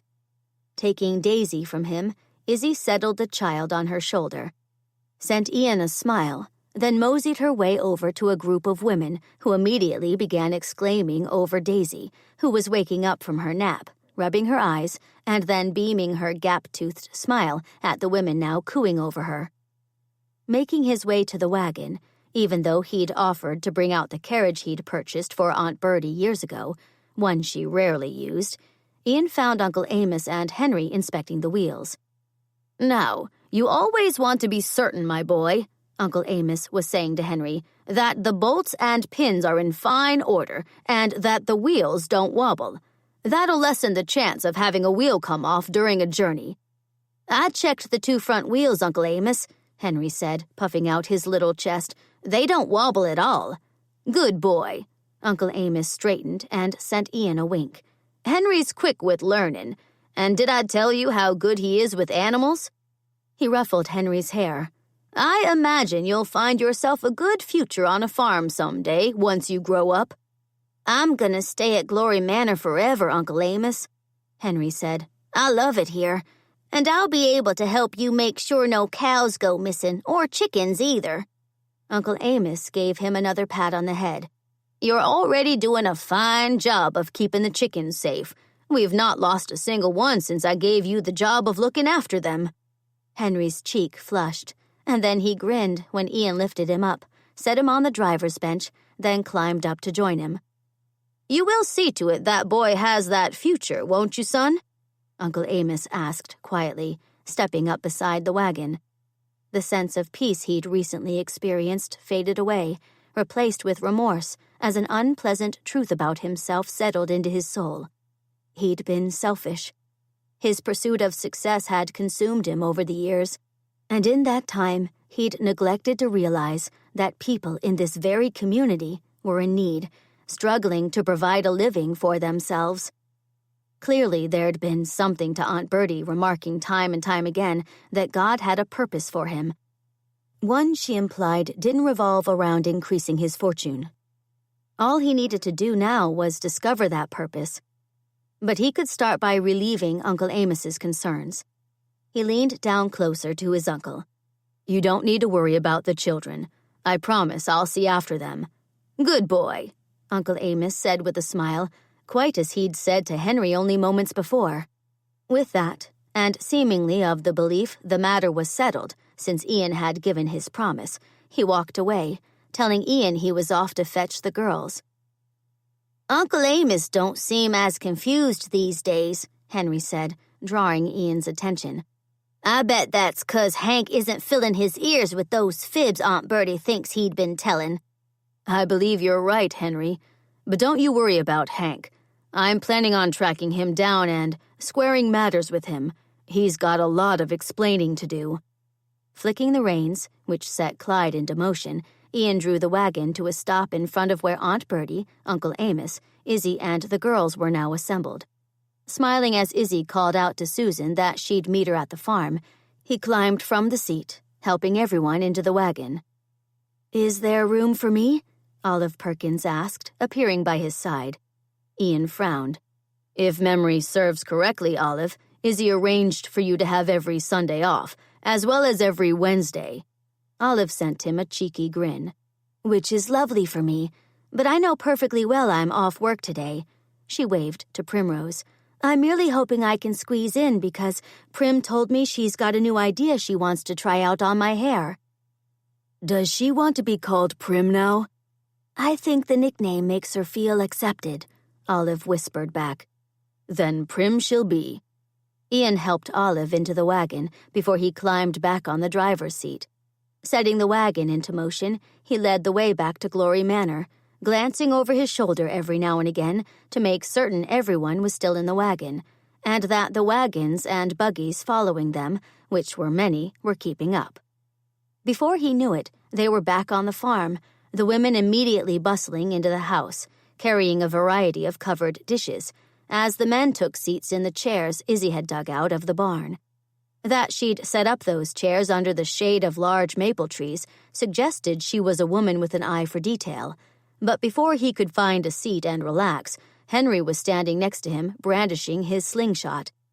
Unable to resist the little boy, especially when he'd been joined by 7 other little boys, all looking at him hopefully, Ian went about setting up an area for target practice, soon joined by a crowd of men, all of whom were more than vocal about the proper way to wield a slingshot.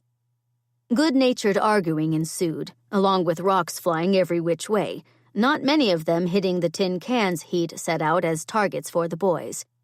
"Now this looks like fun," Izzy said, coming up next to him, carrying a tray that was filled with glasses and a pitcher of lemonade.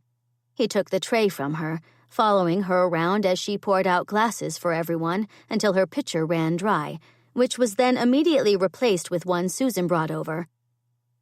"Are the women allowed to try?" Susan asked, setting the now empty pitcher on the tray he was still holding. "You know how to use a slingshot?" Henry asked, stopping in his tracks as he'd been racing by with more small rocks in his hands, his eyes filled with skepticism. "Seems to me, Susan, that we need to show these boys and men how it's done," Izzy said, linking her arm with Susan's.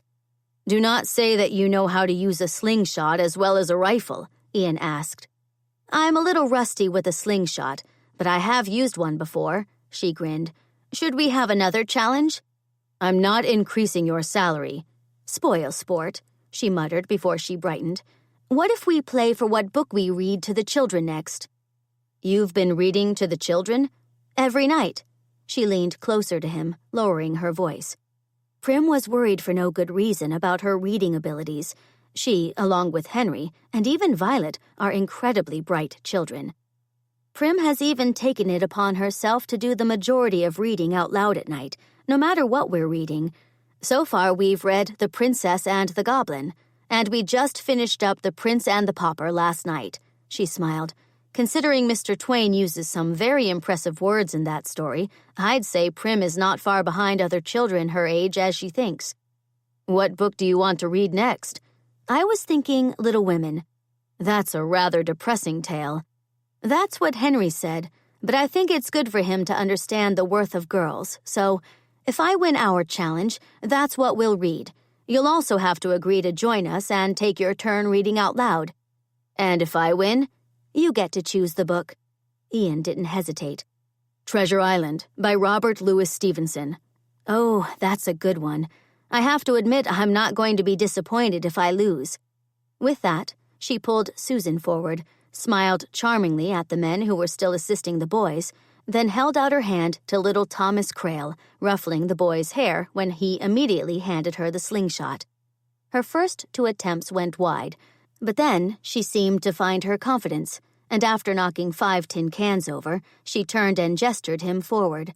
Feeling more pressure than he'd felt, even when he'd been in his last negotiation meeting with the laborers, Ian walked through the crowd, the pressure increasing as the men kept sending him expectant looks. "Just so everyone knows," he said, taking the slingshot from Izzy. "Izzy did best me yesterday in a shooting challenge, so this might not conclude the way all of you think it will." "You were always a fine shot in your youth," Uncle Amos called from the crowd. "But if you want to stay in Izzy's good graces, you might want to forget that." "Don't you dare let me win," she said, sending him a wink. "It's either a fair challenge or you will find yourself reading Little Women to the children, and you're going to pretend you like it as you read." When she sent him a smile that left his mouth turning dry, he found himself at a complete loss for words. But thankfully, he was spared any response at all when Henry gave him a nudge forward. Eyeing the cans, he took aim, relief flowing freely when the first can went skittering off the fence post. 2 minutes later, it was over. "Treasure Island it is," Izzy said cheerfully before she waltzed away, her arm linked once again with Susan's, a woman who'd certainly become, in a very short time, a dear friend to Izzy. After the meal had been served, Ian finally settled into a chair underneath a maple tree, his gaze returning to Izzy time and time again. She appeared to be everywhere at once, directing the children as they helped clear the dishes, and then bringing out tray after tray of desserts, ranging from cookies to cakes and even fruit dipped in chocolate.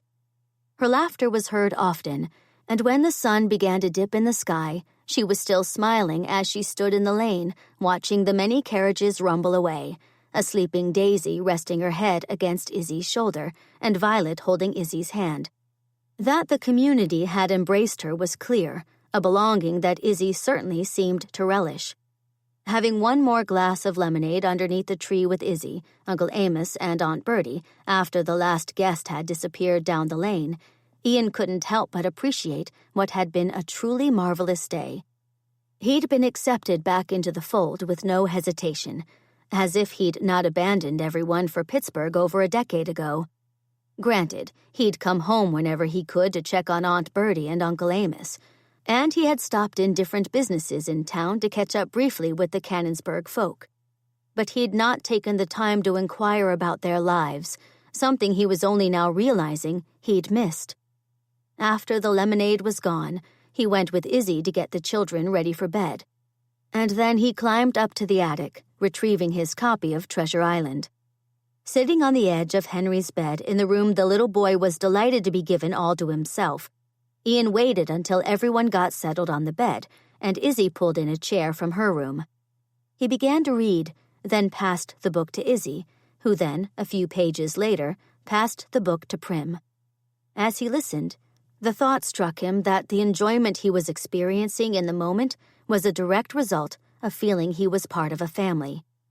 The children were certainly not his, nor was Izzy, but they'd all somehow managed to form a closeness with one another, something he was rather convinced he didn't want to let go, or...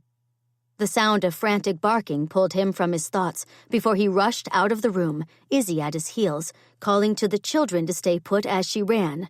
The smell of smoke suddenly reached his nose, and with horror coursing through him, he ran through the back door, increasing his pace when he saw that the barn was on fire. 3 hours later, covered in soot and ash, and with the heat from the smoldering remains of what had been the barn laying heavy in the air, Ian stood with Izzy, who was drenched in soot as well, her plain gray dress covered in scorch marks and water from the many buckets she'd lugged from the pump to the barn. The fire had been too intense to save the barn, but they'd been able to stop it from spreading over the lawn and to the farmhouse by dousing the area in front of the barn with water, which had kept the fire contained. Through the grace of God, they'd saved every animal, all because some of the men who'd taken it upon themselves to do one last patrol around the farm had apparently stopped at some point to enjoy the night skies. That convenient circumstance had them close enough to provide invaluable help before the fire got out of control. Most of the animals had been taken to the front of the farmhouse, the chickens corralled on the front porch, watched over by Henry, Prim, and Violet, Daisy having fallen asleep on Aunt Bertie's lap an hour before. The goats, pigs, and workhorses were roaming around the lawn, Uncle Amos keeping a sharp eye on them, aided by Buttercup and Sparky, who kept circling the lawn, mooing and barking respectively, if any animal seemed about to stray. Uncle Amos was looking every one of his 80 years, his face drawn and his shoulders stooped as he huffed among his animals, muttering time after time that he couldn't understand how the barn had caught fire, and also muttering that he was certain he'd not left a lamp or a candle behind after he'd checked the animals before repairing for the evening. That his uncle was so distraught had temper boiling through Ian's veins, and as he looked at the charred remains of the barn, he vowed that no matter what it took, he would find out who was behind what was obviously arson, and they would be held responsible. "I think we found the source, Ian," Stanley Huxman said, holding something gingerly in his hand with an old rag. He held it up. "It's a lantern." He caught Ian's eye. "You think Amos could have left it behind?" Uncle Amos was carrying a lantern when he came into the house after he'd checked the animals, Izzy said, speaking up as she dashed what was left of her pink scarf over her face, smearing the soot in the process. "It wasn't his fault, and if anyone doubts me, go look on the kitchen sink. I know you'll find the lantern he was using there." Ian took hold of her hand. "I don't doubt you, Izzy. There've been too many mishaps to believe this was simply another case of Uncle Amos and his faltering memory. I'm convinced there's something else in play at Glory Manor." as Stanley, Guy Wilt, Jack Evans, and Jonas Black, the owner of the farm directly adjacent to Glory Manor, took that moment to join them, Jonas shook his head. If that's true, someone's evidently turned desperate in their attempt to drive you from the farm. Which means they've also turned dangerous, Ian said, drawing in a breath in the hope of dispelling some of his temper. He caught Izzy's eye. There's every reason to fear that there will be another attack, and I'm convinced that this next one could turn deadly. It's no longer safe at Glory Manor. We have no choice but to get everyone away, which means we're going to have to get everyone to my house in Shadyside, and we're leaving first thing in the morning. Chapter 27. Sitting on top of an old trunk Ian had fetched for her before the sun had even peeked over the horizon, Isadora bounced a time or two, snapping the latch into place when the lid finally closed all the way. Nodding to Duncan Bowman, one of the 2 recent hires at Glory Manor, she slipped from the trunk, watching as Duncan, along with Earl Henderson, the other man recently hired, hefted the trunk from the nursery. Smoothing back hair that had escaped from its pins hours before, Isadora made her way to the kitchen, nodding to the women bustling around and making breakfast for the men who'd arrived in droves at Glory Manor once word had gotten out there was trouble. "Izzy, there you are, my dear," Aunt Bertie said from the kitchen table, her face drawn. "There's fresh coffee." Accepting the cup Maggie handed her, Isadora looked out the window, spotting Ian standing off by himself, Sparky on one side of him, Buttercup on the other. "I imagine Ian needs this more than I do," she said, walking to the door.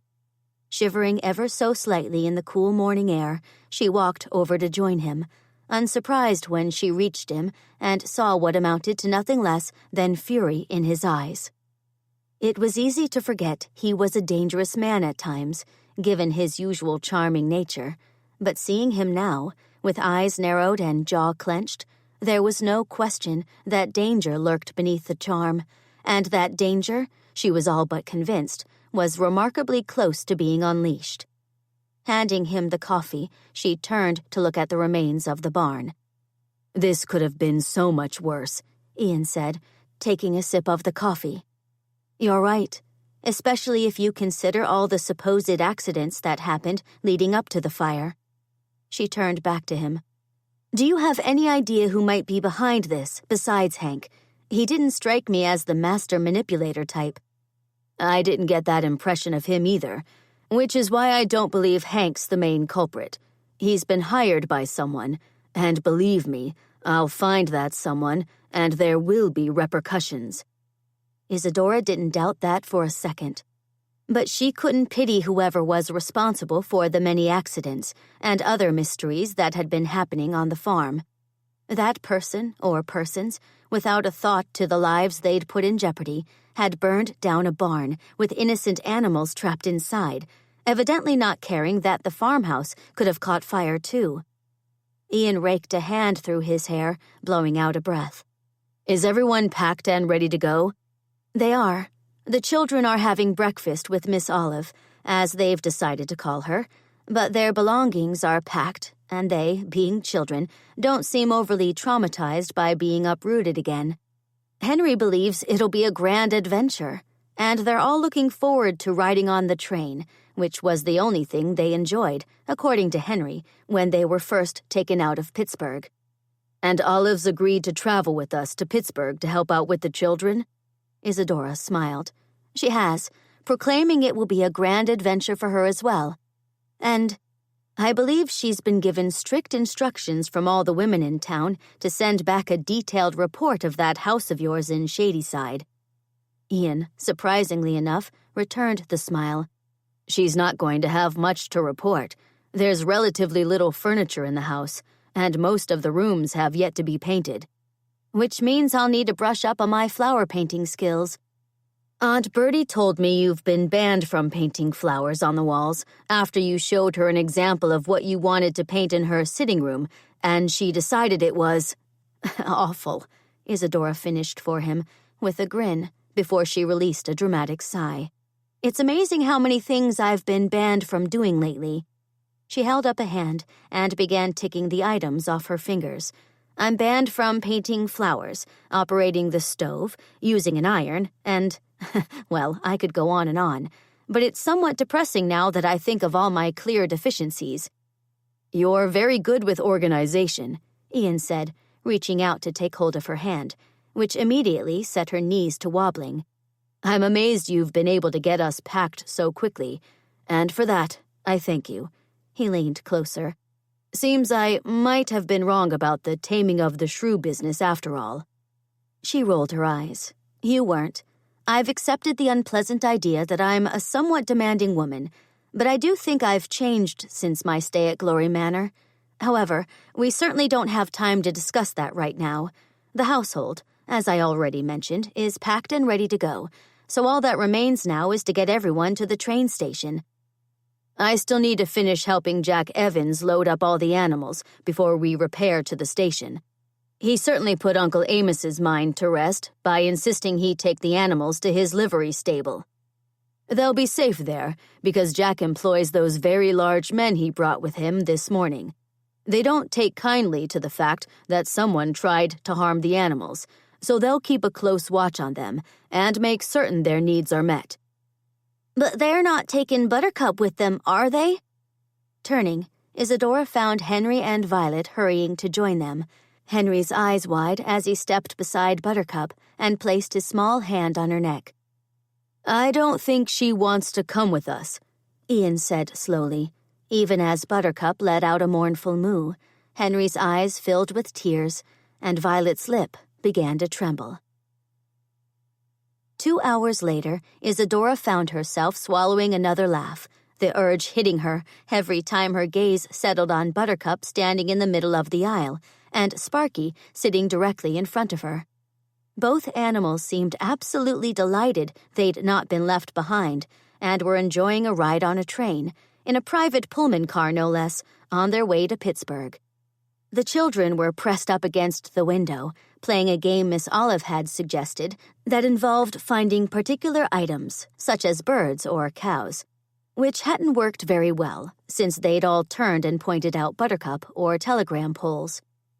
"I have no idea why I agreed to let Buttercup join us," Ian said, eyeing the cow in question. "Henry and Violet brought out the tears." Isadora shook her head. "I'm afraid you're in for a rough time of it now. I have to imagine once the children discover our weaknesses, they'll exploit them often." She glanced toward the children again, frowning when she noticed that the bag Henry was holding on his lap seemed to be moving. "Excuse me." She stood up and walked to stand beside Henry. "What's that you have in your bag, darling?" Guilt immediately flickered through Henry's eyes. "Nothing."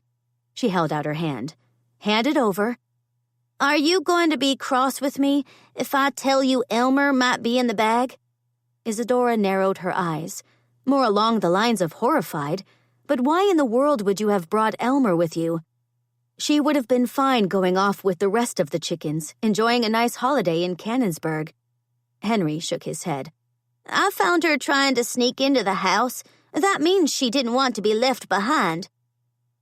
"Did you ever think she was sneaking into the house because she'd not finished pecking my legs to her satisfaction?" Henry's lips began to tremble as he opened the bag, pulled out a very ruffled-looking Elmer, and hugged her to him. "Does that mean you're gonna make me send her back?" Looking at the trembling lip, then to the chicken already snuggled up against Henry, Isadora threw up her hands. "Fine, she can stay." Turning, she marched back to her seat, ignoring the telling grin Ian sent her.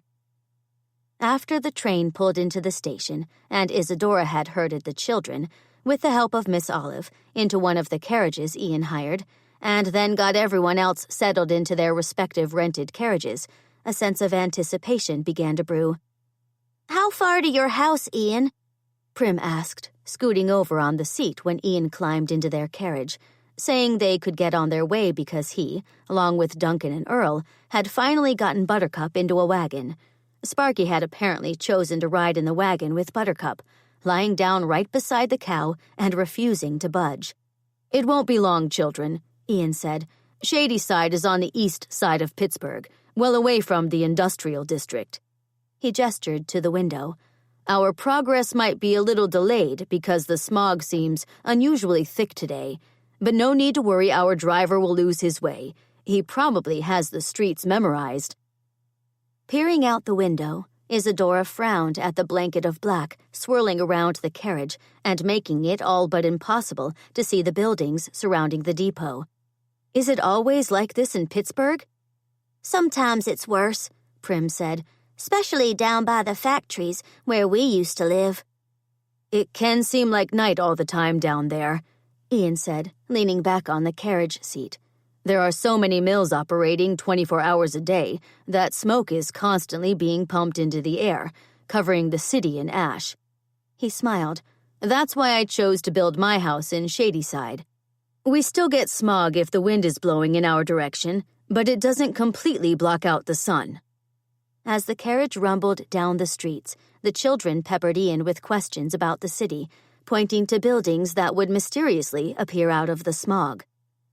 30 minutes later, they'd left the smog behind, rolling through well-tended neighborhoods, the houses becoming larger and larger. "And this, children, is Fifth Avenue," Ian said, gesturing out the window. "We're almost there." Taking in the sight of the stately mansions as the carriage trundled down a well-maintained road, Isadora began to get the sense that Ian was a far more successful businessman than she'd been led to believe. She'd gotten the distinct impression that he was a man of means, but she'd not been expecting to discover he truly had enough means to build a house that rivaled some of the houses built on her Fifth Avenue in New York City. Pressing her nose against the window as the carriage turned and began rolling up a stone drive, she sucked in a sharp breath as she caught her first sight of Ian's massive home. It was built in a Jacobean revival style, mixed with a bit of Romanesque design, if she wasn't mistaken. 3 stories tall, with a porch surrounded by an intricately carved railing, it all but screamed extravagance. She turned to Ian and narrowed her eyes. "It's fortunate I was told by many of the Canonsburg ladies to expect something along the lines of impressive. However, I don't believe impressive does your house justice. It's more along the lines of imposing grandeur." Ian blinked innocent eyes back at her. "I suppose it might be a bit imposing, but do you like it?"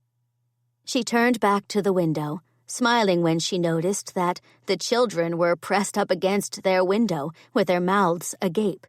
"It's lovely, and I must admit, I'm now anxious to see what the inside holds." "You're bound to be disappointed then. It's so empty that voices tend to echo in almost every room." "We get to live here?" Prim suddenly asked, looking at Ian, who was now reaching for the door because the carriage had stopped directly in front of the house. "Until the threat to Glory Manor is handled, yes." "Oh, thank goodness," Prim said, exchanging a look with her siblings. "I was afraid you were gonna make us live here forever." "You don't like the house?" Ian asked. "Seems more along the lines of a... Well, I don't know what it seems like," Prim admitted with a grin. "But I bet a person could get lost in there." "I bet there's ghosts in there," Henry said, squeezing Elmer closer, which had the chicken letting out a squawk of protest. "It's newly built," Ian pointed out. "That means it's not old enough to even warrant rumors of being haunted." He stepped out of the carriage, holding out his hand to Isadora. After stepping to the cobbled path that led to the house, she turned and took Daisy from Ian, settling the child against her hip, her heart warming when Daisy immediately laid her head against Isadora's shoulder. Even though Prim and Henry had seemed hesitant about the house, that didn't stop them from jumping from the carriage and racing to the front door. Henry had tucked Elmer into the crook of his arm, and by the squawks she was emitting, it was clear she didn't enjoy being carried at such a rapid rate of speed, or under his arm, for that matter. Turning back to the carriage, Isadora found Violet holding fast to the doorframe with white knuckles. She, out of all the children, was the one who didn't seem to adapt well to change, and Isadora was beginning to notice that when she was frightened, Violet descended into silence and sought quiet places. Unfortunately, there were no quiet places for her to run off and hide, at least none that she'd had a chance to find just yet. But right as Isadora was about to speak up and give Violet an encouraging word, Ian stepped forward. "How about you let me carry you up the walk, Violet? That way I can tell you things about the house. The bathtubs, for instance, are big enough for you to swim in." He held out his arms, and it only took a second for Violet to let go of the door and allow Ian to scoop her up.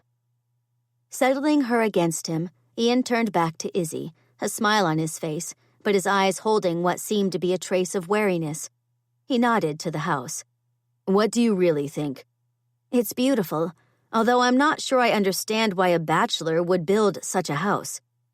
Ian began walking toward Aunt Bertie and Uncle Amos, who'd just gotten out of their carriage, Isadora falling into step beside him.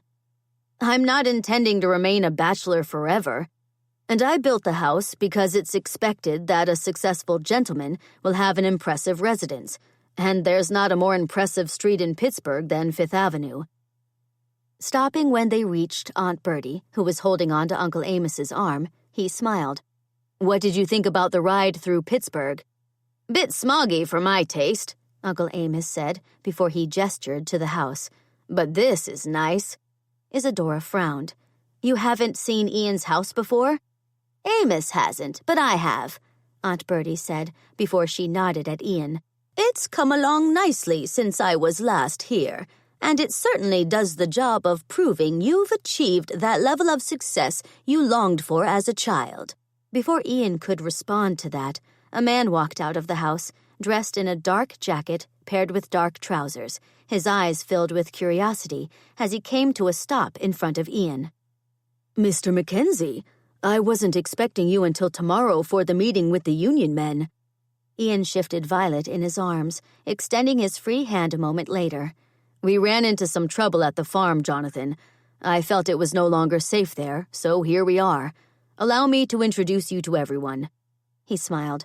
"Everyone, this is Mr. Jonathan Downing, my secretary, and—" As Ian performed the introductions, Isadora couldn't help but notice the interest in Mr. Downing's eyes when he was presented to Miss Olive Perkins, who immediately flushed a delightful shade of pink before she hurriedly excused herself, mumbling something about tracking down Henry and Prim.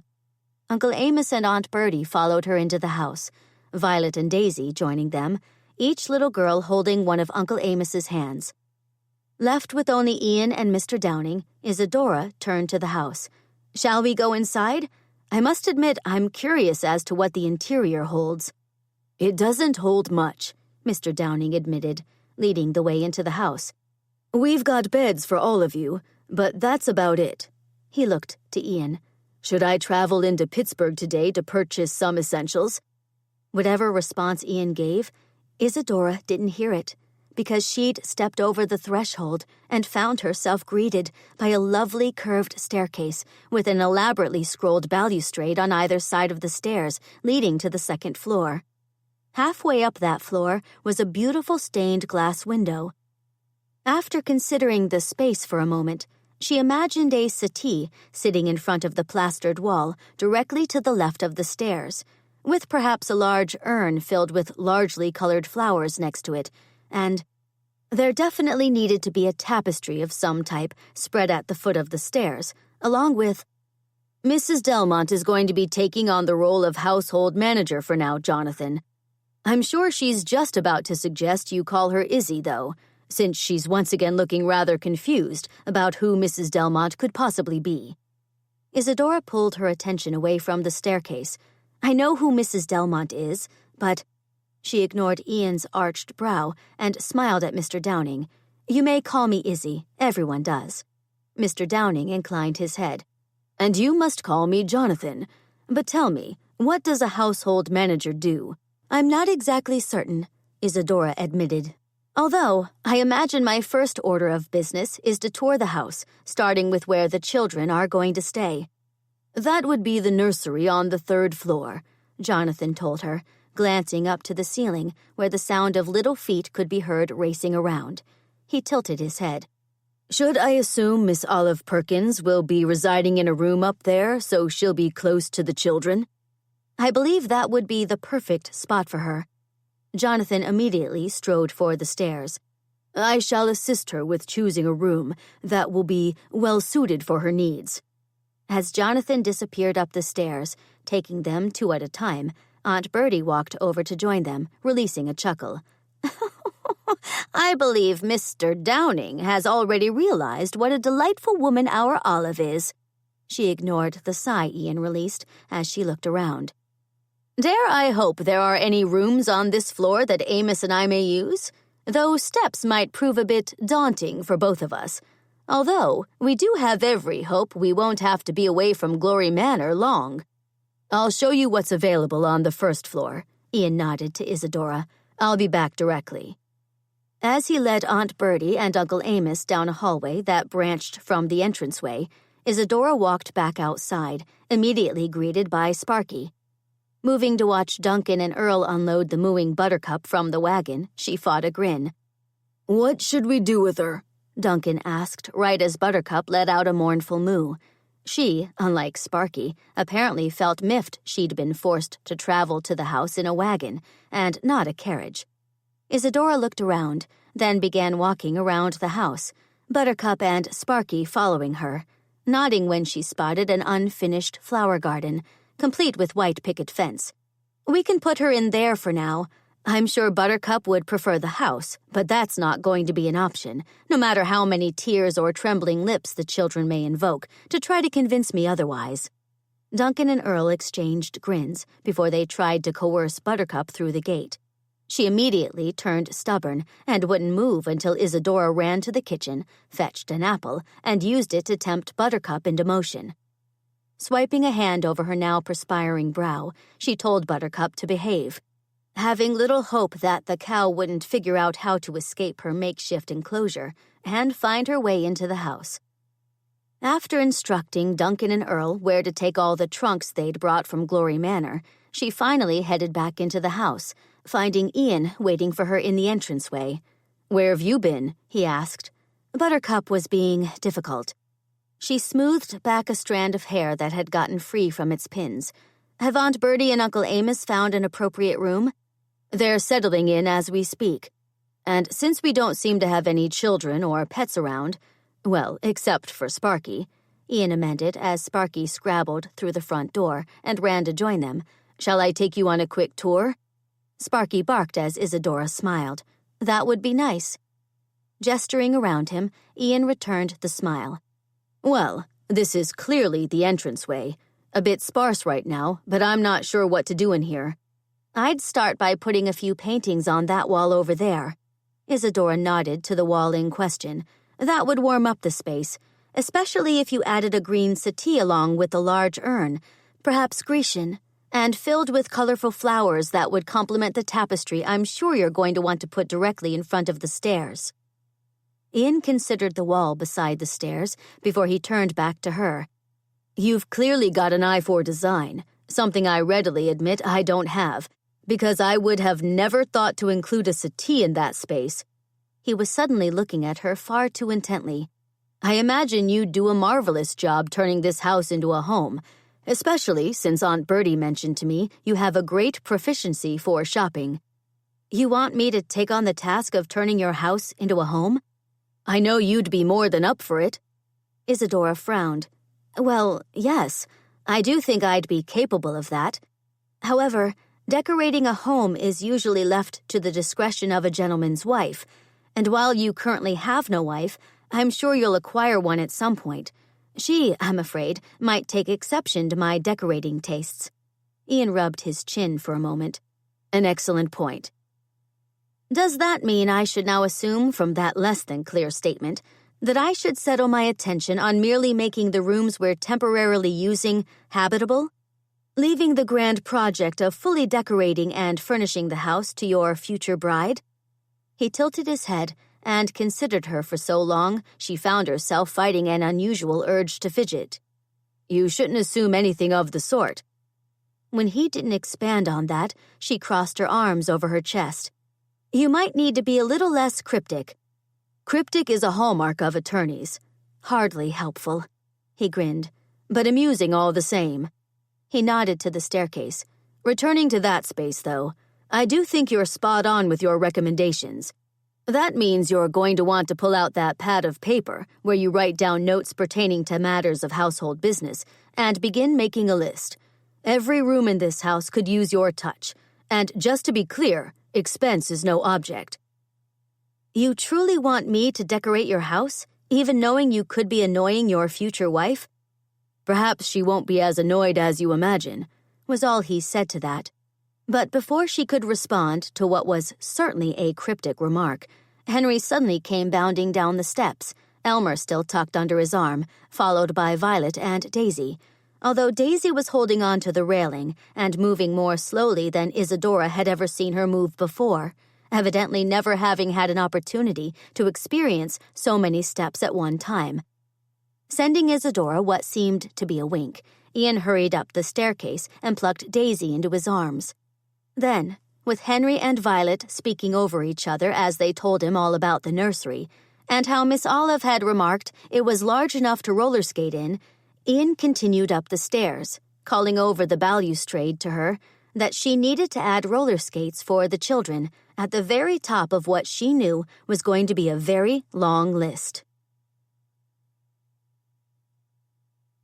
Chapter 28.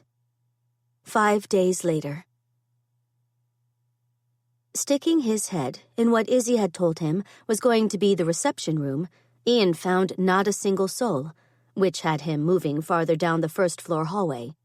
He stepped into the room slated to become the parlor, smiling when he spotted Izzy sitting on a battered chair, the spectacles she'd once again taken to wearing perched on the bridge of her nose, as she squinted at something she'd just written down. The sight of her left him feeling unsettled, especially since she'd done something different to her hair today.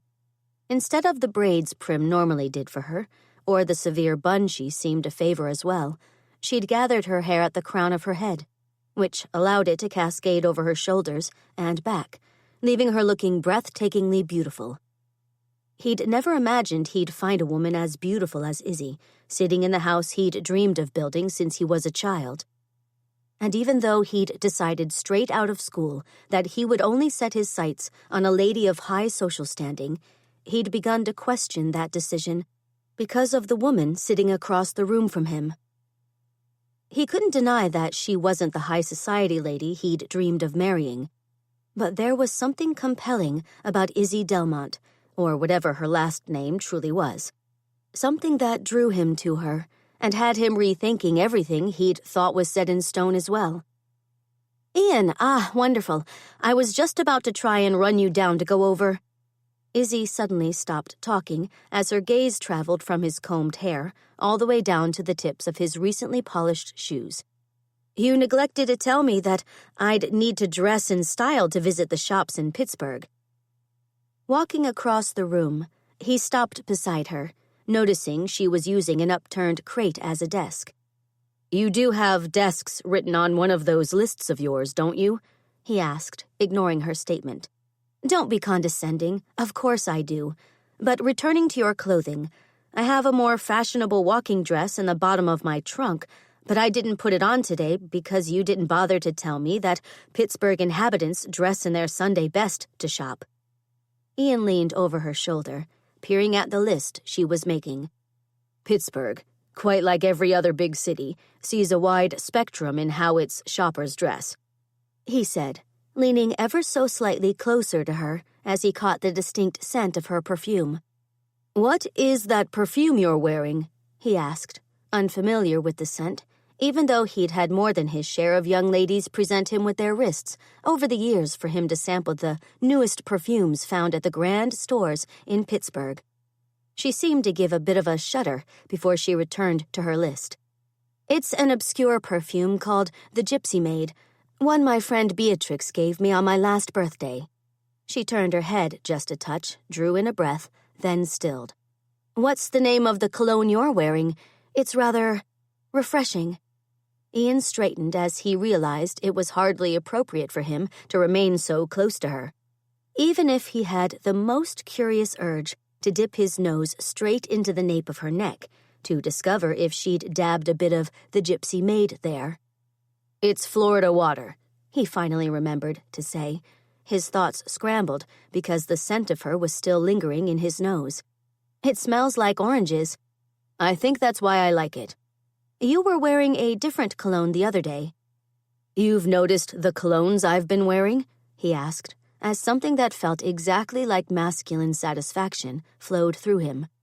Izzy cleared her throat, muttered something that sounded like, "much to my concern," then cleared her throat again. "Returning to the way you're dressed, should I change to go shopping with you?" "I'm afraid I'm not dressed this way because of the shopping. My meetings this week with the labor men have not gone well, so I'm off to attend yet another meeting, one that's to be moderated by Andrew Carnegie. I'm not holding out a great deal of hope the meeting will be successful. Mr. Carnegie has turned bullish in his stance with the negotiations, which probably means the mills could very well shut down, since the union men, along with laborers who are not members in any specific union, feel they're being treated unfairly. Their only true power is their ability to go on strike." Izzy consulted a dainty watch she'd attached to the sleeve of her gown. "It seems rather early for a meeting." "The meeting isn't for a couple of hours, but by the time I take the horse car into the city and then go over some notes I left at the office, the morning will be over, and it'll be time to face what is certainly going to be unpleasant." "Should I go shopping without you?" Ian nodded. "You should. I've already arranged for Jonathan to accompany you. He's a very competent sort, so he'll be of great assistance to you. He also grew up in one of the meaner neighborhoods down by the mills, so he's very adept at spotting danger. You'll not need to worry about your welfare, especially since Jonathan is also my sparring partner at the boxing gym." He smiled. "While this pains me to admit, he's a better boxer than I am, and has this air about him that suggests he's a dangerous man, which does seem to have people maintaining a certain distance from him." Izzy returned the smile. "You have that very same air, although granted, you do a remarkable job of cloaking it underneath a layer of charm." "You find me to be a dangerous man?" She turned from her makeshift table and waved a hand from his head to his toes. "Indeed. You portray yourself as a successful man of business, but you can't always hide that you're dangerous, Ian. It occasionally seeps through the cheerful facade you display to the world. And when it does, well, let me simply say it leaves an impression." "Does it frighten you, that danger?" "Quite the opposite." Male satisfaction flowed through him again, but before he could question Izzy further on exactly why she enjoyed what she apparently thought was his dangerous attitude, Jonathan gave a brisk knock on the door and stepped into the room. "It's after 8, sir," Jonathan began. "You're running unusually late this morning, which is why I took the liberty of fetching your satchel, which I've left for you directly beside the front door." Ian fished his pocket watch from his jacket, saw that Jonathan was right, and it was well past 8, even though it certainly hadn't felt like he'd been talking with Izzy so long. "Thank you, Jonathan. I'm afraid time does seem to have gotten away from me." "Distractions have a way of doing that to a person, sir," Jonathan said before he nodded to Izzy. "But speaking of time, you and I will be leaving this house in exactly 45 minutes.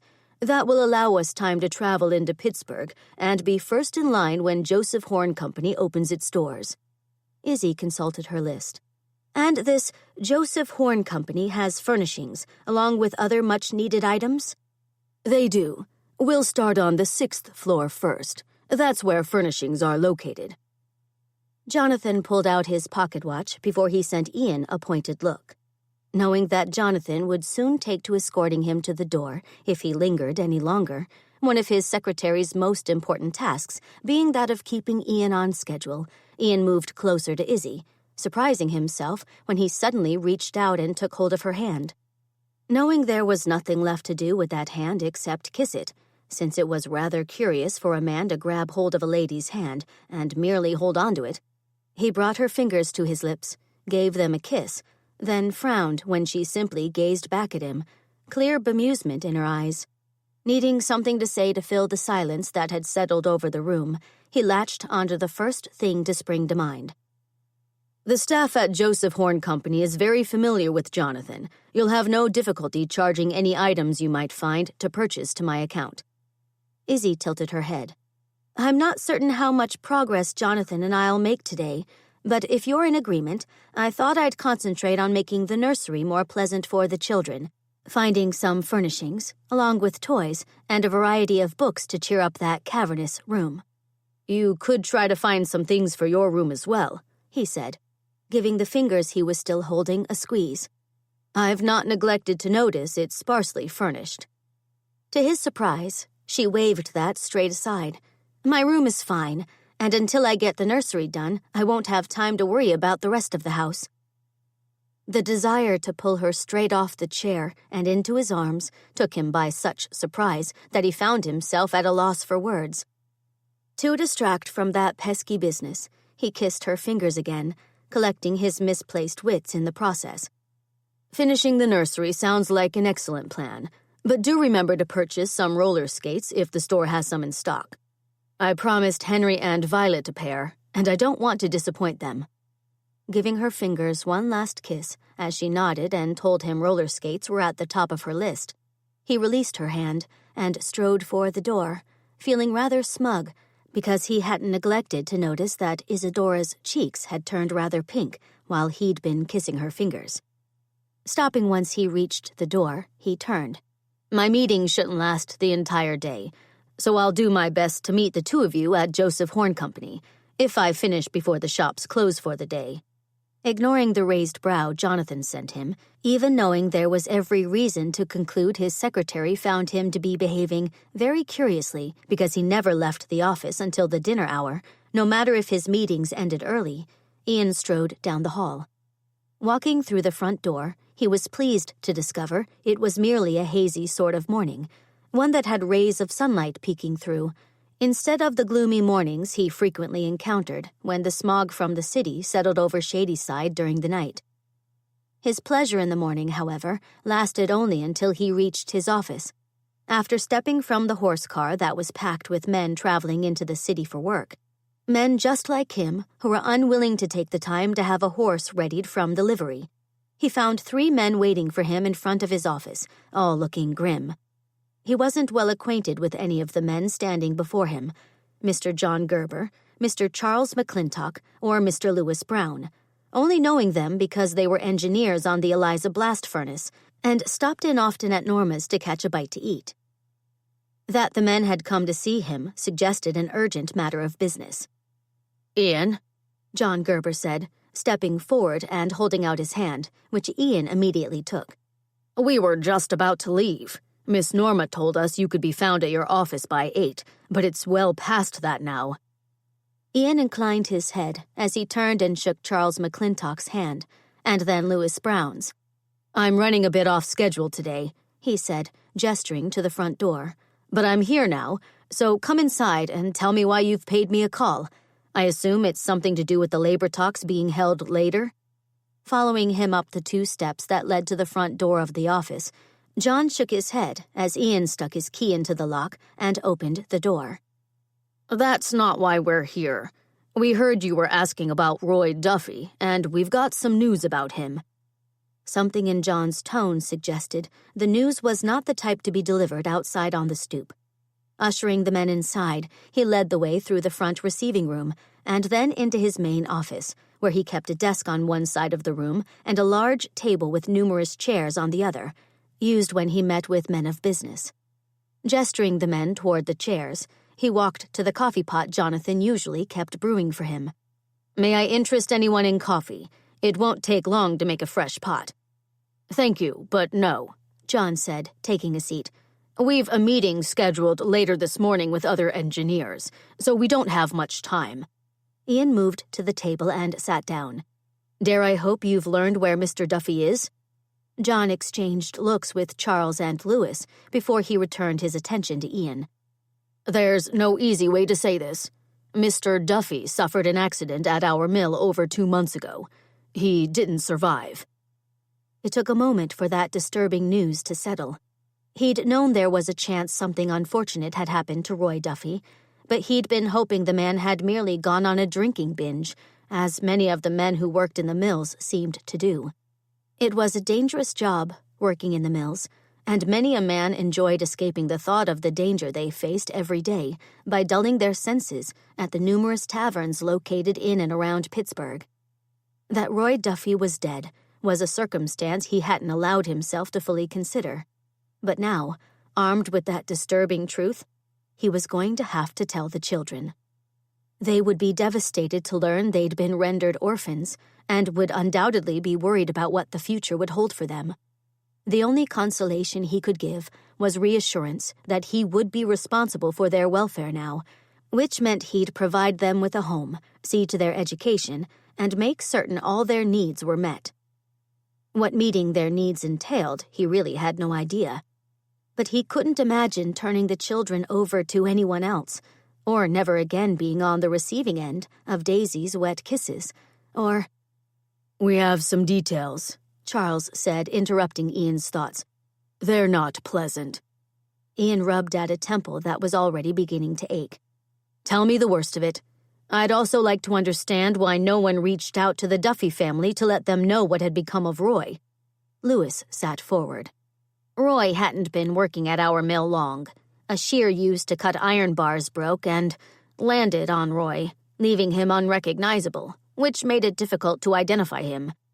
By the time a positive identification was made, a couple of weeks had gone by, and when the mill sent someone over to the address Roy had left on file, another family had already moved into his rooms, and nobody knew where his family had gone. An unpleasant memory took that moment to flash to mind. "This accident didn't happen to delay production all day at the Eliza blast furnace, did it?" Lewis nodded. It did. The shear was so heavy we had to bring in equipment to pull it off the man buried underneath, a man we now know was Roy.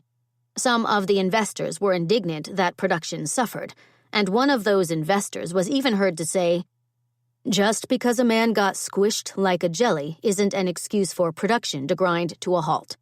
Ian finished for him, shaking his head as the temper he'd been feeling so often of late began to churn through him. "You heard Nigel Flaherty say that?" Lewis asked slowly. "I did. Told him that was beyond inappropriate, as well as insensitive, since he was blithely talking about the death of a man." He caught John's eye. "You wouldn't happen to know where Roy Duffy is buried, would you?" John nodded. "He's at the Homewood Cemetery. Management decided to step in and pay for a proper burial after they realized tensions about the dangerous atmosphere in the mill were reaching the boiling point. The men were furious about Nigel Flaherty's remarks, so management hoped that by picking up the cost for a burial, they could diffuse some of that fury." John frowned. "It's only a matter of time until that anger boils over, though, especially when our wages keep getting cut while owners and investors still seem to be getting richer." Ian's stomach clenched. "I'm sure you're right about the fury of the men, but getting back to Roy Duffy, do you know if he was buried beside his wife?" "His wife is dead, too?" Ian leaned back in the chair. "Mrs. Duffy died a few years back, which is why Roy's children got sent to an orphanage when Roy didn't return home to pay the rent. That orphanage was full, so the children finally ended up at Glory Manor with my aunt and uncle." "Orphanages do seem to be filling up fast these days," Charles said. "Too many men are dying in the mills, or else their wives die and they're forced to put up their children in the orphanages, because they can't mind them with the long hours demanded in the mills." Charles narrowed his eyes on Ian. "Might be nice if someone could convince the owners that cutting the hours and giving the men a set wage instead of an hourly one would go far in boosting morale. That might very well see production increase once demand for our products begins to grow again." "Demand will always increase with iron and steel," Ian said. "The country is still building at an unprecedented rate. Production is only currently suffering because the railroads are being unreasonable with what they're charging to transport raw materials to us. Because of that, we've been forced to increase our prices, which has builders holding off until more favorable prices are offered." Ian leaned back. "Negotiations are even now underway with the railroads, and once those are settled, demand will probably exceed what the mills are capable of producing." But will the owners of the mills take wages back to what they were before production slowed? Lewis asked. That question is what has all of us worried, as well as contemplating a strike. A strike won't keep food on your table, Ian pointed out. True, but considering all of us are facing the same fate as Roy Duffy when we go to work every day, it only seems fair that we should know we're being sufficiently compensated. We also want to know that the owners and investors understand the risks we're taking and make their decisions accordingly. That might be asking too much, Ian said quietly, but you've made some interesting points and given me much to ponder, especially about decreasing hours men are demanded to work. I've broached that idea before, but perhaps I need to investigate it more closely, see if I can find proof that productivity won't suffer if hours are cut. Roy Duffy's children might not have been left on their own so often if Roy hadn't been expected to work 12-hour shifts. John frowned. How many children did Roy have? 4, all under the age of 10. Ian drummed his fingers against the table.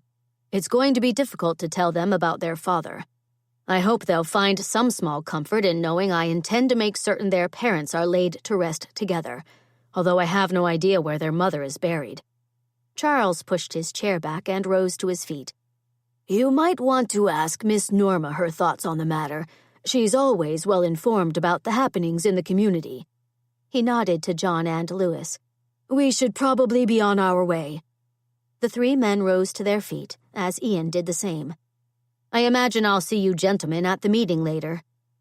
A ghost of a smile flickered across John's face. You will. Although, do know that none of us will take offense if you don't acknowledge us at the meeting. We're fully aware that owners and investors don't look highly on intermingling with the commoners. Charles moved beside him and clapped Ian on the back. I heard tell that you were once one of us, as was your father. It would be nice if we didn't have to leave the meeting today with no concessions won. You do have competent attorneys representing your interests, though, don't you? Ian asked. Depends on what you consider competent. They're good, don't get me wrong, but... Charles winced. They're no match for Andrew Carnegie? Ian finished for him. Lewis stepped to his side and smiled ever so slightly. It's not Andrew they're worried about. It's you. In case you're unaware, your reputation for winning negotiations precedes you, which does make it a little troublesome to find competent attorneys to go up against you. Attorneys, I'm beginning to realize, don't care to lose, which normally happens when they're dealing with you and contracts. I'm not certain you meant that as a compliment. Lewis smiled. If you were working on our side, it would be. He shook Ian's hand again. Just remember what Charles said. You were once one of us, and because of that, you understand the dangers all of us face every time we step foot in the mills. He gestured to John and Charles. Any of us can be, as Nigel Flaherty so charmingly put it, squished like a jelly. So keep that in mind as the negotiations start up again. Walking with the men out of the office and through the reception room, Ian couldn't get the memory of the callous way Nigel had talked about Roy Duffy's death out of his head.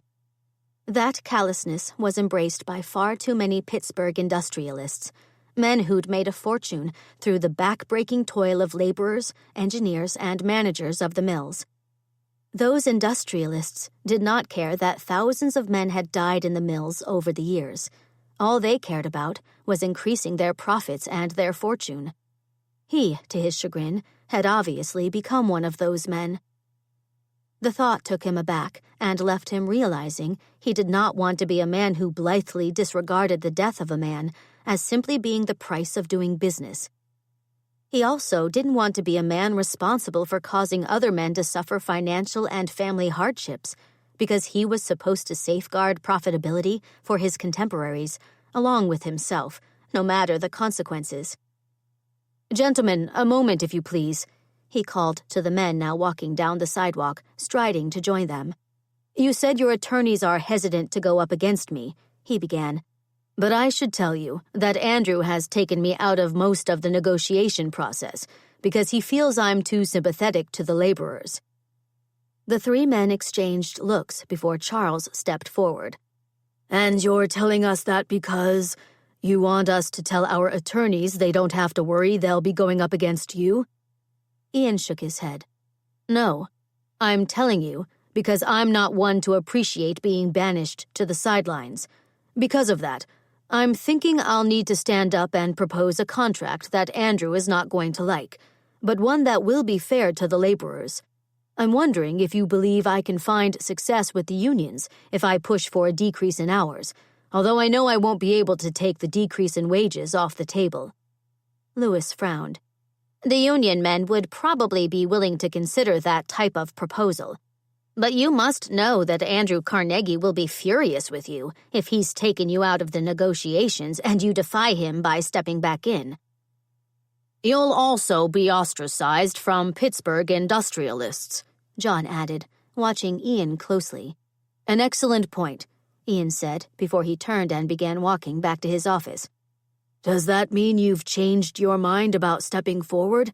Charles called after him. Looking over his shoulder, Ian smiled. Not at all. I'll definitely be proposing my idea, and if I get ostracized, so be it. With that, and leaving the men smiling, he continued into his office, made his way to a wall filled with file cabinets, then began pulling out file after file, hoping he'd be able to collect enough case information from past negotiations to convince everyone involved he'd not lost his mind. Chapter 29. Is it me, or does it appear we've got almost every salesperson in the store assisting us now? Looking up from the navy velvet suit she'd found on a rack in the boys' department, Isadora glanced past Jonathan and discovered an entire swarm of salespeople gathered nearby, all of whom had pads of paper in their hands as they watched her expectantly. I do believe you're right, she smiled. It's quite an improvement over my having to run down a clerk when I couldn't find the roller skates. She glanced down at her plain white blouse and black skirt. I never realized I would be treated differently if I dressed in a manner I usually don't dress to shop in, especially when I'm off to... She swallowed the word Paris and returned her attention to the suit she was holding.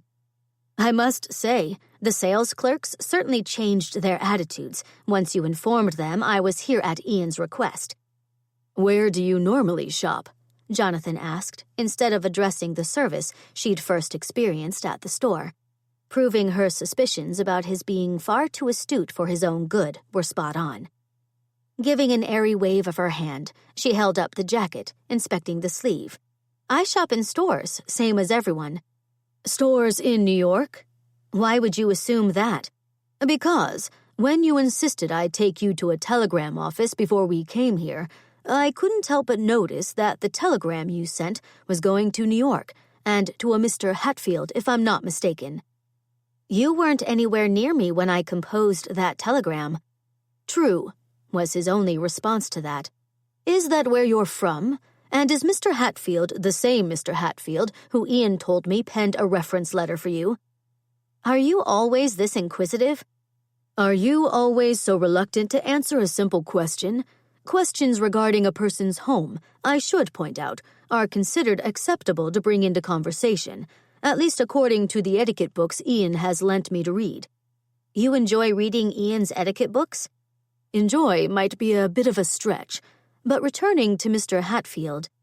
Isadora blew out a breath. Mr. Hatfield, who did provide me with a reference letter, is also acquainted with a dear friend of mine, one who wanted me to keep her apprised of any moves I might make. Since I've now moved from Glory Manor to Pittsburgh, I simply sent Mr. Hatfield a telegram telling him of my new location, which I know he'll pass on to my friend. Why does Ian believe you're confused about your last name? Unwilling to delve into that disturbing business, she held up the velvet suit and tilted her head. What do you think about this? I didn't know it was the fashion for little girls to wear trousers. It's not for the girls. It's for Henry. The horror that immediately sprang into Jonathan's eyes was all Isadora needed to replace the suit. Looking around for other racks that might have clothing more suitable for a little boy who didn't seem to enjoy much fuss when it came to fashion. What may we assist you with now, Mrs. Delmont? A saleswoman, wearing a blouse similar to Isadora's, asked as she joined them, her pad of paper and pencil at the ready. Boys' clothing, but nothing with frills, lace, or velvet. She glanced back to the suit she'd found darling, and Jonathan had found anything but, releasing a sigh of longing, which Jonathan ignored, although he did roll his eyes. "For the same little boy who's getting the red wagon?" The clerk consulted her notes. "Henry, age 7? "Yes, that's right." The woman's eyes sparkled. "And is there a limit on how much you're going to spend on young Master Henry's clothing?" "There's not," Jonathan answered for her. "Mr. MacKenzie would like the children to have a variety of choices to wear when they return to school, as well as for when they're at their leisure." "How marvelous!" the saleswoman exclaimed before she hurried off, her heels clicking against the wooden floor, telling them over her shoulder she'd be back in a trice with some selections. Isadora consulted her list. "I must admit we've accomplished far more than I thought possible today. I do thank you for your advice as pertains to the furnishings in the receiving room. It never occurred to me that large men might not like the dainty chairs that are so popular these days. It's hard to get comfortable when you're forced to squeeze yourself into those types of dainty chairs." Again, something that never occurred to me. I certainly don't believe my mother ever sought my father's opinion about chairs, which, she frowned, might explain why he never spends much time at home. "Home in New York?" "You're very tenacious, and I'm not complimenting you if that's in question." Jonathan surprised her when he grinned, but that grin suddenly slid off his face. The next second, he had a hold of her arm and was escorting her rapidly across the floor, telling the sales clerks, who immediately fell into step behind them, that they'd just realized they were parched and were going to repair to the tea room. After assuring the clerks they would return after their tea, Jonathan tightened his grip and increased his pace, Isadora forced to break into a bit of a trot to keep up with him. "Should I assume you've detected something of a dangerous nature?" she all but panted when they reached the elevator, and he hustled her into it once the elevator operator opened the grated door. "The only danger you're in is if I have a face-to-face encounter with Mr. Nigel Flaherty. He's a vile man who was responsible for getting me fired at the mills a few years back. Although now that I think about it, because that firing led me to be employed by Ian, perhaps I should kiss the man instead of tearing him limb from limb." Isadora bit back a smile when the elevator operator began edging as close as he could to his lever, and he seemed to get them to the street level in no time at all, a circumstance that had had her stomach roiling. She turned to thank him after she'd stepped out of the elevator, but that thanks got caught in her throat when she realized the man had already shut the door and sent the elevator whizzing upward again. "You do realize you just frightened that man half to death, don't you?" she asked, receiving a shrug from Jonathan in return. "That was not my intention, but I've always wondered how rapidly those elevators can move, and now I know." Shaking her head, she looked around for the tea room, stilling when she caught sight of Ian moving their way. He saw them a second later and quickened his pace, stopping directly in front of her. He was still dressed in his suit, but his tie had been loosened, and a shadow of stubble was just beginning to appear on his face. "I was hoping I'd still find the two of you here," he said, nodding to Jonathan, and then sending tingles up her arm when he drew her gloved hand to his lips and placed a kiss on it, quite as if he'd become accustomed to kissing her hand, and seemed to believe she now expected it. Not willing to tell him those types of gestures weren't exactly what a housekeeper, or rather household manager, expected, since she did enjoy the gesture. She smiled at him as he released her hand. "We were about to get some tea. Then I've arrived just in time." As Ian took her arm and Jonathan walked on the other side of her, Isadora soon found herself seated at the best table in the tea room. "So tell me about the shopping," Ian said, after they'd placed their orders, deciding to include some small cakes to go with the tea. "There's much to tell." Isadora pulled out the sheaf of papers she'd been carrying all day, setting them on the table. "We managed to get furnishings for all the rooms in the nursery, including Miss Olive's room, as well as toys for the children, and yes, they'll have roller skates, and..."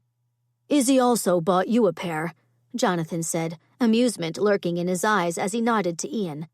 I haven't skated in years, Ian said. Well, you're going to skate with the children tonight, so...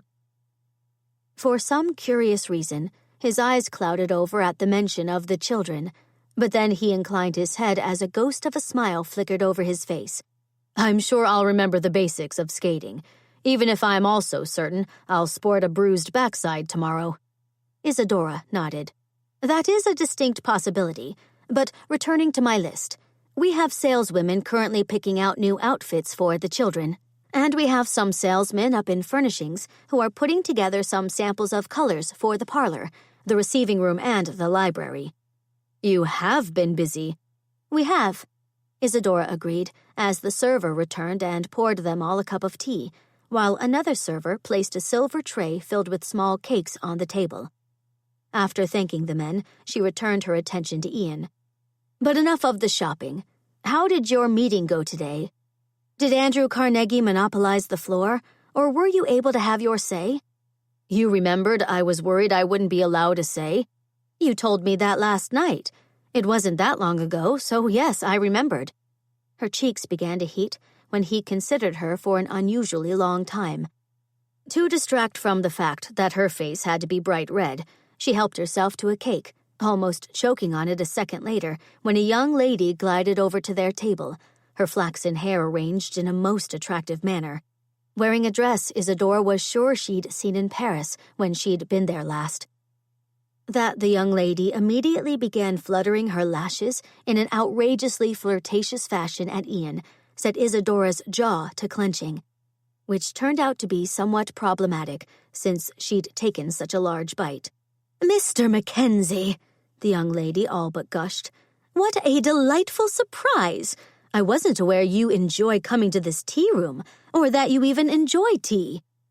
Setting aside his napkin, Ian rose to his feet, as did Jonathan. As Ian took the hand the young lady immediately thrust his way, Isadora felt the most unusual feeling sweeping over her when Ian gave the lady's fingers a kiss. But she took solace in the idea that the kiss couldn't be considered lingering by any stretch of the imagination. The floor suddenly felt as if it had dropped out from under her, leaving her slightly lightheaded, as truth took that moment to rear its ugly head. She was jealous of the lady, now fluttering her lashes more rapidly than ever. She'd never been jealous of anyone in her entire life, but that was exactly what was flowing through her, jealousy. The reason behind that jealousy could only mean one thing. She, Miss Isadora Delafield, had fallen ever so slightly in love with the man who was currently her employer. Granted, she'd come to the conclusion she was somewhat smitten with him, but love? It was an epiphany she was going to have to consider more closely, but not while in the middle of tea, or while Ian was being all but accosted by a, I don't believe I've had the pleasure of meeting this delightful creature. Forcing a smile, she turned her head to the lady who was apparently talking about her, although the snotty tone in which she'd said delightful creature suggested she found Isadora anything but. Ian stepped forward to perform the expected introductions. Miss Moore, allow me to present Mrs. Delmont. Mrs. Delmont, this is Miss Lillian Moore. Of the Richard Moore family here in Pittsburgh, Miss Moore added, frowning as she peered at Isadora. You have icing, dear, smeared to the right of your lip. Blotting her lips with her linen napkin, Isadora kept her smile firmly in place, not being able to recall a time she'd left icing on her face, but curiously enough, not being put out in the least that Miss Moore had pointed it out, nor that the young lady was now considering her in a most condescending fashion. I do so enjoy cakes, Miss Moore chirped before she smoothed a hand over her waist. But since my parents are hosting a ball 2 days from now, I'm afraid I can't allow myself to indulge in such a treat, not if I want my delicious froth of a gown to fit to perfection. Fighting the curious urge to release a snort over that blatant attempt to get Ian to remark on her figure, even though, to give the lady credit, she did have a lovely figure, Isadora blotted her lips again, grimacing when more icing showed up on the linen. something Miss Moore certainly hadn't bothered to point out to her again. "But you must come to the ball," Miss Moore suddenly exclaimed, and for a second, Isadora thought she was talking to Ian. To her horror, she realized Miss Moore was directing her attention back to Isadora again. "Ah, well," Isadora began. Miss Moore waved Isadora's sputtering aside. "If you're worried about what to wear, you mustn't concern yourself over that. What you're wearing now is fine, dear," she smiled. "I especially adore your spectacles." Knowing full well that the woman was lying through her teeth, Isadora frowned, spared a response when Ian suddenly cleared his throat. "While it's very kind of you to extend Mrs. Delmont an invitation, Miss Moore, I've already asked her to join me as my guest at your ball." Miss Moore's mouth dropped open even as Jonathan turned and began taking an absorbed interest in the tea room, rubbing a hand over his mouth quite as if he were trying to hide a smile. "My mother never mentioned that you were bringing a guest." "My invitation did read Mr. MacKenzie and guest." "Well, certainly it did, since that's proper etiquette, but—" Miss Moore shot a glare to Isadora before she summoned up a smile. "It'll be lovely to have you there, and do know—" Whatever else Miss Moore was going to say faded away when they were suddenly joined by another gentleman. "I was wondering where you wandered off to," the man said, smiling at Miss Moore before he turned to Ian and stiffened. For a second, Isadora thought the man might be Miss Moore's father, Mr. Richard Moore of the Moore family, until Ian gave a jerk of his head in the gentleman's direction and said, "Nigel." "Ian," Nigel bit out before he turned to Jonathan and frowned. "Do I know you?" Jonathan, Isadora was alarmed to see, was all but bristling with animosity. "You do. I'm Jonathan Downing. You got me fired from my job at the mill because I punched you after you mocked a man recently arrived from Germany who didn't know much English. Which is exactly why I stepped in and hired him," Ian said with a smile, even though his eyes had begun to take on a rather dangerous look. "Proving that what I've said about you being too sympathetic to the laborers is right on the nose," Nigel said, even as he took a few steps backward, putting distance between himself and Jonathan. "Interesting meeting we attended today, MacKenzie. Even though you won the union men over with your proposal, the investors and owners of the mills aren't thrilled you proposed such an unusual solution to the labor problems." Ian shrugged. "It's a solid plan, Nigel. As I said when I got up to speak, Mr. Thomas Harrington of the Harrington Iron Mill was forced to cut wages a few years back, but because he also cut hours and made the men's salary instead of hourly, production didn't slow, and after the demand for iron increased, he saw a substantial profit, all due to what I believe was an increase in morale among his employees. Time will tell if it works, but it's a risk many of us aren't excited to take, including Mr. Carnegie, even with you winning the day and getting everyone to agree to the concessions. I didn't win all of my points, Nigel, as you very well know, but reducing the 12-hour shifts down to 10, even though I wanted them down to 8, and decreasing wages by 11% instead of 12 is a start.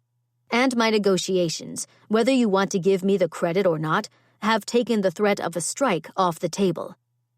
Miss Moore let out a bit of a titter and reached out to touch Ian's arm, earning a frown she didn't see from Nigel in the process. "Not that I know much about business, Mr. MacKenzie, but you should use caution in how you handle those business matters." She sent a charming smile to Nigel. "Why, if you're not careful, Mr. Flaherty might not include you in that new coal venture he was trying to explain to me a short time ago." From what I could understand of what he was saying, it's certain to prove a most lucrative investment. For the briefest of seconds, Ian merely stood there until his eyes narrowed and he took a single step toward Nigel. "I haven't heard any specifics about a new coal venture being planned. Where's it to be located?" After sending a look of irritation toward Miss Moore, Nigel resettled his gaze on Ian and shrugged. "It's no secret that geologists have been scouring the southern part of this state, as well as Ohio, looking for coal reserves. They've been successful with their investigation, and I'm pleased to say that plans to mine the coal fields are well underway. Are they now? Nigel nodded. Indeed. But after your abysmal display today at the negotiations, I'm afraid this particular investment group won't be interested in having you on board. Nigel turned from him and set his sights on Isadora. His eyes sharpened on her face right before they filled with male appreciation. Forgive me, he began, taking a step toward her. Ian has completely forgotten his manners and not introduced me to you. I'm Mr. Nigel Flaherty. When Ian didn't step forward to perform the introductions, and even though Isadora was already but convinced Nigel was not a man she wanted to know, she inclined her head. I'm Mrs. Delmont, of the Delmont family, she added, sending a smile Miss Moore's way. Her smile widened when Miss Moore's eyes clouded with confusion, quite as if she couldn't quite figure out if Isadora was serious or not. How lovely to meet you, Mrs. Delmont, Nigel exclaimed, reaching out his hand as if to take her hand in his and place the expected kiss on it. Not feeling in an accommodating state of mind, Isadora abandoned every etiquette rule that had been drummed into her head since birth and snatched up another cake, making it impossible for Nigel to take her hand. Blinking, he stopped his advance. Rallying quickly, he smiled. And how are you acquainted with Ian? Knowing Ian was certain to make up some story about her, and unwilling to find herself suddenly boasting an impressive pedigree, even though she actually had one, she caught Nigel's eye. I'm his household manager. Jonathan abruptly spun around as Ian sent her a scowl, that telling reaction missed by Miss Moore and Nigel, who were now looking at her as if she were some type of hideous creature who had wandered into their midst. What is a household manager? Miss Moore asked, raising a hand to her throat. It's somewhat like a housekeeper, Isadora said cheerfully. I'm simply not expected to cook or iron, but that might be because I've been known to catch the oven on fire, and I once burned an impressive iron print into a pair of Mr. MacKenzie's trousers. As Miss Moore blinked in stunned disbelief, Isadora abandoned all etiquette rules again by stuffing a very large piece of cake into her mouth, deliberately smearing the icing on her lips in the process. Swallowing a moment later, because speaking with her mouth full would have been taking matters entirely too far, she smacked her lips. Delicious. It took everything she had not to laugh as Miss Moore and Nigel simply stared at her in horror, until Nigel turned to Miss Moore, took her arm, and nodded. While Mrs. Delmont is certainly charming, I've just noticed Mr. and Mrs. Bryce sitting over on the other side of the room. Shall we go greet them? Without bothering to say another word, Nigel and Miss Moore sauntered away, stopping as they reached a table where presumably Mr. and Mrs. Bryce were taking tea, along with a gentleman who had his back turned to Isadora. This isn't the time, she thought she heard Jonathan say before he resumed his seat, nodding to the chair Ian had abandoned. Taking his seat, Ian drew in a deep breath, slowly released it, then drew in another, as if he were having a difficult time controlling his temper. Have I missed something of importance? Isadora asked, reaching for the teapot that had been left on the table and topping off Ian's and Jonathan's cups.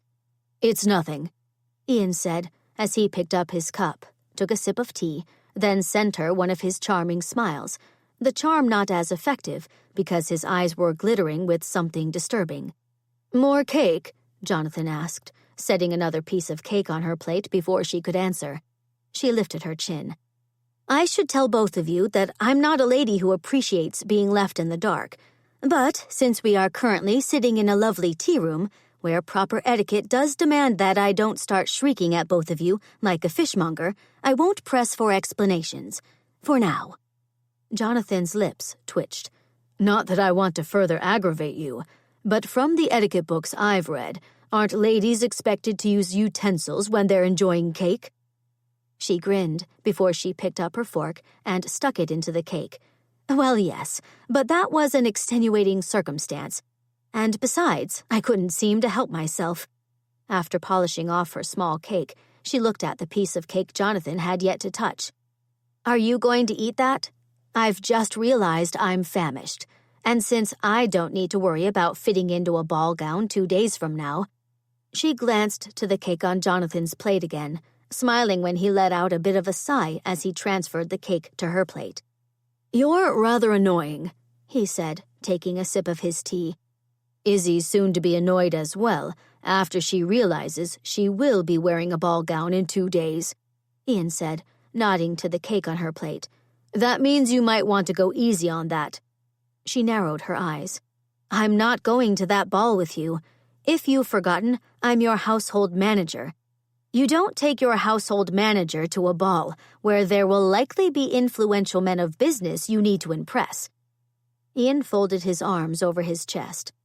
"But because you are my household manager and I am your employer, you really have no choice but to agree to accompany me to the ball, since I've decided I want you there with me. I've never really done well with people trying to order me about, and—" She suddenly stopped talking when, for some unknown reason, the hair at the nape of her neck stood to attention. Setting aside her fork, she lifted her head and looked around, freezing on the spot when she discovered the gentleman who'd been sitting at the table Nigel and Miss Moore had now joined. The one who'd had his back turned to her was now looking her way, and she knew him. He was Mr. William Rives, a man heavily invested in the oil industry, and he was a friend of her father. And not just any friend, but one who'd often visited Isadora and her brothers on sailing expeditions with him on his yacht. Calling herself every type of idiot because she'd let down her guard and gone out in public, mistakenly believing no one would recognize her, Isadora shoved her spectacles back into place and all but jumped out of her seat, presenting her back to Mr. Rives. Ian and Jonathan immediately stood, Ian's brows drawing together. "Is something amiss?" Isadora fought to think of something to say, her gaze settling on the cake. "Forgive me, I believe I may have consumed the cake too quickly, and as such, well, this is indelicate of me to mention, but I must seek out the retiring room." "Shall I go with you?" Ian asked. She waved that away even as she took a step forward. "I'll be fine, but because I don't believe I'll care to be around food for the foreseeable future, do finish your tea and cake. You can join me after you're done. I'll be up in, ladies' fashions. Not looking for a ball gown, mind you, but merely seeing what, new selections might be available." With that, and leaving Ian and Jonathan looking rather bemused, she bolted out of the tea room, forcing herself not to turn and see if Mr. Rives was still watching her, and praying if he was, he wouldn't recognize the spectacle-wearing, drably dressed woman as Isadora Delafield, American heiress. Chapter 30. "I should go after her," Ian said, watching as Izzy all but fled from the tea room. "She won't appreciate that. Women are sensitive about matters of digestion." Jonathan sat down and nodded to Ian's chair. "We'll finish our tea, and after giving Izzy sufficient time in the retiring room, you can join her in the ladies' fashions. I have a clear view of the retiring room, so there's no need to worry about her safety. I'll know when she makes her exit." Resuming his seat, even though he did so reluctantly, Ian glanced to where Nigel was now deep in conversation with the people he'd joined at the table across the room. Ian's temper immediately began to simmer. "Are you of a like mind with me in believing it could very well be Nigel and his team of investors behind the accidents occurring at Glory Manor? What with how he said they're interested in the land south of here?" he asked, earning a nod from Jonathan in response. "I am, although I'm a bit puzzled why he would have admitted his involvement with that endeavor. Nigel's always taken an uncommon interest in your life. He must know you have family in that area." Ian picked up his tea. "Nigel's consumed with adding to his fortune. He also knows that my main goal in life has been to increase my fortune as well. If I'm not mistaken, he can't understand putting family before profitability, and probably believes I'm cut from the same cloth." Ian glanced to Nigel, who was now rising from the table, Miss Moore by his side. I'm also sure he's distanced himself from whomever he's hired to do the dirty work of forcing folks from their farms. He wouldn't want to hear the nasty details of what's been needed to acquire the land, which will also allow him to plead ignorance if that person, probably Hank, gets apprehended. He looked back to Jonathan. I'm going to need proof Nigel's involved before I can confront him. That might be difficult to come by since he is a slippery sort. It's unlikely he left a trail that can lead back to him, unless we can find Hank. Hank's not been seen since he claimed Uncle Amos chased him from Glory Manor. Although, if I'm right about him, he would be the one responsible for setting the barn on fire. Why he went to that extreme is anyone's guess. Jonathan frowned. I would think he did that out of frustration. Clearly, he wasn't going to be successful with driving your aunt and uncle off the land, not with the new hires you kept bringing on, and the way the entire town showed up to bring Glory Manor back to life. It was a cowardly act, setting fire to a barn with innocent animals trapped inside. Jonathan smiled.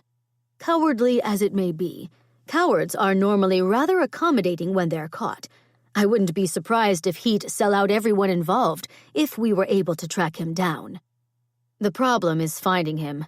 Ian paused to gather his thoughts, narrowing his eyes when Nigel suddenly turned to him, inclined his head, then sent him a nasty smile before he began walking out of the tea room with Miss Moore on his arm. He looked back to Jonathan. What if Hank's a Pittsburgh resident?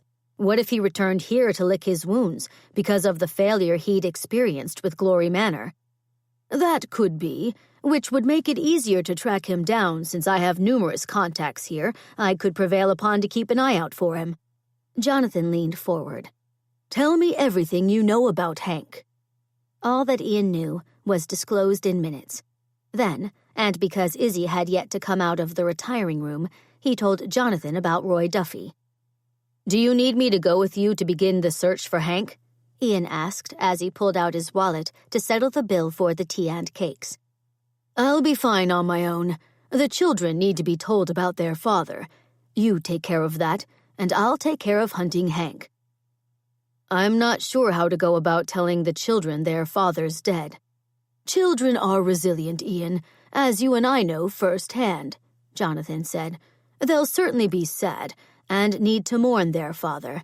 But if you ask me, they're going to be relieved to learn he didn't intentionally abandon them.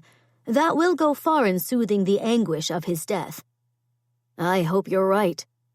He glanced to the ladies' retiring room and frowned. She's been in there a long time. Did you see how quickly she consumed those cakes? Ian grinned. Did you see how she deliberately smeared the icing all over her mouth? She's an interesting lady, Jonathan said, returning the grin. And not that I'm about to try my hand at matchmaking, as so many people seem to do around you, but she suits you. Sounds like an attempt at matchmaking to me, was all Ian could think to say, even though he was beginning to come to the same conclusion. Instead of addressing that, Jonathan checked his pocket watch. If I find Hank, do you want me to bring him to you or take him to the authorities and then fetch you? Bring him to me. Jonathan inclined his head, and without another word strode from the tea room. After paying the bill, Ian walked to the retiring room and leaned against the wall as the minutes ticked away. Finally, the door began opening ever so slowly, and Izzy peeked out, her gaze immediately returning to the tea room before she let out what sounded like a breath of relief, then jumped when she caught sight of him. Ian, you just scared me half to death. Frowning as he looked her over, Ian extended his arm, which she immediately took. Why is your hat pulled so low over your face? I'm surprised you can see. Izzy started forward, her pace unusually rapid as she steered him past the tea room and toward the elevator. I was having difficulty with the pins, she finally said, stopping in front of the elevator, even as she glanced over her shoulder quite as if she were searching for someone. Is something amiss? She turned back around. Just making certain that horrid Miss Moore isn't lurking around to ambush me with more of her snotty remarks or ridiculous invitations. It wasn't a ridiculous invitation. I want to take you to the ball. Then be prepared for disappointment, because I won't be attending it with you. Because you believe it's unseemly for a household manager to attend a ball? The smile she sent him was entirely too innocent. Indeed. Before he could press her, though, the elevator door opened. He couldn't say he was surprised when Izzy asked the operator to take them to the children's department instead of the ladies' fashions. 30 minutes later, and after Izzy had instructed the staff at Joseph Horn Company to deliver the goods she'd selected to his house on Fifth Avenue, and after he'd settled the details of the bill, they left the store. Izzy kept glancing every which way, but when he asked her if she was still on the lookout for Miss Moore, she dismissed that with a smile and a shrug as she allowed him to assist her into the carriage his driver had already pulled up to the curb. "Why don't you take this carriage to work in the morning instead of riding in the horse car?" she asked as the carriage rumbled into motion. Even though he longed to press her on her peculiar behavior, Ian knew it would be a wasted effort since Izzy was once again putting to good use her proficiency for distraction. Sending her a frown, one she missed because her hat was now almost entirely obstructing her eyes and seemed to be pushing her dreadful spectacles down her nose, he settled back against the seat. Calling for my carriage every morning is a bit of a bother. I don't have stables yet, so my horses, along with my carriages, are kept at a livery stable, which isn't close to the house. Are you going to build a stable? Eventually, especially since I would like to have Rumor with me in Pittsburgh. I just haven't gotten around to finding the time to design a stable, or hire on someone to design and build it for me. The children should be taught how to ride, and sooner rather than later at that. I could arrange to have a stable built if you don't have the time. The mention of the children reminded him of the troubling business he needed to discuss with her. Abandoning his seat opposite her, he sat down directly next to her. "Speaking of the children," he began, "I'm afraid I have some troubling news." "Does it have something to do with the exchange you had with that nasty Nigel, who I'm going to say is a most disagreeable man?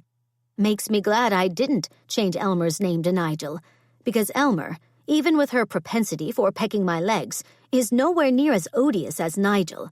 I told you men named Nigel are shifty sorts, and here's the proof." "No truer words have ever been said, but he's not involved with what I need to tell you." He paused for a second, and then decided it would be for the best to simply spit out the whole awful disclosure. "I found out Roy Duffy, the children's father, died weeks ago in a mill accident." Izzy drew in a sharp breath, her eyes widened in horror, and she suddenly grabbed hold of his hand. "How devastating for the children. You must tell me what happened, and don't spare me the details. I need to know everything, so I'll be better prepared to answer the questions the children are bound to ask." With her eyes sparkling with tears, she listened to his story unfold. When he finished, and because the tears were beginning to trail down her cheeks, he gathered her into his arms, holding her close. "What will happen to them?" she whispered into his jacket. "They'll stay with me." She pushed herself from his chest. "You're going to raise them?" He nodded. "I can't very well get rid of them, not when they've somehow stolen my heart." He wiped a tear from her cheek. "They could probably use a feminine influence in their lives." She sent him a wobbly smile. "I'm sure Miss Lillian Moore would be more than happy to apply for that position."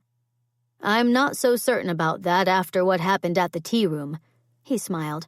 "I have a feeling, what with how I went against Andrew Carnegie today, as well as the rest of the owners and investors in the mills, that I'm about to find myself not quite as sought after by the society set." "Are you disappointed about that?" Ian frowned. "I suppose I should be, because it's been my plan for years to be accepted into society. However, no, I'm not overly disappointed, although I can't explain why." "Perhaps it's because, as Aunt Bertie often says, you've finally discovered the path God wants you to be on, and you now realize that what you thought you wanted isn't what you really wanted after all." "You might be exactly right. But Getting back to that feminine... Disappointment swept over him when the carriage pulled into the drive leading up to his house before he could finish the thought, which faded when the arrival of the carriage was greeted by children spilling out the front door, Sparky chasing after them, Elmer bringing up the rear. "I get the oddest feeling Elmer's decided she's a dog," Izzy said, looking out the window before she returned her attention to him. "Would you like me with you when you tell the children?" "Would that be too much to ask?" "Not at all. And I say the sooner we tell them, the better." Wishing she wasn't right, but knowing she was, Ian stepped from the carriage when it pulled to a stop, helping Izzy out before he found himself surrounded by children. Giving Henry's hair a ruffle while picking up Violet, who immediately wrapped her thin arms around his neck, Ian turned to Izzy, who was already holding Daisy in her arms and smiling down at Prim, who was telling her all about the day they'd spent with Miss Olive. Falling into step beside Izzy and heading for the house, he found himself praying that he'd have the right words to say to the children. If he didn't have the words, he prayed God would step in to assist him. Chapter 31. Telling the children their father had died was one of the hardest situations Isadora had ever experienced. Prim and Henry had taken it hard, retreating into tears and silence, while Violet had merely climbed into Isadora's lap, where she'd stayed for hours. Daisy, on the other hand, being all of 3, had not been as affected. She'd snuggled against Ian as he'd sat in a chair saying, "Poor Papa," a few times, before she'd scrambled off Ian's lap to play with Sparky when the dog came searching for her. Ian had dealt remarkably well with the children. He'd hurried to assure them they'd have a permanent home with him, already having summoned a fellow attorney to draw up adoption papers so the children would know their futures were secure. Being an intuitive sort, and perhaps because he'd lost his parents at an early age as well, although she'd yet to hear the full story about his father, he'd told the children that, although he was adopting them, he expected them to continue calling him Ian since he had no intention of trying to replace the father they'd obviously loved. Realizing Ian was giving them a forever home, one that included Aunt Bertie and Uncle Amos, who'd already assumed the role of grandparents, the children seemed as if they'd had a great weight lifted off their small shoulders. What Isadora's role was to be in the family, she truly had no idea. But Ian had begun watching her with something interesting in his eyes, something that seemed to hold a bit of a promise. Although what? "Ah, Izzy, there you are," Aunt Bertie said, walking into the drawing room, where Izzy was unpacking some curtains that had just been delivered from Joseph Horn Company. "Ian asked me to tell you that he, Amos, and the children are taking Buttercup, Elmer, and Sparky for a walk around the grounds. He didn't want you to worry." She took a seat in a chair that had also just been delivered and beamed a smile Isadora's way. "I must say I'm pleased that Ian's made himself so readily available to the children.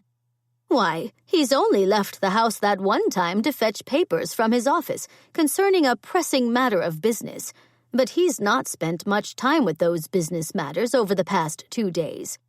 I have high hopes that means he's finally getting his priorities straight, and learning that increasing his fortune isn't the most important thing in the world. He's certainly settled well into the role of guardian." Aunt Bertie sent her a pointed look. "He makes a good father figure, which most ladies do find very appealing in a gentleman." Isadora fought a smile. "You do know that you've been abandoning any semblance of delicacy lately pertaining to your matchmaking efforts, don't you? Delicacy is overrated, in my humble opinion." Aunt Bertie's eyes began to twinkle. "And, since that's out of the way, allow me to tell you yet again that I believe you really should reconsider attending the ball tonight with Ian. It would be a lovely evening for you, and would also give you an opportunity to spend time with Ian without the children around." "Delightful as that sounds, I can't attend the ball because I have nothing suitable to wear," no matter that the lovely Miss Moore proclaimed I'd be fine wearing a plain skirt and blouse. I would have thought you'd use the excuse of not believing you'd find yourself comfortable at a society ball instead of the tried-and-true excuse of not having something to wear. Isadora refused to rise to that bait. Ian said something similar earlier, although he was a little sneakier about it, using one of those catch-me-by-surprise tactics I'm certain he often puts to good use as an attorney. You'll have to disclose all your secrets to us eventually, dear. I'm beginning to wonder why you've held them so close to you this long. You and Ian clearly have a fondness for each other. She smiled. You also share an easy camaraderie, and there's no denying how well both of you interact together with the children. Since she'd not neglected to notice how easy it was being around Ian, but since he had yet to broach the topic of them, or what he thought might be possible between them, Isadora wasn't certain how to respond. She readily admitted, at least to herself, that her feelings for Ian were changing. She was no longer merely smitten with the man, but something decidedly more. But because she wasn't certain if he returned those feelings, and she was, for all intents and purposes, his employee, she felt uncertain of what to do next. I could always alter something you have in that trunk of yours so you'd feel suitably dressed to attend the ball.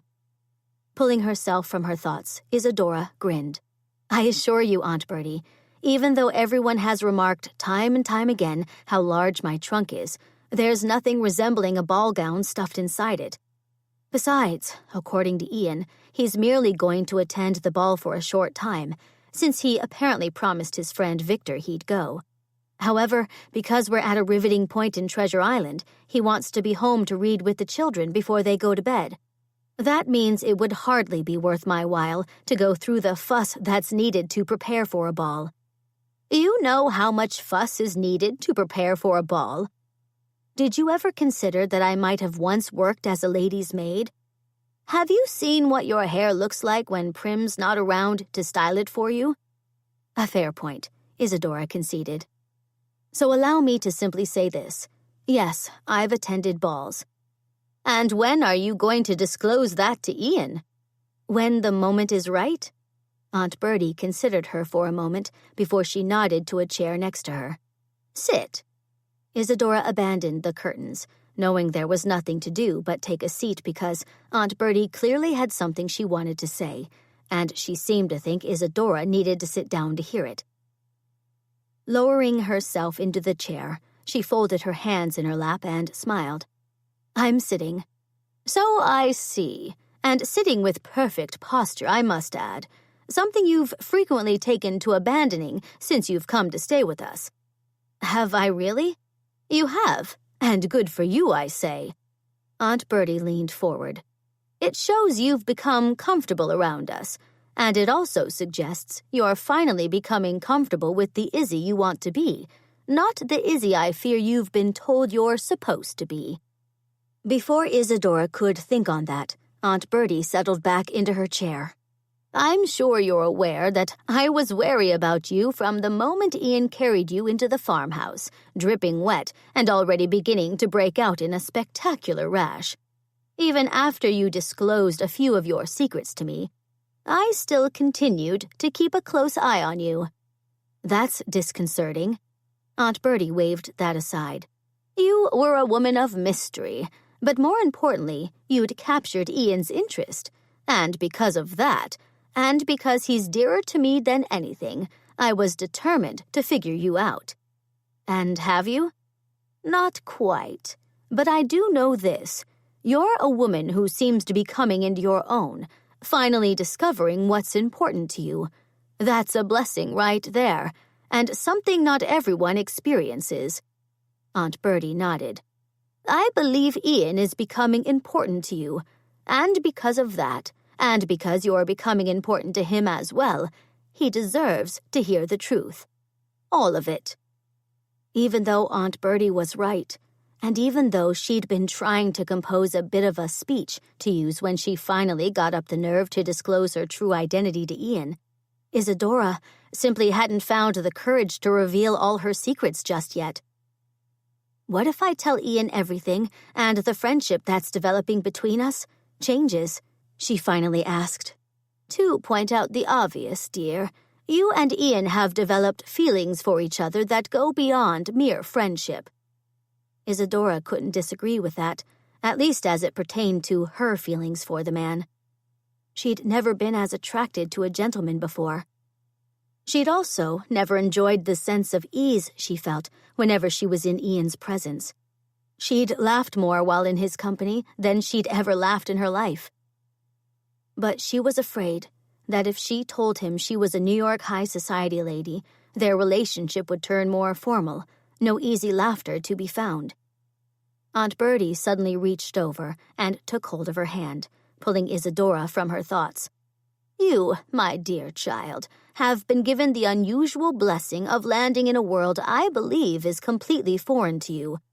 That blessing has allowed you to grow, putting you, or so I believe, on a new path. Ian's also been shown a new path for his life. God, I'm sure, is opening his eyes to the possibility of helping those in need, rather than pursuing a future that was rather self-serving. Aunt Bertie gave Isadora's hand a pat. God allows us to choose the direction those paths he shows us will take. So now it's up to you and Ian to decide if you want to forge a new path together, one I'm certain will exceed your wildest dreams. But to do that, you're going to have to tell him everything. I wish I had your confidence in believing God's hand has been in all I've experienced of late. But the rest of her words got lost when Henry suddenly burst into the room, carrying Elmer under his arm, while Buttercup ambled into the room behind him. Did you forget that Buttercup isn't allowed in the house, or that Elmer isn't allowed on the table? Isadora asked, as Henry immediately plucked Elmer off the table he'd just set her on, and tucked her back underneath his arm. Sorry, Izzy, I forgot. Ian wanted me to come and tell you we got company. He also said that me and the girls had to come inside lickety-split with Uncle Amos. His eyes turned wide. Jonathan's come back, and he's got Hank with him. But when I went up to the carriage to say howdy to Hank, he didn't say howdy back. Henry gave Elmer a squeeze, which she didn't seem to appreciate since she let out a squawk. He don't seem like he wants to get out of the carriage, but that might be because Sparky's standing right outside the carriage, snarling up a storm. Rising from the chair, Isadora headed for the door, pausing when Uncle Amos hurried into the room, holding Violet's and Daisy's hands, while Prim followed behind them. Ian wants us to stay in the house, Uncle Amos said, sending a look to Aunt Bertie that she immediately seemed to understand, because she was on her feet in no time. Children, what say we go into the kitchen? I've found a delightful recipe for a strawberry cake, and I could use some help baking it. I'll stay here with Buttercup, Uncle Amos said, before he smiled at Henry. And I'll watch over Elmer as well. I don't think that fancy chef Jonathan hired yesterday will appreciate having animals in his kitchen, although he might not be too keen on having all of you descend on him either. Aunt Bertie's nose shot into the air. Mr. Irving may be a most sought-after chef, Amos, but given I know what Ian is paying him, I don't believe he'll give us a bit of trouble. With that, she ushered the children out of the drawing room, leaving Isadora and Uncle Amos behind. Perhaps I should take Buttercup back to the garden, Isadora suggested. You don't need an excuse to see what's happening with Hank, child. Ian asked me to tell you he'd like you to join them. I'll mind Buttercup and Elmer. Make sure they don't get a hankering for any of the lovely flower arrangements you've put in this room. Leaving Uncle Amos leading Buttercup toward the fireplace, although there was no fire in the grate, Isadora thought she saw him spread out a lovely blanket she'd been intending to use in the library right before encouraging Buttercup to lie down on it. Fighting a smile, she strode down the hallway, stopping in the entranceway when the door opened and Ian stepped over the threshold, holding Hank's arm while Jonathan brought up the rear. What room should we use? Was all Ian said to Isadora. The pink receiving room has the most furniture. To her surprise, Ian's lips twitched just the slightest bit. I have a pink receiving room? In all honesty, it's more along the lines of salmon, but that doesn't sound nearly as appealing as the pink room. To the pink room it is, then, Jonathan said, giving Hank a prod with what Isadora only then realized was a pistol. Is that necessary? She whispered as they hurried toward the receiving room. He wouldn't cooperate or come with me until I pulled this out, Jonathan returned. But I'm not going to use it on him, not unless he turns difficult. Blinking when Jonathan sent her the tiniest of winks, Isadora followed everyone into the pink room, watching as Hank put up a bit of a struggle when Ian tried to get him into a chair. That struggle ended when Jonathan gave a wave of his pistol. Ian then got her settled on a pink fainting couch, taking a seat beside her while Jonathan remained standing, keeping the pistol trained on Hank. When silence settled over the room as Ian merely sat and stared at Hank, Isadora cleared her throat. Would anyone care for me to fetch some tea? Ian turned her way and frowned. You've clearly never been involved in an interrogation before.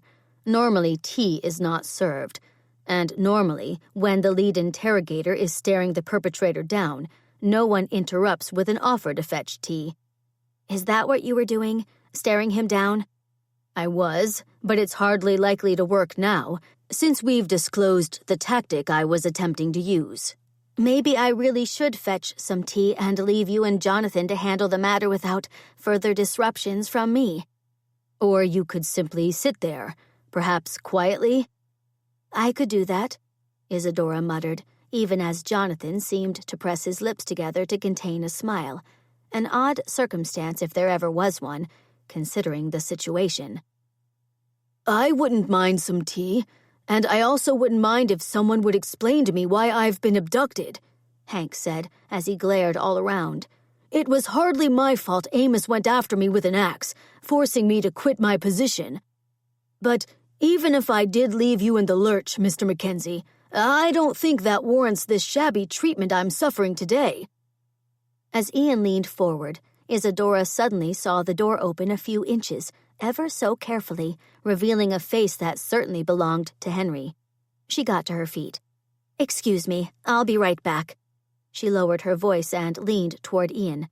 We've got a visitor, but I'll see to him. Don't feel as if you need to wait for me to return before you try out another one of your interrogation tactics.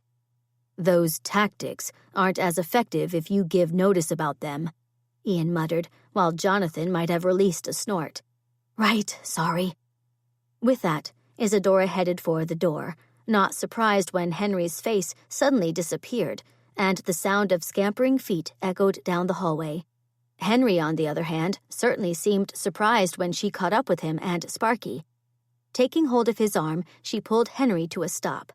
Aren't you supposed to be helping in the kitchen right now? Henry swiped a hand over his nose. The girls are still getting all the ingredients together. That's boring. Besides, Sparky wanted me to come with him to check on Hank. Henry reached into his back pocket and pulled out his slingshot.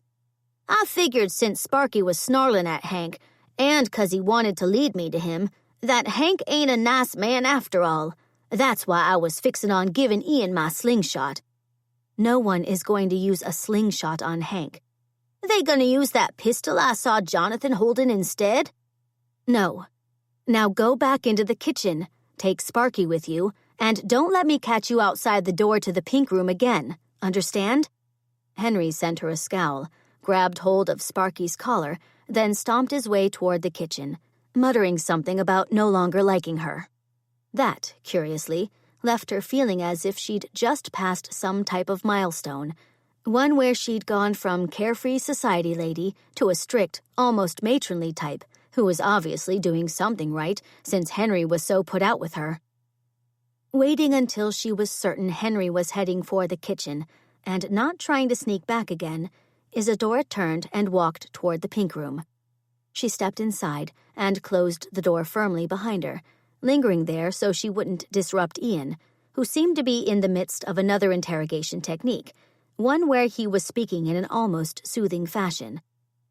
And there's no use continuing to try and convince us everything that happened on the farm was Uncle Amos's fault, Hank.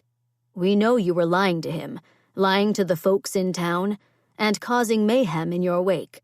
We also know that you were merely doing all those things at the bidding of someone else, and if you cooperate with us, I, as an attorney, can strike a deal with the judge who will be hearing your case. A deal that might not see you behind bars for as many years as you're facing now. Telling lies isn't a crime, but arson is. I'm also fairly sure no judge is going to be lenient with you after they learn you were responsible for tampering with a plow that could have killed a 79-year-old woman, or for tampering with the wheel that fell off a wagon carrying 4 young children. Bertie wasn't supposed to be on that plow. Amos was, and... Hank suddenly stopped talking and pressed his lips together, as if he'd just realized what he'd revealed. Ian smiled in satisfaction as he stood and nodded to Isadora. Perhaps you should go and fetch us that tea, Izzy. I have a feeling it might take a while to get the full story out of Hank. But... His smile turned deadly as his gaze settled on Hank. I will get the full story out of you.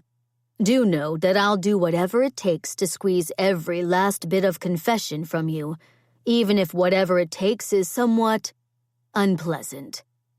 That threat was all it took for Hank to start talking. By the time 3 pots of tea had been consumed, along with the cake Aunt Bertie and the children made, Isadora, along with Ian and Jonathan, knew the very worst of what Hank had done, as well as who'd hired him to do those things. Chapter 32. It's too bad you wouldn't agree to go to the ball with Ian, Izzy, Prim said, looking up from the copy of Little Women she was reading. I just reached the part in the story where the March sisters are getting ready to attend a ball. She nodded to Isadora's head. I bet I could have done something fancy with your hair. And she could have worn the necklace me and Daisy just made for her, which we're hoping you think is real pretty, Izzy, Violet said, moving quietly into the room as she always did, Daisy dashing past her a second later to scramble up into Isadora's lap. Present! Daisy bellowed, even as Violet came to a stop in front of Isadora and shyly held out a necklace made of braided yarn with daisies, violets, and roses woven into the braid. If she hadn't already lost her heart to the 2 little girls grinning back at her, as well as Prim, who'd abandoned her book to come to take a look, their gift would have certainly done the trick. You made this for me? She managed to ask her as her vision turned blurry. It's got violets, daisies, and a rose for Prim, Violet told her. We couldn't find a primrose, so that had to do. She wrinkled her nose. We was going to add this little chicken that Uncle Amos helped Henry whittle, but we don't know where Henry's run off to right now. I'm right here, Henry said, stomping into the room and looking grumpy, Elmer tucked under his arm and Sparky walking by his side. He set Elmer on the floor and fished something out of his pocket. This don't really look like Elmer, but that's what it's supposed to be. Uncle Amos helped me put a ring through it so you can put it on the thing the girls made you. He stomped his way to stand in front of her, thrusting out his offering a second later. Should I assume you're put out about something? Isadora asked, taking the small whittled chicken from the little boy as she fought a grin. I've been banished from the 1st floor, again. What'd you do now? Prim demanded, looking every inch the older sister as she plunked her hands on her slim hips. Nothing. Some man dressed up fancy like Ian just arrived, and it weren't more than a minute after he arrived in the library, where me and Ian were getting down to a serious checker match, that I was sent packing. He blew out a disgusted breath. Not that I hate spending time with all of you, but you are girls. Indeed we are, Isadora said, setting Daisy to the ground before she rose from the chair. And even though I'm sure you want to return to your checkers, I expect you to stay here with your sisters while I see who has come to call. I imagine it's probably Mr. Victor Laughlin, one of Ian's friends. Ian mentioned he might come to visit soon to meet all of you. It's not that man. It's someone by the name of Nigel, Henry said. And I don't know if you should be leaving this room either, Izzy." Ian had a funny look in his eye when Nigel walked into the room, and when he said that man's name, it wasn't in what I'd call a friendly voice. Isadora was across the room in a flash, pausing by the door when Henry called after her. "You might want to tell Buttercup I'm not gonna be coming back anytime soon. She's waiting for me at the bottom of the stairs, seeing as how she don't know how to climb them just yet." She turned. "You let Buttercup into the house again? I thought we talked about that, Henry. She's supposed to stay outside in the garden." "She don't like the garden, but I'm not saying I let her in the house. Maybe she done learned how to open the door." She leveled what she hoped was a stern eye on the boy. "We'll be having a discussion about telling fibs when I return." Leaving Henry looking remarkably guilty, and Prim immediately launching into her own lecture on the subject of telling fibs, Isadora quit the room, feeling somewhat guilty as well, since she'd been less than truthful of late. She hurried down the 2 flights of stairs to reach the main floor, pulling the flower necklace the girls had made her over her head as she moved to where voices were sounding from the library. Hesitating in front of the open door, she glanced at Ian, who had his back turned to her, then stiffened when she realized Nigel had spotted her and was beaming far too brightly her way. "Mrs. Delmont, I was hoping I'd get to see you," Nigel exclaimed as Ian spun around, a crystal decanter in his hand. "Do come and join us. Ian's pouring us both a brandy. Would you care for one?" Walking into the room, Isadora shook her head. "I'm not really a brandy type, Mr. Flaherty." "My apologies, Mrs. Delmont. Should I assume you're more of a—" He paused and tilted his head. "What is that wine Mr. Ward McAllister always goes on about? Is it the 1871 Latour or the 1879 Briand?" The hair on the nape of her neck stood to attention. After seeing her father's very good friend, Mr. William Rives, in the tea room, Isadora had been truly concerned that he'd recognized her. But when Mr. Rives hadn't bothered to seek her out or walk over to Ian after she'd left the table and inquire whether or not Ian was in the company of Miss Isadora Delafield, she had decided he'd not recognized her at all and had probably only been looking her way because Nigel had been telling tales of how a household manager was enjoying a cup of tea with an esteemed man of Pittsburgh business. She might have been mistaken about that. Forcing down the response that sprang to her lips, everyone knew Mr. Ward McAllister was infatuated with the 1871 Latour. Isadora gave an airy wave of her hand. "I'm sure I wouldn't know the answer to that, Mr. Flaherty." "Please, call me Nigel. And may I say, that's a lovely necklace you're wearing. It certainly dresses up the outfit you've apparently chosen to wear to the ball, taking Miss Moore's suggestion, of course. Do know that I completely understand why you'd make use of such a clever—" "She's not going to the ball, Nigel," Ian interrupted, all but thrusting a glass of brandy at him.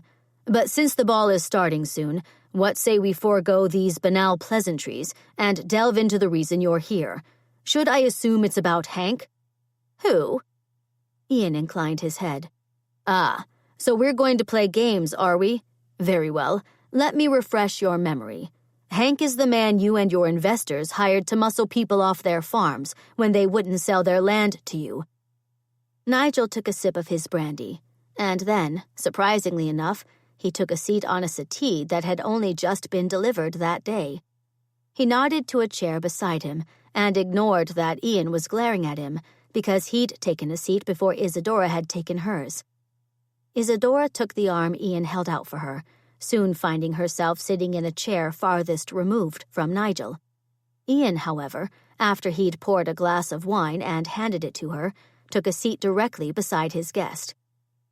Taking a sip of his brandy, Ian smiled, although it was a rather terrifying sort of smile and didn't bode well for Nigel. "Now then, where were we?" "You were prattling on about some man named Hank," Nigel said. "I'm afraid I'm not the one prone to prattling, whereas Hank, well, when faced with a rather lengthy prison term, unless he cooperated, was prattling for all of an hour right in this very house before he was taken off to jail. Nigel's eyes narrowed. Since I am unfamiliar with anyone by the name of Hank, I'm not certain what this man could have possibly said to make you believe I'm involved in any shenanigans.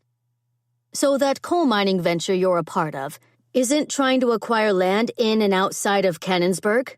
A single bead of sweat ran down the side of Nigel's face, which he ignored. There are many coal ventures being planned for that area. Yes, but unfortunately, the venture I know you're involved with is simply not going to happen. Nigel's gaze sharpened on Ian's face. What do you mean? Ian swirled the brandy around in his glass before he lifted his head and smiled. I think not going to happen is self-explanatory, but if you need clarification, his smile turned deadly. I've only just purchased, as in an hour ago, every single one of those farms you had your sights on down by Canonsburg. It's really quite remarkable how quickly word can reach a town through the telegram.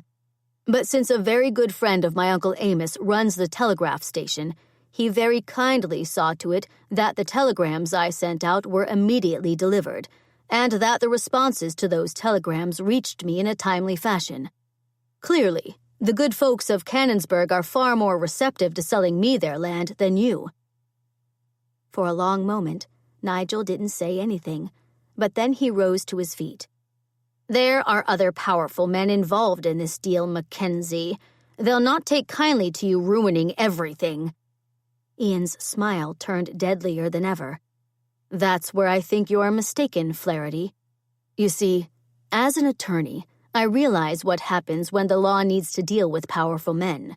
Yes, I've gotten Hank to confess that it was you who hired him, but you and I know that your attorney, a man I've often gone up against, and a man who possesses formidable skill, will convince a judge or a jury that you were completely ignorant of the means Hank was going to use to get the land you wanted. Why, I even imagine your attorney will go about the unpleasant business of paying people off. Which means you'll never see so much as a day in jail over crimes and I know you were responsible for ordering. However, I'm a powerful man as well. Not as powerful as you, of course, but I'm respected. I have to believe the other investors will not want to get into the mud with us if I threaten to press charges against you, even if those charges won't amount to much. Ian got to his feet and faced Nigel. While it's true that most people turn a blind eye to some of the questionable tactics men of business use to get what they want, I'm afraid I can't do that in this instance, since you went after my family. It's not possible for me to allow you to blithely walk away without some type of punishment. That is exactly why I decided the best punishment I could give was taking something from you that would affect your bottom line. For a second, Isadora feared Nigel was going to punch Ian. But then, concerningly enough, he turned and leveled cold eyes on her, looking her over for an uncomfortable minute before he returned his attention to Ian. You should remember I'm not a man to be crossed, MacKenzie. I'll ruin you. But before I get to that, as luck would have it, I currently have the means to take something from you as well. Your self-respect and pride. Do tell, Ian all but drawled. Oh, I shall, and I'll enjoy every second of it. Nigel nodded to Isadora. It just so happens that what I have to say involves your household manager, Mrs. Delmont. The hair on the nape of her neck stood to attention again as all the breath got stuck in her throat. You'll leave Izzy out of this, Nigel, and that's not up for debate. Ah, yes, dear Izzy. What a delightful name. And even though I'd love to leave the lovely lady out of this, I'm afraid I can't because, you see. Isadora braced herself, knowing without a doubt that what Nigel was going to say next was not going to be pleasant. That lady sitting over there is no Mrs. Delmont. She's Miss Isadora Delafield, esteemed member of the New York 400, and one of the great American heiresses of today. Chapter 33. As the seconds ticked away, and Isadora didn't dispute Nigel's outlandish claims, Ian suddenly realized, given the starkness of her face and the panic in her eyes, that she wasn't going to dispute the claims because they were nothing less than the truth. The affection he'd held for her began to shrivel in that moment as unpleasant reality settled. She'd played him for a fool. How she must have laughed at him as she'd offered her deal of working without pay, one he'd thought spoke highly of her work ethic, but a deal he now understood must have been nothing but a lark, given the fortune she clearly commanded. "Oh, dear. Do not tell me you were foolish enough to form an attachment with Miss Delafield, MacKenzie. But given the anguish in your eyes as you wait for her to say I'm lying, is certain proof that you have." Ian set aside his glass of brandy so that he wouldn't shatter the glass as his hand clenched around it. "It's time for you to leave, Nigel. But the fun's just starting. Don't you want to know how I discovered her identity? Or better yet, why I believe she left New York?" The emotional part of him wanted nothing of the sort, but the lawyer in him craved answers, which had him inclining his head.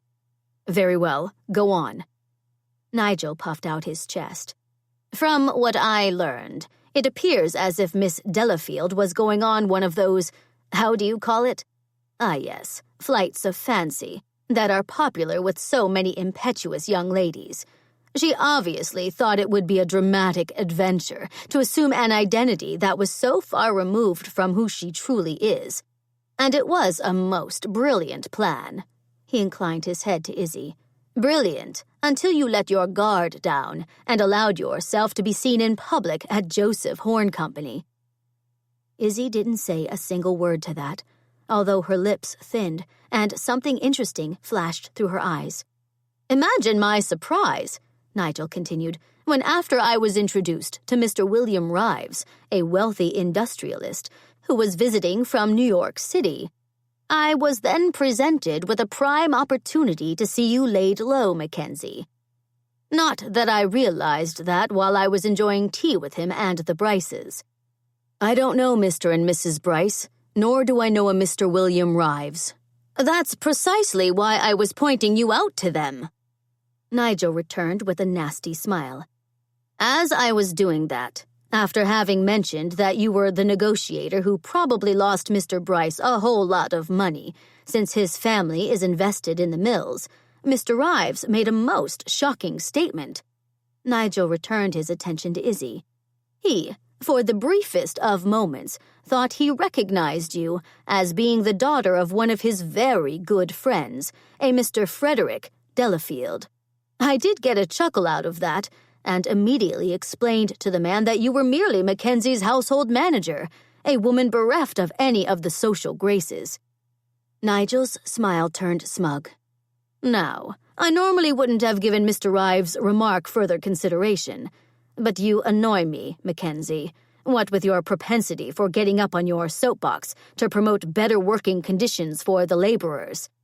I followed up on Mr. Rives' observation because of that, and because I did think there was something odd about your household manager, since it's rare indeed to witness a woman, even of the servant class, eating cake with her fingers and not making use of her napkin." Nigel stopped speaking and sent a pleasant smile Isadora's way. "That was a lovely bit of acting on your part, Miss Delafield. Although I'm not certain that mother of yours would care to entertain the thought of her only daughter taking to the stage." "You've spoken with my mother?" Isadora whispered. "I've not had the pleasure. Yet." Nigel looked back at Ian.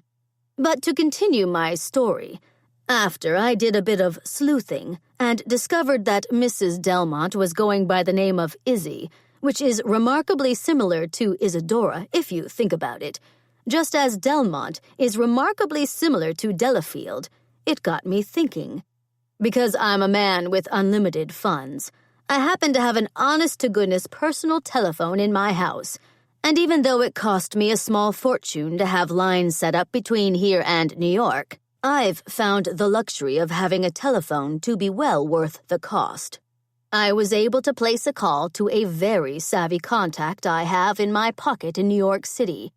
And then he, very quickly, was able to phone me back with some astonishing information regarding your Mrs. Delmont. Ian fought to keep his expression carefully schooled, even though he wanted nothing more than to scowl at Isadora, who was now paler than ever, but looking rather resolved. Nigel chuckled.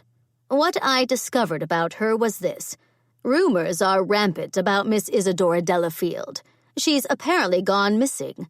Although her mother is claiming she's merely off on a flight of fancy before she makes a most advantageous marriage, and to a duke no less. That's not true, Isadora said, rising to her feet. She set aside her glass of wine with a hand that Ian couldn't help but notice was trembling. I am not a lady to go off on flights of fancy, and I have no intention of marrying the Duke of Montrose.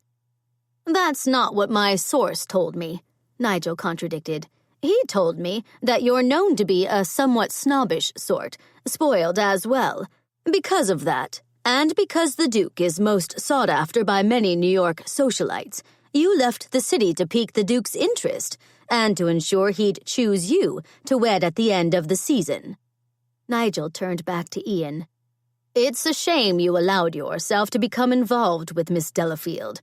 Although I'm sure you wouldn't have allowed that to happen if you'd truly known who she was.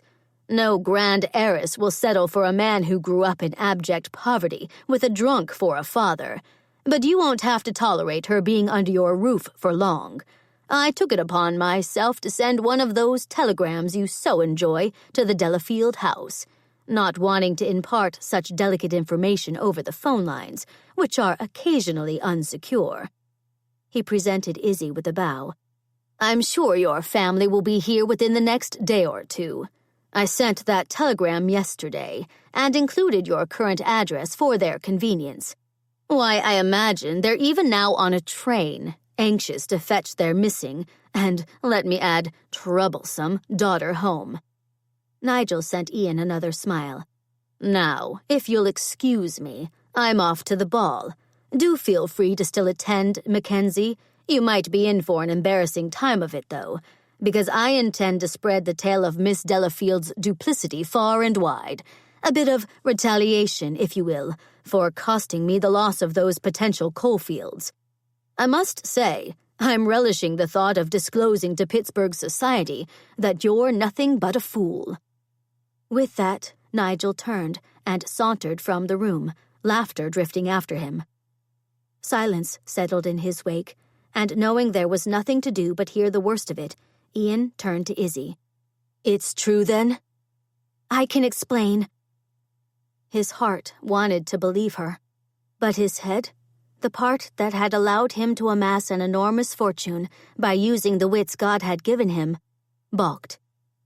And will it be a factual explanation, or more of the lies you're obviously proficient at spinning? Additional color leached from her face as she raised a hand to her throat. I understand you're angry. I would be too, but... Angry doesn't do justice to what I currently feel toward you. You've made a fool of me, Izzy. He caught himself. I mean, Isadora. And for that, I'm afraid I'll never be able to forgive you. Unshed tears sparkled in her eyes that were no longer covered by the spectacles she'd taken to abandoning whenever she was in the house. Spectacles that had certainly only been a clever prop to disguise her true identity. It was never my intention to hurt you or make a fool of you. I was merely trying to avoid the attentions of a most repulsive man. You would have me believe you're not interested in a duke? I'm not. He's lecherous, won't take no for an answer, and after I gave him the cut direct in the middle of a Newport ball, I apparently became a challenge to him, and one he wasn't willing to lose. You attended a ball in Newport? Well, yes, but if I'd known the Duke of Montrose was going to take such an interest in me, I would have pleaded a headache and not attended. Does your family own one of those grand cottages I've heard about in Newport? Are you going to become even more furious with me if I admit that we do? That's a strong possibility. Isadora blew out a breath. We do own a cottage in Newport, as well as numerous other homes throughout the country. And a small house in Scotland. Ian raked a hand through his hair. What could have possibly possessed you to come up with a plan to disguise yourself as a housekeeper and seek out employment? No one ever notices the help, and no one in their right mind would have considered that I might go off on my own and take up a position. She took a step closer to him, freezing when he took a step back. I only did so after I was convinced by a man who used to work for the Duke that my very life was in danger. In danger, because you'd have to move to England, where the weather is frequently far chillier than it is in New York, and you might catch a cold? Her chin lifted, and her eyes turned chilly, lending clear credence to the fact that she was indeed a high society lady. Don't be insulting. My apologies, but I find it a little difficult to summon up any sympathies for you when you've cast me in the part of fool. My father, besides being an abusive man, enjoyed ridiculing me. He'd mock my efforts to try and please him in front of his cronies, and I swore after Aunt Bertie and Uncle Amos took me away from him that I would never allow anyone to play me for a fool again. I also vowed I'd never place myself in a situation where I'd feel abandoned, because that's one of the most helpless feelings in the world, waiting for someone you hold in affection to return to you. I finally accepted that my father had abandoned me and was never going to return to apologize. But I allowed you into my heart, Izzy, and yet, clearly, you had plans to abandon me all along. That's not true. Ian arched a brow. You would have me believe that you would consider staying in Pennsylvania with me when you evidently have unlimited access to a great fortune and are a member of the New York 400? When you put it like that, it does sound unbelievable, but I did want to stay here with you and the children, and I was going to tell you everything. Nigel simply beat me to it. I don't believe you. You can say you meant to tell me, but you've had plenty of time. She dashed a tear from her cheek. Did you ever consider that perhaps I didn't tell you everything because I wanted you to continue treating me as a normal woman, not as an heiress who would immediately send you to the very top of every societal ladder in the country if it became known you and I were forming an attachment? As you said earlier, don't be insulting. Do I strike you as a man who'd be comfortable using your social status to improve my lot in life? You're the one who told everyone that your goal in life, besides amassing a fortune, was to marry well. Ian blinked as he realized that was certainly nothing less than the truth. He frowned. I concede that point, but do know that I've changed my mind about only marrying a woman of a certain social standing. That goal seems ridiculous to me now. And how was I supposed to know that? How was I supposed to know that you were the type of lady to show no qualms about embracing such duplicity, especially since you've allowed the children to become attached to you, as well as Aunt Bertie and Uncle Amos, he countered. I was in fear for my life. Right, from a duke. Rumor has it he's done away with his previous 3 wives. Should I have allowed this man to continue pursuing me, knowing he could very well do away with me if I didn't produce that heir and a spare he told everyone he so desperately needed? Ian frowned. I'm sure those rumors are exaggerated, just as I'm sure you could have avoided this duke's attention without assuming a new identity or insinuating yourself into my household. The children, who I should remind you are still recovering from the shock of their father's death, have come to love you, as have... He paused, drawing in a deep breath before he continued. As have Aunt Bertie and Uncle Amos, and that, my dear, is a most grievous offense. I love the children, as well as Aunt Bertie and Uncle Amos. I did not deliberately set out to... I'm afraid I don't have the patience to listen to more of your lies and excuses. You're welcome to stay here until your family comes to fetch you, if that occurs within the next 2 days. If they don't arrive in a timely fashion, though, I'll arrange to have Jonathan escort you back to New York, and to 5th Avenue, I assume? Izzy's eyes flashed with a bit of temper. What will you do if the Duke of Montrose shows up in my parents' stead? Hand me over to him and wash your hands of me once and for all? You're being insulting again. If this Duke shows up here, And if you want nothing to do with him, he'll not get near you. You have my word on that." He ignored the fresh sheen of tears in her eyes. "Now, if you'll excuse me, I have a ball to attend." "But Nigel said he was going to tell everyone about me tricking you." "That is precisely why I'm going," Ian smiled. "You may have made a fool of me, Isadora, but I'm more than capable of reclaiming my pride and my reputation. I would suggest you spend the evening packing your belongings. I don't want you to have an excuse to linger under my roof after your family arrives."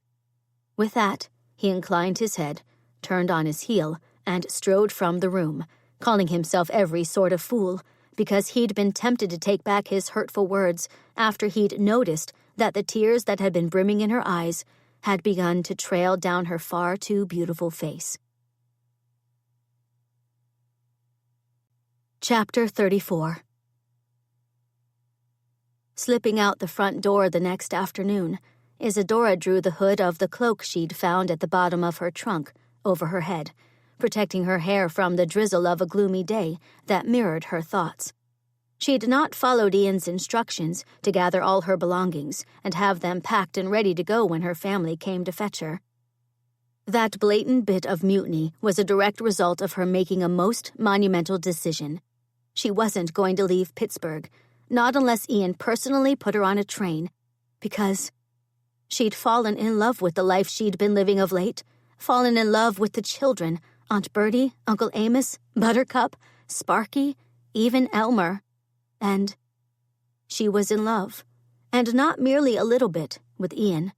In all honesty, she was completely and utterly in love with that exasperating man. But she'd hurt him, undeniably so. That hurt was one of the biggest regrets of her life, but she wasn't willing to merely do as he asked and depart from his life, not until she was given an opportunity to tell him she loved him and to beg his forgiveness. In order to do that, though, she needed some space to gather her thoughts and compose a compelling argument that would convince him she was worthy of another chance and worthy of his love.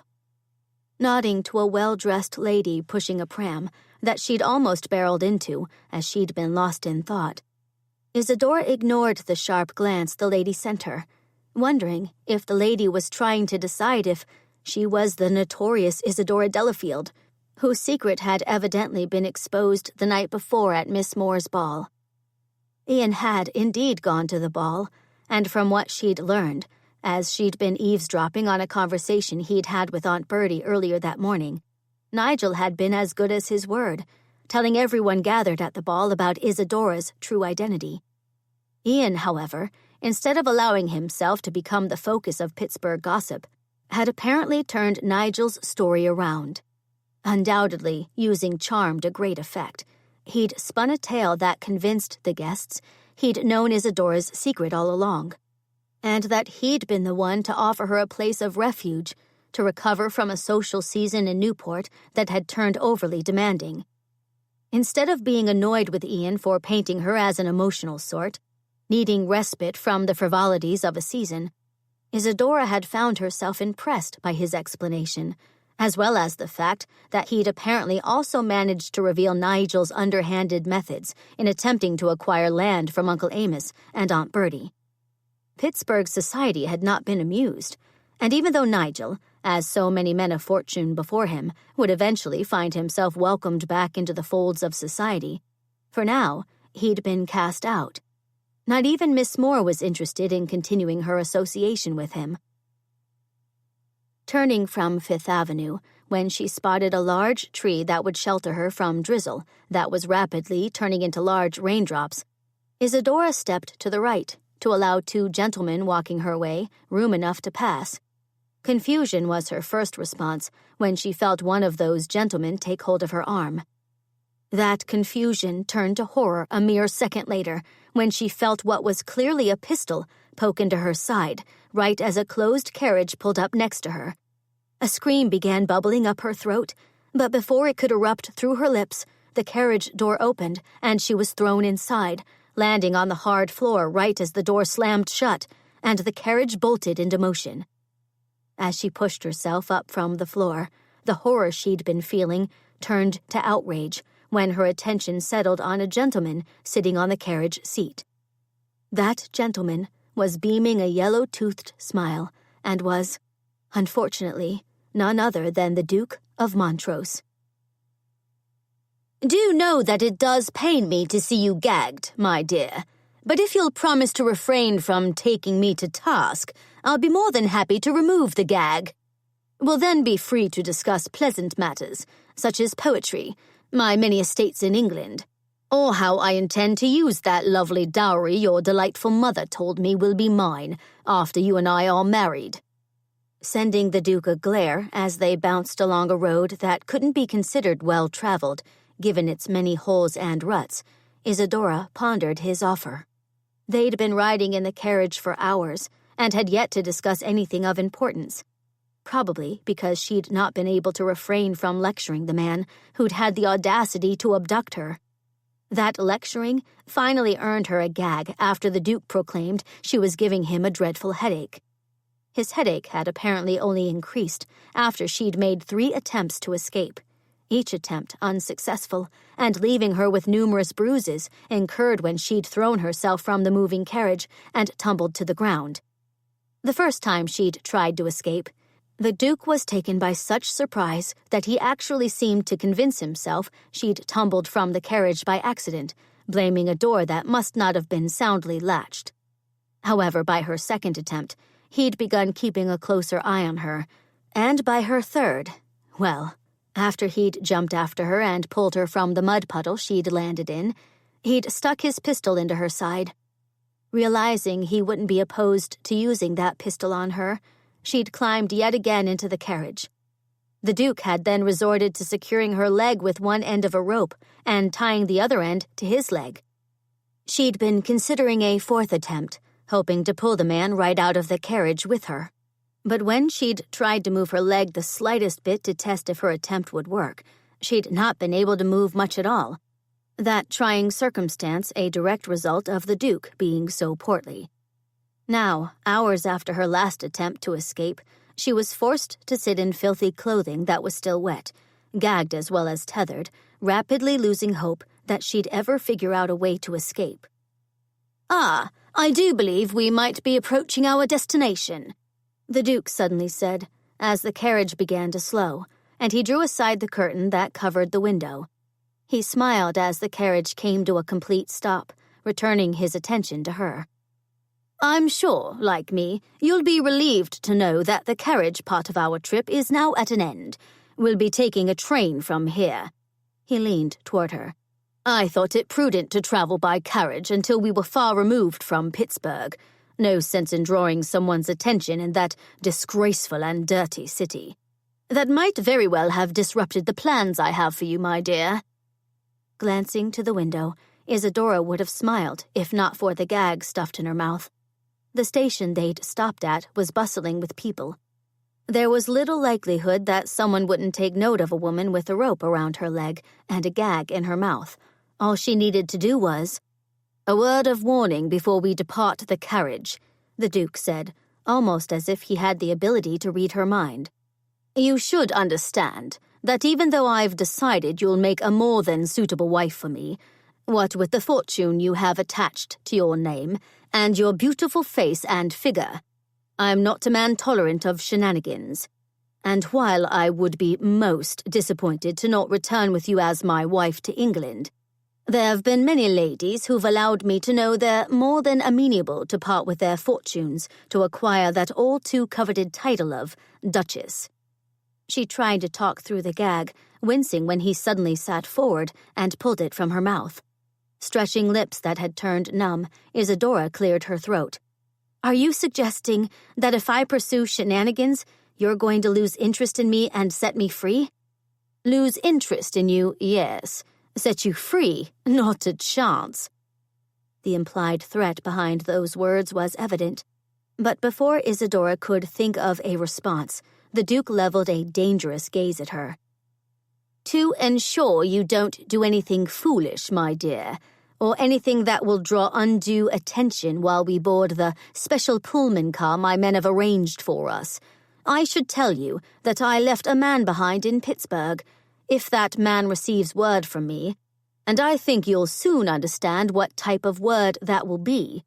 He'll then travel back to that lovely home you were staying in, and, well, those were adorable children I saw you walking with around the grounds. It would be unfortunate if something of an unpleasant nature were to happen to them."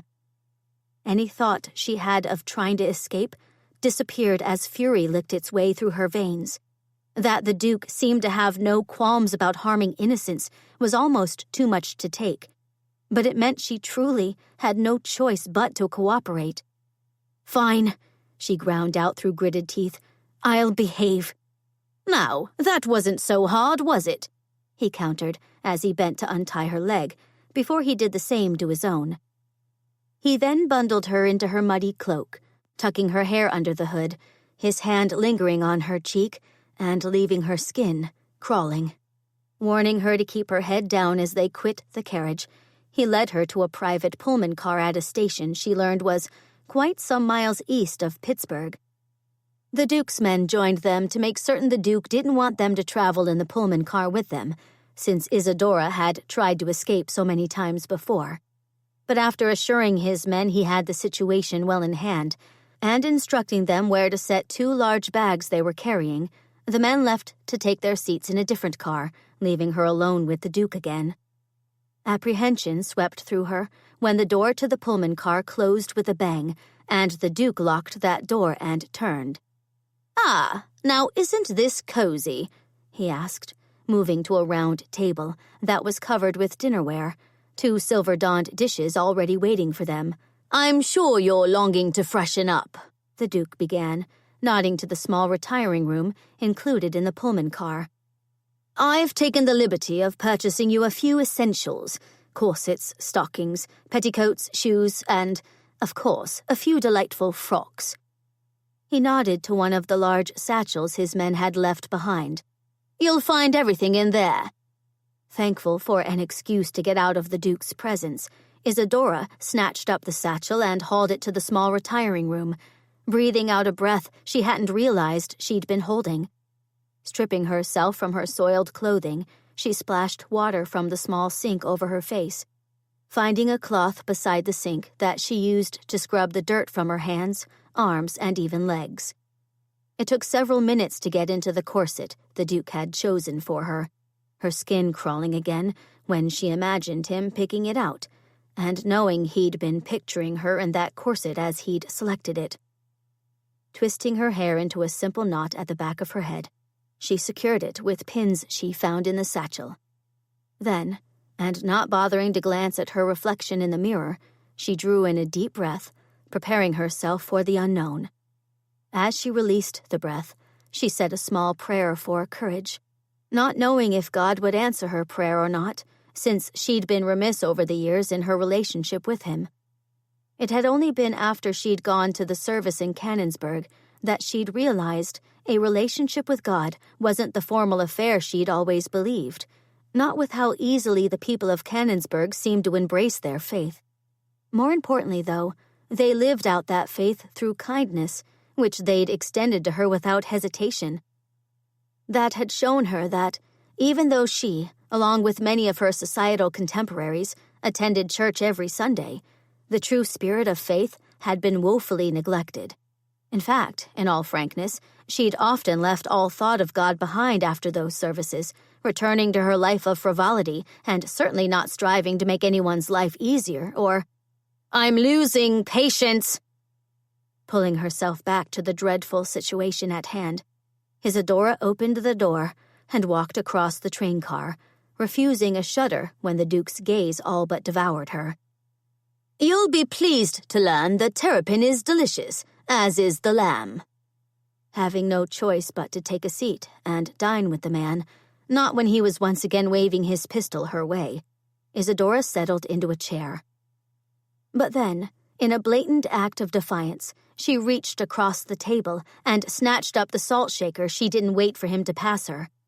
Then, after salting the lamb, she picked it up with her fingers, took a large bite, and proceeded to chew with her mouth open. Disgust immediately flickered through the Duke's eyes. "I won't tolerate your theatrics, Isadora. And you're putting me off my supper by showing me the contents of your mouth. You will cease immediately, or you'll spend the rest of our journey hungry." Setting down the lamb, she picked up a wineglass filled to the brim with burgundy wine and took a large gulp, but immediately spit the wine back into the glass when she recalled the Duke had an unfortunate habit of poisoning people. A second later, she watched as her plate was taken away from her, as was her wineglass, the Duke resuming his seat as he sent her a look of annoyance. "I told you, no more theatrics." "Spitting my wine out wasn't theatrics. It was more an attempt to make it more difficult for you to poison me." He stuffed a piece of terrapin in his mouth, chewed it, swallowed, then let out a very unrefined belch. "Someone's been listening to unfounded rumors and accusations." "I don't know how the rumors could be considered unfounded when all 3 of your wives have ended up dead." Blotting his lips with a linen napkin, he smiled. "An excellent point, but I don't care to discuss my previous wives, or poison for that matter. Aren't you curious as to how I was able to track you down?" "I would imagine that boiled down to luck. Or my tenacity to never accept defeat when it comes to something I want. And my dear, I do want you." As the train began to pull out of the station, Isadora realized any chance of escape was now impossible. Not that she would purposefully try to escape, unless she could render the Duke incapable of sending that message to his man. Settling back into her chair, she forced a belch of her own, ignored the narrowing of the Duke's eyes, then propped her feet on the table, realizing she'd gone too far when he threw a potato at her. Thankfully, his aim was less than accurate, but because she didn't want him to toss what seemed to be creamed spinach her way next, she took her feet off the table, sat up in her chair, then immediately slouched back down, after he sent her an approving smile. "You're beginning to annoy me." "I'm surprised you didn't discover that I have a few annoying tendencies when you were questioning everyone in Newport about me." "You've apparently kept those tendencies well hidden, because members of Newport society had only the most glowing things to say about you. That's because most of us in society don't know each other all that well, no matter how often we attend the same social events." "Do you want to know how I ran you to ground or not?" "Since you're probably going to tell me no matter my answer, by all means, divulge away." He slurped a spoonful of creamed spinach, then met her gaze. "It was a brilliant strategy on my part, because, you see, after I learned you'd fled New York, I realized you were a lady prone to games." "I wasn't playing a game." He ignored that. "I'm very good at games. I always win. So I decided the best strategy I could invoke would be that of waiting you out. I then sent my men to watch over your house. They were instructed to intercept any mail, messages, or telegrams that might be delivered there." He spooned another bit of creamed spinach into his mouth.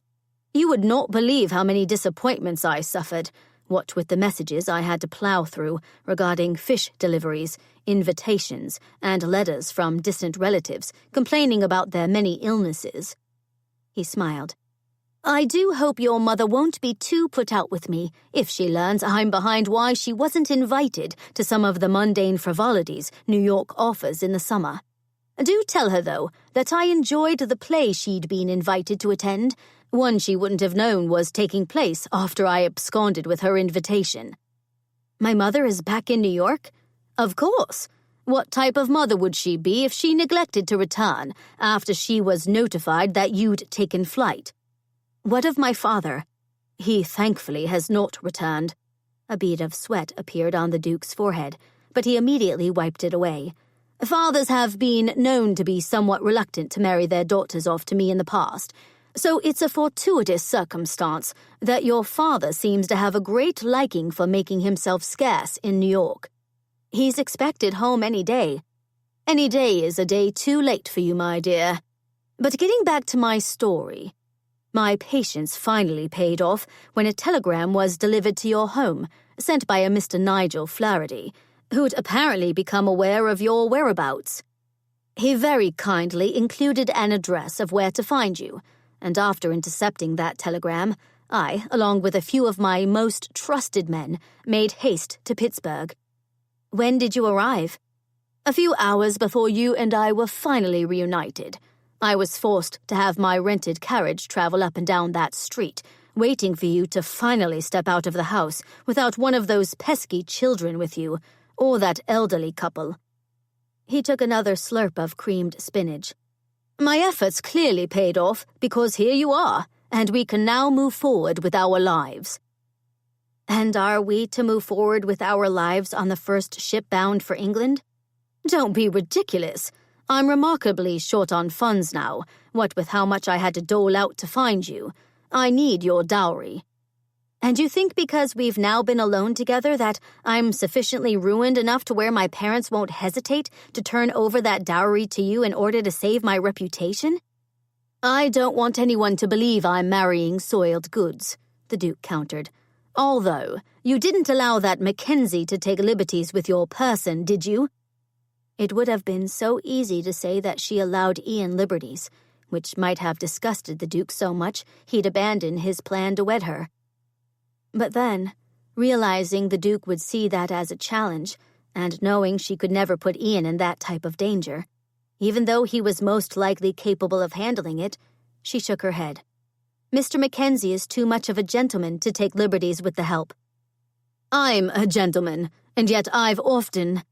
The Duke stopped talking, narrowing his eyes at her, then returned to his spinach, not lifting his head until he consumed the entire bowl. Releasing another belch, he leaned back in his chair. As I was saying, I won't tolerate gossip being spread about my Duchess, which is why no one will learn of our time alone together, not even your parents. What? Information like that is far too easily overheard by members of the staff. So, all your parents will know is that you were trying to whet my appetite for you, which had you so foolishly running away.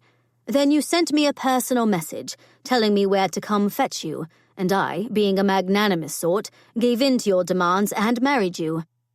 And that marriage is to take place tomorrow afternoon. We're even now heading back to New York City, where we'll then take a carriage to the harbor. I, through the proficiency of my men, have found an accommodating captain of a most derelict ship named the Tempest. That captain, I'm pleased to report, has agreed to marry us. And then we'll repair to my parents' home and inform them of our marriage? Indeed, which will then see your lovely dowry being turned over to me, which will then provide me with the funds I need to purchase passage for us back to London. Isadora frowned. But what if I refuse to go through with this marriage ceremony with you? That, my dear, would be a grave error on your part. If you've forgotten, my man is still in Pittsburgh, awaiting further instruction. You wouldn't want me to instruct him to seek out those adorable children, would you? Bile rose in Isadora's throat as she shook her head. Wonderful, the Duke exclaimed as he lifted his glass of wine to her. And with that settled, allow me to toast my lovely bride-to-be. Chapter 35. You should at least send a telegram to make certain Izzy made it back to New York City. Dragging his attention from a copy of The Taming of the Shrew he'd picked up in Pittsburgh only that morning, Ian met Aunt Bertie's gaze and shook his head. She left without telling any of us goodbye. That is clear proof Izzy, or rather Isadora, wants nothing more to do with us. She probably wouldn't even respond to a telegram from me. That's your pride talkin', son, Uncle Amos said, looking up from the newspaper he'd been reading. And while I know you were deeply hurt by Izzy withholding the truth about her identity, in my humble opinion, you overreacted. She made a fool of me, a fool of us all. She didn't. She merely neglected to tell us about her unfortunate upbringing. Ian arched a brow his uncle's way. How could growing up in the lap of luxury be an unfortunate upbringing? Uncle Amos arched a brow of his own. Because Izzy isn't a woman meant to be stifled. She's a woman who needs her freedom. I doubt she found much freedom in the confines of high society, but she found that freedom with us. Again, she left without saying goodbye, and while I think she did that to lessen the pain of saying goodbye to the children, she's left them feeling abandoned, a devastating feeling I know from personal experience." "As I've said before," Aunt Bertie countered, "her leaving in such an unexpected manner was quite out of character. That, to me, proves she was overly distraught and not thinking clearly." She nodded.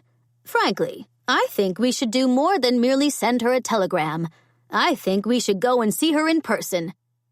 "I have far too much work to do to travel to New York."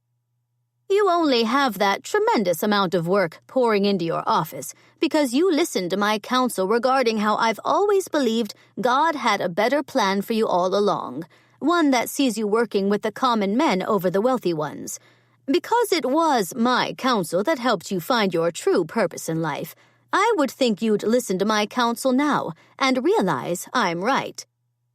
For a moment, Ian didn't respond, because what his aunt had said was nothing less than the truth. After he'd decided to throw in his lot with the laborers instead of the investors and owners of the mills, he felt as if a great weight had been lifted from his shoulders. There was always a line of union men and laborers waiting for him at his Pittsburgh office, and he couldn't refute Aunt Bertie's claim that God had different plans for him than those he'd imagined. Those plans, using the education he'd been fortunate enough to obtain for a greater purpose than merely building up a personal fortune. Knowing he could no longer ignore the needs of the working man, he'd turned his back on the many requests he'd had to continue representing the owners and investors. He decided he was only going to put his skills as an attorney and negotiator to use by seeking justice for those without a voice. Even with that decision, though, he still felt as if a part of him was missing, and he knew that part was Izzy. He'd confessed to her that he held her in affection, but it wasn't mere affection he held for the woman. It was love. Unfortunately, he was well aware he'd left her convinced that his affection for her was dead. So even if he took his aunt's advice and inquired about her welfare, he couldn't very well expect her to. Henry took that moment to race into the room, Elmer, unsurprisingly, tucked under his arm. He skidded to a stop in front of Ian, looking determined. "I need to ask a favor." "You want to teach Buttercup how to climb stairs so she won't continue standing at the bottom of those stairs, mooing in a pathetic fashion, and making everyone feel sorry for her?" he asked. Henry's eyes widened. "That's a great idea, but that's not the favor I want to ask." "What's the favor, then?" "I want you to take me and the girls to New York to see Izzy." Of anything Ian had been expecting, that hadn't been it. "I don't think that's a good idea." "Do you have a better idea that would make Prim, Violet, and Daisy happy again? One that wouldn't see them crying so much." "They've been crying?" "All the time. But they hide it from you, so you won't feel bad since we know you must be missing Izzy as much as we are." Henry stepped closer and dropped his voice to a whisper. "Maybe you could tell her you was sorry about yelling at her, and then for not talking to her, and for whatever that was about some society ladder." "How did you hear about a society ladder?" "Izzy used to talk to herself a lot. She said something about it was just as well you were so mad at her, 'cause she'd never know for certain if you wanted her around for herself, or for a society ladder, but I don't know what that means." A sliver of regret slid through him. He'd been so indignant about what he'd felt were her blatant lies that he'd not actually allowed himself to consider the reasoning behind why she'd withheld the truth from him for so long. She'd told him she just wanted him to continue treating her like a normal woman, and she'd evidently convinced herself that he would begin treating her differently because of his well-known goal of wanting to marry a lady of high society. The only problem with that, though, was that he no longer cared about society. He'd felt emptier somehow after leaving Miss Moore's ball, even though his reputation was still intact.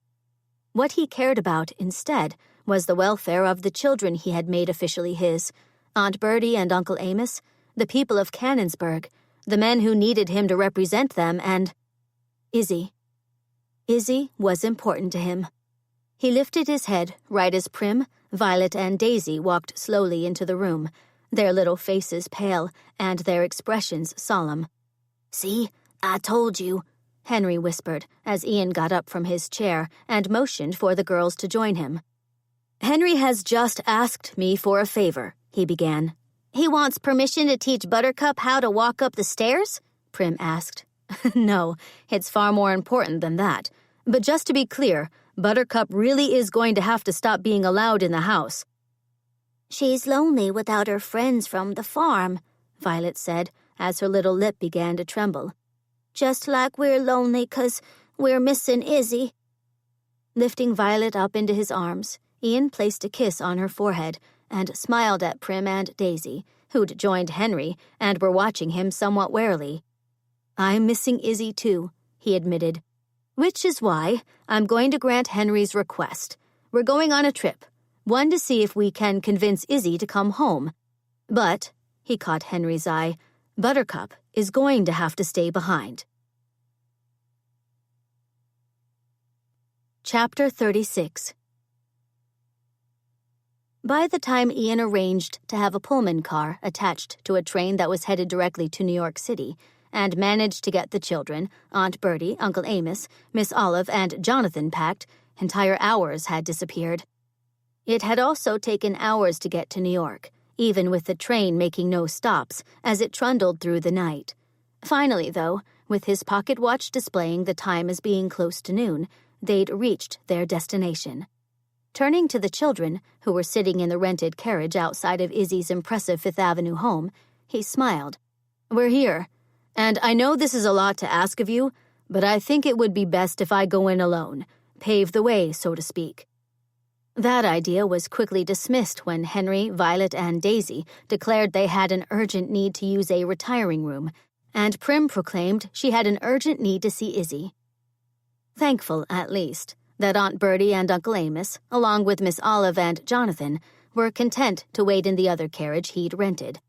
Ian picked up Daisy, took hold of Violet's hand, and headed for the imposing front door, with Henry and Prim by his side, and with Henry wriggling in a way that lent credence to the idea he really needed a retiring room. A dignified-looking gentleman sporting a formal dark coat and matching trousers opened the door before they reached it. The man took one look at Ian and the children and seemed ready to close the door on them. "We're here to see Miss Isadora Delafield," Ian hurried to say, his words having the man pause as his gaze sharpened on Ian. "And you would be?" "I'm Mr. Ian MacKenzie, and—" "We're the children who love Izzy, and we've come to bring her back home with us," Prim said, surprising Ian by speaking so directly to a man who was almost as imposing as the house. "Are you Izzy's father?" "I'm Mr. Godkin, the butler, but perhaps all of you should come inside. Miss Isadora's father has only just arrived home from a trip, and he and Mrs. Delafield are currently having a discussion in the library." "Begging your pardon, sir," Henry said, jumping from one foot to the other. "But do you have a retiring room? Me and my sisters need one powerful bad." With his lips curving just a touch at the corners, Mr. Godkin ushered everyone inside, and then took Henry by the hand, leading him and Violet down a long hallway, Daisy scampering to catch up after Ian set her down.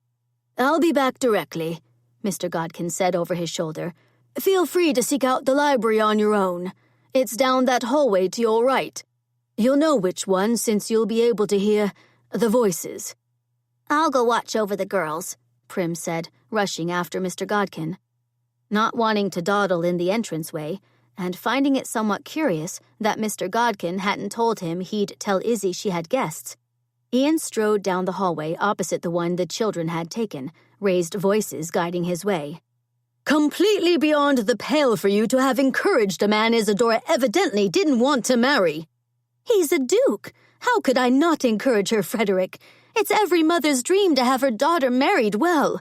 "You're not the one having to marry a man I have to believe is completely unsuitable, especially given his age, for my Isadora and—" Knocking on the partially closed door, because he certainly didn't want to allow Isadora's parents to believe he was the type to skulk around eavesdropping, Ian braced himself when his knock caused the argument to come to an abrupt end. Footsteps sounded a second later, and then the door swung open, revealing a very large, very angry-looking gentleman and a very petite, albeit furious-looking woman who resembled Izzy standing behind him. "Forgive me for interrupting," Ian began. "I'm Mr. Ian MacKenzie, and I'm a friend of your daughter, Miss Isadora Delafield." The woman's dark brows drew together. "My daughter does not know anyone by the name of MacKenzie." "Begging your pardon, Mrs. Delafield, but I believe she does. She's been staying with my family in Pennsylvania ever since she left New York." "But that's preposterous!" Mrs. Delafield all but sputtered, as Isadora's father's gaze suddenly sharpened on Ian's face, holding a touch of anticipation. "I'm Frederick Delafield, Mr. MacKenzie, and I'm hoping you're now going to tell me that you've brought our Isadora home." The floor seemed to lurch underneath Ian's feet. "I thought she'd be here." "She's not with you?" "She left yesterday after we... Well, no need to get into that, because we've got bigger problems. She should have been back to New York by now."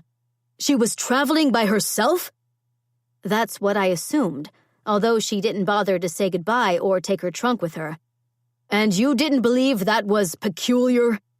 "I did, but you see, we had a bit of a disagreement, and I told her I really didn't want to have anything to do with her after." Ian frowned. "Wait a minute. Did you not receive a telegram from Mr. Nigel Flaherty telling you where to find Izzy in Pittsburgh?" "Who is Nigel Flaherty? And no, we've received no telegrams or messages of late, which has been somewhat perplexing," Mrs. Delafield said before she raised a hand to her throat. "But what if Isadora's been harmed? And how are we to find her without knowing where she could be?" Frederick moved to Mrs. Delafield's side and drew her close to him. "We'll find her, Hester, but I'm going to need you to remain strong while I set a plan into action." He looked to Ian.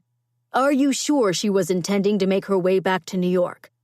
"I assumed so, but—" His words trailed off when what could only be described as a whirlwind entered the room.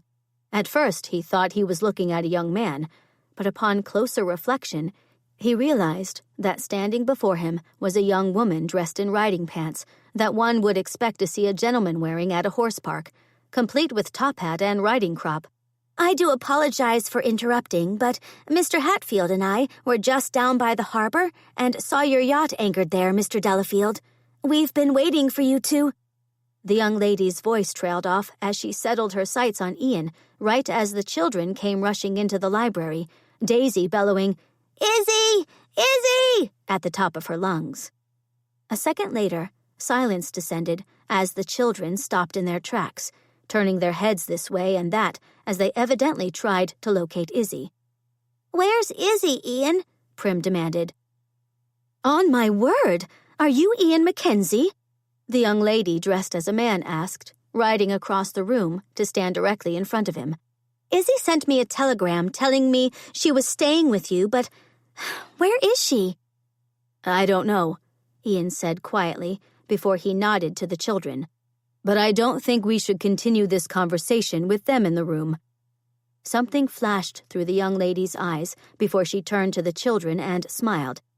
"Children, I'm Miss Beatrix Waterbury, Izzy's very best friend. And while she's not presently here, a few of us are about to go and bring her home. And no, you can't come with us," she said to Henry, who was already heading for the door. He stopped and turned, looking mutinous. "But Izzy will want to see us. We're her best children." "I'm sure you are, but you can't come with us." Beatrix turned and nodded to Mrs. Delafield. "Instead, Izzy's mother, Mrs. Delafield, is going to take you up to the nursery and show you where Izzy lived when she was a little girl. I know Izzy still has all sorts of toys up there she'd want you to play with until she gets home." "We don't want to play," Violet said, her lip trembling. "We want Izzy." Beatrix crouched down next to the little girl. "I know you do, darling, but you need to go with Mrs. Delafield right now. That will let the rest of us get on with bringing Izzy back." Prim, having proven herself an intuitive sort, stepped forward. "We'd love to see Izzy's nursery. Violet, Henry, Daisy, come with me." She nodded to Mrs. Delafield. "I'm Prim, ma'am, and I'll introduce my brother and sisters while we go up to the nursery. After that, I'll bet you'll want to hear about the adventures we've had with Izzy so far, especially the ones with Elmer." "I left Elmer in the carriage," Henry said, panic in his voice. "Where she's fine since she's safely enclosed in a basket," Ian pointed out. Even though their departure was marked with muttering, the children did follow Mrs. Delafield, who was looking somewhat overwhelmed at being tasked with watching over 4 children. After they disappeared from sight, Ian turned back to Beatrix. "What is it? What do you know? And don't tell me nothing, because I could tell by the look in your eye moments ago that something important sprang to mind." "Clearly, Izzy's been telling tales about me, but—" Beatrix looked to Frederick. "I've known all along where Izzy was, sir, but she had reason to be hiding, as we were concerned that the Duke of Montrose might try to force her into marriage with him. There's no time to explain more, other than to say that Izzy wanted me to come here just as soon as you got home and tell you where she was, knowing you would be able to help." "Why do I get the impression this 'we' you just mentioned involves more people than you and Isadora?" Frederick asked slowly. "That's because the plan to get Izzy spirited out of the city was all due to the brilliant strategic abilities of Mr. Godkin and Mr. Hatfield. 2 men I'm going to say right now should be commended and not disciplined. But we'll delve into that later. Izzy recently sent me a telegram telling me she was with Mr. MacKenzie and that she was fine, but—" she blew out a breath. "She's apparently not fine, because if she'd left Pittsburgh on her own accord, she would have sent another telegram to let me know when to expect her back in the city." "Do you think you have an idea where she might be now?" Frederick asked. "Perhaps. Mr. Hatfield and I were just down by the harbor, and after we noticed your yacht there, we thought we caught a glimpse of the Duke making his way down a dock. In all honesty, I was relieved, because I thought that meant Izzy was still safe from him, but what if he has her? What if he's already set sail for London?" "Can you show me where you saw this Duke?" Ian demanded, and after Beatrix nodded, he strode beside her toward the door, Frederick following a mere step behind. "You can take Mr. Hatfield's horse," Beatrix said to Ian. Moving through the door Mr. Godkin was already holding open for them. Another man Ian assumed was Mr. Hatfield called out to him to be careful, since his horse tended to be on the temperamental side. "I'll take my phaeton. It's right outside," Frederick said, turning to the right and heading for a horse and phaeton that were parked a short distance away. "Take Jonathan with you," Ian called to Frederick as Jonathan jumped from the carriage he'd been waiting in. "Izzy's in trouble. We need to get to her quickly." Jonathan needed no other urging. Running, he leapt into Frederick's phaeton. After calling to Uncle Amos and Aunt Bertie to wait for them in the house, Ian swung up on the horse next to Beatrix's, galloping beside Beatrix down the well-paved road a second later. Thankful that Beatrix obviously knew the city well, he concentrated on dodging the traffic that was clogging the streets, as well as fighting to keep the horse he was on going in the right direction. Bile began to rise in his throat as he raced through the streets, and couldn't stop considering every terrible thing that could have happened to Izzy if the Duke had indeed found her. Reining his horse to a halt, what seemed like days later when they reached the docks, he looked around the harbor, having no idea where to start his search. "He was over there," Beatrix said, swinging down from her horse and pointing to a dock filled with boats. "We'll have to ask around, see if anyone saw the Duke." With Jonathan and Frederick soon joining them, they rushed to the dock, questioning everyone they encountered on whether they'd seen a rather large man in the company of a beautiful woman. "I don't know if that woman was beautiful or not, since she was wearing a cloak," a ragged-looking sailor finally told Ian. "But the man with her was certainly large, and the men he had with them weren't any I'd want to meet in a dark alley. They got on that boat named the Tempest. It's right over there, still docked." Barely remembering to thank the man, Ian ran for the Tempest, finding his way onto the ship blocked by 3 men who looked intimidating, but who weren't blocking his way for long. Leaving the men moaning on the deck, Ian picked up his pace, running down the first companionway he encountered, drawn to someone speaking what sounded like words of a wedding ceremony. Slipping through the door from which the voice was coming, fury ignited in his veins at the sight that met his eyes. Izzy was standing face to face with a portly gentleman, her lips pressed tightly together, but there was a large man behind her, pushing her head up and down in a nodding motion. The man Ian assumed was the Duke of Montrose suddenly spoke up. She's clearly nodding, which means yes, she will take me to be her. Ian didn't wait to hear anything else. With his long legs eating up the space that separated him from Izzy, he was soon standing directly before her. But he didn't do anything more than catch her eye before he turned to the Duke, planting his fist squarely against the man's jaw. That was all that was needed to have the man crumpling to the ground. But then the rest of the Duke's men let out yells of rage, rushing toward Ian. Pushing Isadora out of the way, Ian, for the first time in what felt like forever, allowed the fury to burst out of him, and with the help of Frederick, Jonathan, and even Beatrix, who was wielding a dripping mop she'd apparently plucked from a bucket somewhere, they quickly had the situation well in hand. Soon, all the Duke's men were on the ground, not moving so much as a single muscle, probably because Frederick and Jonathan were training pistols on them. You're all fools.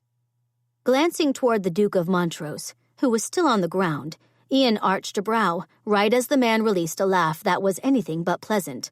You can't stop me from marrying Isadora. We've been alone together since we left Pittsburgh. She's a ruined woman now, unless she marries me, of course. Ian looked up and found Izzy watching him with wide eyes that seemed to be filled with apprehension. She doesn't look ruined to me, Ian said simply. In fact, she looks like the most beautiful woman I've ever seen in my life. His feet were suddenly in motion, and then he was standing before the woman he knew he loved with all his heart. Reaching out, he pulled her close, and when she leaned into him, he took that as a sign she was happy to see him, which was exactly why he kissed her. Chapter 37. The second Ian's lips touched hers, Isadora felt the terror she'd been trying to hold at bay disappear because she was safe. And because Ian's lips were now firmly pressed against her own, she had a feeling she'd be safe for many, many years to come. You'll be made to look the fool if you declare yourself now, my boy. She's ruined goods, she is, and no man wants to saddle himself with ruined goods. Ian pulled his lips from hers, and she braced herself for rejection because the Duke had spoken nothing but the truth. She was considered ruined in the eyes of society because she had spent time alone with the dastardly Duke.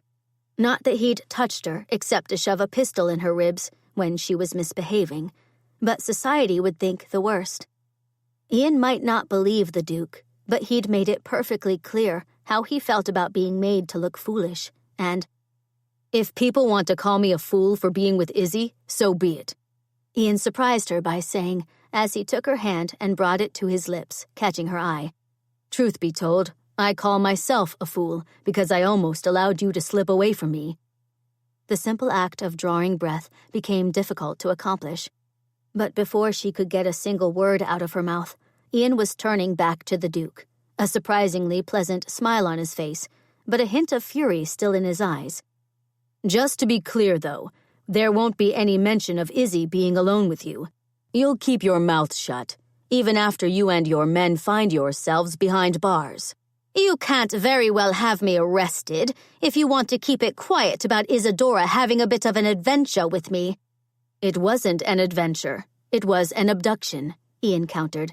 And after the police hear about what happened to your previous 3 wives, you'll never be able to abduct another unwilling heiress again, said Beatrix, whom Isadora just then realized she had yet to even greet. And before you plead ignorance in doing away with your previous wives, do know that Mr. Hatfield, a man you once dismissed from service, is all too willing to tell the authorities about the suspicious circumstances surrounding their deaths. And even though I'm grateful everyone seems to want to protect my reputation, Isadora added, I want to file a report about what he put me through. I certainly don't want to take the chance of him perpetrating such a crime again if he's allowed to go free. The Duke chuckled as he propped himself up on his elbows. And who do you honestly think the authorities are going to believe? A woman or a duke? I would imagine they'll believe my daughter, since I am known as one of the most influential, and, need I add, wealthy industrialists in the country, if not the world, Frederick said, stepping forward. The next moment, Isadora found herself pulled into her father's embrace, Frederick rubbing her back with a large hand. "You've given me quite the fright." "I'm sure I have, and I am sorry about that, Father." "You ran away." Isadora glanced to the Duke, then back to her father. "Can you blame me?" Frederick smiled. "Not at all. And do know that I'll be having a long chat with that mother of yours about the circumstances leading up to your flight." "She is your wife, if you've forgotten, not merely my mother." "I might have forgotten, but further conversation about that needs to wait." Frederick nodded to Jonathan. "You mind helping me get this man and his cohorts to a police station?" Jonathan smiled. "It would be my pleasure. And along the way, allow me to tell you all about your daughter's role as a household manager." "What is a household manager?" Frederick asked. "Well, you see, sir, no one actually knows, especially your daughter." Sending her a grin along with a wink, Jonathan began moving toward the men on the ground, stopping when an entire swarm of policemen suddenly entered the room. With one word from Frederick, with whom all of them were familiar, they didn't hesitate to begin securing the Duke and his men, ignoring the threats the Duke was now spewing with rapid intensity. Frederick looked to Ian. "I'm still going to go down to the station to ascertain no one allows the Duke to escape. You'll see my girl home, as well as Beatrix?" "Of course." When Ian took hold of her hand, she didn't protest, grinning at Beatrix, who was looking at their entwined hands with a raised brow. Holding out her other hand to her dearest friend, Isadora turned her back on the Duke and strode away from a man she never wanted to see again. She felt Ian squeeze her hand, and with Beatrix on her other side, she made her way off the boat, down the dock, and toward what she was remarkably certain was now going to be a most splendid future. 2 hours later, sitting with Daisy on her lap, and Violet and Prim pressed up against either side of her, with Henry at her feet, Isadora gazed around the drawing room, not quite certain how it had happened, that she'd been snatched from a most dreadful fate and reunited with the ones she loved.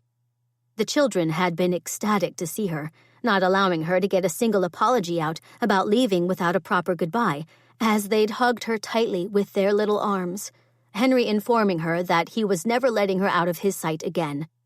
"Elmer!" Daisy suddenly yelled, lifting her head from where she'd been leaning it against Isadora's shoulder as she pointed toward the door. Sure enough, Elmer was running through the doorway, looking remarkably ruffled as Uncle Amos suddenly strode into the room, holding a basket and looking somewhat sheepish. "We forgot her in the carriage." "Should I ask what a chicken is doing in my drawing room?" Hester said to no one in particular. "It's clearly a pet," Frederick said. "And no, you're not going to demand it's taken outside." Hester drew herself up, but then she suddenly seemed to deflate right before Isadora's eyes. "You always wanted a pet, and I never let you have one." And then, to Isadora's amazement, her mother released a sob and fled from the room. "I'll be right back," she said, setting Daisy on her feet and heading after Hester. "Mother, wait," she called, having to break into a bit of a trot when Hester seemed to increase her pace. She finally caught up with her in the green room, her mother's favorite room in the house, and the place Hester always retreated to whenever she was upset. "What's wrong?" she asked, moving to stand next to her mother by the floor-to-ceiling window. "My foolishness could have seen you married to a man who might have murdered you someday." "True, but it's not as if you were acting any differently from all the other societal mothers. I will say, though, that I do hope you'll abandon your lofty goals for me, because I, no matter how much you may desire it, won't be marrying a man with a title." "Of course your mother will abandon those goals," Frederick said, striding into the room and drawing Isadora's attention. "She's not going to have much choice in the matter, since I've decided she won't be participating in the New York High season this year, and may not participate in the season for years to come." Hester dashed a tear from her face and lifted her chin. "I most assuredly will be participating in the season, and I don't like you telling me what to do." "You'll listen to what I have to say, Hester, if you want any chance of making our marriage work. I'm willing to give us that chance, which is why I'm going to suggest that you, instead of enjoying the coming season, travel with me to Europe to visit our sons, and then bring them home." "But I don't like to sail." "You used to love to sail, back in the days when we actually liked each other, before I became consumed with business, and you became consumed with society. That's why I want us to bring our boys home. It's time for them to take over the family business, something I've been reluctant to give up until now. But that, my dear, will allow us time to rediscover each other, and hopefully reclaim the love we did, at one time, have for each other." When her mother got a rather sappy look on her face, one Isadora had never seen in her life, she quickly excused herself, and if she wasn't much mistaken, the moment she quit the room, she thought her father might have drawn her mother into his arms and kissed her. Smiling at that odd turn of events, Isadora walked back to the drawing room, arching a brow when everyone in that room, Ian, Aunt Bertie, Uncle Amos, Beatrix, Miss Olive, Jonathan, Prim, Henry, Violet, Daisy, and even Elmer, turned her way. "Should I ask?" was all she could think to say. Henry stepped forward and puffed out his little chest. "We've got things to tell you, Izzy, so you might want to sit down and get comfortable." Not quite able to hide a grin, Isadora sat down on a settee next to Beatrix, turning her attention back to Henry. "I'm listening." "We've come to bring you home," he began, "and we're not taking no for an answer." "How delightful." "Oh," Henry grinned, "I thought you might make it trickier, seeing as how this is your home and it's pretty nice, especially the nursery your mother showed us." "My mother showed you the nursery?" "She did," Prim said, "and she's having some of your dolls packed up to go home with me, Violet, and Daisy, as long as that's all right with you." "I'd love for you to have my dolls." "We're not here to talk dolls," Henry said, rolling his eyes. "I wasn't done telling you why we want to take you home." Isadora fought another grin. "Go on." Henry looked to Aunt Bertie, who sent him a nod before he looked back to Isadora. "Aunt Bertie says home is where your heart is, and we think your heart is with us. So we want you to come home. But that's all I'm supposed to say, and now it's Ian's turn." Henry waved Ian forward, and Ian moved to stand in front of Isadora, giving Henry's hair a ruffle. "We made him practice on the train ride here what he's supposed to say," Prim said before Ian could speak, earning a wink from him in return.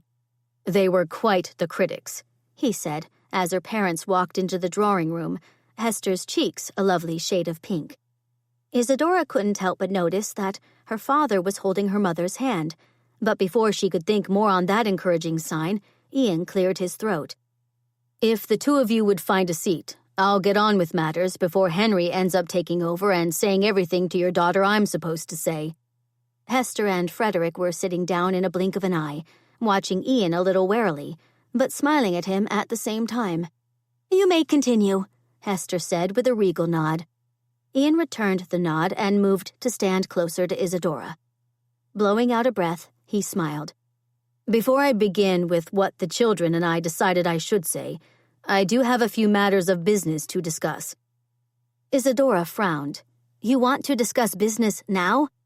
"Indeed, because there are things I've decided to change, and you need to be apprised of those changes and agree to them before I move on to what the children believe is the good stuff." Isadora found herself intrigued, as well as knowing she had to let him say his piece before he got on with the good stuff, which was something she was beginning to think might very well change her life forever. "I'm listening." "I've decided I'm no longer going to represent the mill owners and investors, instead offering my legal services and ability to negotiate fair contracts for the men who actually work in the mills. I would expect nothing less." Ian blinked. "Ah, well, that was easy. But offering my legal services to those men will mean living in Shadyside, since it's close to Pittsburgh. I love your house in Shadyside, and I've got some wonderful ideas about how to finish furnishing and decorating it." "I didn't know you liked decorating," Hester said, retreating into silence when little Violet put a finger to her lips. "Also," Ian continued, after he sent Violet a grin, "as you might recall, I'm in the process of purchasing quite a few farms that surround Glory Manor." "I remember." "Well, some of those farmers still want to work their land, which I told them they're more than welcome to do. But a few of the farmers want to move to a warmer climate, so I'm buying sheep to graze on one of the farms." Isadora nodded. "Because Maggie has a woman in mind who enjoys raising sheep, and that woman needs a job." Ian's brows drew together. "Well, yes, but I don't want you to believe I'm buying sheep simply because I'm an overly generous sort. There's much profit to be made with sheep, and having a flock of sheep will also create a need for additional workers, and Maggie did say there are many people anxious for work in Canonsburg," Isadora finished for him. Ian frowned. "I'm trying to paint you a picture of the man I truly am, so that you'll not experience any surprises in the future." "I'm of the belief Izzy already knows the man you truly are, so you might want to move things along," Beatrix spoke up. Isadora sent her friend a grin. "My sentiments exactly." Ian shook his head and grinned as well. "I'm beginning to understand why the two of you are such fast friends. But I will try and wrap up the rest of what I need to disclose quickly." Accepting the round of applause those words evoked, Ian presented everyone with a bow, then returned his attention to Isadora. "Because it seems the matter of the sheep has been put to rest, allow me to address the other plans I have for one of the farms I bought. Miss Norma, a woman you're going to adore, brought it to my attention that the orphanages in Pittsburgh are overcrowded. That's why I've decided to build an orphanage on one of the larger farms, which will allow the orphanages in Pittsburgh to have a place to send children when they run out of room." His gaze seemed to sharpen on her. "I've been thinking you're the woman to organize the planning of the orphanage for me." Isadora felt a flash of disappointment sweep through her. "You came all this way to ask me to organize plans for an orphanage?" "Of course not, but I'm not getting to that until I finish all of my disclosures." Her disappointment faded straight away, and she waved him on. "Fine, disclose away." Ian took a single step toward her. "I don't want your money." "Goodness," Hester breathed, raising a hand to her throat. "That might be crossing the line," Isadora began, having a hard time keeping a smile off her face. "I suppose I can agree to that, but you'll need to understand that my father made arrangements for my fortune to be put into a trust with my name on it years ago. The money is mine, and don't think for a minute I'm going to hand it over to my brothers." She smiled. "I'm sure I'll be able to think of some purpose to put my fortune toward. And since that's now settled, what else?" "I don't know how that can be considered settled, because it seems to me as if you've still got quite a fortune," Ian said. "It's settled in my mind because you don't want my money." Ian glanced to Uncle Amos. "Do women ever get easier to understand?" "Nope." "How reassuring," he said with a sigh. "Where was I?" "Disclosures," Beatrix provided helpfully. "Right." He suddenly began looking rather nervous. "You might find this next disclosure to be one that really does cross the line." "Go on." "I don't want to travel in society." A lovely warmth began spreading from her toes all the way through her body.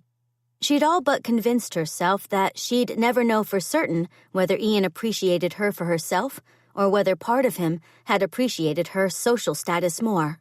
But now, what with his declaration about not wanting to travel in society, she knew she'd been worried for nothing. She cleared a throat that had turned constricted. "How delightful, because I don't want to travel in society either."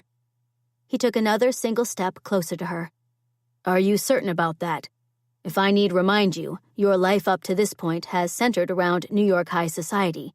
You'd be giving up a lot if you return with us to Pittsburgh." "I won't be giving up anything, Ian." She rose from the chair. "I've discovered that I don't want to spend my life attending one ball after another. My only concerns being what I'm going to wear or what new dance steps I'll need to learn. I have a purpose in Pittsburgh, and I feel useful. I'll never regret leaving society, not if I have—" She stopped talking, not wanting to reveal too much until he finished whatever it was he needed to say. "Well, good. That's good," was all he had to say to that, which wasn't exactly what she'd been expecting. But since he was looking remarkably pleased, she didn't have the heart to point out that he was an attorney, and good wasn't exactly the best word an attorney had at his disposal. "So," he continued, "I've covered my job, the orphanage, the house in Pittsburgh, society, and—" "Remember to tell her about Glory Manor and the children," Aunt Bertie called out. "Ah, right," he nodded. Aunt Bertie and Uncle Amos are going to help with the orphanage, inviting the children over often so they can fish with Uncle Amos, and Aunt Bertie can teach them to cook. And Ian said me and my sisters get to visit Glory Manor all the time, Henry added. But just so you know, Uncle Amos says we can keep Buttercup and Elmer with us at the house in Pittsburgh. And there you have it, Ian said. I think we've covered everything. You didn't tell her that we decided we'd attend school in Pittsburgh so we wouldn't miss seeing you during the week when you're at work, Prim said. Right, he smiled at Isadora. It was their idea to live in Pittsburgh, but spend as many weekends as we can at Glory Manor. And we're going to spend time with you in Pittsburgh as well, Aunt Bertie added. Amos and I don't want to miss out on seeing the children grow, so you can expect us to be frequent guests. She exchanged a smile with her husband. We've decided that the big city isn't as bad as we thought, and we're perfectly content to divide our time between the farm and Ian's home in Shadyside. Although, she caught Isadora's eye, we might not be keen to travel to New York all that often. She gestured around. This is a little too big. It can be overwhelming, Isadora agreed.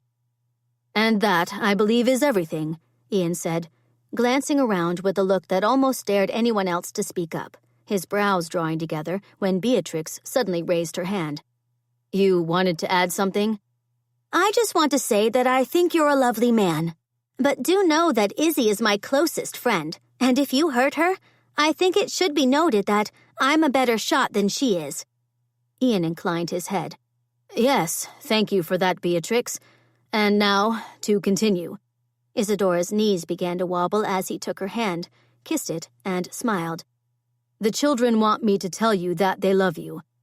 Her vision immediately blurred from the tears that were now flooding her eyes. Directing her attention to the children, she summoned up what she knew had to be a wobbly smile. I love all of you, too. She turned back to Ian, who reached out and brushed tears from her cheek. Should I continue, or do you need a moment?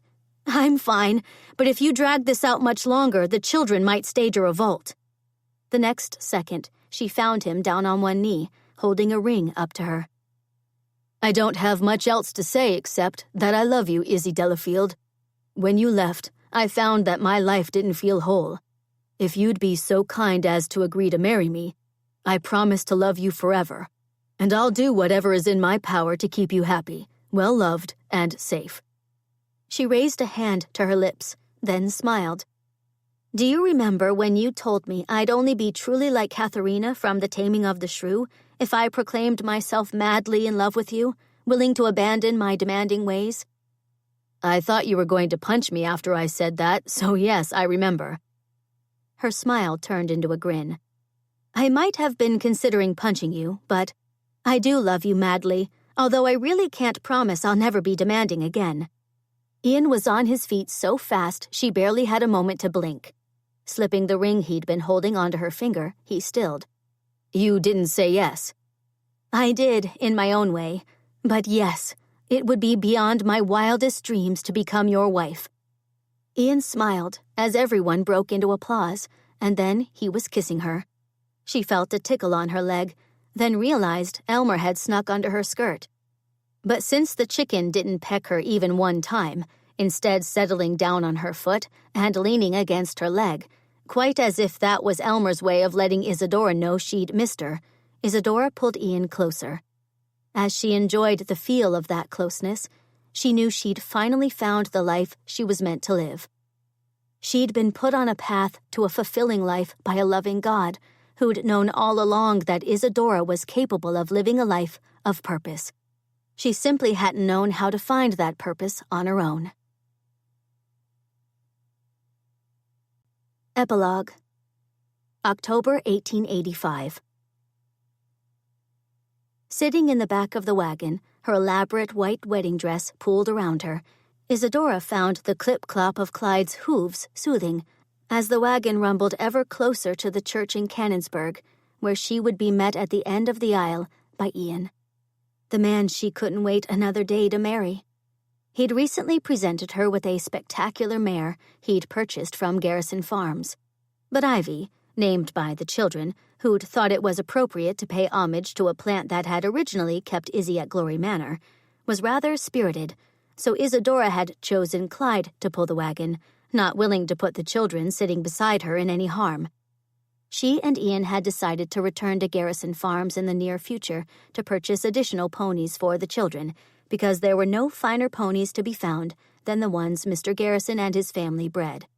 That Ian had told her Mr. Garrison's troubling financial issues had been resolved, although he wasn't certain about the details, had been good news indeed. And she was looking forward to reacquainting herself with Miss Poppy Garrison, a lady she didn't know well, but one she thought could become a good friend. Isadora smiled as she looked down at Daisy, who was sitting on her lap and playing with the heart-shaped locket Isadora had filled with the dried petals of the flowers the children had used when they'd made her the flower necklace. "It's pretty, isn't it?" "Henry's chicken's pretty, too." Daisy smiled her gap-toothed smile, touching the wooden chicken that was hooked at the top of the locket. Elmer, the real chicken, released a squawk from where she was nestled on Henry's lap, earning a grin from Henry in return. That grin was at complete odds with the trembling lip he'd brought out earlier, when Isadora had made the suggestion Elmer might want to stay at home instead of attending the church service. "I see the church," her father said, turning his head to smile at her, holding the reins in a practiced hand as he steered Clyde down the main street in Canonsburg. "Looks like the entire town is turned out to watch you and Ian get married." Leaning forward, Isadora saw buggies and wagons lining the street leading to the church, but there were no signs of any people. The good folks of Canonsburg obviously had already taken their seats, waiting for her to arrive. Accepting her father's hand after he pulled the wagon to a stop in front of the church, she stepped to the ground, joined by the children. Hester and Aunt Bertie arrived a moment later, driven to the church in an open buggy with Beatrix at the reins, all three ladies looking windblown, but not seeming overly concerned about that. "She's a bit of a free spirit, your Beatrix," Aunt Bertie proclaimed as she looked Isadora over, her eyes suddenly turning bright with tears. "You do look beautiful, my dear, although I do miss those spectacles you used to wear all the time." "I can't say I miss those," Isadora said, taking the hand Aunt Bertie held out to her and giving it a squeeze.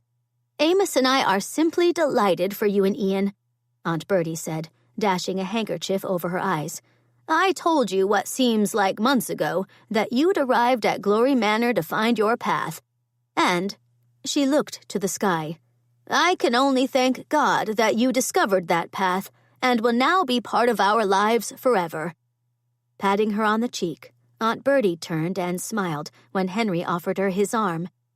Telling everyone she'd see them inside, where she was going to check on Amos, who'd been given the honor of standing up with Ian as his best man, she walked away. "Jonathan's sitting with Miss Olive," Henry all but shouted as he raced back to join his sisters a moment later. "I think we'll be seeing another wedding soon." Isadora kissed her mother on the cheek, before taking the arm her father held out to her, drawing in a deep breath. "You don't have to go through with this if you're having second thoughts," her father said, his lips curving into a grin. She immediately began tugging him toward the door. As Anna Gillespie applied herself to the organ with enthusiasm, Isadora watched as the children marched their way into the church, Daisy dressed in bright yellow, Violet dressed in purple, and Prim dressed in pink. Henry looked dashing in a blue suit, but not the velvet one Isadora had first thought to have him wear. A collective sigh drifted through the now open door of the church, and after Isadora allowed the children enough time to make it down the aisle, she took her place with her father, and then they walked into the church, pausing directly over the threshold. It was filled to capacity with everyone from the community, as well as some of Ian's friends, her brothers, and even Miss Norma, who'd been helping with the orphanage that was well underway. There was no need to worry that the dastardly Duke of Montrose would show up unexpectedly and ruin her day. After he'd been arrested what seemed like years ago, he had made the monumental mistake of descending into a bit of a tirade, screaming as he was held behind bars that he knew how to wield poison with great effect, especially since he had 3 dead wives to prove it. That tirade was directly responsible for the police charging him with murder. Bertie, As many society ladies thought of him, although everyone else considered him the Prince of Wales, had stepped in and asked for the Duke to be extradited to England, where Bertie promised to deal with him most severely. True to his word, the Prince of Wales stripped the Duke of his titles and his lands, and then he had him committed to an asylum, where he was to spend the rest of his days guarded by the Queen's men. By having the Duke, whose name, amusingly enough, turned out to be Percival, committed to an asylum, England was spared the embarrassment of having a Duke put on trial for murder, something Bertie wanted to avoid at all costs. Feeling her father give her arm a bit of a squeeze, Isadora began walking with him down the aisle, beaming at everyone beaming back at her. She finally turned her full attention to the man waiting for her, her vision turning misty when Ian sent her a smile, one that was filled with love. After placing her hand in Ian's, Frederick lifted aside the veil that was barely covering her face, kissed her cheek, and reminded Ian that Beatrix was an expert shot. As Ian grinned, Frederick stepped back, leaving her holding Ian's hand. As Reverend Davis welcomed everyone and began the service, Isadora felt a sense of peace sweep through her, mixed with a great deal of anticipation. Her future, she knew, was going to be something she'd never imagined, and she couldn't help but believe that God had thrown up the obstacles she'd had to overcome in order to get her where he wanted her to be. After Reverend Davis proclaimed them man and wife, Ian took her face in his hands and kissed her, a kiss that was filled with promise and love, and a kiss that had her knees going wobbly. Keeping a firm grip on her hand after he drew away, Ian turned them as one to face the congregation, now on their feet, and applauding the new husband and wife. As the sun shone through a stained glass window shaped in the form of a cross, Isadora felt her lips curve into a grin as she caught sight of Buttercup moseying through the door, Sparky by her side, although how they'd gotten to town was a bit of a mystery. Buttercup and Sparky were soon met by Elmer, who'd escaped from Henry and was clucking up a storm as she raced to join her friends. "That's a sure sign our life is certain to never turn dull," Ian said, shaking his head and grinning as the children suddenly raced after Elmer, Violet and Daisy giving Buttercup and Sparky hugs as soon as they reached them, quite as if they'd been parted for years instead of a few hours. "I wouldn't have it any other way," Isadora whispered, and then, with the man she could now call her husband by her side, she began walking down the aisle and into what was certainly going to be a most unusual yet completely wonderful life filled with love, laughter, and purpose. This has been Flights of Fancy, written by Jen Turano, narrated by Andrea Ems. Copyright 2019 by Jennifer L. Turano. Originally published in English under the title Flights of Fancy by Bethany House, a division of Baker Publishing Group. All rights reserved. Thanks for listening.